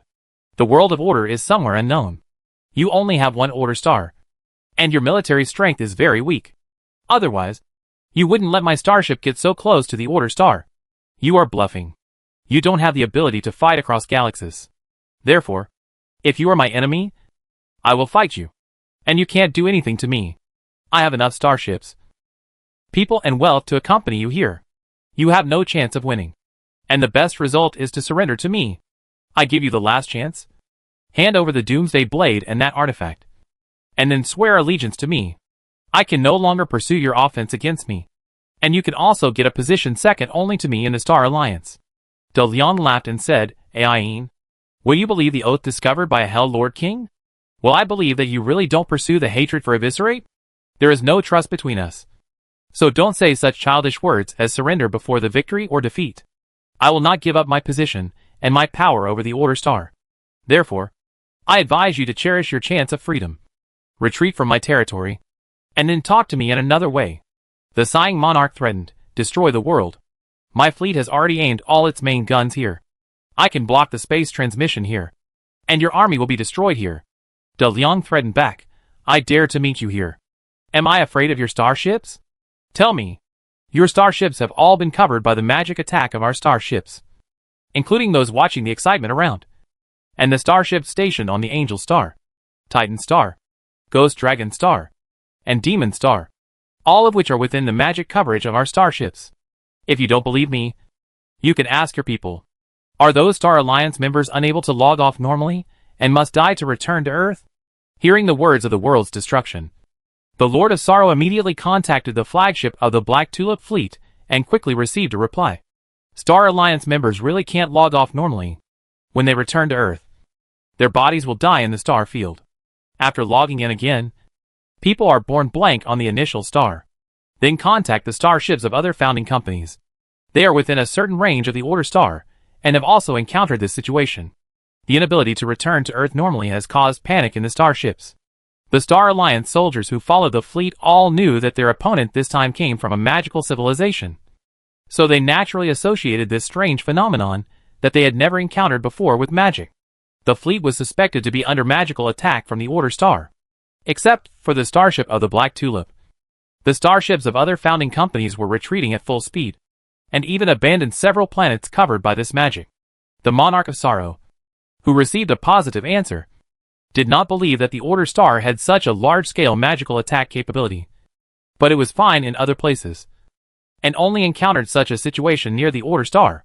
It was really difficult to explain it with something other than magic.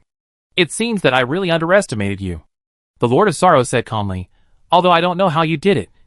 I don't believe this is a large-scale killing magic. The soldiers we brought have all been strictly trained. Even if they don't return to the Earth side, they can still fight within the range of the Order Star for a long time. King of Destruction. Don't play these tricks. At this time, De Liang had learned that the starships of other founding companies were retreating. Faced with this strange magic attack, the guardians of the founding families, who are familiar with the power of magic, know that the wisest choice is to withdraw from the magic coverage first. Now only the Black Tulip fleet is still there. The Lord of Sorrow expressed his stern voice. But he was actually very guilty. De Liang stood up from the throne. The burly flame leader was majestic. He swung the Doomsday Blade in his hand, and the fire elements gathered rapidly in this airspace, forming a red stream of light. He said to Ayin, "Block the space? Humph. I can do it too. If you want to fight, I will fight with you here. I want to see whether your fleet destroys my army, or my army destroys your fleet. Of course, there is also you. Ayin, how many law-level people do you think will come here to help you?" In the state of the Destroyer Demon King, De Liang held the Doomsday Blade in one hand and took out another artifact, the Dark Blazing Sword, with the other hand, and then used the advanced alchemy item, the Fallen Fusion Rune.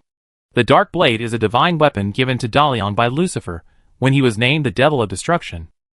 This divine weapon was created by Lucifer based on the characteristics of the Cloud City Artifact Blade of Heaven, which has a very strong speed-up ability for the user and also allows the user to obtain high-level fallen energy. The Fallen Fusion Rune is a very rare functional alchemical item that can fuse two fallen angels into one evil angel. The high-level fallen energy allows De Liang to obtain the attributes of a fallen angel. After using the Fallen Fusion Rune, Solomon behind the throne merged with De Liang's world-destroying form. The originally blazing red flames turned into black flames. De Liang held the red Doomsday Blade and the Dark Blade of Heaven, and a pair of evil wings spread out behind him. The flame domain expanded, and black fire burned in this airspace. Then magic arrays flashed around De Liang one after another, with the release of a large number of high-level magic scrolls. Various enhancement states were imposed on De Liang, and the scope of the flame domain became larger, and the black fire burned more fiercely. De Liang took out his heyday, and the violent pressure swept across the universe. He raised the Doomsday Blade and pointed it at the Lord of Sighs, shouting, "Sighs, do you dare to fight us?" As De Liang's voice fell, a strong light like the sun suddenly appeared, illuminating the black flames released by the world-destroying more clearly. The center of the strong light was Julian. She has merged with her sister Juliet to become the supreme angel of law. Arbitration. The wings of arbitration, which are larger than the wings of angels, spread out, and the holy energy formed holy flames and jumped together with black fire. Arbitration. Julian held the angel alliance in both hands, with the tip of the sword pointing downward in front of him, and said, "I am the arbitrator. I declare you guilty." Chapter 552 Retreat. Seeing another law-level hero, and a supreme angel of the angel race, Ayin first thought that he had fallen into an ambush set up by the good camp and the evil camp. Only this could explain why the angels and demons stood together. Although the cooperation between angels and demons was equally absurd, this possibility was not ruled out. You should know that the Blue Coalition that drove Ayin Monarch out of Evernight City was composed of the angels of Cloud City, the Undead Wizard Guild, and some undead lords. The strongest forces of good and evil, each with the strongest artifact in their hands. Ayin Monarch simply did not have the courage to fight against the Devil of Destruction and the Arbitration Angel.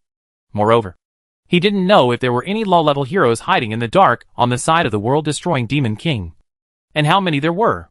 At the same time, Lord Ayin was not sure how many family guardians were willing to lend a hand when he was besieged.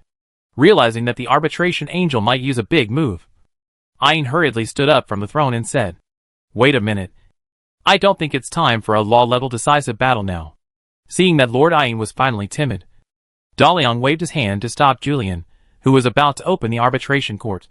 Judging from the number of law-level heroes, the only ones who could participate in the battle on De Liang's side were himself, Arbitration Julian, and Thunder Nicole. The Destroyer Demon King form can only last for an hour, and it has already been used up for a while. Nicole is a scientific hero. Although she is also very strong in the Thunder body state, she is not too strong at the level of the law. If there is only the Lord of Sorrow, it will be no problem for the three of them to take down the Lord of Death. But De Liang is not sure how the other law-level founding family guardians will react. starting a law-level duel now. The risk is too great. It will be enough to scare the Lord of Sorrow. De Liang continued to maintain his own flame field, and the momentum of the Lord of Hell overwhelmed the timid Lord of Sorrow. He said, wailing, "You provoked and threatened me first. But since you beg for mercy, I will give you a face and not fight. I invited you to meet today to seek a peaceful solution to our conflict. Now it seems, there is only one way for you and me, which is war. Since we can't negotiate peace, let's fight. I'll wait for you on the Order Star to see if you are qualified to challenge me." After saying that, De Liang waved his hand, and the Stargate was opened in the airspace behind. The Destroyer Demon King and the Arbitration Angel watched over the Lord of Wailing, and the other ultimate creatures retreated through the Stargate one by one. The Black Tulip fleet continued to aim its main firepower here, but the Lord of Wailing's attack order was delayed. There is really too little information about Order and the Destroyer. The Destroyer showed his ultimate creature army here, and they all have the ability to fight in space. The Star Alliance's starships encountered a large-scale magic attack, and the Guardian heroes didn't even know what magic it was. Order has its own starships and space stations, and its combat effectiveness is unknown. Order has mastered the ability to teleport within the star system level, although the teleportation distance is still unknown. If the starship is too close to Order, it is very likely that the opponent will directly send the ultimate creature into the starship. In summary, the Star Alliance's founding company's assessment of Order's strength can all be overturned. Although Order is still in a weak position, it has the ability to fight an interstellar war with the Star Alliance within a certain range. The strength of the Order Star and the World Destroyer needs to be reevaluated and reconnaissance. The strategy for the Order Star needs to be reformulated. And the first thing to do is to increase troops and turn the quick assault into a longer invasion war. The World Destroyer and the Supreme Angel left through the Interstellar Gate, and the Lord of Sorrow also returned to his interstellar flagship, and then ordered the fleet to retreat, including the starships of the Black Tulip group stationed on the Ghost Dragon Star, and all retreated to the Black Dragon Star controlled by the Judgment Group. Retreating before fighting is a big blow to the morale of the Star Alliance invasion fleet. Originally, the Star Alliance soldiers were a little afraid of the weird magic, and now they feel that magic is omnipresent, and many people have become suspicious. After the flagship stopped in the orbit of the Black Dragon Star, the Lord of Sorrow immediately summoned all the family guards to his starship to hold a combat meeting against the World Destroyer. Except for the family guards of the Judgment Group, 16 heroes gathered together again.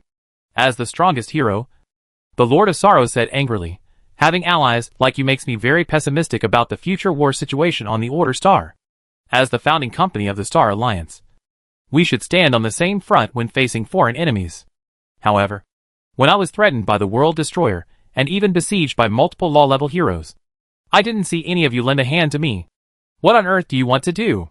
Without me, you are no match for the King of Destruction. You will lose your current status, and destruction will seal you and take away everything you have." Facing the angry Ayin, a family guardian belonging to the Western European Business Alliance said, "Respected Lord Ayin, please forgive my cowardice. The opponent is the Lord of Hell and the Supreme Angel. It is really amazing when they stand together. We don't know how many law levels are hidden nearby. My strength is only 15th level, and the 15th level brought by the Demon King of Destruction this time is more than the 15th level here. In the battlefield of the law level, I will die if I go alone. But please rest assured, my lord, if other law level masters went to fight, I would never retreat even if I died." The words of this 15th level family guardian drew the attention of all heroes to the law level heroes present, facing the world destroying Demon King and the Supreme Angel. Only the law level ones are qualified to fight them. Why didn't they support the Lord of Sorrow in time? At this time, the Plague Demon King Alex smiled and said to the Lord of Sorrow, "Sorrow, you don't need to be angry. The alliance between the founding families is still indestructible. I promise you that when the world-destroying Demon King is preparing to fight the law-level battle, I am ready to join the battle. As long as the King of Destruction dares to attack you, I will immediately attack them from behind. I think all the law-level heroes are ready to teach Destruction a lesson. But unfortunately, Monarch, you are timid and dare not fight with the King of Destruction. So we missed the opportunity to severely damage Destruction. Don't you think so?" The other 5 law-level heroes said that they were ready to join the battle. It was just that Monarch Ayin retreated at the last minute. I didn't expect these cowardly guys to bite back. Monarch Ayin slapped his seat and shouted, You have countless ways to tell me that you will support me. But when I face destruction, I didn't receive any signal from any of you. Don't put all the blame on me. I know what you are thinking. Want to see me and Mishi fighting so you can take advantage? Let me tell you. If you continue to fail to fulfill your duties as allies, we will be defeated by Mishi one by one.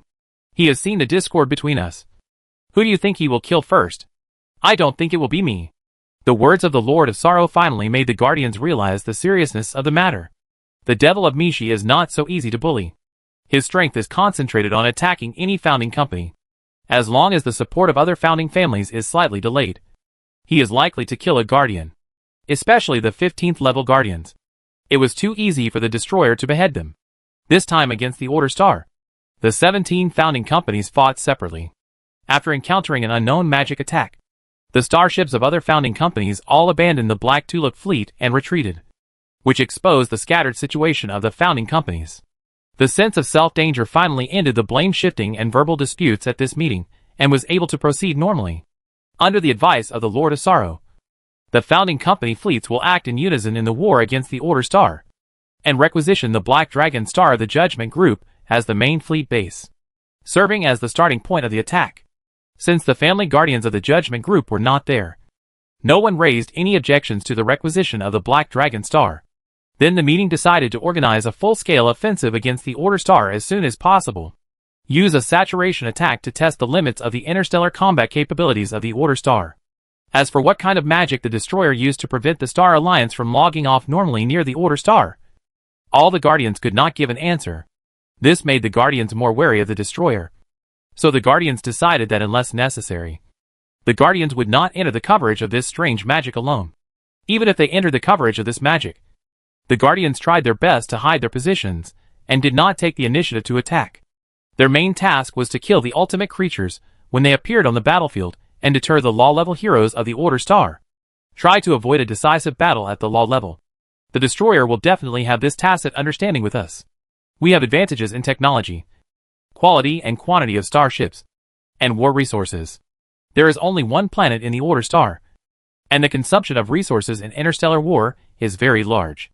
We are the attacker, and do not have much defensive pressure. As long as we continue to destroy their war potential, the Destroyer will soon have no resources to fight us. Let the Star Alliance die. We just need to protect ourselves and wait for victory. Chapter 553. The fight is finally about to begin. Meeting the Monarch of Lamentation in the open universe, and successfully retreating is definitely a victory of extraordinary significance for Order Star. It demonstrates the interstellar warfare capabilities of Order Star, and makes the family guardians of the Star Alliance founding company overestimate the strength of Order Star, preventing an offensive by the Black Tulip fleet, and buying a little time for Order Star to prepare for war. At this time, the national and ethnic political leaders meeting of Order Star was held in Soroyan City, the Principality of Marcellus. In the large Space Development Conference Hall, Duke Whitehead did not talk about the space station that everyone was concerned about, but played the entire process of the Star Alliance invasion fleet entering the Phoenix Galaxy through projection. Everyone in the conference hall was shocked by the huge starships that were as big as cities. Since these were videos provided by Scarab Company, the images of the starships were very clear. Some close-up shots showed the fighter planes, mechas and busy soldiers inside through the transparent walls. Looking at the starships, the politicians didn't know where these things came from, and what was the purpose of Duke Whitehead showing them before the meeting. The military situation was urgent, and the time gained by the King of Destruction was very precious. Sitting on the podium, Duke Whitehead did not let the politicians guess too much, and said directly, "Dear leaders, welcome to Soroyan.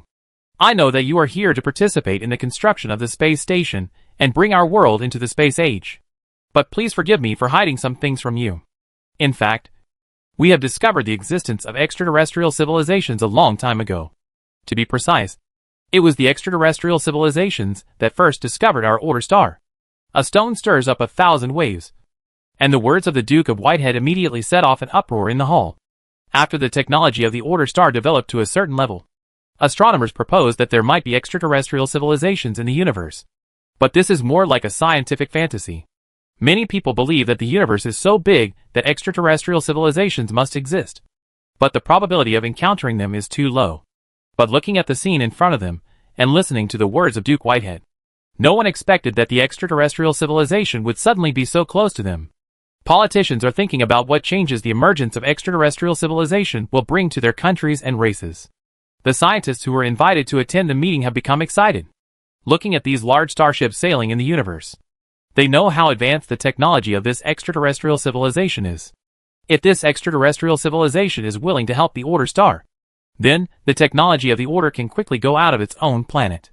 Associating the extraordinary technologies that suddenly appeared in the Principality of Marseilles, everyone linked them to extraterrestrial civilizations.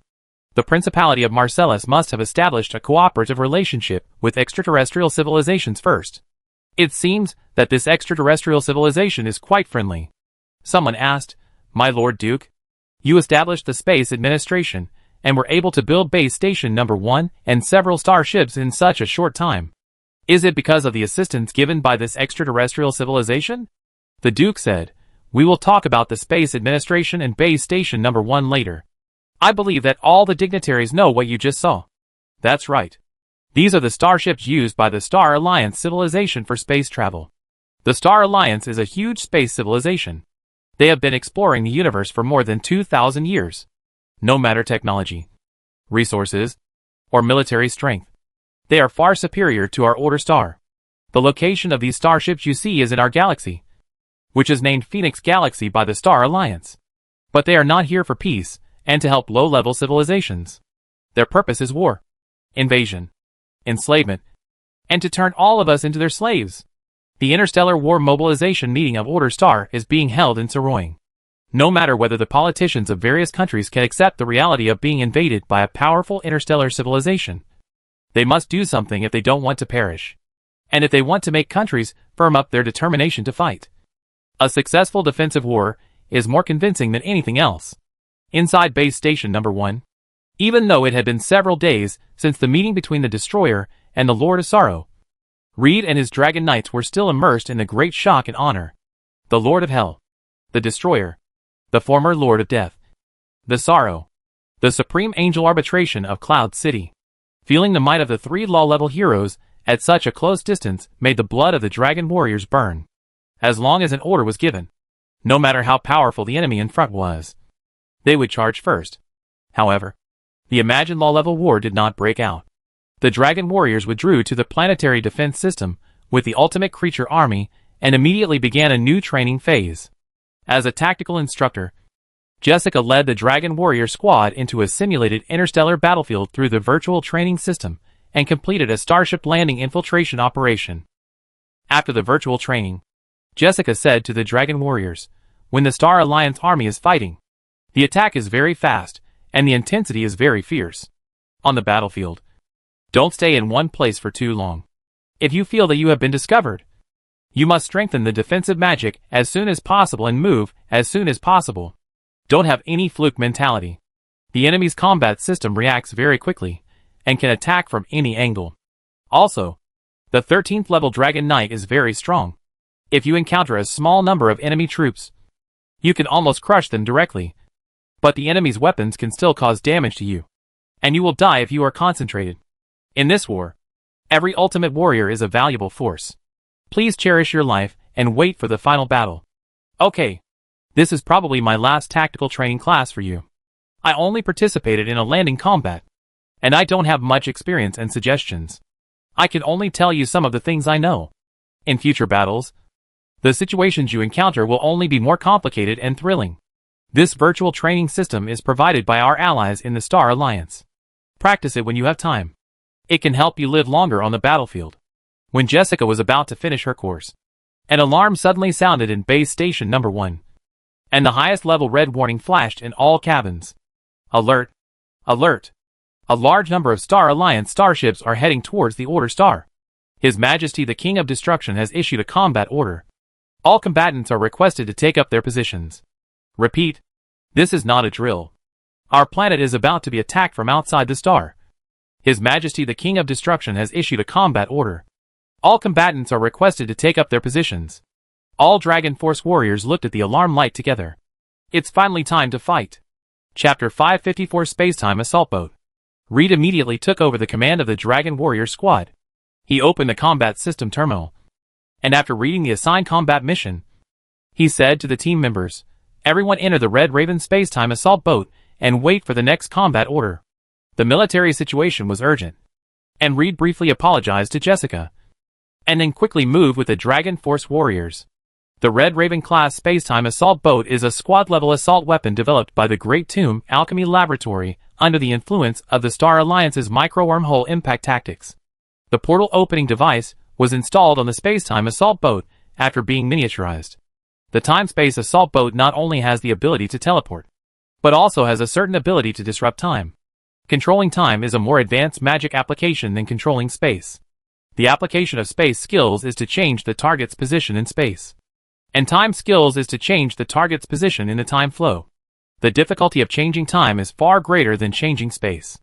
The Great Tomb Alchemy Laboratory can get involved in time magic because of the heroic specialty of De Liang's personal bodyguard Shadow Dragon Demon Yisei. Time and space track. Yisei is good at space magic and has the ability to change the time flow. This is instinct. But in Nicole's god-making project, she discovered the secret of Shadow Dragon Demon's ability to enter the state of nothingness by studying Yisei's time control ability. The nothing state of the Shadow Dragon Demon is to escape into nothingness. In the nothing state, the Shadow Dragon Demon cannot attack or be attacked, and can only collect intelligence. Using the knowledge of space magic, it is impossible to explain this ability of the Shadow Dragon Demon. After Nicole began to study time magic, she found that the so-called nothing state of the Shadow Dragon Demon is to disappear at this point in the time flow. They are at another time point in the time flow, watching what is happening now like watching a replay, and they do not exist at this time point. So they are naturally nothingness. This is the instinct of the race, and the choice of time flow is not controlled by the Shadow Dragon Demon. And Yisei, who has the special ability of the track of time and space, is the only Shadow Dragon Demon who can control the time flow. Research on the nighttime ability can help Nicole better understand half energy. Half energy is relatively simple, and its properties can be easily defined by some programs, and it is also easily disturbed by time magic. Therefore, when an incorrect definition program is generated, time magic can quickly pull it back to the previous time point, and then modify it before the incorrect definition produces effect feedback. The time-space assault boat uses the time magic developed by Nicole. Although the time-space assault boat cannot advance or retreat in the time flow, it will. It also greatly increases the survivability of the time-space assault boat on the battlefield in the war against the Star Alliance. If you want to keep the defense line intact, you must send the ultimate creature to participate in the war. The 13th level Dragon Force warriors will become important high-end combat forces in future interstellar wars due to their mature training technology. However, even with the training technology, the cost of training a Dragon Force warrior is very high and cannot be consumed casually. The space-time assault boat is a weapon developed to improve the survival ability of the ultimate creatures. Only 3 of these space-time assault boats have been built, one of which is provided to the Dragon Force warriors of the Space Administration, and is named Red Crow on standby at the number 1 base station. According to the instructions, Reed led the Dragon Warrior team into the Red Crow space-time assault boat. At this time, a group of senior magicians from the Great Tomb also entered the space-time assault boat. Their task was to control the space-time assault boat and provide magic assistance to the Dragon Force warriors. The attack order was issued, and the Red Crow was ejected from the launch cabin of the number 1 base station, and a portal was opened in an instant and disappeared inside. Chapter 555 Base Station Number 1. At this time, De Liang has also entered the command center of Base Station Number 1. The spherical virtual tactical star map located in the command center displays the real-time data of the enemy and our side in this offensive and defensive battle. Annie, the garrison commander of the Space Administration, who has experience in intelligence processing and certain naval battle experience, serves as De Liang's combat staff. The army of the Ogre Kuka has fully taken over the 10 Soul Devourer-class Psychic Storm attack ships at the forefront and is responsible for the frontline combat command. While convening the Soroyan Conference, Duke Whitehead also has to manage the logistics of the entire war. Mike, the butler elf of the Great Tomb, is responsible for another hidden logistics line. The Frost Dragon Astro is responsible for the security of the entire planetary defense system channel. It is really bold and crazy for a group of outsiders who have never been exposed to interstellar war to fight a star war with the Star Alliance, which has more than 2,000 years of interstellar development experience. However, Although the mode of war has changed, some basic war ideas will not change much with the change of the times. Even if it is at an absolute disadvantage, General Kuka still does not recommend pure defense. The troops should not be bet all on the front defense. There must be a mobile force with sufficient offensive power to roam around the periphery of the battlefield and wait for an opportunity. If we can seize the loopholes of the Star Alliance fleet and destroy one or two of their starships, we will be able to prevent the Star Alliance from attacking freely, thus relieving the frontal defense pressure. Operations Staff Officer Annie stood in front of the virtual star map, marked the position of the attacking fleet, and said to De Liang sitting on the command platform, 10 minutes ago, the early warning detection system sent an alarm that a Star Alliance fleet set out from Black Dragon Star and headed for Order Star. It is expected that it will enter the best attack range of the starship's main firepower weapons in 2 hours. The enemy fleet includes 2 interstellar flagships, 24 capital ships, and 47 other types of starships. There are also some unknown feedback signals that are still being identified.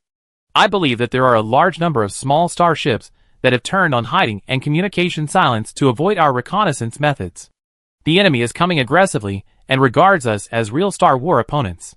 When Anne said these words, her words revealed her concerns about the war situation, but also her pride. A low-level civilization that has just left the galaxy is so valued by the advanced interstellar civilization, which makes people feel inexplicably complacent. However, the well-trained and was not disturbed by her emotions. She quickly made more detailed marks on the Star Alliance's starships based on the intelligence collected from the front, and tried her best to identify the model and hull number of the attacking starship.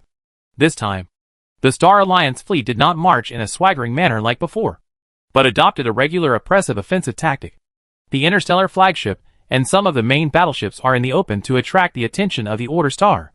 They continuously release a large number of interstellar signals to squeeze the reconnaissance resources of the Order Star. Some other starships adopt a silent method, using their own concealment performance and the shadows of asteroids to sneak. The universe is too large, and it is difficult for active reconnaissance methods to detect small starships that intentionally hide themselves from a distance. Fast assault ships are such starships. They use their own concealment performance to approach enemy starships, and then provide more accurate strike coordinates for firepower ships. De Liang looked at the position of the enemy starship on the star map and asked, "Where is our spacetime assault boat? Can you give the exact location of the enemy's main battleship group?" High-tech means can reduce the attack error of energy weapons to millimeters or even nanometers. But how to accurately hit the opponent at a distance of millions of kilometers is a very big scientific problem. Because there is a spear, there is a shield, while the power and accuracy of energy weapons are constantly improving. How to prevent oneself from being hit by the enemy's energy weapons at a long distance is also constantly upgraded. The most effective way is of course to deceive the real position. For example, the light around the starship is interfered with, so that the light that originally propagates in a straight line appears arc. Then the opponent will have a position error when using optics for positioning. There are many other ways to deceive the enemy's detection system to hide one's true position. That is to say, although Base Station Number 1 saw and knew where the main fleet of the Star Alliance was, it could not locate it most accurately. In this case, using energy or magic attacks would not pose any threat to the enemy. In order to strike the enemy as accurately as possible at a long distance, close observers must be present to guide the firepower ship to attack, and calculate the function curvature of the enemy's various anti-detection methods to find the true location of the enemy ship. This is also another purpose of Base Station Number 1 sending out the Spacetime Assault Boat. Annie immediately replied, "The Blackfire Company's Interstellar Security Force and the Space Administration each released a Spacetime Assault Boat. Currently, the 2 Spacetime Assault Boats are silently approaching the enemy's main fleet. According to the space energy feedback, the coordinates of the Spacetime Assault Boat's last transmission are here and here. It is expected to reach the designated location in 30 minutes and track the enemy's main fleet." While reporting, Annie marked the last location of the 2 Spacetime Assault Boats for De Liang. After seeing the location of the Spacetime Assault Boats, De Liang asked Annie, "Is the Space Administration's garrison ready?" In a war like this, every extra person in the universe has a huge impact. De Liang's greeting made Annie fall into a brief silence. She had never fought such a war. The training of the Space Administration's interstellar garrison was seriously insufficient. The longest time for space adaptation training was only half a month. and the shortest was a group of interstellar recruits who had just completed a weightlessness experience yesterday. Although on land, they are all carefully selected elite warriors. But in the universe, they are just farmers who have just touched the gun. Their role is to consume, to help the real main force of the battle consume the enemy's attack. Annie quickly adjusted her mood and reported to Dalian. The Space Defense Bureau can provide 4,697 combat personnel at the beginning of the war. These include 342 Silverwing mechas, 906 interstellar fighters, and 300 assault landing craft. In the future, as long as the Blackfire Company can provide enough weapons, the Space Administration can train 3,000 to 4,000 ordinary interstellar combat personnel every week, and provide them for 2 months. After the Soroin Conference is over, and the entire Order Star is mobilized for war, the number of soldiers that the Space Administration can train will increase significantly. According to Duke Whitehead's calculations, Order Star has the ability to train 2 million people in the first year of the war. Of course, the premise is, we cannot allow Soroin City, where the Global Political Leaders Conference is held, to be attacked to any extent. Chapter 556 Front. Less than 5,000 interstellar combatants are a drop in the bucket for the battle that Base Station No. 1 is about to face. The civil war in Niwen City was casually fought, and both sides invested tens of thousands of troops. But Dalian also knew that he could not have too high expectations for the newly established Space Administration, as this was already their limit. An interstellar war was not something that the Principality of Marcellus could afford, and it was necessary to complete the global mobilization of the Order Star to obtain enough troops. There was a serious shortage of grassroots combatants, and Dalian could only use his own assets, arming some of the skeleton mechanical soldiers working on the entire planetary defense system, and at the same time conducting a war mobilization in the Death Desert. It was estimated that within 2 months, Dalian would have 1 million skeleton mechanical soldiers available. It's just that the skeleton mechanical soldiers can still be used as craftsmen, when the technology content is high and soldiers are required to have very high adaptability and weapon operation ability. The programmed skeleton mechanical soldiers are still too rigid and inflexible. Therefore, the use of skeleton mechanical soldiers can only follow the old tradition. That is, the skeleton C group charge, using the skeleton soldier's fearless and sacrificial spirit to break through the enemy's defense line. I wonder what the Lord of Sorrow will feel when he sees the skeleton C in the interstellar battlefield. De Liang thought evilly, and put his eyes back on the Battlestar map. After the last interception, the founding company made a large increase in troops in the Order Star battlefield. In this attack, the Lord of Sorrow brought more starships, which also shows that the founding companies have reached an offensive and defensive alliance to some extent, and have united together in a certain sense. This change was expected by Dalian. The founding companies have been able to rule the Star Alliance for so many years, and the interests of the founding family guardians must be greater than the mutual contradictions. A world-destroying demon king is not enough to divide the relationship between them. After all, accepting an unknown Lord of Hell as the boss is more risky than letting the Lord of Sorrow continue to be the boss. However, Dalian does not think that the founding family guardians are really united. At least it can be confirmed that Monica the Judgment Group is not in the Phoenix Galaxy. The 8 law levels were reduced to 7.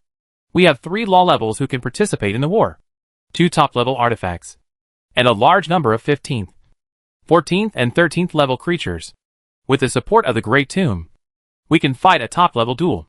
Therefore, the key to this war is still the fight between conventional armies and the competition of war potential.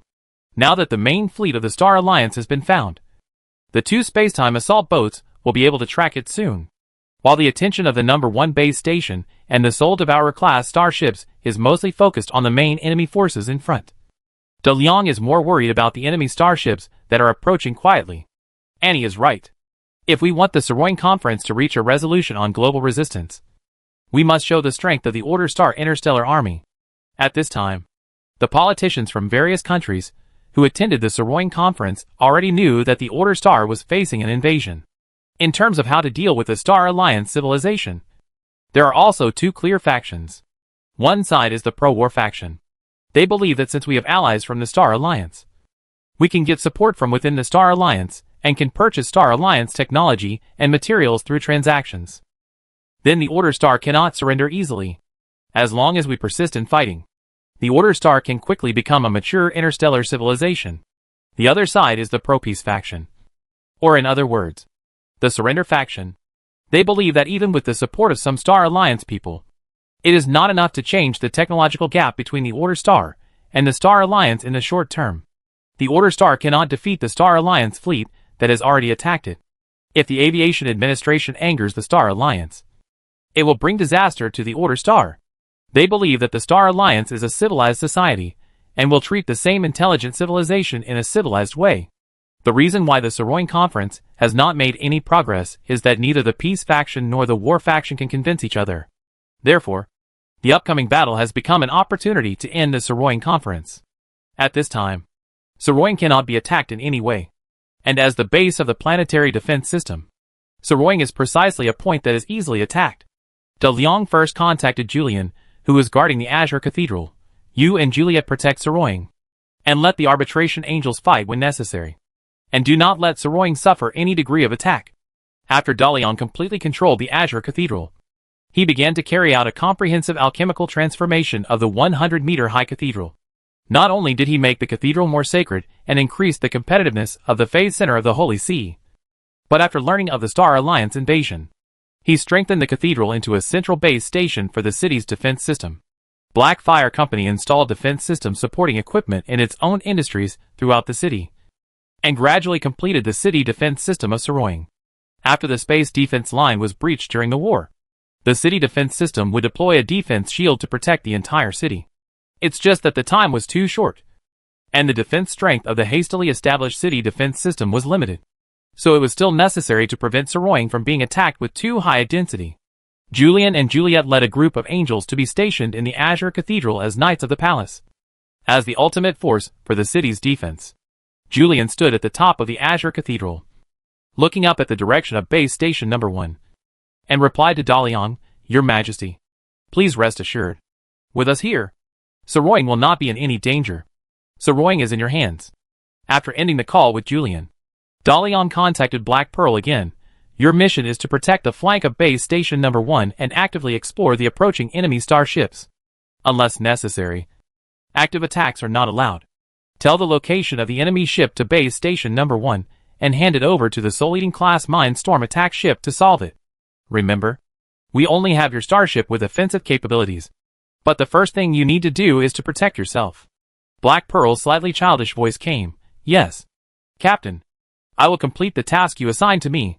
During the second trip to Nywin City to complete the trade activities, the Black Pearl completed a comprehensive upgrade of the ship with the assistance of the Scarab Company, while being compatible with its own magic engine.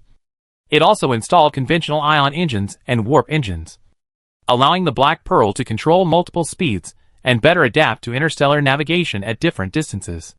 In addition to the power system, other equipment in the Black Pearl with unsatisfactory magic effects have also been upgraded, allowing the Black Pearl's interstellar combat strength to have a qualitative leap. When the Black Pearl exerted its magical strength as a 15th level constructed creature, the switching of multiple flight engines, the magical speed blessing, and the teleportation skills that can be activated, it will make the Black Pearl a starship with super maneuverability. The brand new Black Pearl is the trump card in De Liang's hand. She was deployed on the flank of the planetary defense system, carrying out silent hidden cruises, and using the most advanced detection equipment and magic true eyes of the Star Alliance to block the lateral entry of enemy starships. 15 Frust Dragons, 50 Dragon Force Warriors, and 1,000 blood-sucking sword guards followed the Black Pearl. They are stationed in the Black Pearl's garrison cabin, equipped with 50 assault landing craft, 1,200 Silverwing mechas, and a spacetime assault craft. When such a force encounters a small enemy fleet, it can easily use the Black Pearl's maneuverability to quickly get close to the enemy, and then send landing troops to attack from the inside of the enemy ship, even if they encounter an interstellar flagship with a law-level hero stationed. As long as the Black Pearl can react quickly, they can completely complete the retreat with the assistance of the interstellar gate transmission ability of the number 1 base station. At present, the main attack method of the Order Star interstellar unit is to get close to the enemy, implement micro-wormhole collision tactics, and use transmission skills to break through into the interior of the enemy starship. Although the Great Tomb Alchemy Laboratory has gradually miniaturized the transmission device to meet the assembly needs of small landing vehicles, but the transmission distance is still very short for interstellar distances, and most mass-produced transmission devices can only meet the transmission within 100 kilometers. Such a distance, and a more convenient way to open it, has far exceeded the micro-wormholes that the Star Alliance has just developed.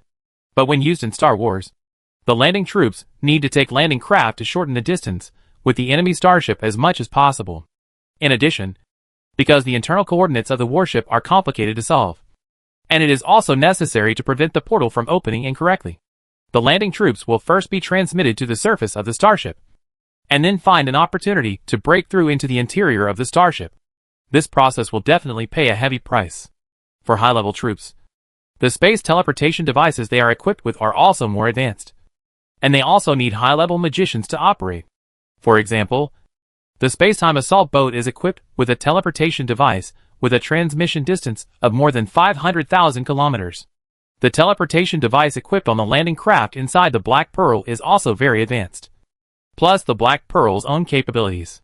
A lone starship that has left the protection of the interstellar flagship will basically not be able to escape as long as it is discovered by the Black Pearl first. The next level of teleportation device is the Stargate. Due to its large size and high energy consumption, the Stargate is only equipped in the number 1 base station and the Great Tomb. In theory, the teleportation capacity of the Stargate is unlimited, and the space pulling force it possesses can accurately pull the Black Pearl in the Niwen star field back to the Order star. However, the active transmission ability is affected by many factors, and the longer the distance, the greater the error, similar to the wormhole station of the Star Alliance.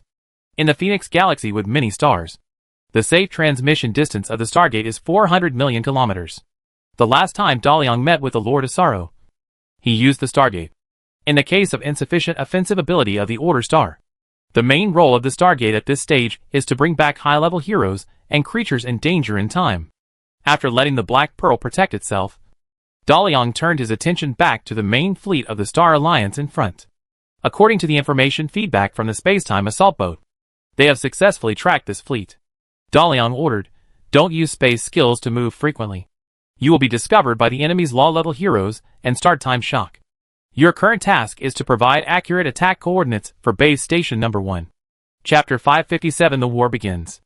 Reed's Dragon Warrior Squadron boarded the Red Raven space assault boat and used space teleportation to successfully avoid the outer defense line of the Star Alliance fleet and enter the inner circle of the main fleet. The Red Raven and another space assault boat immediately entered a silent state after arriving at the location, limiting the engine to the minimum power, relying on inertia to track the main fleet of the Star Alliance, minimizing the chance of being discovered. They did not take the initiative to contact base station number 1. Now the main fleet of the Star Alliance is still a long distance away from the Order star. Even if they barely launched an attack, the magic would not be powerful enough to hit these starships after being scattered over such a long distance. However, the passive receiving system is running at full power. The space-time assault boat needs to solve the accurate coordinates of each starship of the Star Alliance based on various feedback signals. It also needs to receive orders from the number 1 base station and make tactical adjustments at any time. According to De Liang's instructions, the 2 space-time assault boats immediately turned on the time oscillation equipment. The nothing state of the Shadow Dragon monster disappears from the current time point. The time technology of the Great Tomb has just started, and it is far from changing the time flow of complex matter. At most, it can produce time fluctuations and slight oscillations back and forth at a time point. In the oscillation of time, the existence attribute of the space-time assault boat will be reduced due to dilution. When some active detection means scan the space-time assault boat, there is a great probability that they will pass through it directly, which can greatly enhance their own concealment performance. At the same time, when attacked, the space-time assault boat in time shock also has a high probability of avoiding all types of attacks. However, the space-time assault boat in this state cannot attack others. The Red Crow space-time assault boat became distorted like a picture with poor signal, and gradually faded into a translucent state. In front, the outline of the Order star became clearer and clearer. The Star Alliance main battleship also supported the front energy shield, and the energy main gun began to gather energy. The change in the magnetic field produced a circle of blue halo outside the main gun. The Star Alliance main fleet is about to bring the Order star into the main gun attack range, in order to make up for the weakened attack power caused by distance scattering. The Star Alliance firepower ship is ready to use a salvo as the opening of this war. According to its functions, The Red Crow spacetime assault boat immediately calculated the salvo of the main fleet of the Star Alliance, and took advantage of the large fluctuations in the airspace energy generated by the concentrated energy of many main guns to warn the number 1 base station at the fastest speed. The main force of the Star Alliance is about to launch an energy main gun concentrated fire attack on the number 1 base station. It is expected that after firing, the high-energy beam will arrive in 5 seconds. Please ask the planetary defense system to increase the energy protection level. Following the warning issued by the Red Crow, more detailed data was sent to the number 1 base station along the data link. All magicians in the defense system immediately extracted more magic energy from the magnetic field of the Order Star through the magic circle, supplemented it to the front defense shield, and then strengthened it twice in the calculated main force area. The large defensive array composed of 10 Soul Devourer-class Psychic Storm attack ships lit up, and the energy shields in some places condensed into giant shields with flowing light.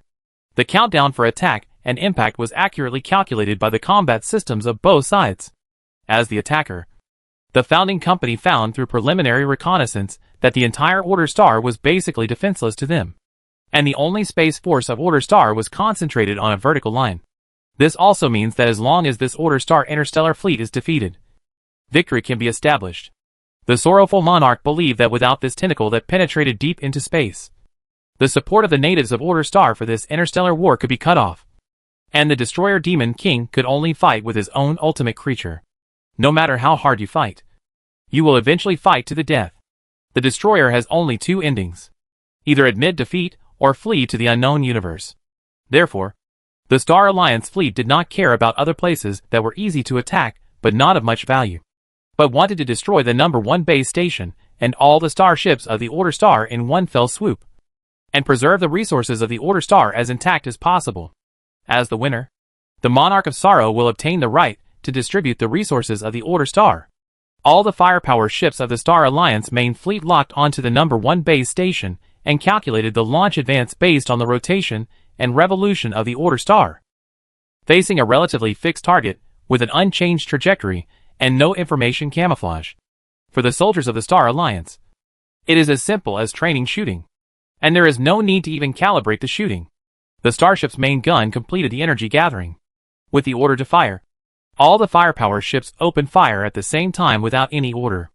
Thick energy beams pulled out long light tracks and shot towards the Order Star in front. 5 seconds of flight time is a relatively long process for energy weapons. When facing the same starship target, the attack hit rate at this distance is not ideal, and the energy beam with weakened scattering is also easily resisted by the energy shield. The starship firepower ship salvo is to use intensive attacks to make up for the problem of reduced accuracy and power. This is a bit like the battle line salvo in the era of naval battleships and cannons.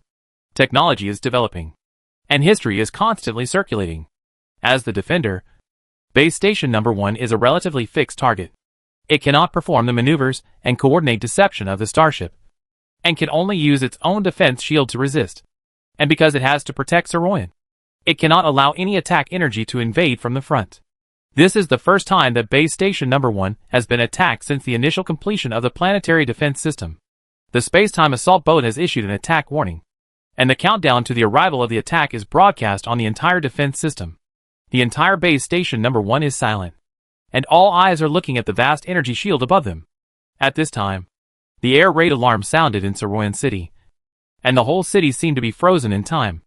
Citizens looked up at the sky on the streets, on the balconies, and at their work positions, although it was daytime. After the planetary defense system was activated and the energy shield was deployed, Saroyan saw the dark starry sky directly below, as if he was in the universe. The demand for magic energy made the energy circuit of the entire planetary defense system brighter. Above Saroyan was the convergence point of the energy conduction line of the magnetic field of the Order Star. Countless energy rays came from all directions and gathered upward here, affected by the principle of lens imaging. The originally distant space mirror image was presented in front of the citizens of Saroyan. Like watching a 3D movie, people seemed to be in space, and the ultra-high-altitude airship, base station number 1, and the Soul-Eating-class Mine Storm assault ship seemed to be within reach. The shining patterns on the magic shield covering the entire sky were so beautiful and charming. People fell into this magical mirror image and became quiet, until suddenly circles of strong light exploded on the magic shield, dyeing the dark sky colorful like the brightest fireworks. The attack of the Star Alliance fleet began. Chapter 558 Confrontation. Precise shooting versus precise defense. The equipment and defense system provided by Scarab Company played an important role in this battle. Faced with energy attacks that were beyond its own technological level, Order Star could not calculate the trajectory and landing point of the Star Alliance's main interstellar gun. Active defense allowed the planetary defense system to strengthen the shield strength of the main energy force point, and the powerful energy emitted by both the attacker and the defender collided in dozens of areas of the magic energy shield. The energy collision produced a strong explosion, which spread rapidly along the contact surface. The halo rolled on the outer layer of the defense shield layer by layer, and the number 1 base station continued to replenish energy to prevent energy from penetrating and causing secondary damage. After all the light phenomena disappeared, the entire planetary defense system seemed to have not suffered much damage except for the vibration caused by the magnetic field disorder. De Leon, who was sitting on the command platform, asked, "Let each department report the damage to the planetary defense system during this defense." Combat Staff Annie immediately summarized the information reported by each department. After seeing the results, she excitedly said to De Leon, "Master Leon, except for a few people who fell and vomited due to shock, there were no major casualties. The planetary defense system is operating normally. The magic energy circuit is intact, and the energy is sufficient. The amount of energy that penetrated was very low, far below the dangerous value, and there was no shock in Saroyan City. We blocked the main gun salvo of the enemy's main fleet. Our planetary defense system is effective." The actual combat proved that the planetary defense system is effective, and the staff of the entire command center couldn't help but cheer. Before taking this blow, no one knew whether the planetary defense system could play its due role. After all, the enemy can attack base station number 1 from many angles, and base station number 1 can only counter the attack. Any mistakes and unreasonable designs may cause the defense system to fail. Now that the planetary defense system can withstand the main gun salvo of the Star Alliance fleet, it naturally gives everyone a reassurance. De Leon also secretly breathed a sigh of relief. Just being able to block an attack has undoubtedly greatly improved the morale of his side, and the subsequent battles will be easier. He gave the order as quickly as possible. Let all departments continue to carefully examine the damage caused by this attack. Find omissions and repair them as soon as possible. Pay attention to replenishing the lost energy and prepare for the next attack. Give commendations to the members of the spacetime assault boats in front, thanking them for providing accurate data at risk. Ask them to continue to serve as the eyes of the number 1 base station and report important information about the enemy in a timely manner. The efforts of countless people in dangerous positions ensure the normal operation of the planetary defense system and resist deadly attacks from outside the star, making the protected citizens of Saroyan seem to be just watching a fireworks feast. Soon, when the aftermath of the first starship main gun salvo had just dissipated, the second salvo came one after another. The energy beam with great power hit the energy shield of the planetary defense system, and fireworks bloomed again in the sky above Saroyan. Children looked at the beautiful sky with joy, and adults prayed silently. Politicians from various countries gathered together and looked up at the sky. They looked at this miraculous scene and imagined what kind of terrible enemy the aviation administration was fighting. They were afraid that the enemy's attack would break through the defense and fall on their heads, and they wanted to escape. But where on the entire Order Star was safer than Saroyan? At the same time, the politicians also envied Marcellus for building such an excellent planetary defense system in such a short time. If this defense system can stop the Star Alliance fleet's attack, then they can also build such a defense system to protect their own country. Even the surrenderists know that surrendering to an unfamiliar interstellar civilization is a foolish way. As long as they can fight and hold on and wait for a turnaround, no one will put their neck under the opponent's knife and bet on whether the opponent will cut it off. And those who advocate war, after seeing this sky full of brilliance, contacted their country as soon as possible, requested the country to immediately enter a state of total war mobilization, and sent a team to cooperate in building a planetary defense system to Saroyan as quickly as possible. The Marseille's extortion principality has already eaten meat on the road of interstellar civilization transformation. If you want to drink a mouthful of thick soup, you have to run faster. With the outbreak of the war, the Order Star is quietly undergoing major changes, and De Leon put all his thoughts on the battle in front of him. While the main fleet of the Star Alliance bombarded the number 1 base station with main guns again and again, the fleet was also rapidly approaching the Order Star. As the distance shortened, The landing point of the energy beam fired by the main gun became more concentrated. The pressure faced by the planetary defense system suddenly increased, and the energy waves that penetrated were gradually increasing. If the attack of the main fleet of the Star Alliance cannot be curbed, and they are allowed to continue firing like this, the planetary defense system will not last too long. At this moment, De Leon ordered, notified General Kaka to have the Soul Devourer-class Psychic Storm attack ships counterattack. The Space Administration's Interstellar Guard can also take action. 10 Soul Devourer-class Psychic Storm attack ships received the counterattack order, and the huge magic eyes at the bow opened at the same time. They stared at the direction of the Star Alliance's main fleet, and their pupils beat rhythmically like hearts. Almost at the same time, the Star Alliance's main fleet received a prompt that an unknown high-energy wave was approaching quickly. And then the energy shields in front of some starships began to beat violently, as if they had been hit hard. The Star Alliance starships with sufficient energy blocked the attack of the unknown energy.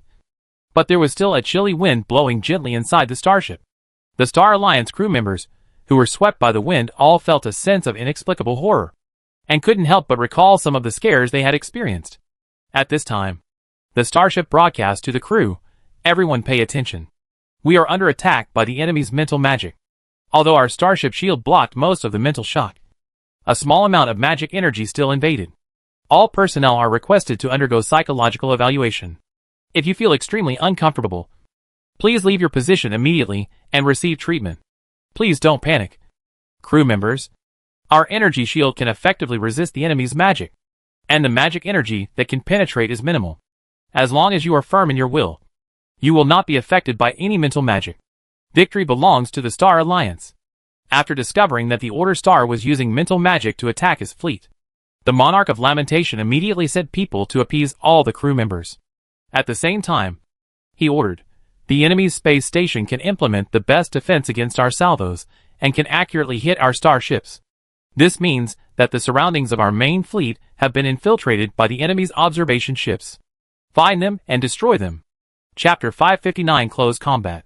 The second wave of mental storms swept through the Star Alliance main fleet again. Although the energy shields of the Star Alliance starships are also effective in resisting magical energy, mental magic is too strange. Ordinary Star Alliance people do not have strong mental power, and are easily affected by some negative emotions. If you are under too much pressure, it is easier to cause uncontrollable behavioral changes by a little inducement. In addition to the Monarch of Sorrow, there are 2 other law-level heroes in the Family Guardians, who participated in the attack of the Star Alliance main fleet. Although they have the ability to remove the influence of mental magic, they can only take care of a few starships around them in the open interstellar battlefield counting tens of thousands of kilometers. The Lord of Sorrow realized that after a few more attacks of mind magic, someone would definitely have a mental breakdown due to the accumulated negative emotions. Therefore, while ordering the fleet to find the enemy observation ships hidden in the surroundings, the Lord of Sorrow also ordered the entire fleet to abandon the formation salvo, and instead strengthen the maneuvering-free shooting. In addition, the Lord of Sorrow also ordered the starships that had experienced magic attacks to approach the interstellar flagship in order, and the law-level heroes would remove the negative status they had suffered. The attacking and defending sides poured their own artillery fire on each other, and the distance between the 2 fleets was getting closer and closer, and the planetary defense system of Order Star was under increasingly strong tests. The starry sky above Saroying was bright with fireworks. I am afraid that those who have seen such a night sky will pass down this experience of the night in their families forever. The Red Crow Spacetime Assault Boat continued to faithfully complete its mission in the inner circle of the main fleet of the Star Alliance. It tried to downplay its presence and hid in the open star field between the 2 starships. Collect all the signals that can be collected, and then transmit them back to the number 1 base station. At first, the Red Crow would also use the energy fluctuations caused by the main gun firing of the starship to covertly send signals to the number 1 base station. But as more and more data was collected, sometimes the active detection system had to be turned on to provide precise guidance for the attack of the Soul Devourer-class psionic storm attack ship. And the Red Crow Spacetime Assault Boat was inevitably targeted by the starship that was looking for it. A fast assault ship approached the Red Raven, and a formation of 50 interstellar fighters spread a large net to flank the Red Raven. The locked alarm sounded in the Red Raven's cabin. The captain ordered, "We have been discovered," and the enemy ship data collection function is transferred to the Blue Raven. The Red Raven enters combat mode and maintains time shock. Speed up and make full use of maneuvers to avoid being surrounded by the enemy. Major Jennings, please ask the Dragon Warrior Squadron to prepare for the attack. Reed, who received the order, stood up first and shouted to the team members, Dragon Force Warriors, it's our turn. Now, all members are dressed in Star Wars escort mode. Our mission is to protect the Red Raven to attract the enemy's attention, and cover the Blue Raven to continue to provide enemy fleet data to Base Station Number 1. The battle order was issued, and the Dragon Warriors, who had been on standby in the battle cabin, stood up neatly under Reed's command. The 12 sets of dragon armor had different shapes and colors. Behind the Dragon Force Warriors, a set of Silver Wing mecha plug-in modules were installed on the dragon armor by mechanical arms. Their mission is to protect the spacetime assault boat. The power mode and weapons and equipment are somewhat different from the offensive mode. With a sound of metal hitting metal, the Dragon Force Warriors finished all the dressing. And then one after another magic halo radiated from the bulkhead. The onboard mage cast a buffing spell on the warriors to improve their attack and defense attributes and mental resistance. The combat mission has been sent to your personal terminal. This is the first actual combat attack of the Dragon Warrior Squadron. Defend the area you are responsible for and protect yourself. Teleportation will start in 5 seconds. 3, 2, 1. Attack! As Reed's order was issued, the Dragon Force Warriors disappeared from the combat cabin at the same time. In the space outside the Red Crow, the attacking Dragon Force Warriors appeared in their respective defense areas. After quickly adapting to the weightlessness, the 12 Dragon Force Warriors quickly spread their silver wings and started the flight engine, forming 2 inner and outer defense circles, protecting the Red Crow in the middle. At this time, a string of attack rays passed through the Dragon Force Warriors and shot towards the Red Crow. Due to the influence of time shock, the Star Alliance's fast assault ship could not use the active detection system to lock the Red Crow well. The feedback signal was so weak that it was almost non-existent. So the fast assault ship did not know what it was facing. Unable to lock at a long distance, the fast assault ship could only keep approaching until the optical detection took effect. And the fast assault ship could barely see the transparent Red Crow. And those interstellar fighters needed to fly closer to see the spacetime assault boat. Therefore, the battle became a close fight as soon as it broke out. The fast assault ship uses the optical aiming system and the shipborne firepower to carry out a covering sweep on the Red Crow to cover the approach of the interstellar fighter. When the interstellar fighter approaches, it will find the loopholes in the energy shield based on the defense data generated by the enemy starship when resisting the attack, and finally complete the close combat. In the inner circle of its own fleet, the fast assault ship boldly approaches. Although the reconnaissance spacecraft sent by the opponent is very strange, it is just a small boat, with a limited size. Since it has strong reconnaissance and concealment capabilities, it must compromise its attack and defense capabilities in design. In the case that the entire fleet did not sink any enemy starship, the first damage must be a great achievement. The fast assault ship wanted to get the first kill in this war, so it increased the density of firepower and cooperated with the interstellar fighters to encircle the enemy ships. The Dragon Force Warriors who entered the combat position used the defense magic they had just learned to unfold a magic shield in front of themselves, and then took out the alchemical rune rifles and hid behind the shield to block the enemy fighters who wanted to approach. The mobile forces of both sides exchanged fire, but a small number of Dragon Force Warriors could not stop the closing of the enemy encirclement with only the firepower in their hands. The unfamiliar battlefield, unfamiliar combat mode, and unfamiliar enemy made Reed, who was commanding this encounter for the first time, a little flustered at the beginning of the battle. He was not sure whether every order he issued was correct or wrong, and he did not know what level the real strength of the Star Alliance was. But he knew that if he did not make tactical changes, the Red Crow would be surrounded and destroyed sooner or later. Unit 4 and Unit 5.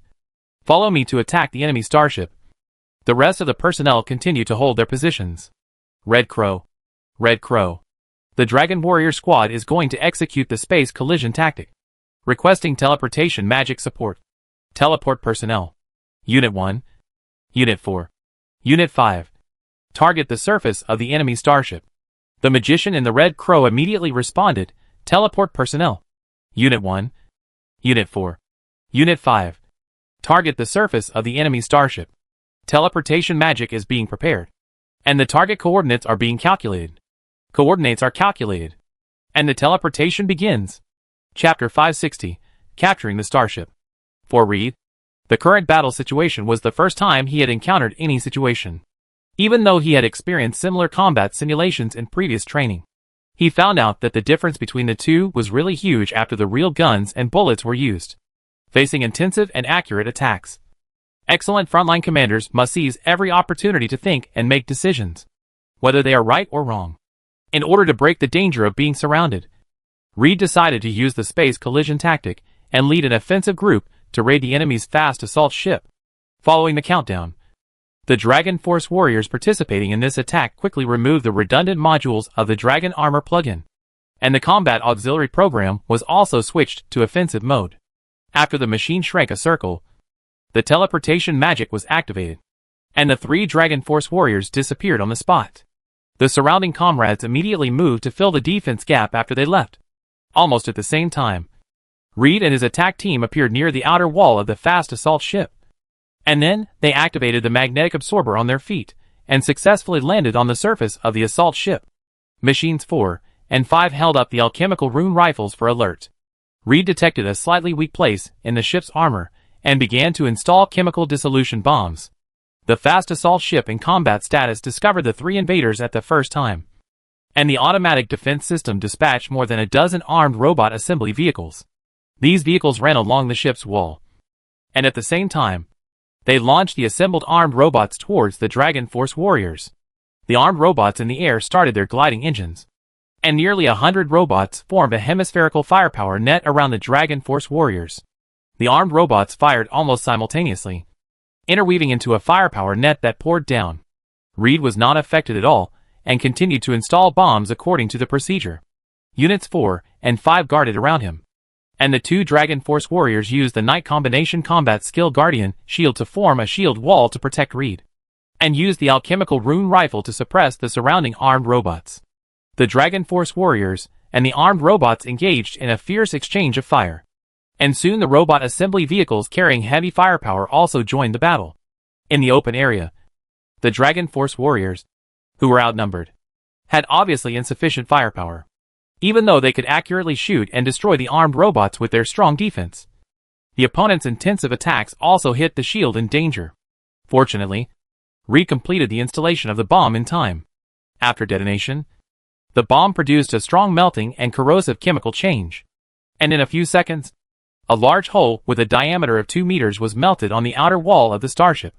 Before the starship's automatic maintenance system filled the hole, 3 Dragon Force warriors jumped in from the hole one after another, after easily sweeping away several Star Alliance soldiers who had hastily activated their protective suits in the cabin.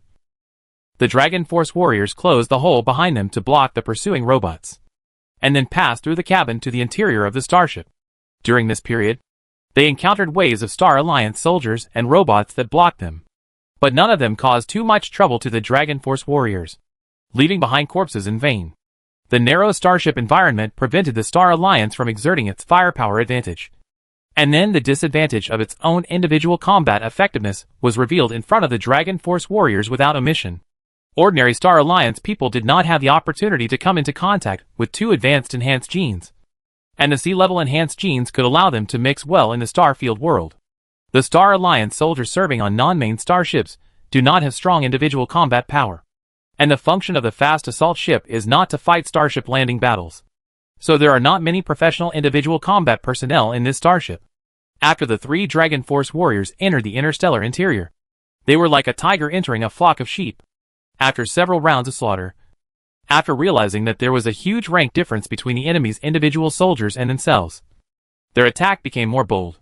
From being cautious at the beginning to attacking in a straight line towards the bridge according to the structure of the starship. Encountering cabin isolation obstacles, they directly blasted through. The captain of the fast assault ship stared blankly at the internal structure diagram of the starship in front of him. One cabin after another turned into a lost red, like a direction indicator pointing to the core bridge of the starship. He regretted his recklessness in letting his warship get too close to the enemy ship. He did not expect that a backward indigenous civilization would master the micro-wormhole impact tactics and use them so skillfully. Micro-wormhole impact tactics are also a new tactic in the Star Alliance. The only starship that was recorded to have been attacked by the micro-wormhole impact tactics was a fast assault ship. He did not expect that his fast assault ship would become the second one. looking at the enemy's advancing speed in his starship. The captain knew that the enemy coming in was very strong. The soldiers and armed robots sent to stop them could not even delay them for a moment, and were almost wiped out by the enemy. Looking at the surveillance footage, the enemy was wearing a mecha that looked more sci-fi than the Star Alliance's individual mechas.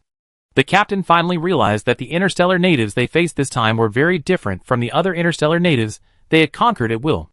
The result of this war may not be as optimistic as most Star Alliance soldiers imagined. With a blast, the alloy hatch of the bridge was knocked open, and 3 Dragon Force warriors broke into the bridge. They half spread their silver wings and glided in. After a brief exchange of fire, they killed all the guards in the bridge. Reed asked a Dragon Force warrior to guard the bridge door, then shot the captain on the command platform, and then said to the remaining crew members, "We have taken over the ship. I order you to turn and sail to the Order Star immediately. As long as you do what I ask, I will allow you to leave in the lifeboat." Reed's savage behavior shocked the remaining crew members. In order to survive, the crew members hurriedly turned the fast assault ship around, and the bow flew towards the Order Star in front. And then everyone left their positions and rushed out of the bridge.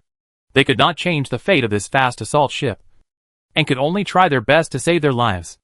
After the crew members left, Reed and another Dragon Knight fired rifles at the equipment in the entire bridge. It must be a great achievement to capture a fast assault ship. But the 3 of them could not operate a starship, and the main fleet of the Star Alliance would not let them leave with a fast assault ship. Moreover, the Dragon Warrior Squadron's mission is to protect the Red Crow spacetime assault boat, and they must not be far away from the target they are protecting. At this time, the best choice is to let the fast assault boat fly uncontrollably to the Order Star. As for what can be obtained in the end, it can only be left to fate. Anyway, no matter how small the gain is, it is still a gain. After Reed led the attack team to destroy the bridge, he immediately used teleportation to leave. Their battle has just begun. The main fleet of the Star Alliance will not allow an enemy reconnaissance boat to collect intelligence without scruples in its inner circle. A stronger enemy should arrive soon. Chapter 561 Interstellar Attack and Defense. After the fast assault ship was lost, the interstellar fighters that besieged the Red Crow spacetime assault boat immediately chose to retreat. In the end, only more than 20 of the 50 fighters were able to leave safely. The result of the battle was 0.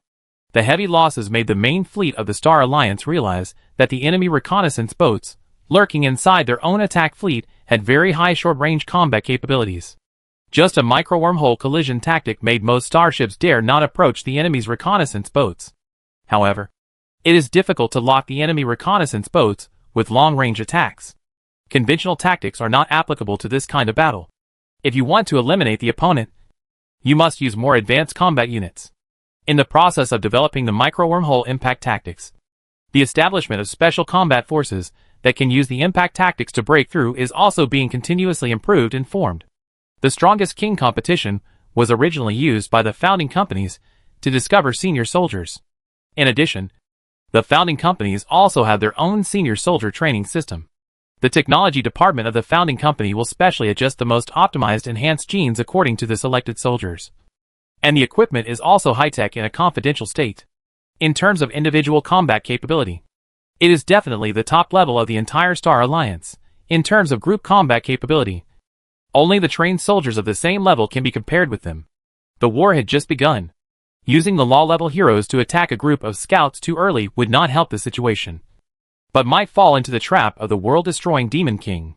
But the position of this group of enemy soldiers did make the entire main fleet very uncomfortable. So the Lord of Sorrow approved the attack of the micro-wormhole tactical force without much hesitation. A micro-wormhole tactical force consisting of 40 soldiers was transferred to a medium-sized frigate, more than 100 interstellar fighters, and the same number of heavy air combat mecha soldiers were also operating with them. In addition, there were 4 Shield-class anti-infiltration reconnaissance ships to strengthen the feedback signals of the enemy detection boats. Facing the powerful enemy that could occupy a fast assault ship by sending 3 soldiers, the main fleet of the Star Alliance dared not take it lightly. In addition to these obvious offensive forces, there is also a large destroyer approaching the star field where the battle is about to break out, ready to provide heavy firepower support at any time. A larger scale test is approaching the Red Crow spacetime assault boat, and the attack on the planetary defense system of Order Star has never stopped. Both sides are at a distance where energy weapons can hit the target immediately after firing. Like two strong men standing still and slapping each other in the face to see who can't hold out to the end. The main fleet of the Star Alliance is not satisfied with this face-to-face confrontation. Countless interstellar fighters accompanied by small star ships flew out of the mothership. They tried to bypass the defensive magic circle in front and attack the energy transmission column of the planetary defense system from the flank. Base Station No. 1 and 10 Soleading-class Psionic Storm attack ships dispatched their own air combat forces to stop the Star Alliance fighters from sabotaging. A large number of interstellar recruits were deployed to the open interstellar battlefield. Many of them had less than 20 hours of interstellar flight time and did not understand the performance of the interstellar fighters they were driving. On the other hand, the pilots of the Star Alliance, who could become the founding company's interstellar fleet, had to go through multiple levels of selection to obtain this employment contract. The quality of the pilots on both sides was not at the same level. As if it was a suicide flight, the Order Star interstellar pilots were hit head-on as soon as they attacked. Some soldiers did not even understand the direction and were drowned in a ball of fire and explosion, becoming a ball of interstellar dust. Filling the gap in technology and skills with lives is so cruel. Just like the Vlaamic Empire wants to build a large fleet surrounded by the navies of the eastern countries. The soldiers with luck and talent accumulated from battle after battle constitute the cornerstone of the large fleet. However, Dalian does not have so many soldiers to be used for consumption and selection. The Star Wars soldier training system of the Aviation Administration has just taken shape, and the Saroyan Conference has not yet reached a unanimous resolution to the outside world. In order to win the first battle, Dalian used a lot of the capital of the Great Tomb. In addition to conventional military forces, there are also a large number of high-level mages active in various positions on the battlefield.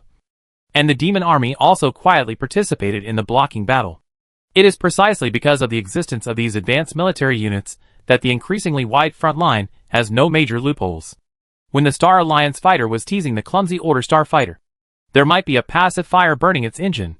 It might hit the ice meteorite that suddenly appeared. It might be cut off by the flashing sickle. A large number of advanced heroes and ultimate creatures were active on the battlefield and were immediately noticed by the Lord of Sorrow. Sorrow was very clear about the difference in strength between the Star Alliance soldiers and the advanced heroes of the Order world. If these heroes were allowed to play, the Star Alliance fleet would not be able to break through the magic shield of the planetary defense system even if it suffered heavy damage. Some of the main battleships turned to attack those high-level heroes and ultimate creatures under the command of the Groaning. The pressure on the planetary defense system was greatly relieved. But the high-level heroes and ultimate creatures were exposed to the heavy firepower of the starship. De Liang's heart was hurting. But in the past battles in the hero world, he knew very well that any loss was worth it under the premise of achieving the strategic goal. Although that was the game world, and this was the real world, there was no difference in war. This was the first battle between Order Star and Star Alliance. The founding company must feel pain. The allies must know that Order Star can be relied on, and Order Star must stand behind them as a combat staff, and would occasionally look at the young commander while completing her work. At the beginning of the battle, Master Liang would occasionally ask about his own casualties in the battle. But after the war had been going on for a while, he no longer cared about the number of casualties. When a certain area needed support, he would not hesitate to allocate a reserve to fill it in. He would not care how short the training time of this army was. Even if this army was exhausted within a few hours, he would only send another army to fill it in. He was like a chess player playing a game with his opponent on the starboard.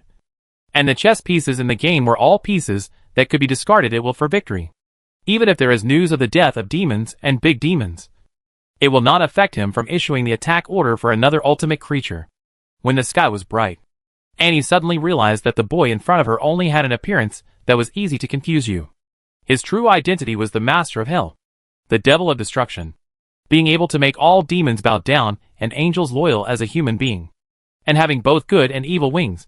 This greatness is definitely not achieved by peaceful means. His confidence and cold-bloodedness show that he has experienced many wars, and his achievements show that he has won every crucial war. This is a true commander, and he will definitely lead the Order Star to the final victory. Chapter 562 The First Battle. Liang. Young Master Liang. After reporting an important change in the battle situation to De Liang, Annie suggested based on her own ideas, currently, most of the Star Alliance's battleships are within the transmission range of our interstellar gates.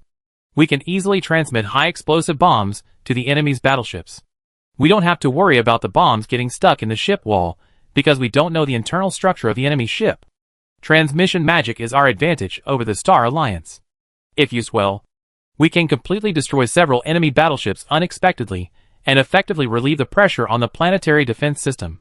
After De Leon looked at the interstellar wars shown in the star map, and confirmed that there were no obvious omissions, he replied to Annie, "In the wars of the ancient magic era, there was space magic confrontation from the beginning to the end. Space teleportation is a double-edged sword. If used well, it can turn the tide of the war. But if used poorly, it will put oneself in a desperate situation. The interstellar gate of base station number 1 has provided space protection for the planetary defense system since the beginning, preventing the Sorrow from directly opening the portal to send his army in. In addition, our flank is so safe. In addition to the heroic resistance of the interception troops, it is also the credit of the space-time gate. Otherwise, our Star War forces alone cannot stop so many enemies. The Sorrow Monarch has experienced many plane wars in the ancient magic era. The use of space magic by the space-time gate is not a very clever thing for him. Now most of the effectiveness of the space-time gate is on the defensive side. If you attack rashly, you may be seized by the Sorrow Monarch or other law-level heroes to launch a space counterattack. If the space-time gate is destroyed, our space advantage will no longer exist. This is the first battle. We must first do a good job of defense. As for attacking their main starship, there will be plenty of opportunities in the future." After De Liang's explanation, Annie finally understood why Master Liang did not use such a powerful space device as the Stargate for attack. The complexity of this war is far beyond its appearance. It seems to be a confrontation between interstellar technologies, but in fact it involves many tactical ideas from the ancient magic era of the Order world. After knowing the use of space magic in war, Annie also saw some of the significance of the movement of the main fleet of the Star Alliance. Although the main fleet of the Star Alliance has entered the transmission range of the Stargate, it is still beyond the transmission range of conventional space magic. The airspace between the main fleet of the Star Alliance and the planetary defense system is filled with a large number of small and medium-sized starships and countless interstellar fighters. If space confrontation is included in the tactics, the Star Alliance is using these small and medium-sized starships and interstellar fighters to lure the Order Star Interstellar Army to use space skills, so that the law-level heroes can collect data on the distance range of space transmission and the characteristics of space fluctuations. On top of energy attack and defense and information attack and defense, there is also space attack and defense. Without space defense capabilities, the planetary defense system can be broken through by the family guardians of the Star Alliance in an instant, without the law-level family guards to provide space protection for the Star Alliance fleet. These invading Star Alliance fleets are probably a dish in the mouth of the destroyer demon. Therefore, even with conventional space magic, the planetary defense system is used very cautiously. Unless necessary, space skills are not used. And even if they are used, uncontrolled weapons will not be deployed. If an ultimate biological demon is lost in space by space counterattack, it is lost. And if a bomb that can destroy a starship is thrown back by someone's space disturbance, the planetary defense system, without depth, cannot withstand this blunder. The presence of the law level on the battlefield is far more meaningful than his direct participation in the battle. After realizing that she had made a bad suggestion, Annie immediately apologized to Da Liang. "I'm sorry, Master Liang. I shouldn't have made such a stupid suggestion in such a high-level war." Da Liang casually said, "It's not your fault. After all, you haven't experienced the omnidimensional war in the ancient magic era. At that time, the Cloud City in the heroic world and the Furnace City in Hell both had the ability to teleport to all planes, and the Angel Legion and the Demon Legion could appear at any time and anywhere in the whole plane. How to resist this kind of omnidimensional teleportation is also a research topic that has never stopped in all planes. In high-end battlefields, even space masters dare not use space teleportation at will. Perhaps in an interstellar battlefield that is larger than all the planes in the Order world combined, a law-level hero cannot take care of so many starships. Your suggestion is actually feasible, but habit makes me not so radical in space confrontation. I hope you will not be discouraged from your enthusiasm for work because a proposal was rejected by me. The fact that you can sit in this position means that I recognize your ability. We are all new recruits in the interstellar battlefield. Sometimes some choices do not mean that you are wrong. In the future, You will need to actively tell me your ideas. Annie saluted to Da Liang and said, Yes. Your Majesty. Master Liang. Da Liang then turned the topic to the current battle situation. He looked at the battle lines of the enemy and us on the star map and said to Annie, The main fleet of the Star Alliance is launching a new round of offensives. General Kaka also used landing craft and short-distance transmission devices to send mechanical skeleton soldiers to the starships that are pressing on, as long as they can withstand this round of attacks. The Star Alliance fleet should retreat and enter a period of repair. Let the Black Pearl and Astro continue to stand by and be alert to the hidden starships of the Star Alliance. I think they should launch a sneak attack and attack the energy transmission column of the planetary defense system. Notify Duke Whitehead to strengthen the vigilance around Saroying to prevent the Star Alliance landing forces from attacking the Space Administration from the ground with the cover of the terrain. Hearing Da Liang's order, Annie was suddenly shocked. Yes. I will notify Duke Whitehead immediately. But if there is really a Star Alliance Marine Commando attacking the Space Administration, the current military strength of the administration may not be able to effectively defend it. Da Liang thought for a while, and ordered the communications officer on the other side, let the Destruction Knight lead the War Tramplers to support the Space Administration, and let the Devils on the Exile Island go to the Space Administration. After giving the order, Da Liang explained to Annie, The Destruction Knights under my command are 14th level ultimate creatures. A total of 4. One of whom has the strength of 15th level. They have a combination of combat skills that belong to campaign level magic, which can weaken enemy units on a large scale. War Tramplers are heavy cavalry of the 12th level, and demons are the main force of the Hell Air Force of the 11th level. These two armies will arrive at the Space Administration through the teleportation array.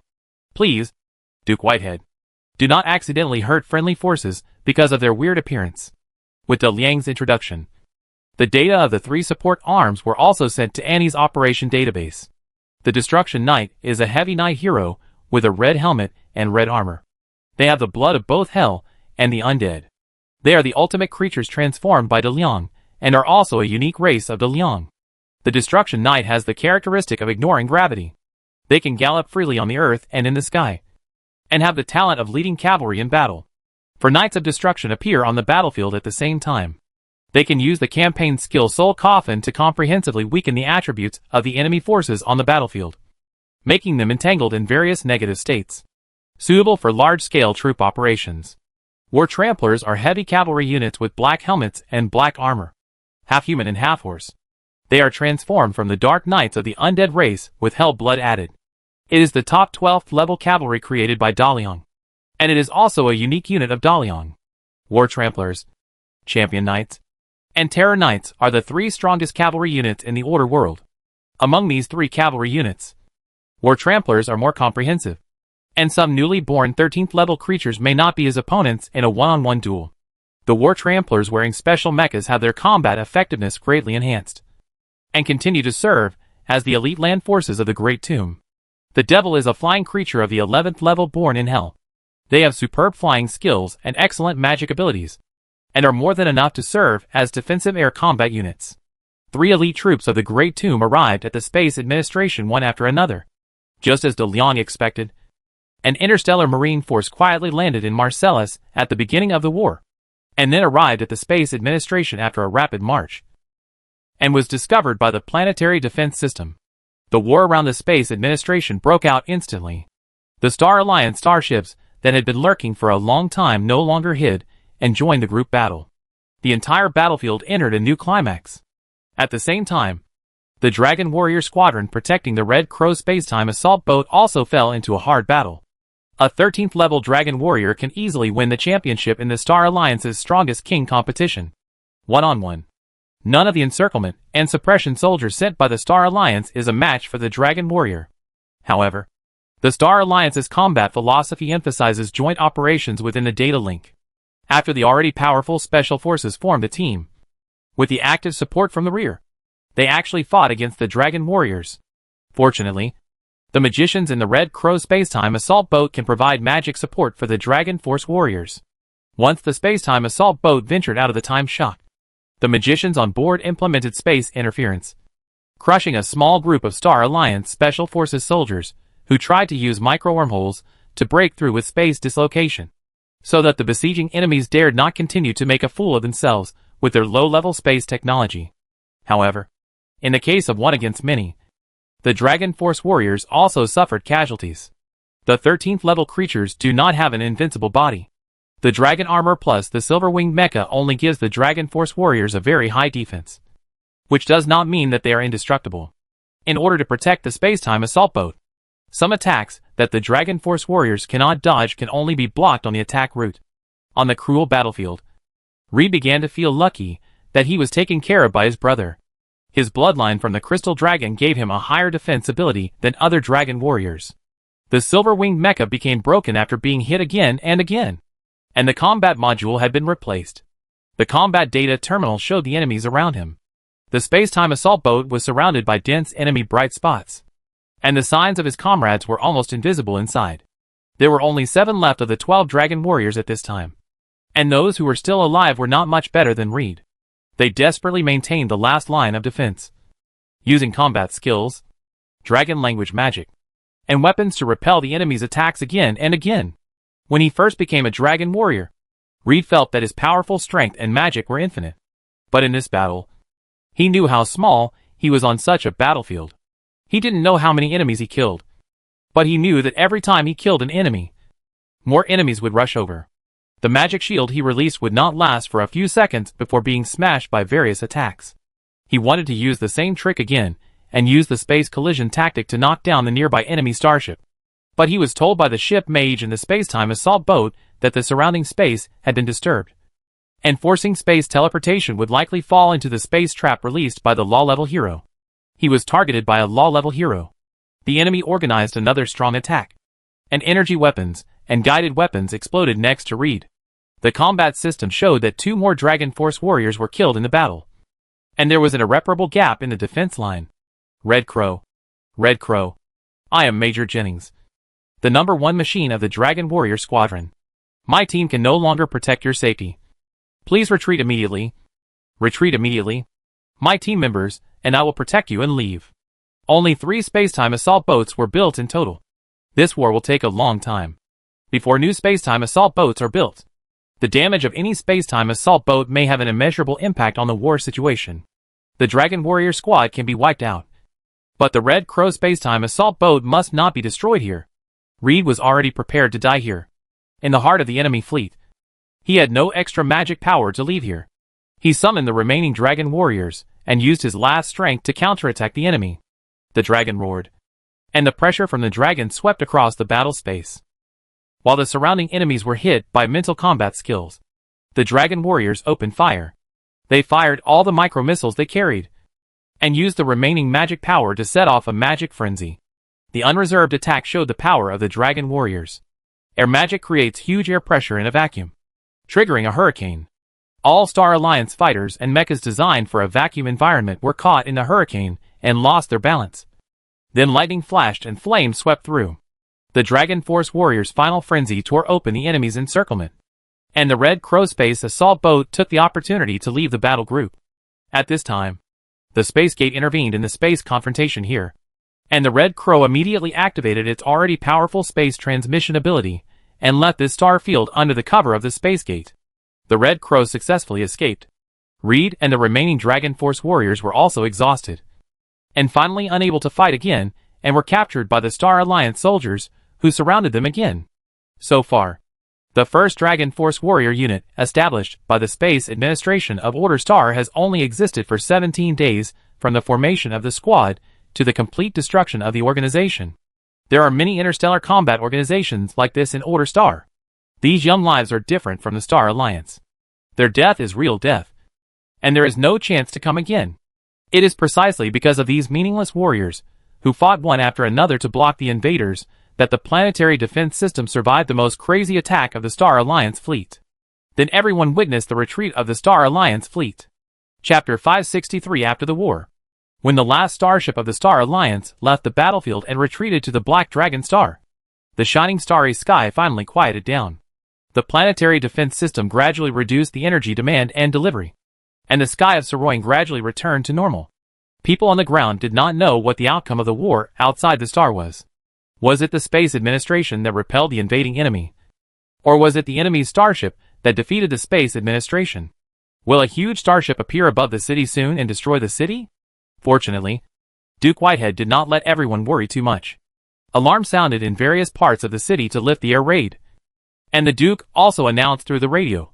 The planetary defense system successfully blocked the attack of the Star Alliance invasion fleet. And the enemy's starships had all evacuated. We have gone through the most dangerous moments together. But our enemies will not give us any chance to relax. After the Star Alliance fleet replenishes its energy, weapons and personnel, we will definitely come again. Order Star has entered the most dangerous and difficult period in history. If we want to see the dawn of victory, we must unite. Regardless of country and race, we must unite and concentrate all our strength to make the enemies from the Star Alliance hit their heads and bleed here. Only in this way will they respect us and regard us as a civilization equal to theirs. Duke Whitehead, who is in charge of ground and logistics, inspires the people's fighting spirit while calming their emotions. The Order Star cannot regard the Star Alliance as a mortal enemy. This is what young Master Liang asked. How to get the people of the Order Star to actively participate in the war, while not letting them develop extreme hatred for the Star Alliance due to excessive sacrifices, is a test of Duke Whitehead's political skills.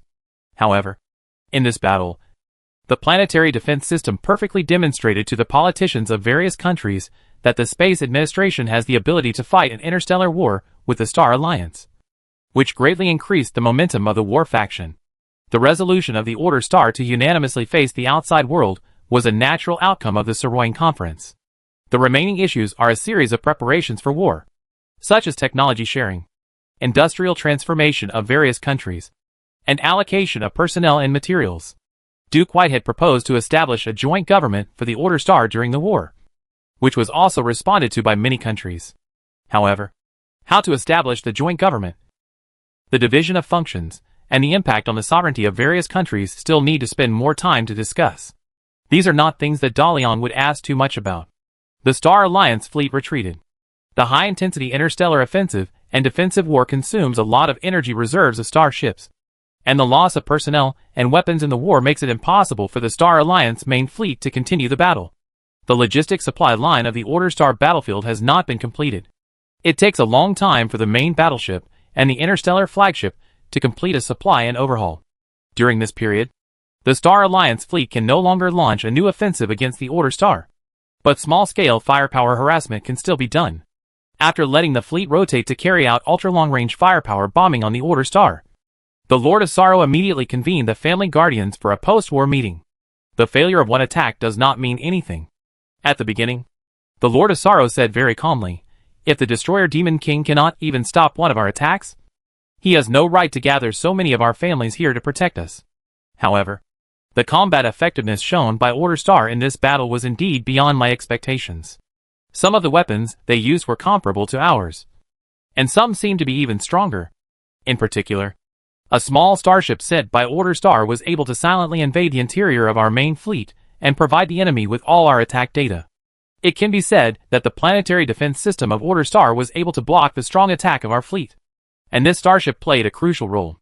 However, although we discovered this starship, our starship sighting system could not lock it at a long distance, and finally let this starship escape from inside our main fleet.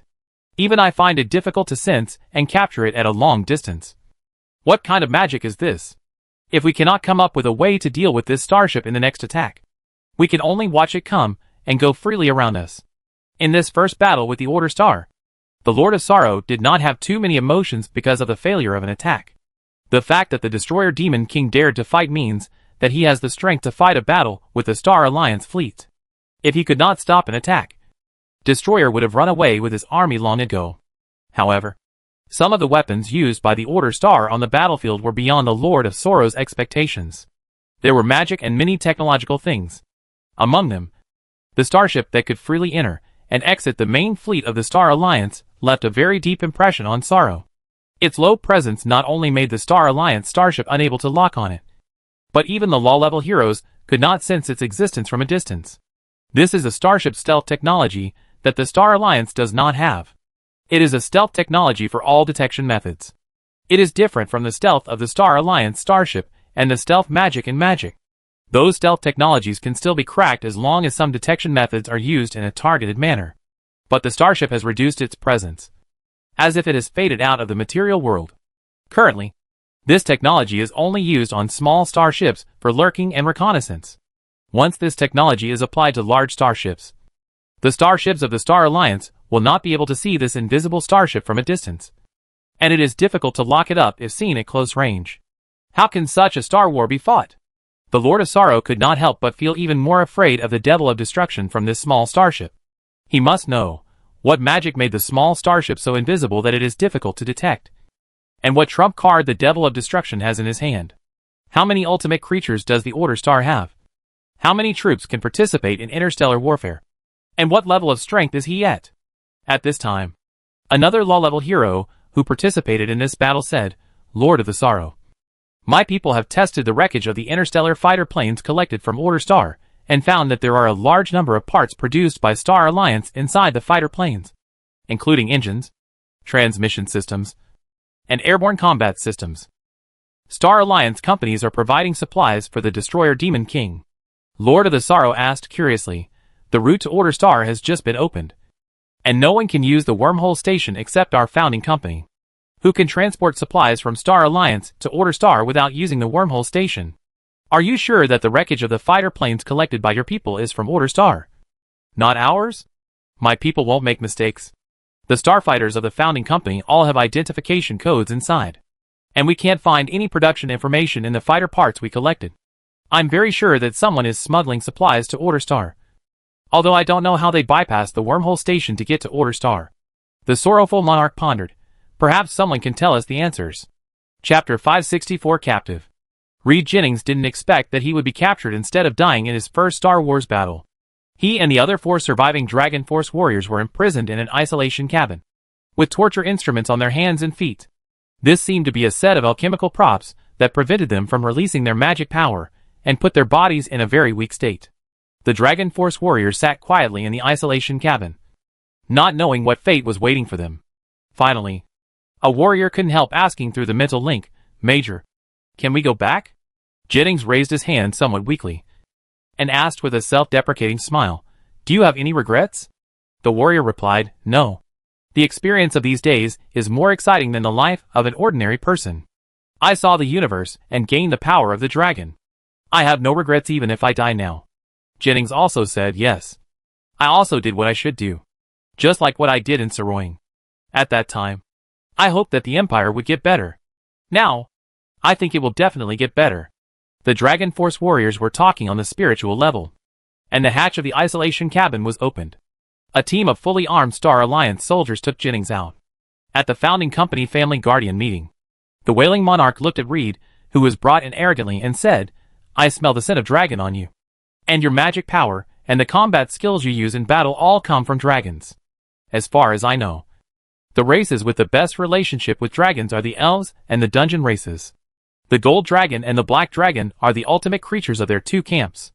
And the human race has a not so harmonious relationship with dragons.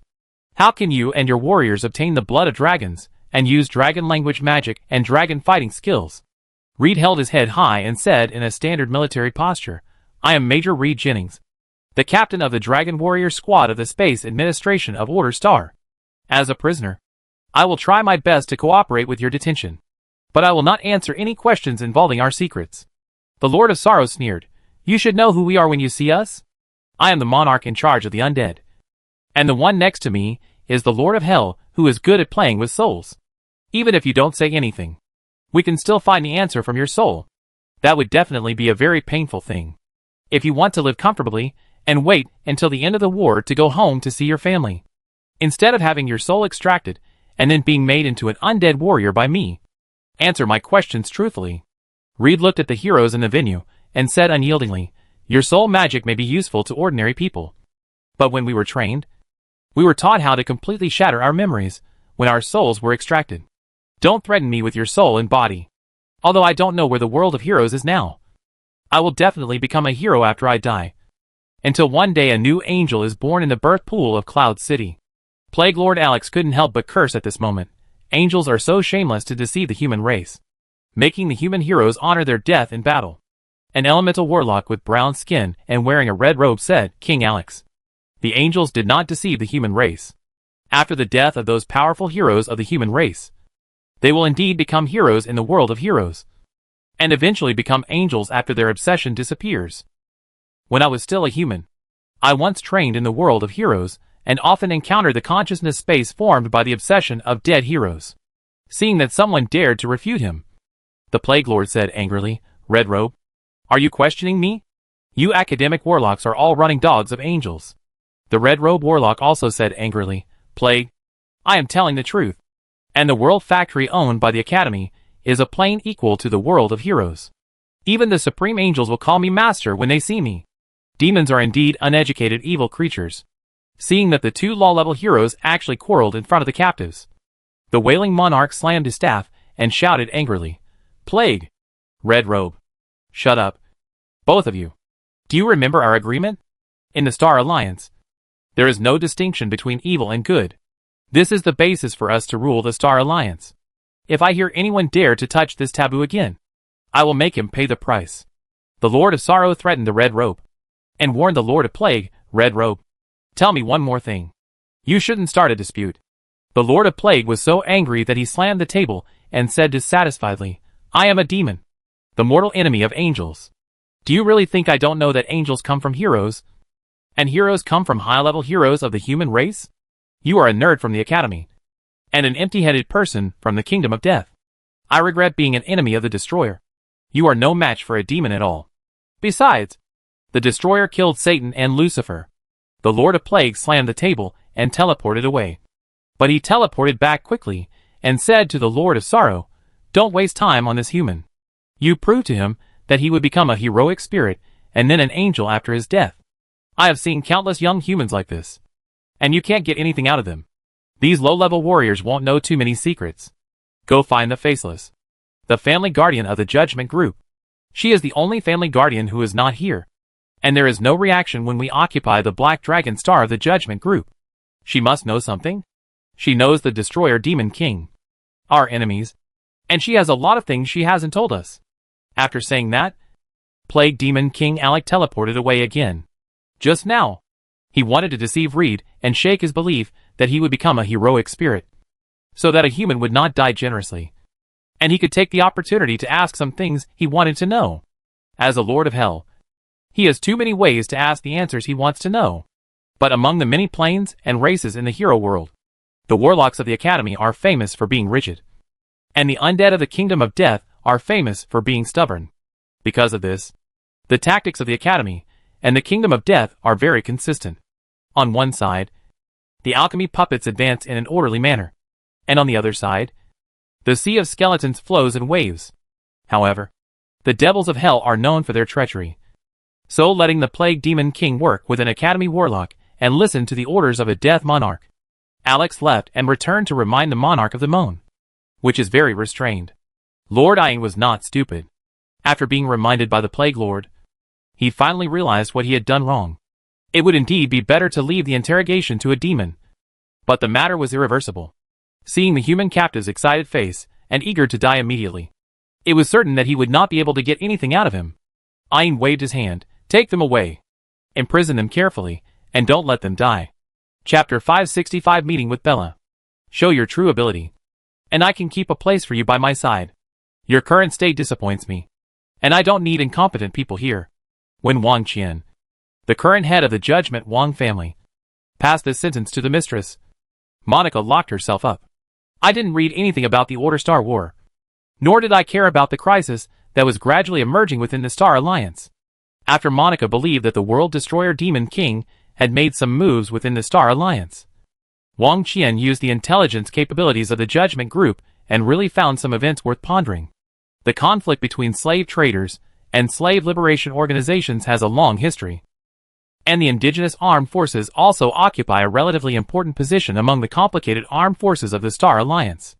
Some free planets that were irradiated by the Star Alliance civilization in the early days have been completely assimilated. The natives there use the official language of the Earth and imitate the Star Alliance people in their lifestyle. Some powerful natives have their own private armed forces and even small fleets. Even the natives on the backward natural planets are also rapidly influenced by the interstellar culture while admiring the Star Alliance civilization. In the fight between the indigenous tribes, Whoever has the most advanced weapons will naturally have a great advantage. So these backward interstellar natives are also trying their best to get some advanced weapons. Arms companies like to sell weapons to the natives, and also like to provoke wars between the indigenous tribes to sell more arms. Weapons are very rampant in the entire Star Alliance, and wars with different purposes are constantly erupting within the Star Alliance. The founding companies basically take a laissez-faire attitude towards the war within the Star Alliance. As long as it does not involve their own interests, they will not ask. Wang Qian is too lazy to know which company is fighting with whom again, and the people below will not report such things to the upper level casually. Just like the last war in Niwen City, the slave traders have restricted the normal navigation of the wormhole station. But because the founding companies can pass freely, no founding company warned the slave traders in the first time. Now the Slave Liberation Organization has established the so-called Indigenous Freedom Army, and has fought with the slave traders with real guns and cannons. But it has not aroused much vigilance from the founding companies. This is also related to the opening of the Order Star route. Influenced by the Family Guardians, most of the founding companies' attention is focused on the Order Star direction. They believe that the Star Alliance, which they have ruled for more than 2,000 years, will not have major problems. The appearance of the world-destroying Demon King and his army will definitely affect the interests of all the founding Family Guardians. The world-destroying Demon King himself is a law-level hero. It is not known how many law-level subordinates he has, but he definitely has more 15th level heroes than the 9 in the Star Alliance. If the world-destroying Demon King's forces are allowed to enter the Star Alliance casually, I don't know where these old Family Guardians will be squeezed. Such a thorny problem, and such a powerful enemy made the founding company have no energy to care about the struggle between slave traders and slave liberation organizations. However, after being reminded by Mistress Monica, Wang Qian did not focus all the attention of the group on the Order Star, but turned to the self-examination within the Star Alliance. Then, Wang Qian discovered that this so-called slave liberation movement was not as simple as it seemed. It seems that the indigenous free army is very scattered, and the conflicts with slave traders are all centered on the slave trade. That is, rescuing enslaved slaves, destroying the slave industry of slave traders, and attacking slave-catching teams.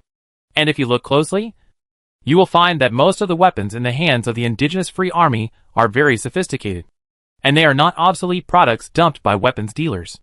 In addition, the indigenous free army was able to win most of the battles against slave traders, although there was a factor of outnumbering. It also showed that the indigenous free army had a relatively high combat quality. These are not what the Slave Liberation Organization, which usually relies on donations to maintain its expenses, can do. Is there someone behind the slave liberation movement? Wang Qian found the key to the problem. If someone manipulated the slave liberation movement, in normal times, the founding company could send troops to eliminate it at any time, but now, the war on the Order Star has just begun. And there is accurate intelligence showing that the strength of the world-destroying Demon King is very strong. And the Order Star also has a certain interstellar combat capability. The guardians of the founding families all had their own thoughts on how to fight the war against the destroyer Demon King. How could they have the energy to take care of the slave liberation movement behind them? This timing was perfect. Thinking of the hints that Murphy of the Scarab Company had given him, Wang Qian was sure that Murphy must know the mastermind and purpose behind the slave liberation movement.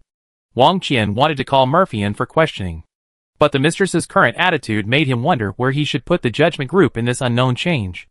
Although she knew that the Scarab Company had second thoughts, the mistress still let the Scarab Company's fleet follow to the Order Star. Isn't this clearly an eye for the destroyer Demon King and his fleet? And the words that the Devil King of Destruction passed to the mistress through the Scarab Company. This is not the tone between old friends or enemies.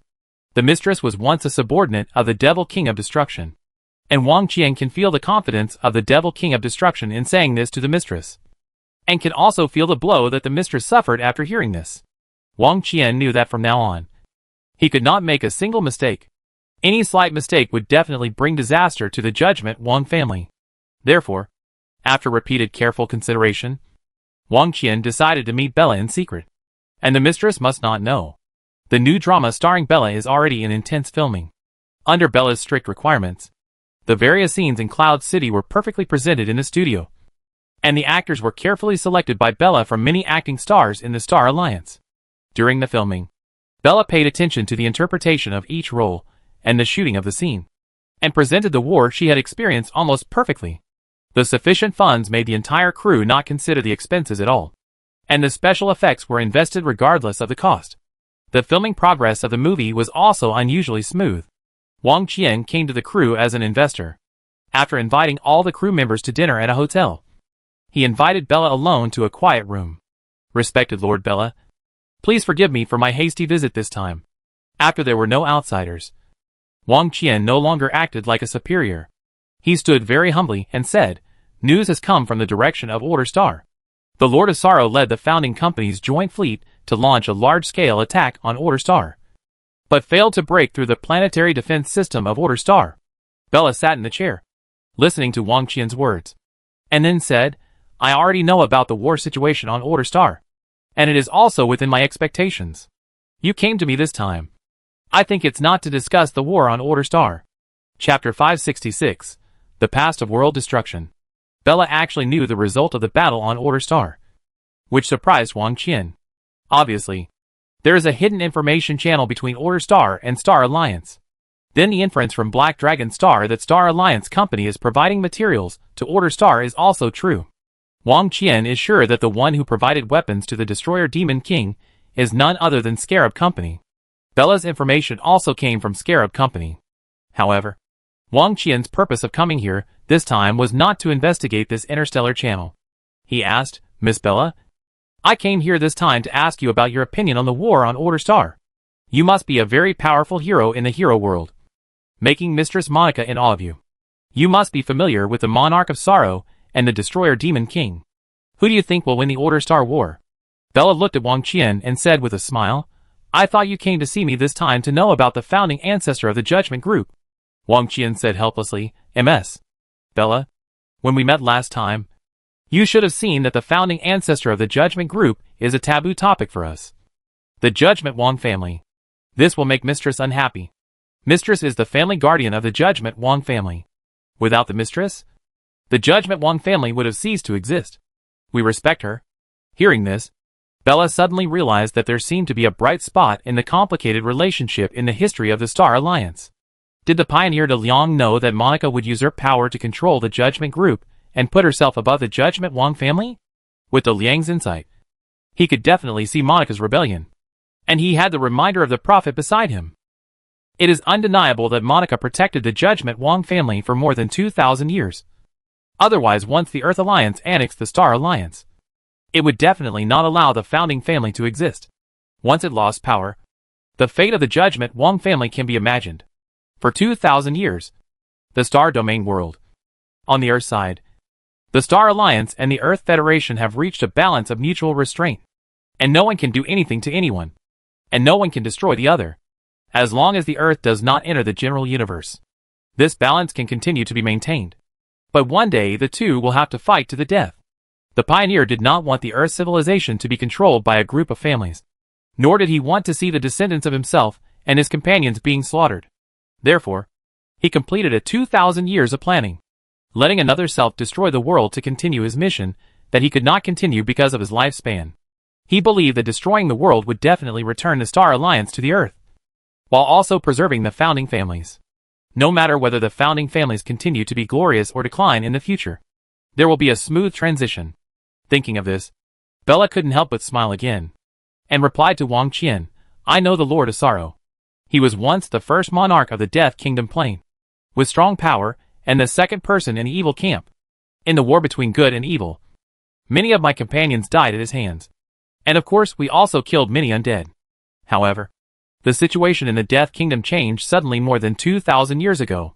The Lord of Sorrow was driven out of his city, and fell from the throne of the first Lord of Death. The Lord of Sorrow, who ranked 7th, took advantage of the situation and unified the Death Kingdom in place of Sorrow, and was crowned as the Pope of Sorrow. The Lord of Sorrow was naturally sealed by the Pope of Sorrow. As for the Destroyer, his experience is a legend. First of all, I want to tell you that the Destroyer is not a member of the Hell race. But even so, he was elected as the Lord of Hell by the Lords of Hell, including the Devil King of Satan's era and the Devil King of Lucifer's era. And the Destroyer is just one of his many identities. Do you know why the Lord of Sorrow hates the Destroyer more than other family guardians? When Bella talked about the secrets of the heroic era, Wang Qian listened carefully without missing a word. After hearing Bella's question, he immediately replied, "The mistress once asked me to convey a message to the Lord of Sorrow. That is, the destroyer is the bone picking." And then the Lord of Sorrow became very excited. Apart from these, I don't know anything else. Thinking of the past when De Leon took his letter of introduction and went to the Kingdom of Death to join the Wizard Guild alone, Bella couldn't help but smile again. And then said, "Bone Picker is the identity of the world-destroying demon king in the Kingdom of Death. The Lord of Sorrow was driven out of his city by Yunzhong City. But the Lord of Sorrow lost his position as the first Lord of Death until he was sealed up. And the manipulator behind the scenes was Bone Picker. After the Sorrow Pope was crowned, the first thing he did was to enthrone Bone Picker as the Lord of Death, the Death Mentor, and the Immortal King. He is the second most powerful person under the Sorrow Pope in the undead plane. From this canonization, we can see the role played by Eviscerate in the power transition of the Kingdom of Death. If a free undead appears now, he will obey the Immortal King instead of lamenting.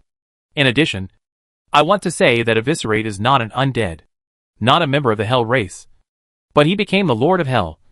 Not an undead, but he became the Immortal King of the undead. Wang Qian was already shocked by the achievements of the world destruction. Controlling Hell and the Kingdom of Death is equivalent to controlling the evil camp of the hero world. And the power even exceeds that of Satan at his peak. At this time, Wang Qian remembered the picture sent by the Order Star Chariot. Before the war, the Devil King of Destruction met with the Lord of Sai and showed his wings. The evil wings included the ultimate creatures of many evil races. And what about the other good wings? Wang Qian asked again, Lord Bella. As far as I know, on the Order Star, a law-level Supreme Angel appeared beside the Devil King of Destruction. This law-level Supreme Angel has many ultimate creatures of the good camp following him. And this Supreme Angel seems to have a very harmonious relationship with the Devil King of Destruction. Is it because of the invasion of the founding company that this Supreme Angel was forced to reach a cooperation agreement with the Devil King of Destruction? The Supreme Angel called himself an arbitrator. Can angels and their mortal enemies, demons, really cooperate seamlessly? After the appearance of the arbitration angel, the guardians of the founding families, after analysis, unanimously agreed that the wings of kindness displayed by the world destroyer actually belonged to the arbitration angel. The creatures of the good camp and the evil camp were forced to cooperate because of the invasion of foreign enemies. However, the guardian heroes of the founding families did not think that angels and demons could come together. They had a natural hatred and would sooner or later have internal strife. The extent to which angels and demons could cooperate directly determined the direction of the Order Star battlefield. Wang Qian looked at Bella, hoping that she could give him an answer. If the angels and demons were only in appearance but not in heart, then the Order Star War would not last too long, and the founding company would have enough time to solve the problems within the Star Alliance. Bella didn't know what Wang Qian was thinking. She said casually, Arbitration Angel? That's Arbitration Julian. Monica should be very familiar with her. Julian had already followed Mishi before Monica surrendered to Mishi. She is Mishi's guardian angel, the most loyal one, not a cooperation. As for those ultimate creatures on the good side you mentioned, they should all be Mishi's subordinates. In the world of order, Mishi is the only leader who can mix the armies of the good camp and the evil camp without worrying about internal strife between them. Chapter 567 Monica's Intelligence. When Wang Qian secretly met with Bella, Monica also attended the founding family guardian meeting at the request of the Lord of Sorrow. Of course, she attended via video, and Monica would not leave the wormhole station. When Monica's virtual projection appeared at the meeting, the Lord of Sorrow asked very seriously, Faceless, you should have known that we had a war with the Destroyer Demon King. We did not break through the Order Star and suffered certain losses. The strength of the Destroyer Demon King was beyond our expectations, and the technological level of the Order Star was not in the Steam Age, as the Scarab Company said. We need an explanation. Also, why do you stay at the wormhole station instead of fighting against the Doomsday with us? Are you afraid of him? Or do you have other purposes? Monica continued to maintain her mysterious color in the meeting. She never revealed her true appearance in front of people. She is the most mysterious family guardian so far. Facing the aggressive Ain, Monica sneered and said, Isn't it just what you want if I don't come to the Order Star? Ain, your fleet is so powerful, and you didn't inform me when you seized the Black Dragon Star of the Judgment Group. Now you think of me when the attack fails. Besides, is this the attitude you take when you beg me? You are not the leader of the Star Alliance yet. You are sitting there only because we let you. After all, you were once the first monarch of the kingdom of death.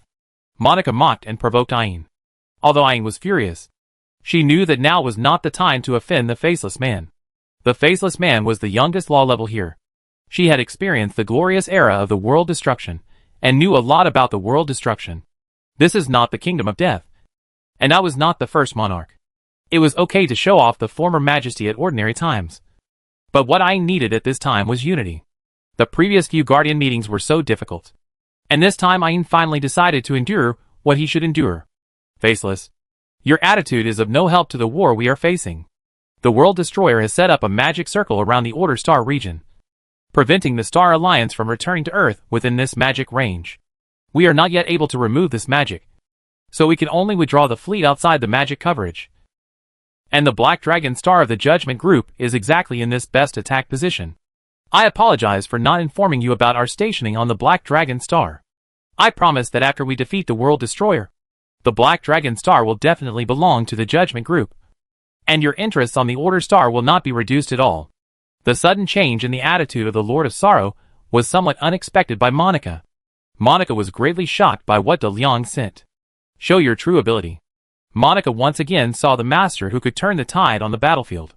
In the first Crucible City War, Satan had a great advantage, and was about to defeat Lucifer and regain hell. But the master easily defeated him. In the second Crucible City War, Lucifer could have retreated, but the master forced him to fight Michael to the death. So Lucifer had to defend the Crucible City until he was defeated and sealed. And there was the invincible Michael. She defeated Lucifer, led her army to occupy the Crucible City of Hell, and led the good camp to an unprecedented victory. Her reputation was at its peak, and she would soon be able to unify the hero world. But on the most glorious day of Michael's life, the master defeated and sealed her. Real ability? Monica didn't think her ability could compare to Satan, Lucifer, Michael, and other heroes. She knew her character flaws, and knew that the fundamental reason why she didn't dare to go to the Order Star was that she didn't dare to fight against her former master. Monica had no confidence in herself and the Lord of Weeping. And she had even less confidence after hearing the message from Daliang. She knew what the guardians of the founding families of the Star Alliance were like. Weeping had powerful strength, but not enough ruling ability. It was easy to rule the undead. The monarch asked them to make sacrifices, and they would not hesitate at all. But if Weeping treated other guardians with the same way of ruling the undead, who would care about him? Ayn cannot concentrate the power of the founding company in his hands. And he doesn't even know that there is a fire in his backyard. How can he defeat the King of Destruction, who can play with many planes of the Order world? But today, the Ayn monarch, who has always been so proud, actually apologized, which made Monica have other thoughts. Monica did not continue to provoke Ayn. After all, when facing the problem of Order Star, the founding company should stand on the same front. Okay, what do you want to ask? As long as I know, I will try to tell you. Seeing that Monica was willing to cooperate, Ayn monarch immediately passed the problem encountered in the last battle to Monica, and asked, when we launched an attack on the planetary defense system of Order Star, Destruction sent a very special starship to invade our main fleet and provide our attack data to their space station. This starship is almost impossible to detect at a long distance, and it is also difficult to lock at a close distance. It seems to be non-existent. We originally wanted to capture it for research, but it finally escaped. This is magic that none of us have ever seen. Do you know what it is? At this time, Monica has seen the image of the Spacetime Assault Ship and all the data that the Star Alliance fleet can collect. Soon, Monica connected the Spacetime Assault Ship with Yi Se and others. The Demon King of Destruction has a very special race under him, called Shadow Dragon Demon. They are creatures that are born at level 15, and are very, very powerful. Shadow Dragon Demons have a racial skill. They can enter the state of nothingness, similar to invisibility, but stronger than invisibility. Even the law level can only sense their presence, but don't know where they are. Shadow Dragon Demons are the strongest intelligence-gathering heroes under the King of Destruction, and are also assassins that are hard to defend against. But I only know the skill of the Shadow Dragon Demon, but I don't know what it is, nor how to crack it. If this starship really uses this ability of the Shadow Dragon Demon, it will be very tricky. However, the Shadow Dragon Demon cannot be attacked or attack in the state of nothingness, so this starship should not have the ability to attack. The Lord of Sorrow was also watching the battle footage at that time. From being discovered to escaping, this strange starship really did not launch any attack. It has been using its own characteristics of being difficult to lock and the surrounding protective soldiers to constantly perform evasive maneuvers. Although it is still unclear what spells this starship used, at least some important information has been obtained. Knowing that this starship does not have the ability to attack in this state, and knowing that there are a group of 15th level Shadow Dragon monsters under the Destroyer Demon King. 15th level. This is really quite shocking information, which makes the Lord of Sorrow envious and jealous. He asked Monica, how many Shadow Dragon monsters are under the Destroyer Demon King? Monica lied at this time. How can I know this? The Shadow Dragon monster is the closest guard force of the Destroyer Demon King. No one except the Destroyer Demon King knows their number and true strength. Chapter 568 Enemy. The Lord of Sorrow did not doubt Monica's lies. After all, if it were him, he would not easily leak the information of this powerful race. Monica's willingness to say that it was a good start. The Lord of Sorrow continued to ask, the people protecting this starship are a group of powerful warriors we have never seen before. They should be human, but they have the blood of the dragon race. Can speak dragon language, magic and dragon fighting skills. Only 12 people caused us a great loss. We took great pains to capture 5 warriors. Do you know where they came from? Monica saw the information of Reed and his men, as well as the pictures of the battle at that time. Although the new dragon warriors looked different from those in the ancient magic era, Monica quickly recognized them. Lord of the Sigh. Many things happened in the world after you were sealed. One of the major events was the establishment of the first empire of the main world. The relationship between the human race in the main world and Cloud City broke down for a period of time, and they could no longer obtain angels as the ultimate creatures of the empire. Therefore, the first empire of the main world commissioned its ally, the Fairy Dragon Clan, to develop the ultimate warriors belonging to the empire for them, namely the Dragon Warriors. Although the Dragon Warriors are only level 13, they must be excellent level 12 champion knights to be promoted. However, humans have a huge population base and a complete knight training system, so it is not difficult for the first empire to train champion knights. For the ultimate creatures with a small number of newborns, the Dragon Force warriors that can be trained in batches soon allow the first empire of the main world to have an ultimate army that can compete with the major planes. These are the Dragon Force warriors. Monica's words caused the venue to fall into a long silence. When all the Guardians thought that the technology used by the strange starship was a major threat, they did not expect that the real threat was the group of warriors they captured. The ultimate creatures are the ultimate power of the major planes of the hero world. They are powerful but also rare.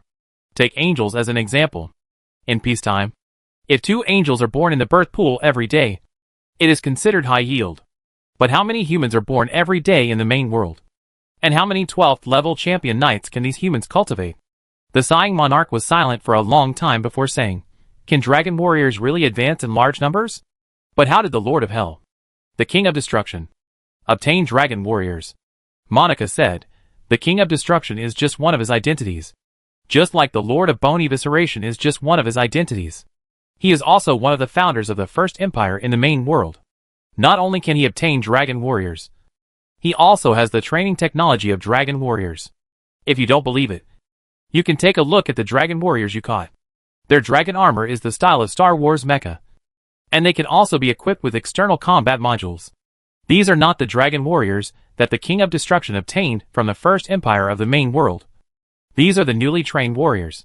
Our enemies have begun to mass-produce 13th level dragon warriors.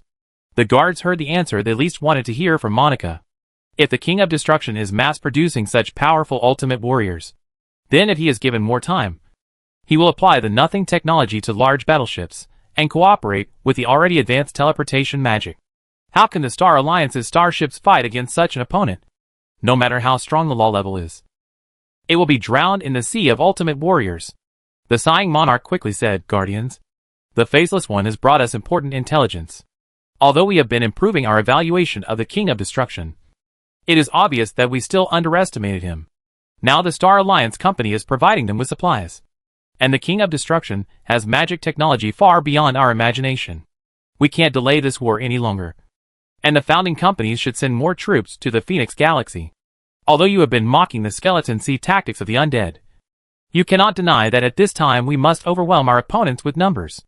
Otherwise, the strength of the King of Destruction will increase a little bit for every day the war drags on. The suggestion of the Lord of Sorrow was recognized by most of the family guardians. The Plague Lord Alex said to Monica, faceless, I have always had a question for you. Why do you stay at the wormhole station? The King of Destruction is cooperating with the Supreme Angel, and we don't know how many low-level heroes he has. We need you to join us, and we also need more starships of the Judgment Group to join our attack. The Lord of Sorrows said that he would give the Judgment Group benefits on the Order Star. But if you want to get it, you have to contribute. Monica sneered at the Plague Lord. Plague, don't think that I am afraid of fighting because I am behind you. Since you already know that the King of Destruction has extended his tentacles into the Star Alliance, you should be on guard against them making trouble behind our backs. In fact, he has already done it. Let me introduce you to an acquaintance. See who of you can recognize her. Plague, I think you should be very familiar with her. Monica sent a commercial to the Guardian Conference. In the commercial, a blonde beauty with a slim figure. She was wearing a white gauze skirt and walking barefoot on the blue sea beach. And an extreme magnetic sports car was parked not far away. Seeing the woman in the commercial, all the guards widened their eyes. Plague Demon King Alec wiped his eyes again and again, and even stood up to carefully identify Bella? Holy Bella. Faceless. Where did you find this video? Is she Holy Bella? Or does she just look like her? Monica said calmly, she is Holy Bella. As for this video, as you can see, it is an advertisement for a luxury sports car brand of a certain Star Alliance. Bella is in the Star Alliance. In the initial star. She is very well known in the Star Alliance now, and is a popular star. She not only shoots commercials, but also films movies. It's just that you all only care about the Order Star and ignore the information about Bella. Angels are the mortal enemies of demons. In the wars between good and evil, the brave and combative Holy Bella left a very deep impression on the Plague Lord Alec. However, after being surprised, the Plague Demon King said disdainfully, what can happen to Holy Bella on the initial star? I admit that she is very strong. Except for the Lords of Hell. I can't find any demons in hell that can match Holy Bella. But level 15 is level 15 after all. Faceless, you are a law-level hero. It shouldn't be difficult to kill her on the initial star. At this time, the sorrowful monarch said, no. Holy Bella is no longer level 15. Before my Evernight City was attacked by the Blue Alliance, Holy Bella comprehended the law in the Ashes City of the Kingdom of Death and advanced to level 16. Holy Bella was a very active fighting angel during the Plain War. Level 15 Bella is already very strong. After she was promoted to level 16. In this venue, I guess only I can match her. Chapter 569 Visiting Group. Lord of the Sorrow confirmed that Bella had been promoted to the law level. And once again, the meeting fell into a brief silence. Not all law level heroes are good at fighting, but their absolute power makes the 15th level heroes unable to match them. Bella is a full-time fighting angel, and an angel who rushes to the front line. Generally, heroes who rush to the front line will die sooner or later, but those who survive are very strong. Sacred Bella has been invincible in the 15th level for a long time. Hell has organized many ambushes against Bella, but their reputation has been brushed again and again. Lord of the Sorrows said that only he could deal with Bella, and none of the heroes in the meeting objected. All because of Bella's reputation in one battle after another. Now Holy Bella appears in the Star Alliance at this time, and is the initial star in the hinterland. What does she want to do? She is shooting commercials and movies. What is her purpose? Ayn asked the question that all the Guardians wanted to know the answer to. Monica shrugged and said, I don't know. I am also investigating. But I only know that Holy Bella and the King of Destruction have a very close relationship. It can be said that the enemy of the King of Destruction is the enemy of Bella. No matter what Bella's purpose is in the Star Alliance at this time, we must deal with it seriously. In addition, according to the intelligence collected by the Judgment Group, some people in the Star Alliance want to take advantage of the opportunity when we are trapped in the Order Star War to make some big moves. I haven't found out who the mastermind is yet, but I can be sure that this mastermind has established a channel with the Order Star that we don't know about. You found that the Order Star fleet was using the weapons and equipment of the Star Alliance. And I also found some gadgets related to alchemy magic in the Star Alliance. Monica's words made the Guardians realize that the Star Alliance, which they had always thought was the most stable, had encountered such a big crisis. The Destroyer Demon King unknowingly put the founding companies into a situation where they had to fight on two fronts. Originally, the Guardians planned to mobilize all the forces of the founding companies to launch a decisive battle on the battlefield of the Order Star, and use a large number of starships to submerge the Order Star regardless of the losses. No matter how strong the planetary defense system is, it will have its limits. After all, the Destroyer has only one backward planet and cannot stop the Star Alliance from fighting like a lion against a rabbit. But if there are resistance forces within the Star Alliance who want to take advantage of the opportunity to start a rebellion, then the power of the founding company cannot be used too much. The star field under the jurisdiction of the Star Alliance is extremely vast. Each founding company has its own territory and industry in various parts of the Star Alliance. A large number of troops are needed to defend and suppress the rebels. The strategy of the founding company needs to be reformulated. Compared with the Destroyer, the Guardians are more worried about the Star Alliance people who have established contact with the Order Star.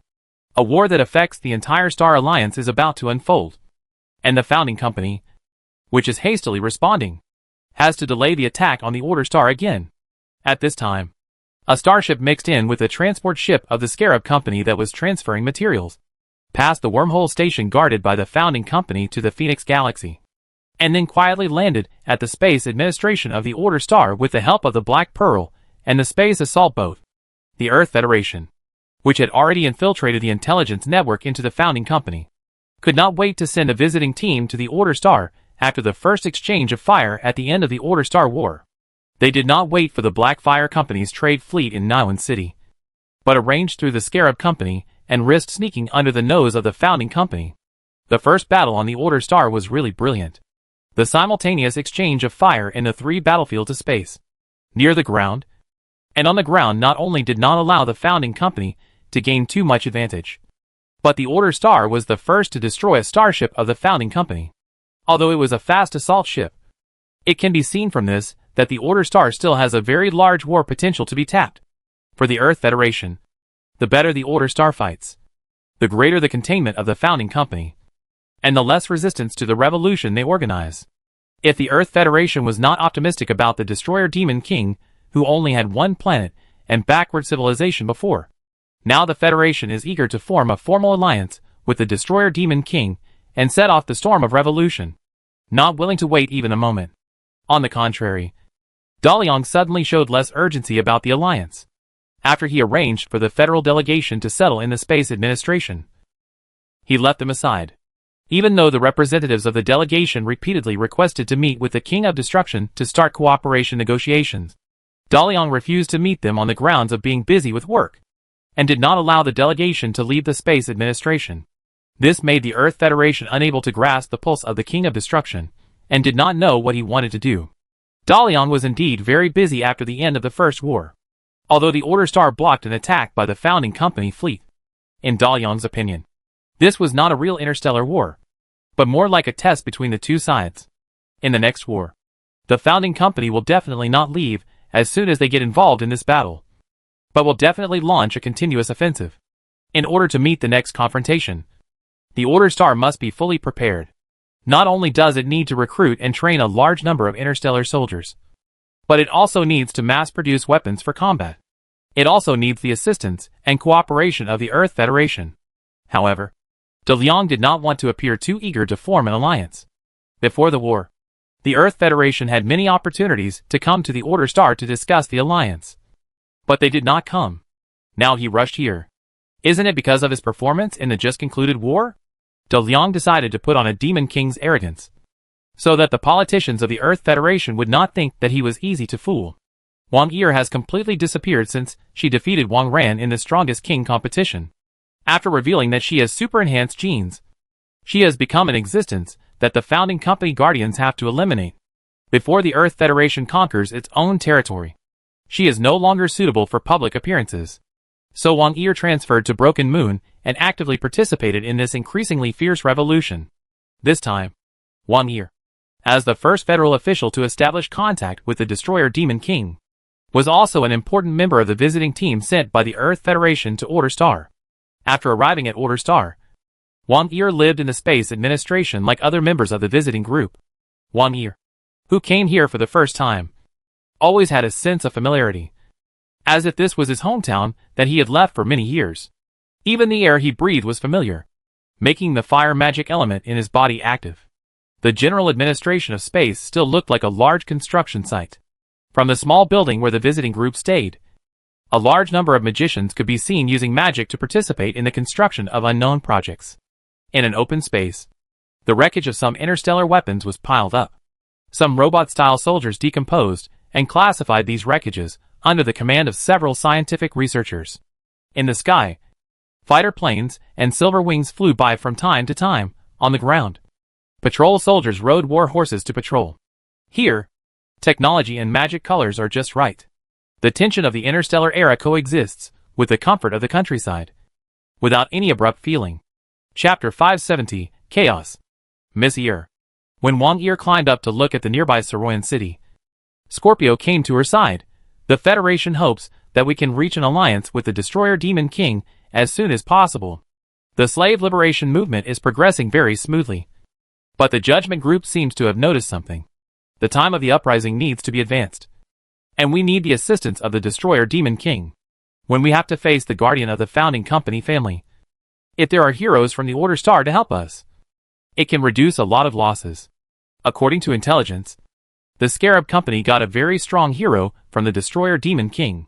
In the process of contacting the Scarab Company, Mr. Murphy also tacitly acknowledged the existence of a hero, which was also his bargaining chip in the negotiation process with us. With a law-level hero as a guardian, the Scarab Company cannot hide it. Proper disclosure of some information about the existence of Meshuggah is conducive to obtaining more benefits. With the progress of the slave liberation movement and the imminent outbreak of the revolution, the cooperation between the Scarab Company and the Earth Federation has become more in-depth. However, at the beginning, because of the fear that the Scarab Company would eventually take advantage of the situation and become another founding company, the Earth Alliance was still very cautious when cooperating with the Scarab Company, not letting them get in touch with more in-depth things. But when the Scarab Company stated that it had obtained a very powerful hero from the Destroyer, the attitude of the Earth Federation changed a lot. Since it is impossible to stop the Scarab Company from rising, it is necessary to face the reality and let it assume more obligations and obtain more benefits. In addition, with the precedent of the Scarab Company, the Earth Federation also hopes to obtain stationed heroes from the Destroyer, because the lethality and deterrence of high-level heroes in Star Wars are too strong. Without countermeasures, the opponent's heroes may directly appear in the fatal position of their own side and cause damage that determines the outcome. Wang Ear shrugged, indicating that she was powerless. She replied, "As for the Destroyer, we know very little about him, and I don't know what he is thinking now, but I am sure he wants to form an alliance. He has no hostility towards us, but is a little wary. On the contrary, I am worried that the negotiation conditions brought by the Federation this time are too harsh. We believe that we are an advanced interstellar civilization, and we have contempt for lower civilizations in our bones. We want to use the Destroyer Demon King, but we also want to restrict the Destroyer Demon King after the victory of the war, and make the Order Star a vassal of the Star Alliance." Scorpio said, "The Federation's concerns are not unfounded. The Star Alliance suffers greatly from the founding companies, and it is these heroes with very strong individual strength who control the founding companies. If we win, the unrestrained Destroyer Demon King will definitely threaten the survival of the Star Alliance after obtaining the Star Alliance's technology." Hearing Scorpio talking about the Federation's concerns, Wang Ear shook her head and said, "That's all after victory, and the Federation doesn't know what the Devil of Destruction really thinks of the Earth. But the plan of the Prophet and the Pioneer to bring the Earth into the general universe is being implemented, and the Earth may break through the boundaries of the universe at any time. The most important thing for us now is not to worry about the destruction of the world, but how to take the Star Alliance back into the hands of the Earthlings. The Whisperers are interfering too much in the Alliance's political affairs, compared to worrying about the destruction of the world. I am more worried about what the Star Alliance will become after the revolution." For the concerns expressed by Wang Ear, Scorpio couldn't help asking, "Ms. Ear, are you worried that the Star Alliance will eventually fall into the hands of the Whisperers?" But Wang Ear shook his head and said, "When the last puzzle box is opened, the Shattered Moon will have completed its mission and should be gradually disbanded, returning power to the federal government. But the Whisperers disobeyed the orders of the Pioneers, excluded me, and refused to hand over power. Now everyone can see that the Whisperers are gradually controlling the Federation through the shattered moon. Everyone has selfish desires. The family ruling system maintained by the founding company for more than 2,000 years is really too delicious and tempting. Will the revolution really develop as we expected? When the Star Alliance system created by the founding company is overthrown, can the Federation really reshape the new system and make all Star Alliance forces accept it? When Sheen lost its deer, the whole world chased it. Wang Yi quoted an ancient Oriental saying as if it had opened a window paper, allowing Scorpio to start facing up to something he had been unwilling to think about: whether this revolution will get out of control. Although the Federation has made sufficient preparations to launch this revolution, the prophet's prophecy has ended, and the future has become unknown. Scorpio, who has been engaged in intelligence work, knows what is going on inside the Star Alliance. Deeply influenced by the founding company, the Star Alliance is seriously family-oriented, with serious pan-liberal ideas, and the Federation's presence is very low. It can be said that as long as you have money, people, and weapons, you can just enclose a piece of land to register a Star Alliance company and then become a local emperor. There are no laws in the Star Alliance that are truly widely recognized and followed. Those with smaller fists listen to those with larger fists, and then everyone listens to the founding company. The existence of the founding company is the basis for the Star Alliance to still call itself the Star Alliance. If the ruling system of the founding company collapses, will the Federation be qualified to replace the founding company and become the leader recognized by countless forces in the Star Alliance? Looking at the attitude of the Scarab Company towards the Federation, we can see that many people will speculate in this revolution in the future.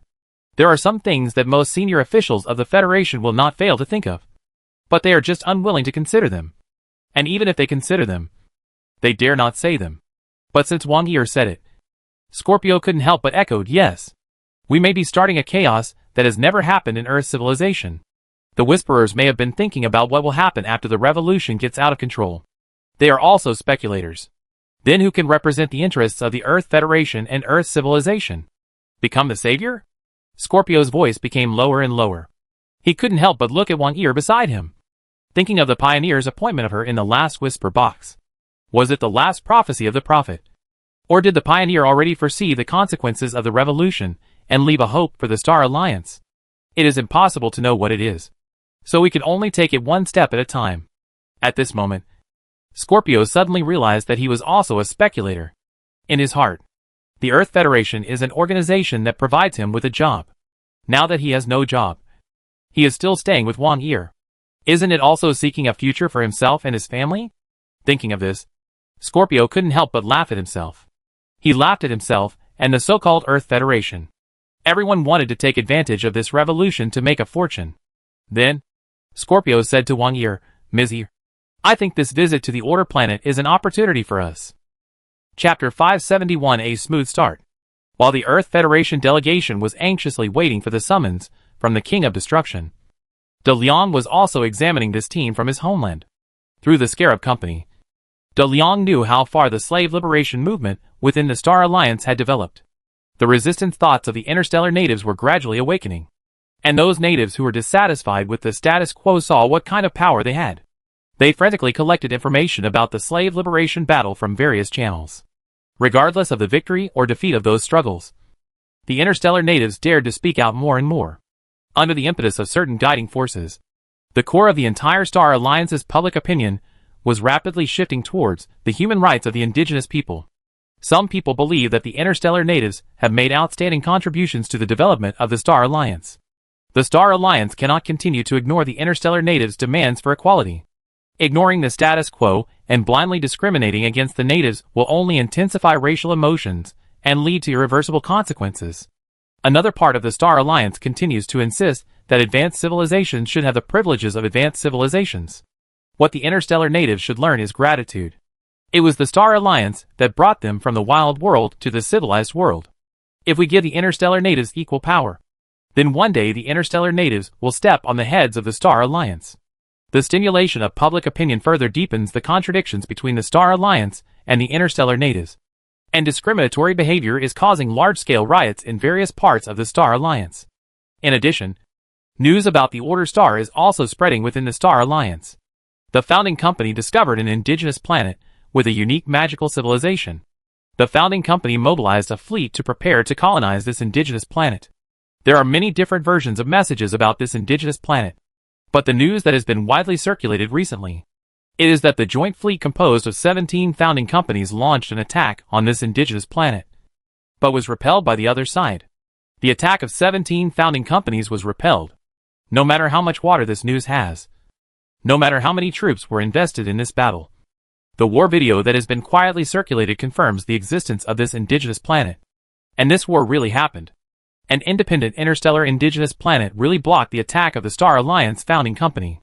The inherent idea of the founding company's invincibility was also quietly shaken. Changes were taking place within the Star Alliance at an incredible speed, and the people began to eliminate their fear of the founding company. And think about it.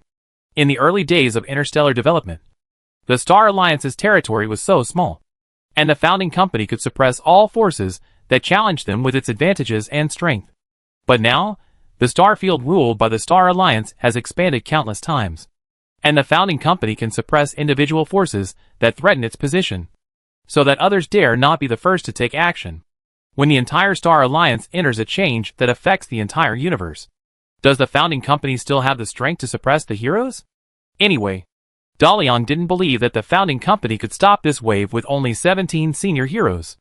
At most, they could hold on to one side and become a separatist lord. As Dalian learned more about the internal relations and history of the Star Alliance, his confidence in the Earth Federation was gradually shaken. The lack of influence of the Earth Federation within the Star Alliance was too serious, which also affected the authority of the Earth Federation. Mars was basically a microcosm of the Star Alliance, and extreme liberal ideas were rampant on Earth. Dalian had never seen such anarchism before, so he made mistakes in his judgment of some things. He initially believed that as the only legitimate government, the Federation could fill the power vacancy of the Star Alliance after the founding company.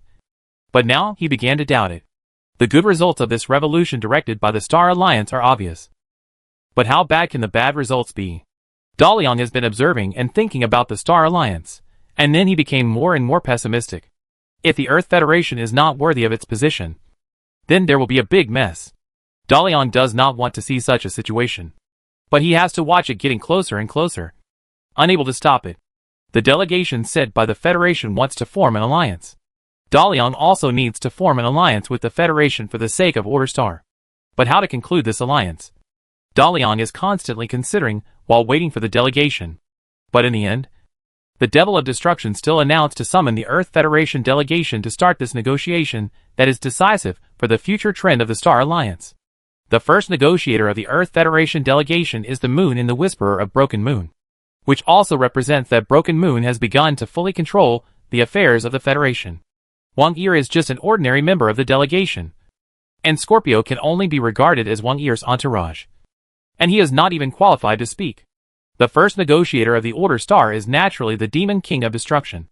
Other members include Princess Jessica, Princess Xiling, General Kuka, Duke Whitehead, and Whitehead. The two negotiating parties sat in the conference room specially built by the Space Administration, and the latest batch of new Dragon Force warriors served as the venue guards.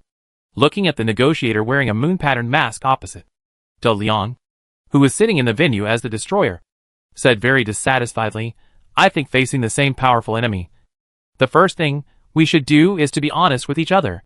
I wear armor because, as a fire magic creature, this flame armor is part of my body. And you come to see me with a mask. You don't take me seriously." The first time I saw the destroyer, the burning flames made Yaya a little nervous. For Yaya, who was familiar with the former hero world, the origin of the Order Star was not unfamiliar.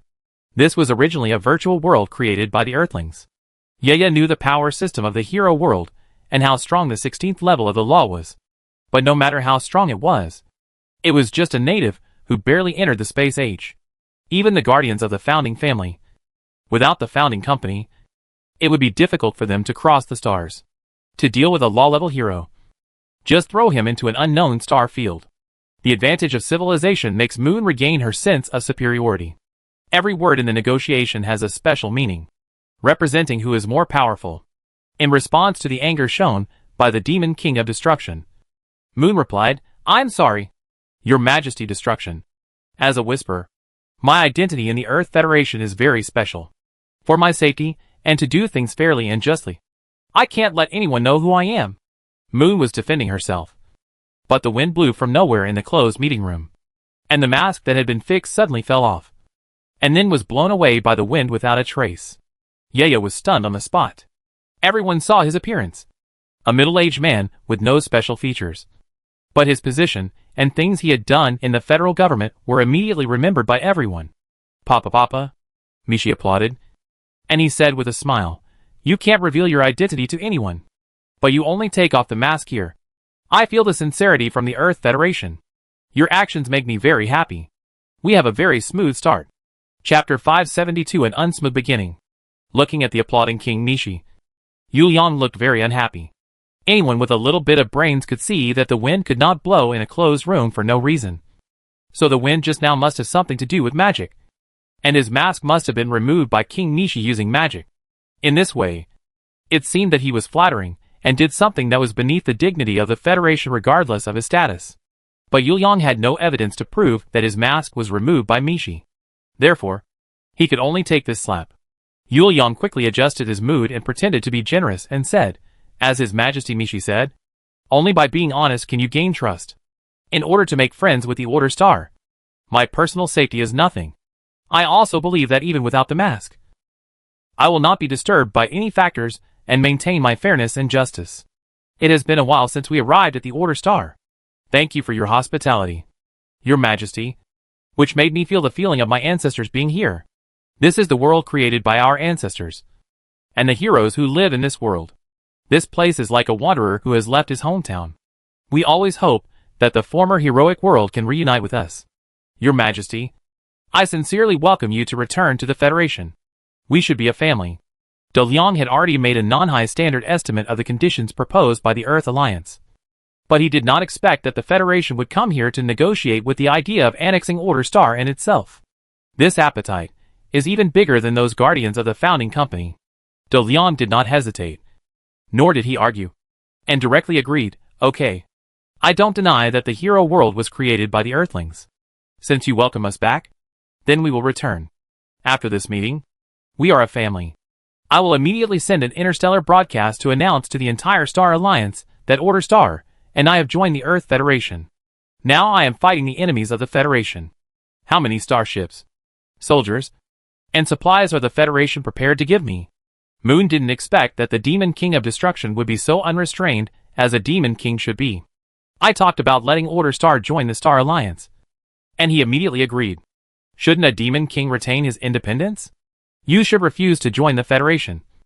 And then we can propose new conditions. This kind of unconventional move will disrupt our negotiation plan. However, it is a good thing that Order Star is willing to join the Star Alliance. But the fact that Destruction Star still needs to send interstellar broadcasts is unbearable for Moon. The Earth Alliance does not want to stand against the founding companies so quickly. Before the founding companies are trapped in the quagmire of war, it is best for the Federation not to confront them head-on. Besides, the Devil King of Destruction wants starships, soldiers, and supplies, and it is clear that he wants them without paying. This is a retreat to advance, so that the Federation knows that it has no money to negotiate with him about returning. Moon replied, "Your Majesty, the Federation sincerely welcomes the return of Order Star, but the situation we are facing now is not suitable for publicizing this matter. It is more beneficial to the war we are facing to conceal it for a while. As for your request for starships, soldiers and supplies, the Federation is also in a very difficult situation now. After all, we are facing the majority of the troops of the founding company. The more attacks we launch in the Star Alliance, the safer Order Star will be. I promise that after the war, you will still have a special status in Order Star." The Federation wanted to get something for nothing. Dalian was not interested in continuing the meaningless verbal dispute. So he said, "I'll give you a chance to reorganize your words. Say what you want to say again." However, Moon was sure that Order Star was facing the attack of the founding company, and was eager to get the Federation's assistance. Therefore, he did not intend to make concessions. And he could not make concessions for the sake of future negotiations. He wanted to force the Destroyer Demon King to take the initiative to say that he would maintain the independence of Order Star and not join the Earth Federation, and then let the negotiations return to his own rhythm. Moon straightened his back and prepared to fight back. But at this time Wang Yi said, "You too. I think both of us have led the direction of this negotiation to a dead end. I suggest adjourning the meeting and communicating the opinions of both parties in private. Only by resolving the ideological differences first can the negotiations develop in the right direction. Otherwise, there will only be results that no one wants to see. The Moon looked at Wang Yi. He didn't want the commander-in-chief of Shattered Moon appointed by the Pioneer to increase his influence too much. But this negotiation has entered a dispute of wills at the beginning. If it can't calm down, it is likely to end in a disadvantageous outcome for the Federation. The Moon asked Dalian, "Your Majesty, what do you think?" Dalian also looked at Wang Yi. After not seeing her for a while, the girl has become more stable. Then Dalian said, "Earth Federation and Order Star need each other. But we both want to take more advantage in the cooperation and let the other party bear more responsibilities. Greed is not wrong. But ignoring the crisis in front of us and being too greedy will make us lose what originally belongs to us." I agree with Miss Wang Yi's suggestion. My personality is a bit impulsive, and you are not calm enough. Our direct dialogue will only make things that were originally good unfinished. Since Wang Yi is the liaison of your representative, I will let Princess Jessica be our liaison. There is no need to adjourn. Let them continue to talk here. And the two of us don't meet before the signing is completed. After that, Dalian teleported away from the meeting, leaving Yaya speechless. Jessica moved to the empty seat after Dalian left, and said to Yaya in front of her, "You can leave now. Miss Wang Yi and I will continue the unfinished negotiations between you and His Majesty Mishi." Yaya reacted very strongly and said, "No, I will not leave. I am the head of the delegation, and I will complete all negotiations on behalf of the Earth Federation." And Jessica said, "His Majesty Mishi has made it very clear that his and your personalities are not suitable for this negotiation. He took the initiative to leave in order to allow the negotiations to continue, which was a huge sacrifice. I hope you can also uphold the fairness and justice you insist on, and let Miss Wang Yi serve as the liaison officer for the negotiations, and work with me as a link between you and His Majesty the Destroyer. This is beneficial to both of us." Yu Yang didn't expect that the first negotiation would end like this. On the Order Star side, no matter who stays to negotiate, the Devil King of Destruction can conduct the negotiations remotely without any interference, and the negotiation results will not have any impact on His Majesty. But the federal delegation is different. This negotiation is of great significance. Whoever sits in the middle and leads the negotiation to complete it, submits the covenant with the Order Star, and returns to the Federation will gain huge prestige and influence. Moreover, the Federation has already set the upper and lower limits of the conditions. So basically anyone can complete the final negotiations, which is simply a political achievement that can be easily achieved. Yu Yang gritted his teeth. He wanted to stay, but the King of Destruction had already left. If he didn't leave, he would be blamed for delaying the alliance. Chapter 573 Private Negotiations. Dalian didn't like the Whisperer Moon's behavior. He hoped to see the sincerity of the Earth Federation, and hoped that the Federation could provide him with all kinds of assistance. However, the Federation obviously had unrealistic fantasies about the Order Star. Once the negotiations became a back and forth, it would inevitably affect the Order Star's preparations for war. Now, Dalian would not make meaningless sarcasms here like a shrew. Since Wang Yi stood up at this time, Dalian kicked Moon out of the negotiations. Everyone just had to be a mascot and wait for the signing of the covenant. During this process, Dalian did not think about the impact of his actions on the internal rights of the Federation. He just thought that Wang Yi and Jessica had met and could get things done as soon as possible. An opportunity fell on Wang Yi's head. After Yu Yang reluctantly left the meeting, Wang Yi sat in the middle of the Federation delegation, and the alliance negotiations between Order Star and Earth Federation continued. Wang Yi took out the alliance conditions offered by the Federation, which included the obligations and responsibilities of both parties during the period of mutual alliance. The Earth Federation required Order Star to provide the Federation with at least 2 ultimate creatures per week, 10 high-level magicians above level 10, including at least 1 level 12 magician. After the alliance, Order Star provided the Federation with a level 16 law-level hero and 4 level 15 heroes. All of the above are provided free of charge. In addition, the Earth Federation can directly purchase strategic materials on the Order Star, and the price of materials shall not exceed 10% of the cost. The Earth Federation can hire magicians, craftsmen and other talents willing to be hired on the Order Star. The Earth Federation requires a piece of land on the Order Star for the stationing of the Federal Army. The Earth Federation will send magic students to the Order Star. The Interstellar Combat Army of the Order Star must accept the unified command of the Earth Federation when necessary. The requirements of the Earth Federation are numerous, including dozens of major items and hundreds of minor items. And what they gave to Order Star seemed particularly shabby. What was still valuable was that the Earth Federation would give Order Star an interstellar flagship, 5 interstellar cruisers, and a fleet with interstellar comprehensive combat capabilities consisting of more than 30 starships of various types, including interstellar motherships and engineering ships. However, from the details between the lines and Wang Yi's hints, it can be seen that these interstellar ships are all obsolete, and the best ones are one generation behind the current mainstream starships of the Star Alliance, and they can't compare with the main fleet of the founding company. Jessica also took out the negotiation draft of Order Star. The content was roughly the opposite of the conditions of the Federation. It also asked for a lot, but gave very little. However, Wang Yi and Jessica did not show any anger after receiving the other party's draft. Negotiations are all about asking for a high price and paying back the money. This is only the first day. Everyone should tell each other what they need and what they can give. Then, they will discuss the draft one by one and finally get a result that everyone can accept. In the first negotiation, the two delegations explained their own drafts and it ended. After returning, both parties will make a major revision to their conditions according to the other party's requirements. And then, they can formally talk. After the members of the Earth Federation delegation returned to their own residences, Wang Yi quietly told the staff of the Space Administration that she wanted to meet the destroyer alone. Then, he was summoned by Daliang soon. In a more private reception room, Daliang, who was in a state of destruction, said to Wang Yi after seeing him coming in, "Please sit down. Since we parted in Niwen City, I still miss you a little. You are regarded as their successor by the pioneers. The relationship between the pioneers and me, as well as the power of destruction you have obtained, all determine that we are relatives. You can tell me any difficulties you encounter in the future. As long as I can do it, I will not let you down. What is the reason for you to ask to see me this time?" After Wang Yi sat down, he said very directly, "After we return from the Order Star, the Federation will immediately use the momentum formed by the slave liberation movement to promote a revolution that affects the entire Star Alliance. We all hope that the Earth Federation can reshape the new order of the Star Alliance.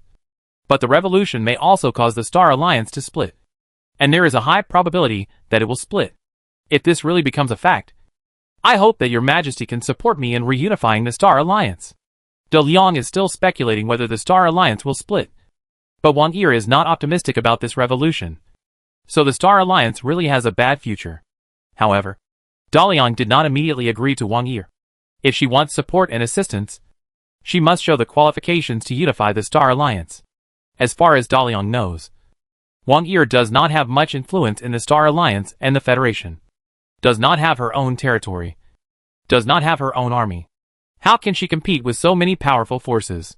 Give me a reason to support you. I promise to help you solve your problems. But that doesn't mean I will help you realize your ambitions. Wang Yi answered simply, "Ms. Bella will support me. This is the responsibility given to me by the pioneers. Bella trusts you and the pioneers. I think the purpose of my creation is for this. The pioneers let the plan start when you appear. And they must know that you will definitely help me. He is you. He doesn't want to see the Star Alliance split. And you definitely don't want to see it either. It's really an irrefutable reason. From a personal perspective, De Liang definitely doesn't want to see the Star Alliance split, from the perspective of the Order Star. Whether it is looking for the Lost Order world or facing the God who appears at an unknown time. A unified Star Alliance will definitely be a good helper. As the Devil King of Destruction, Daliang is not suitable to unify the Star Alliance. And an outsider cannot truly unify the Star Alliance, which is mainly composed of Earthlings. He needs a trustworthy person to complete this task. The Scarab Company is not trustworthy. And the rest are even less trustworthy. And Wang Yi is a good choice. At this time, Daliang thought that the pioneers let Bella lead the Earth into the general universe. Could it be that they wanted Bella to become the patron saint of the Earth because of Wang Yi? Yes. A civilization that has just entered the general universe does need a god to protect it. Daliang said to Wang Yi, "You convince me. And I don't see a bright future for the current Earth Federation.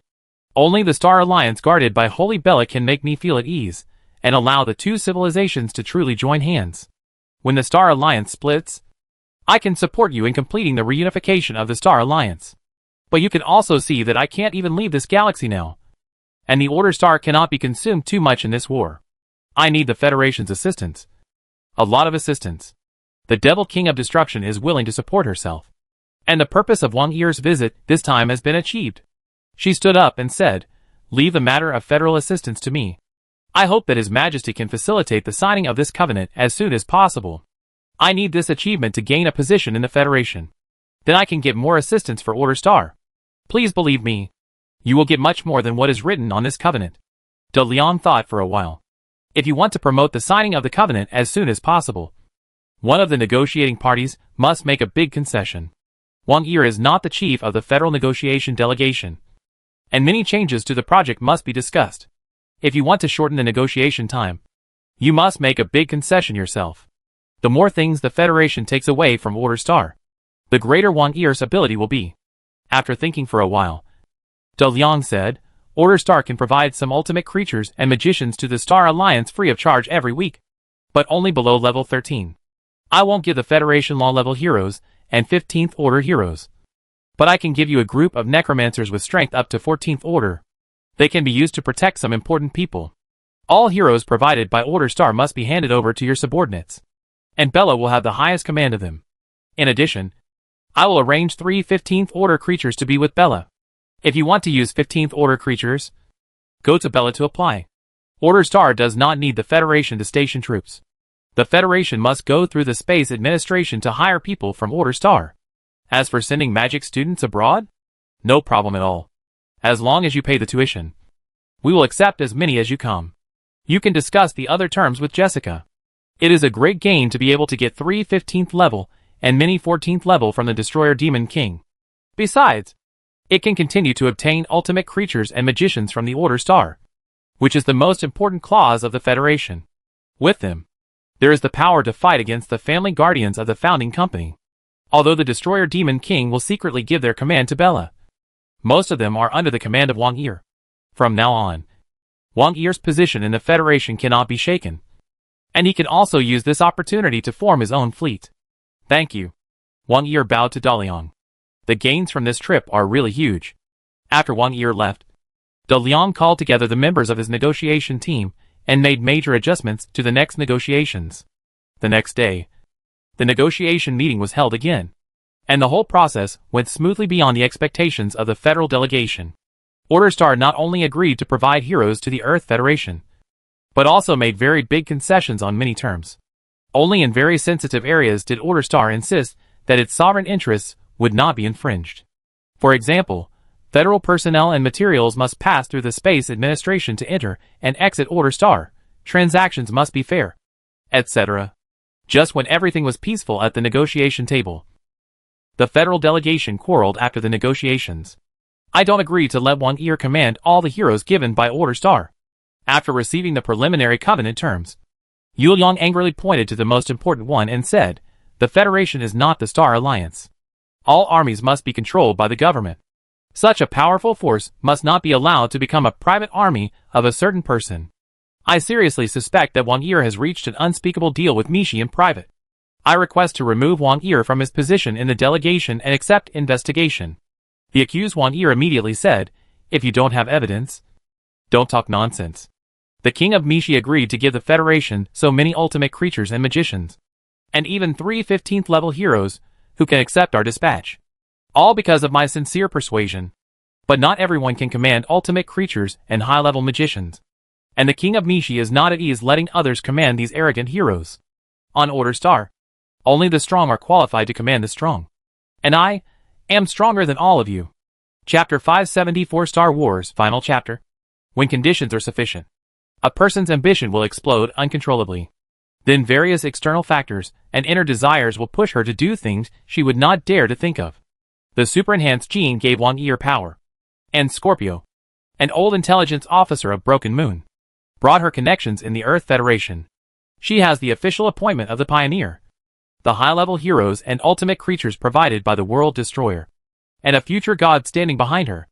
These are the capital that Wang Yi dares to fight for hegemony in troubled times. Under Wang Yi's promotion, the Earth Federation and the Order Star led by Daliang handed over the covenant to each other. which won Wang Yi a huge influence in the Federation. The revolution that affected the entire Star Alliance also broke out after the Covenant was submitted. The Star Alliance Freedom Army, which originally regarded slave traders as enemies, suddenly issued the Star Alliance Declaration, announcing that it would no longer recognize the derogatory name of Star Alliance. The intelligent races of each natural star can freely name their own races. But in the end, they are all collectively called Star Alliance people. All the original slave liberation organizations and Star Alliance Freedom Army were reorganized into the new Freedom Army, which clearly pointed the spearhead at the old Star Alliance system represented by the founding company. At the same time, under the intentional propaganda of the Federation, the existence, origin and characteristics of the Order Star quickly spread within the Star Alliance. Many Star Alliance members yearn for this world created by their ancestors, but first entered the general universe. But the blockade of the founding company has cast a mysterious veil over this planet, making it impossible for most Star Alliance members to reach Order Star. The founding company describes Order Star as extremely dangerous, with deadly magic and ruled by the extremely evil Hell Demon. It is precisely because of the founding company that this demon is trapped in a remote star field and cannot harm the Star Alliance. Order Star and Phoenix Galaxy have become synonymous with evil and danger, but they cannot stop curious and adventurous explorers. There is a rumor that there is a route to Order Star in the Naiwan Star Field. As long as you are sincere and have money, you can buy a ticket to Order Star. The guardians of the founding family blocked the world-destroying Demon King. They faced the increasingly powerful Order Star and the increasingly out-of-control Star Alliance. And at the same time, there were constant conflicts within themselves. The Monarch of Sorrow was not a good leader. Monica's position was mysterious, and the founding company gradually lost its deterrent power within the Star Alliance. The rise and conquest of the new Freedom Army stimulated countless ambitious people to start speculating in this revolution. The Scarab Company relied on its own tact to wander between various major forces. It had a dedicated route with the Order Star, carried out various cooperation with the Earth Federation, and maintained a close relationship with the Judgment Group. It allowed the fleet of the Scarab Company to safely pass through most of the star fields in the attitude of a businessman. Various contradictions within the Star Alliance continued to accumulate. When the Earth side was facing a war of self-destruction of the Earth people, the Earth Non-Battlefield Conference, hosted by the Earth Federation, was held on the Earth side, and the resolution that any internal disputes in the star world would not be allowed to affect the Earth side, and the initial star field was passed unanimously. The last seal of the chaos in the Star Alliance was opened. On the day the resolution was passed, more than 100 power groups declared autonomy. The Judgment Group announced the establishment of the Judgment ruling state, which led other founding companies to establish their own countries. The Star Alliance officially entered the era of interstellar hegemony. One hero is about to rise, and the future protagonists will burst into dazzling light in this great era.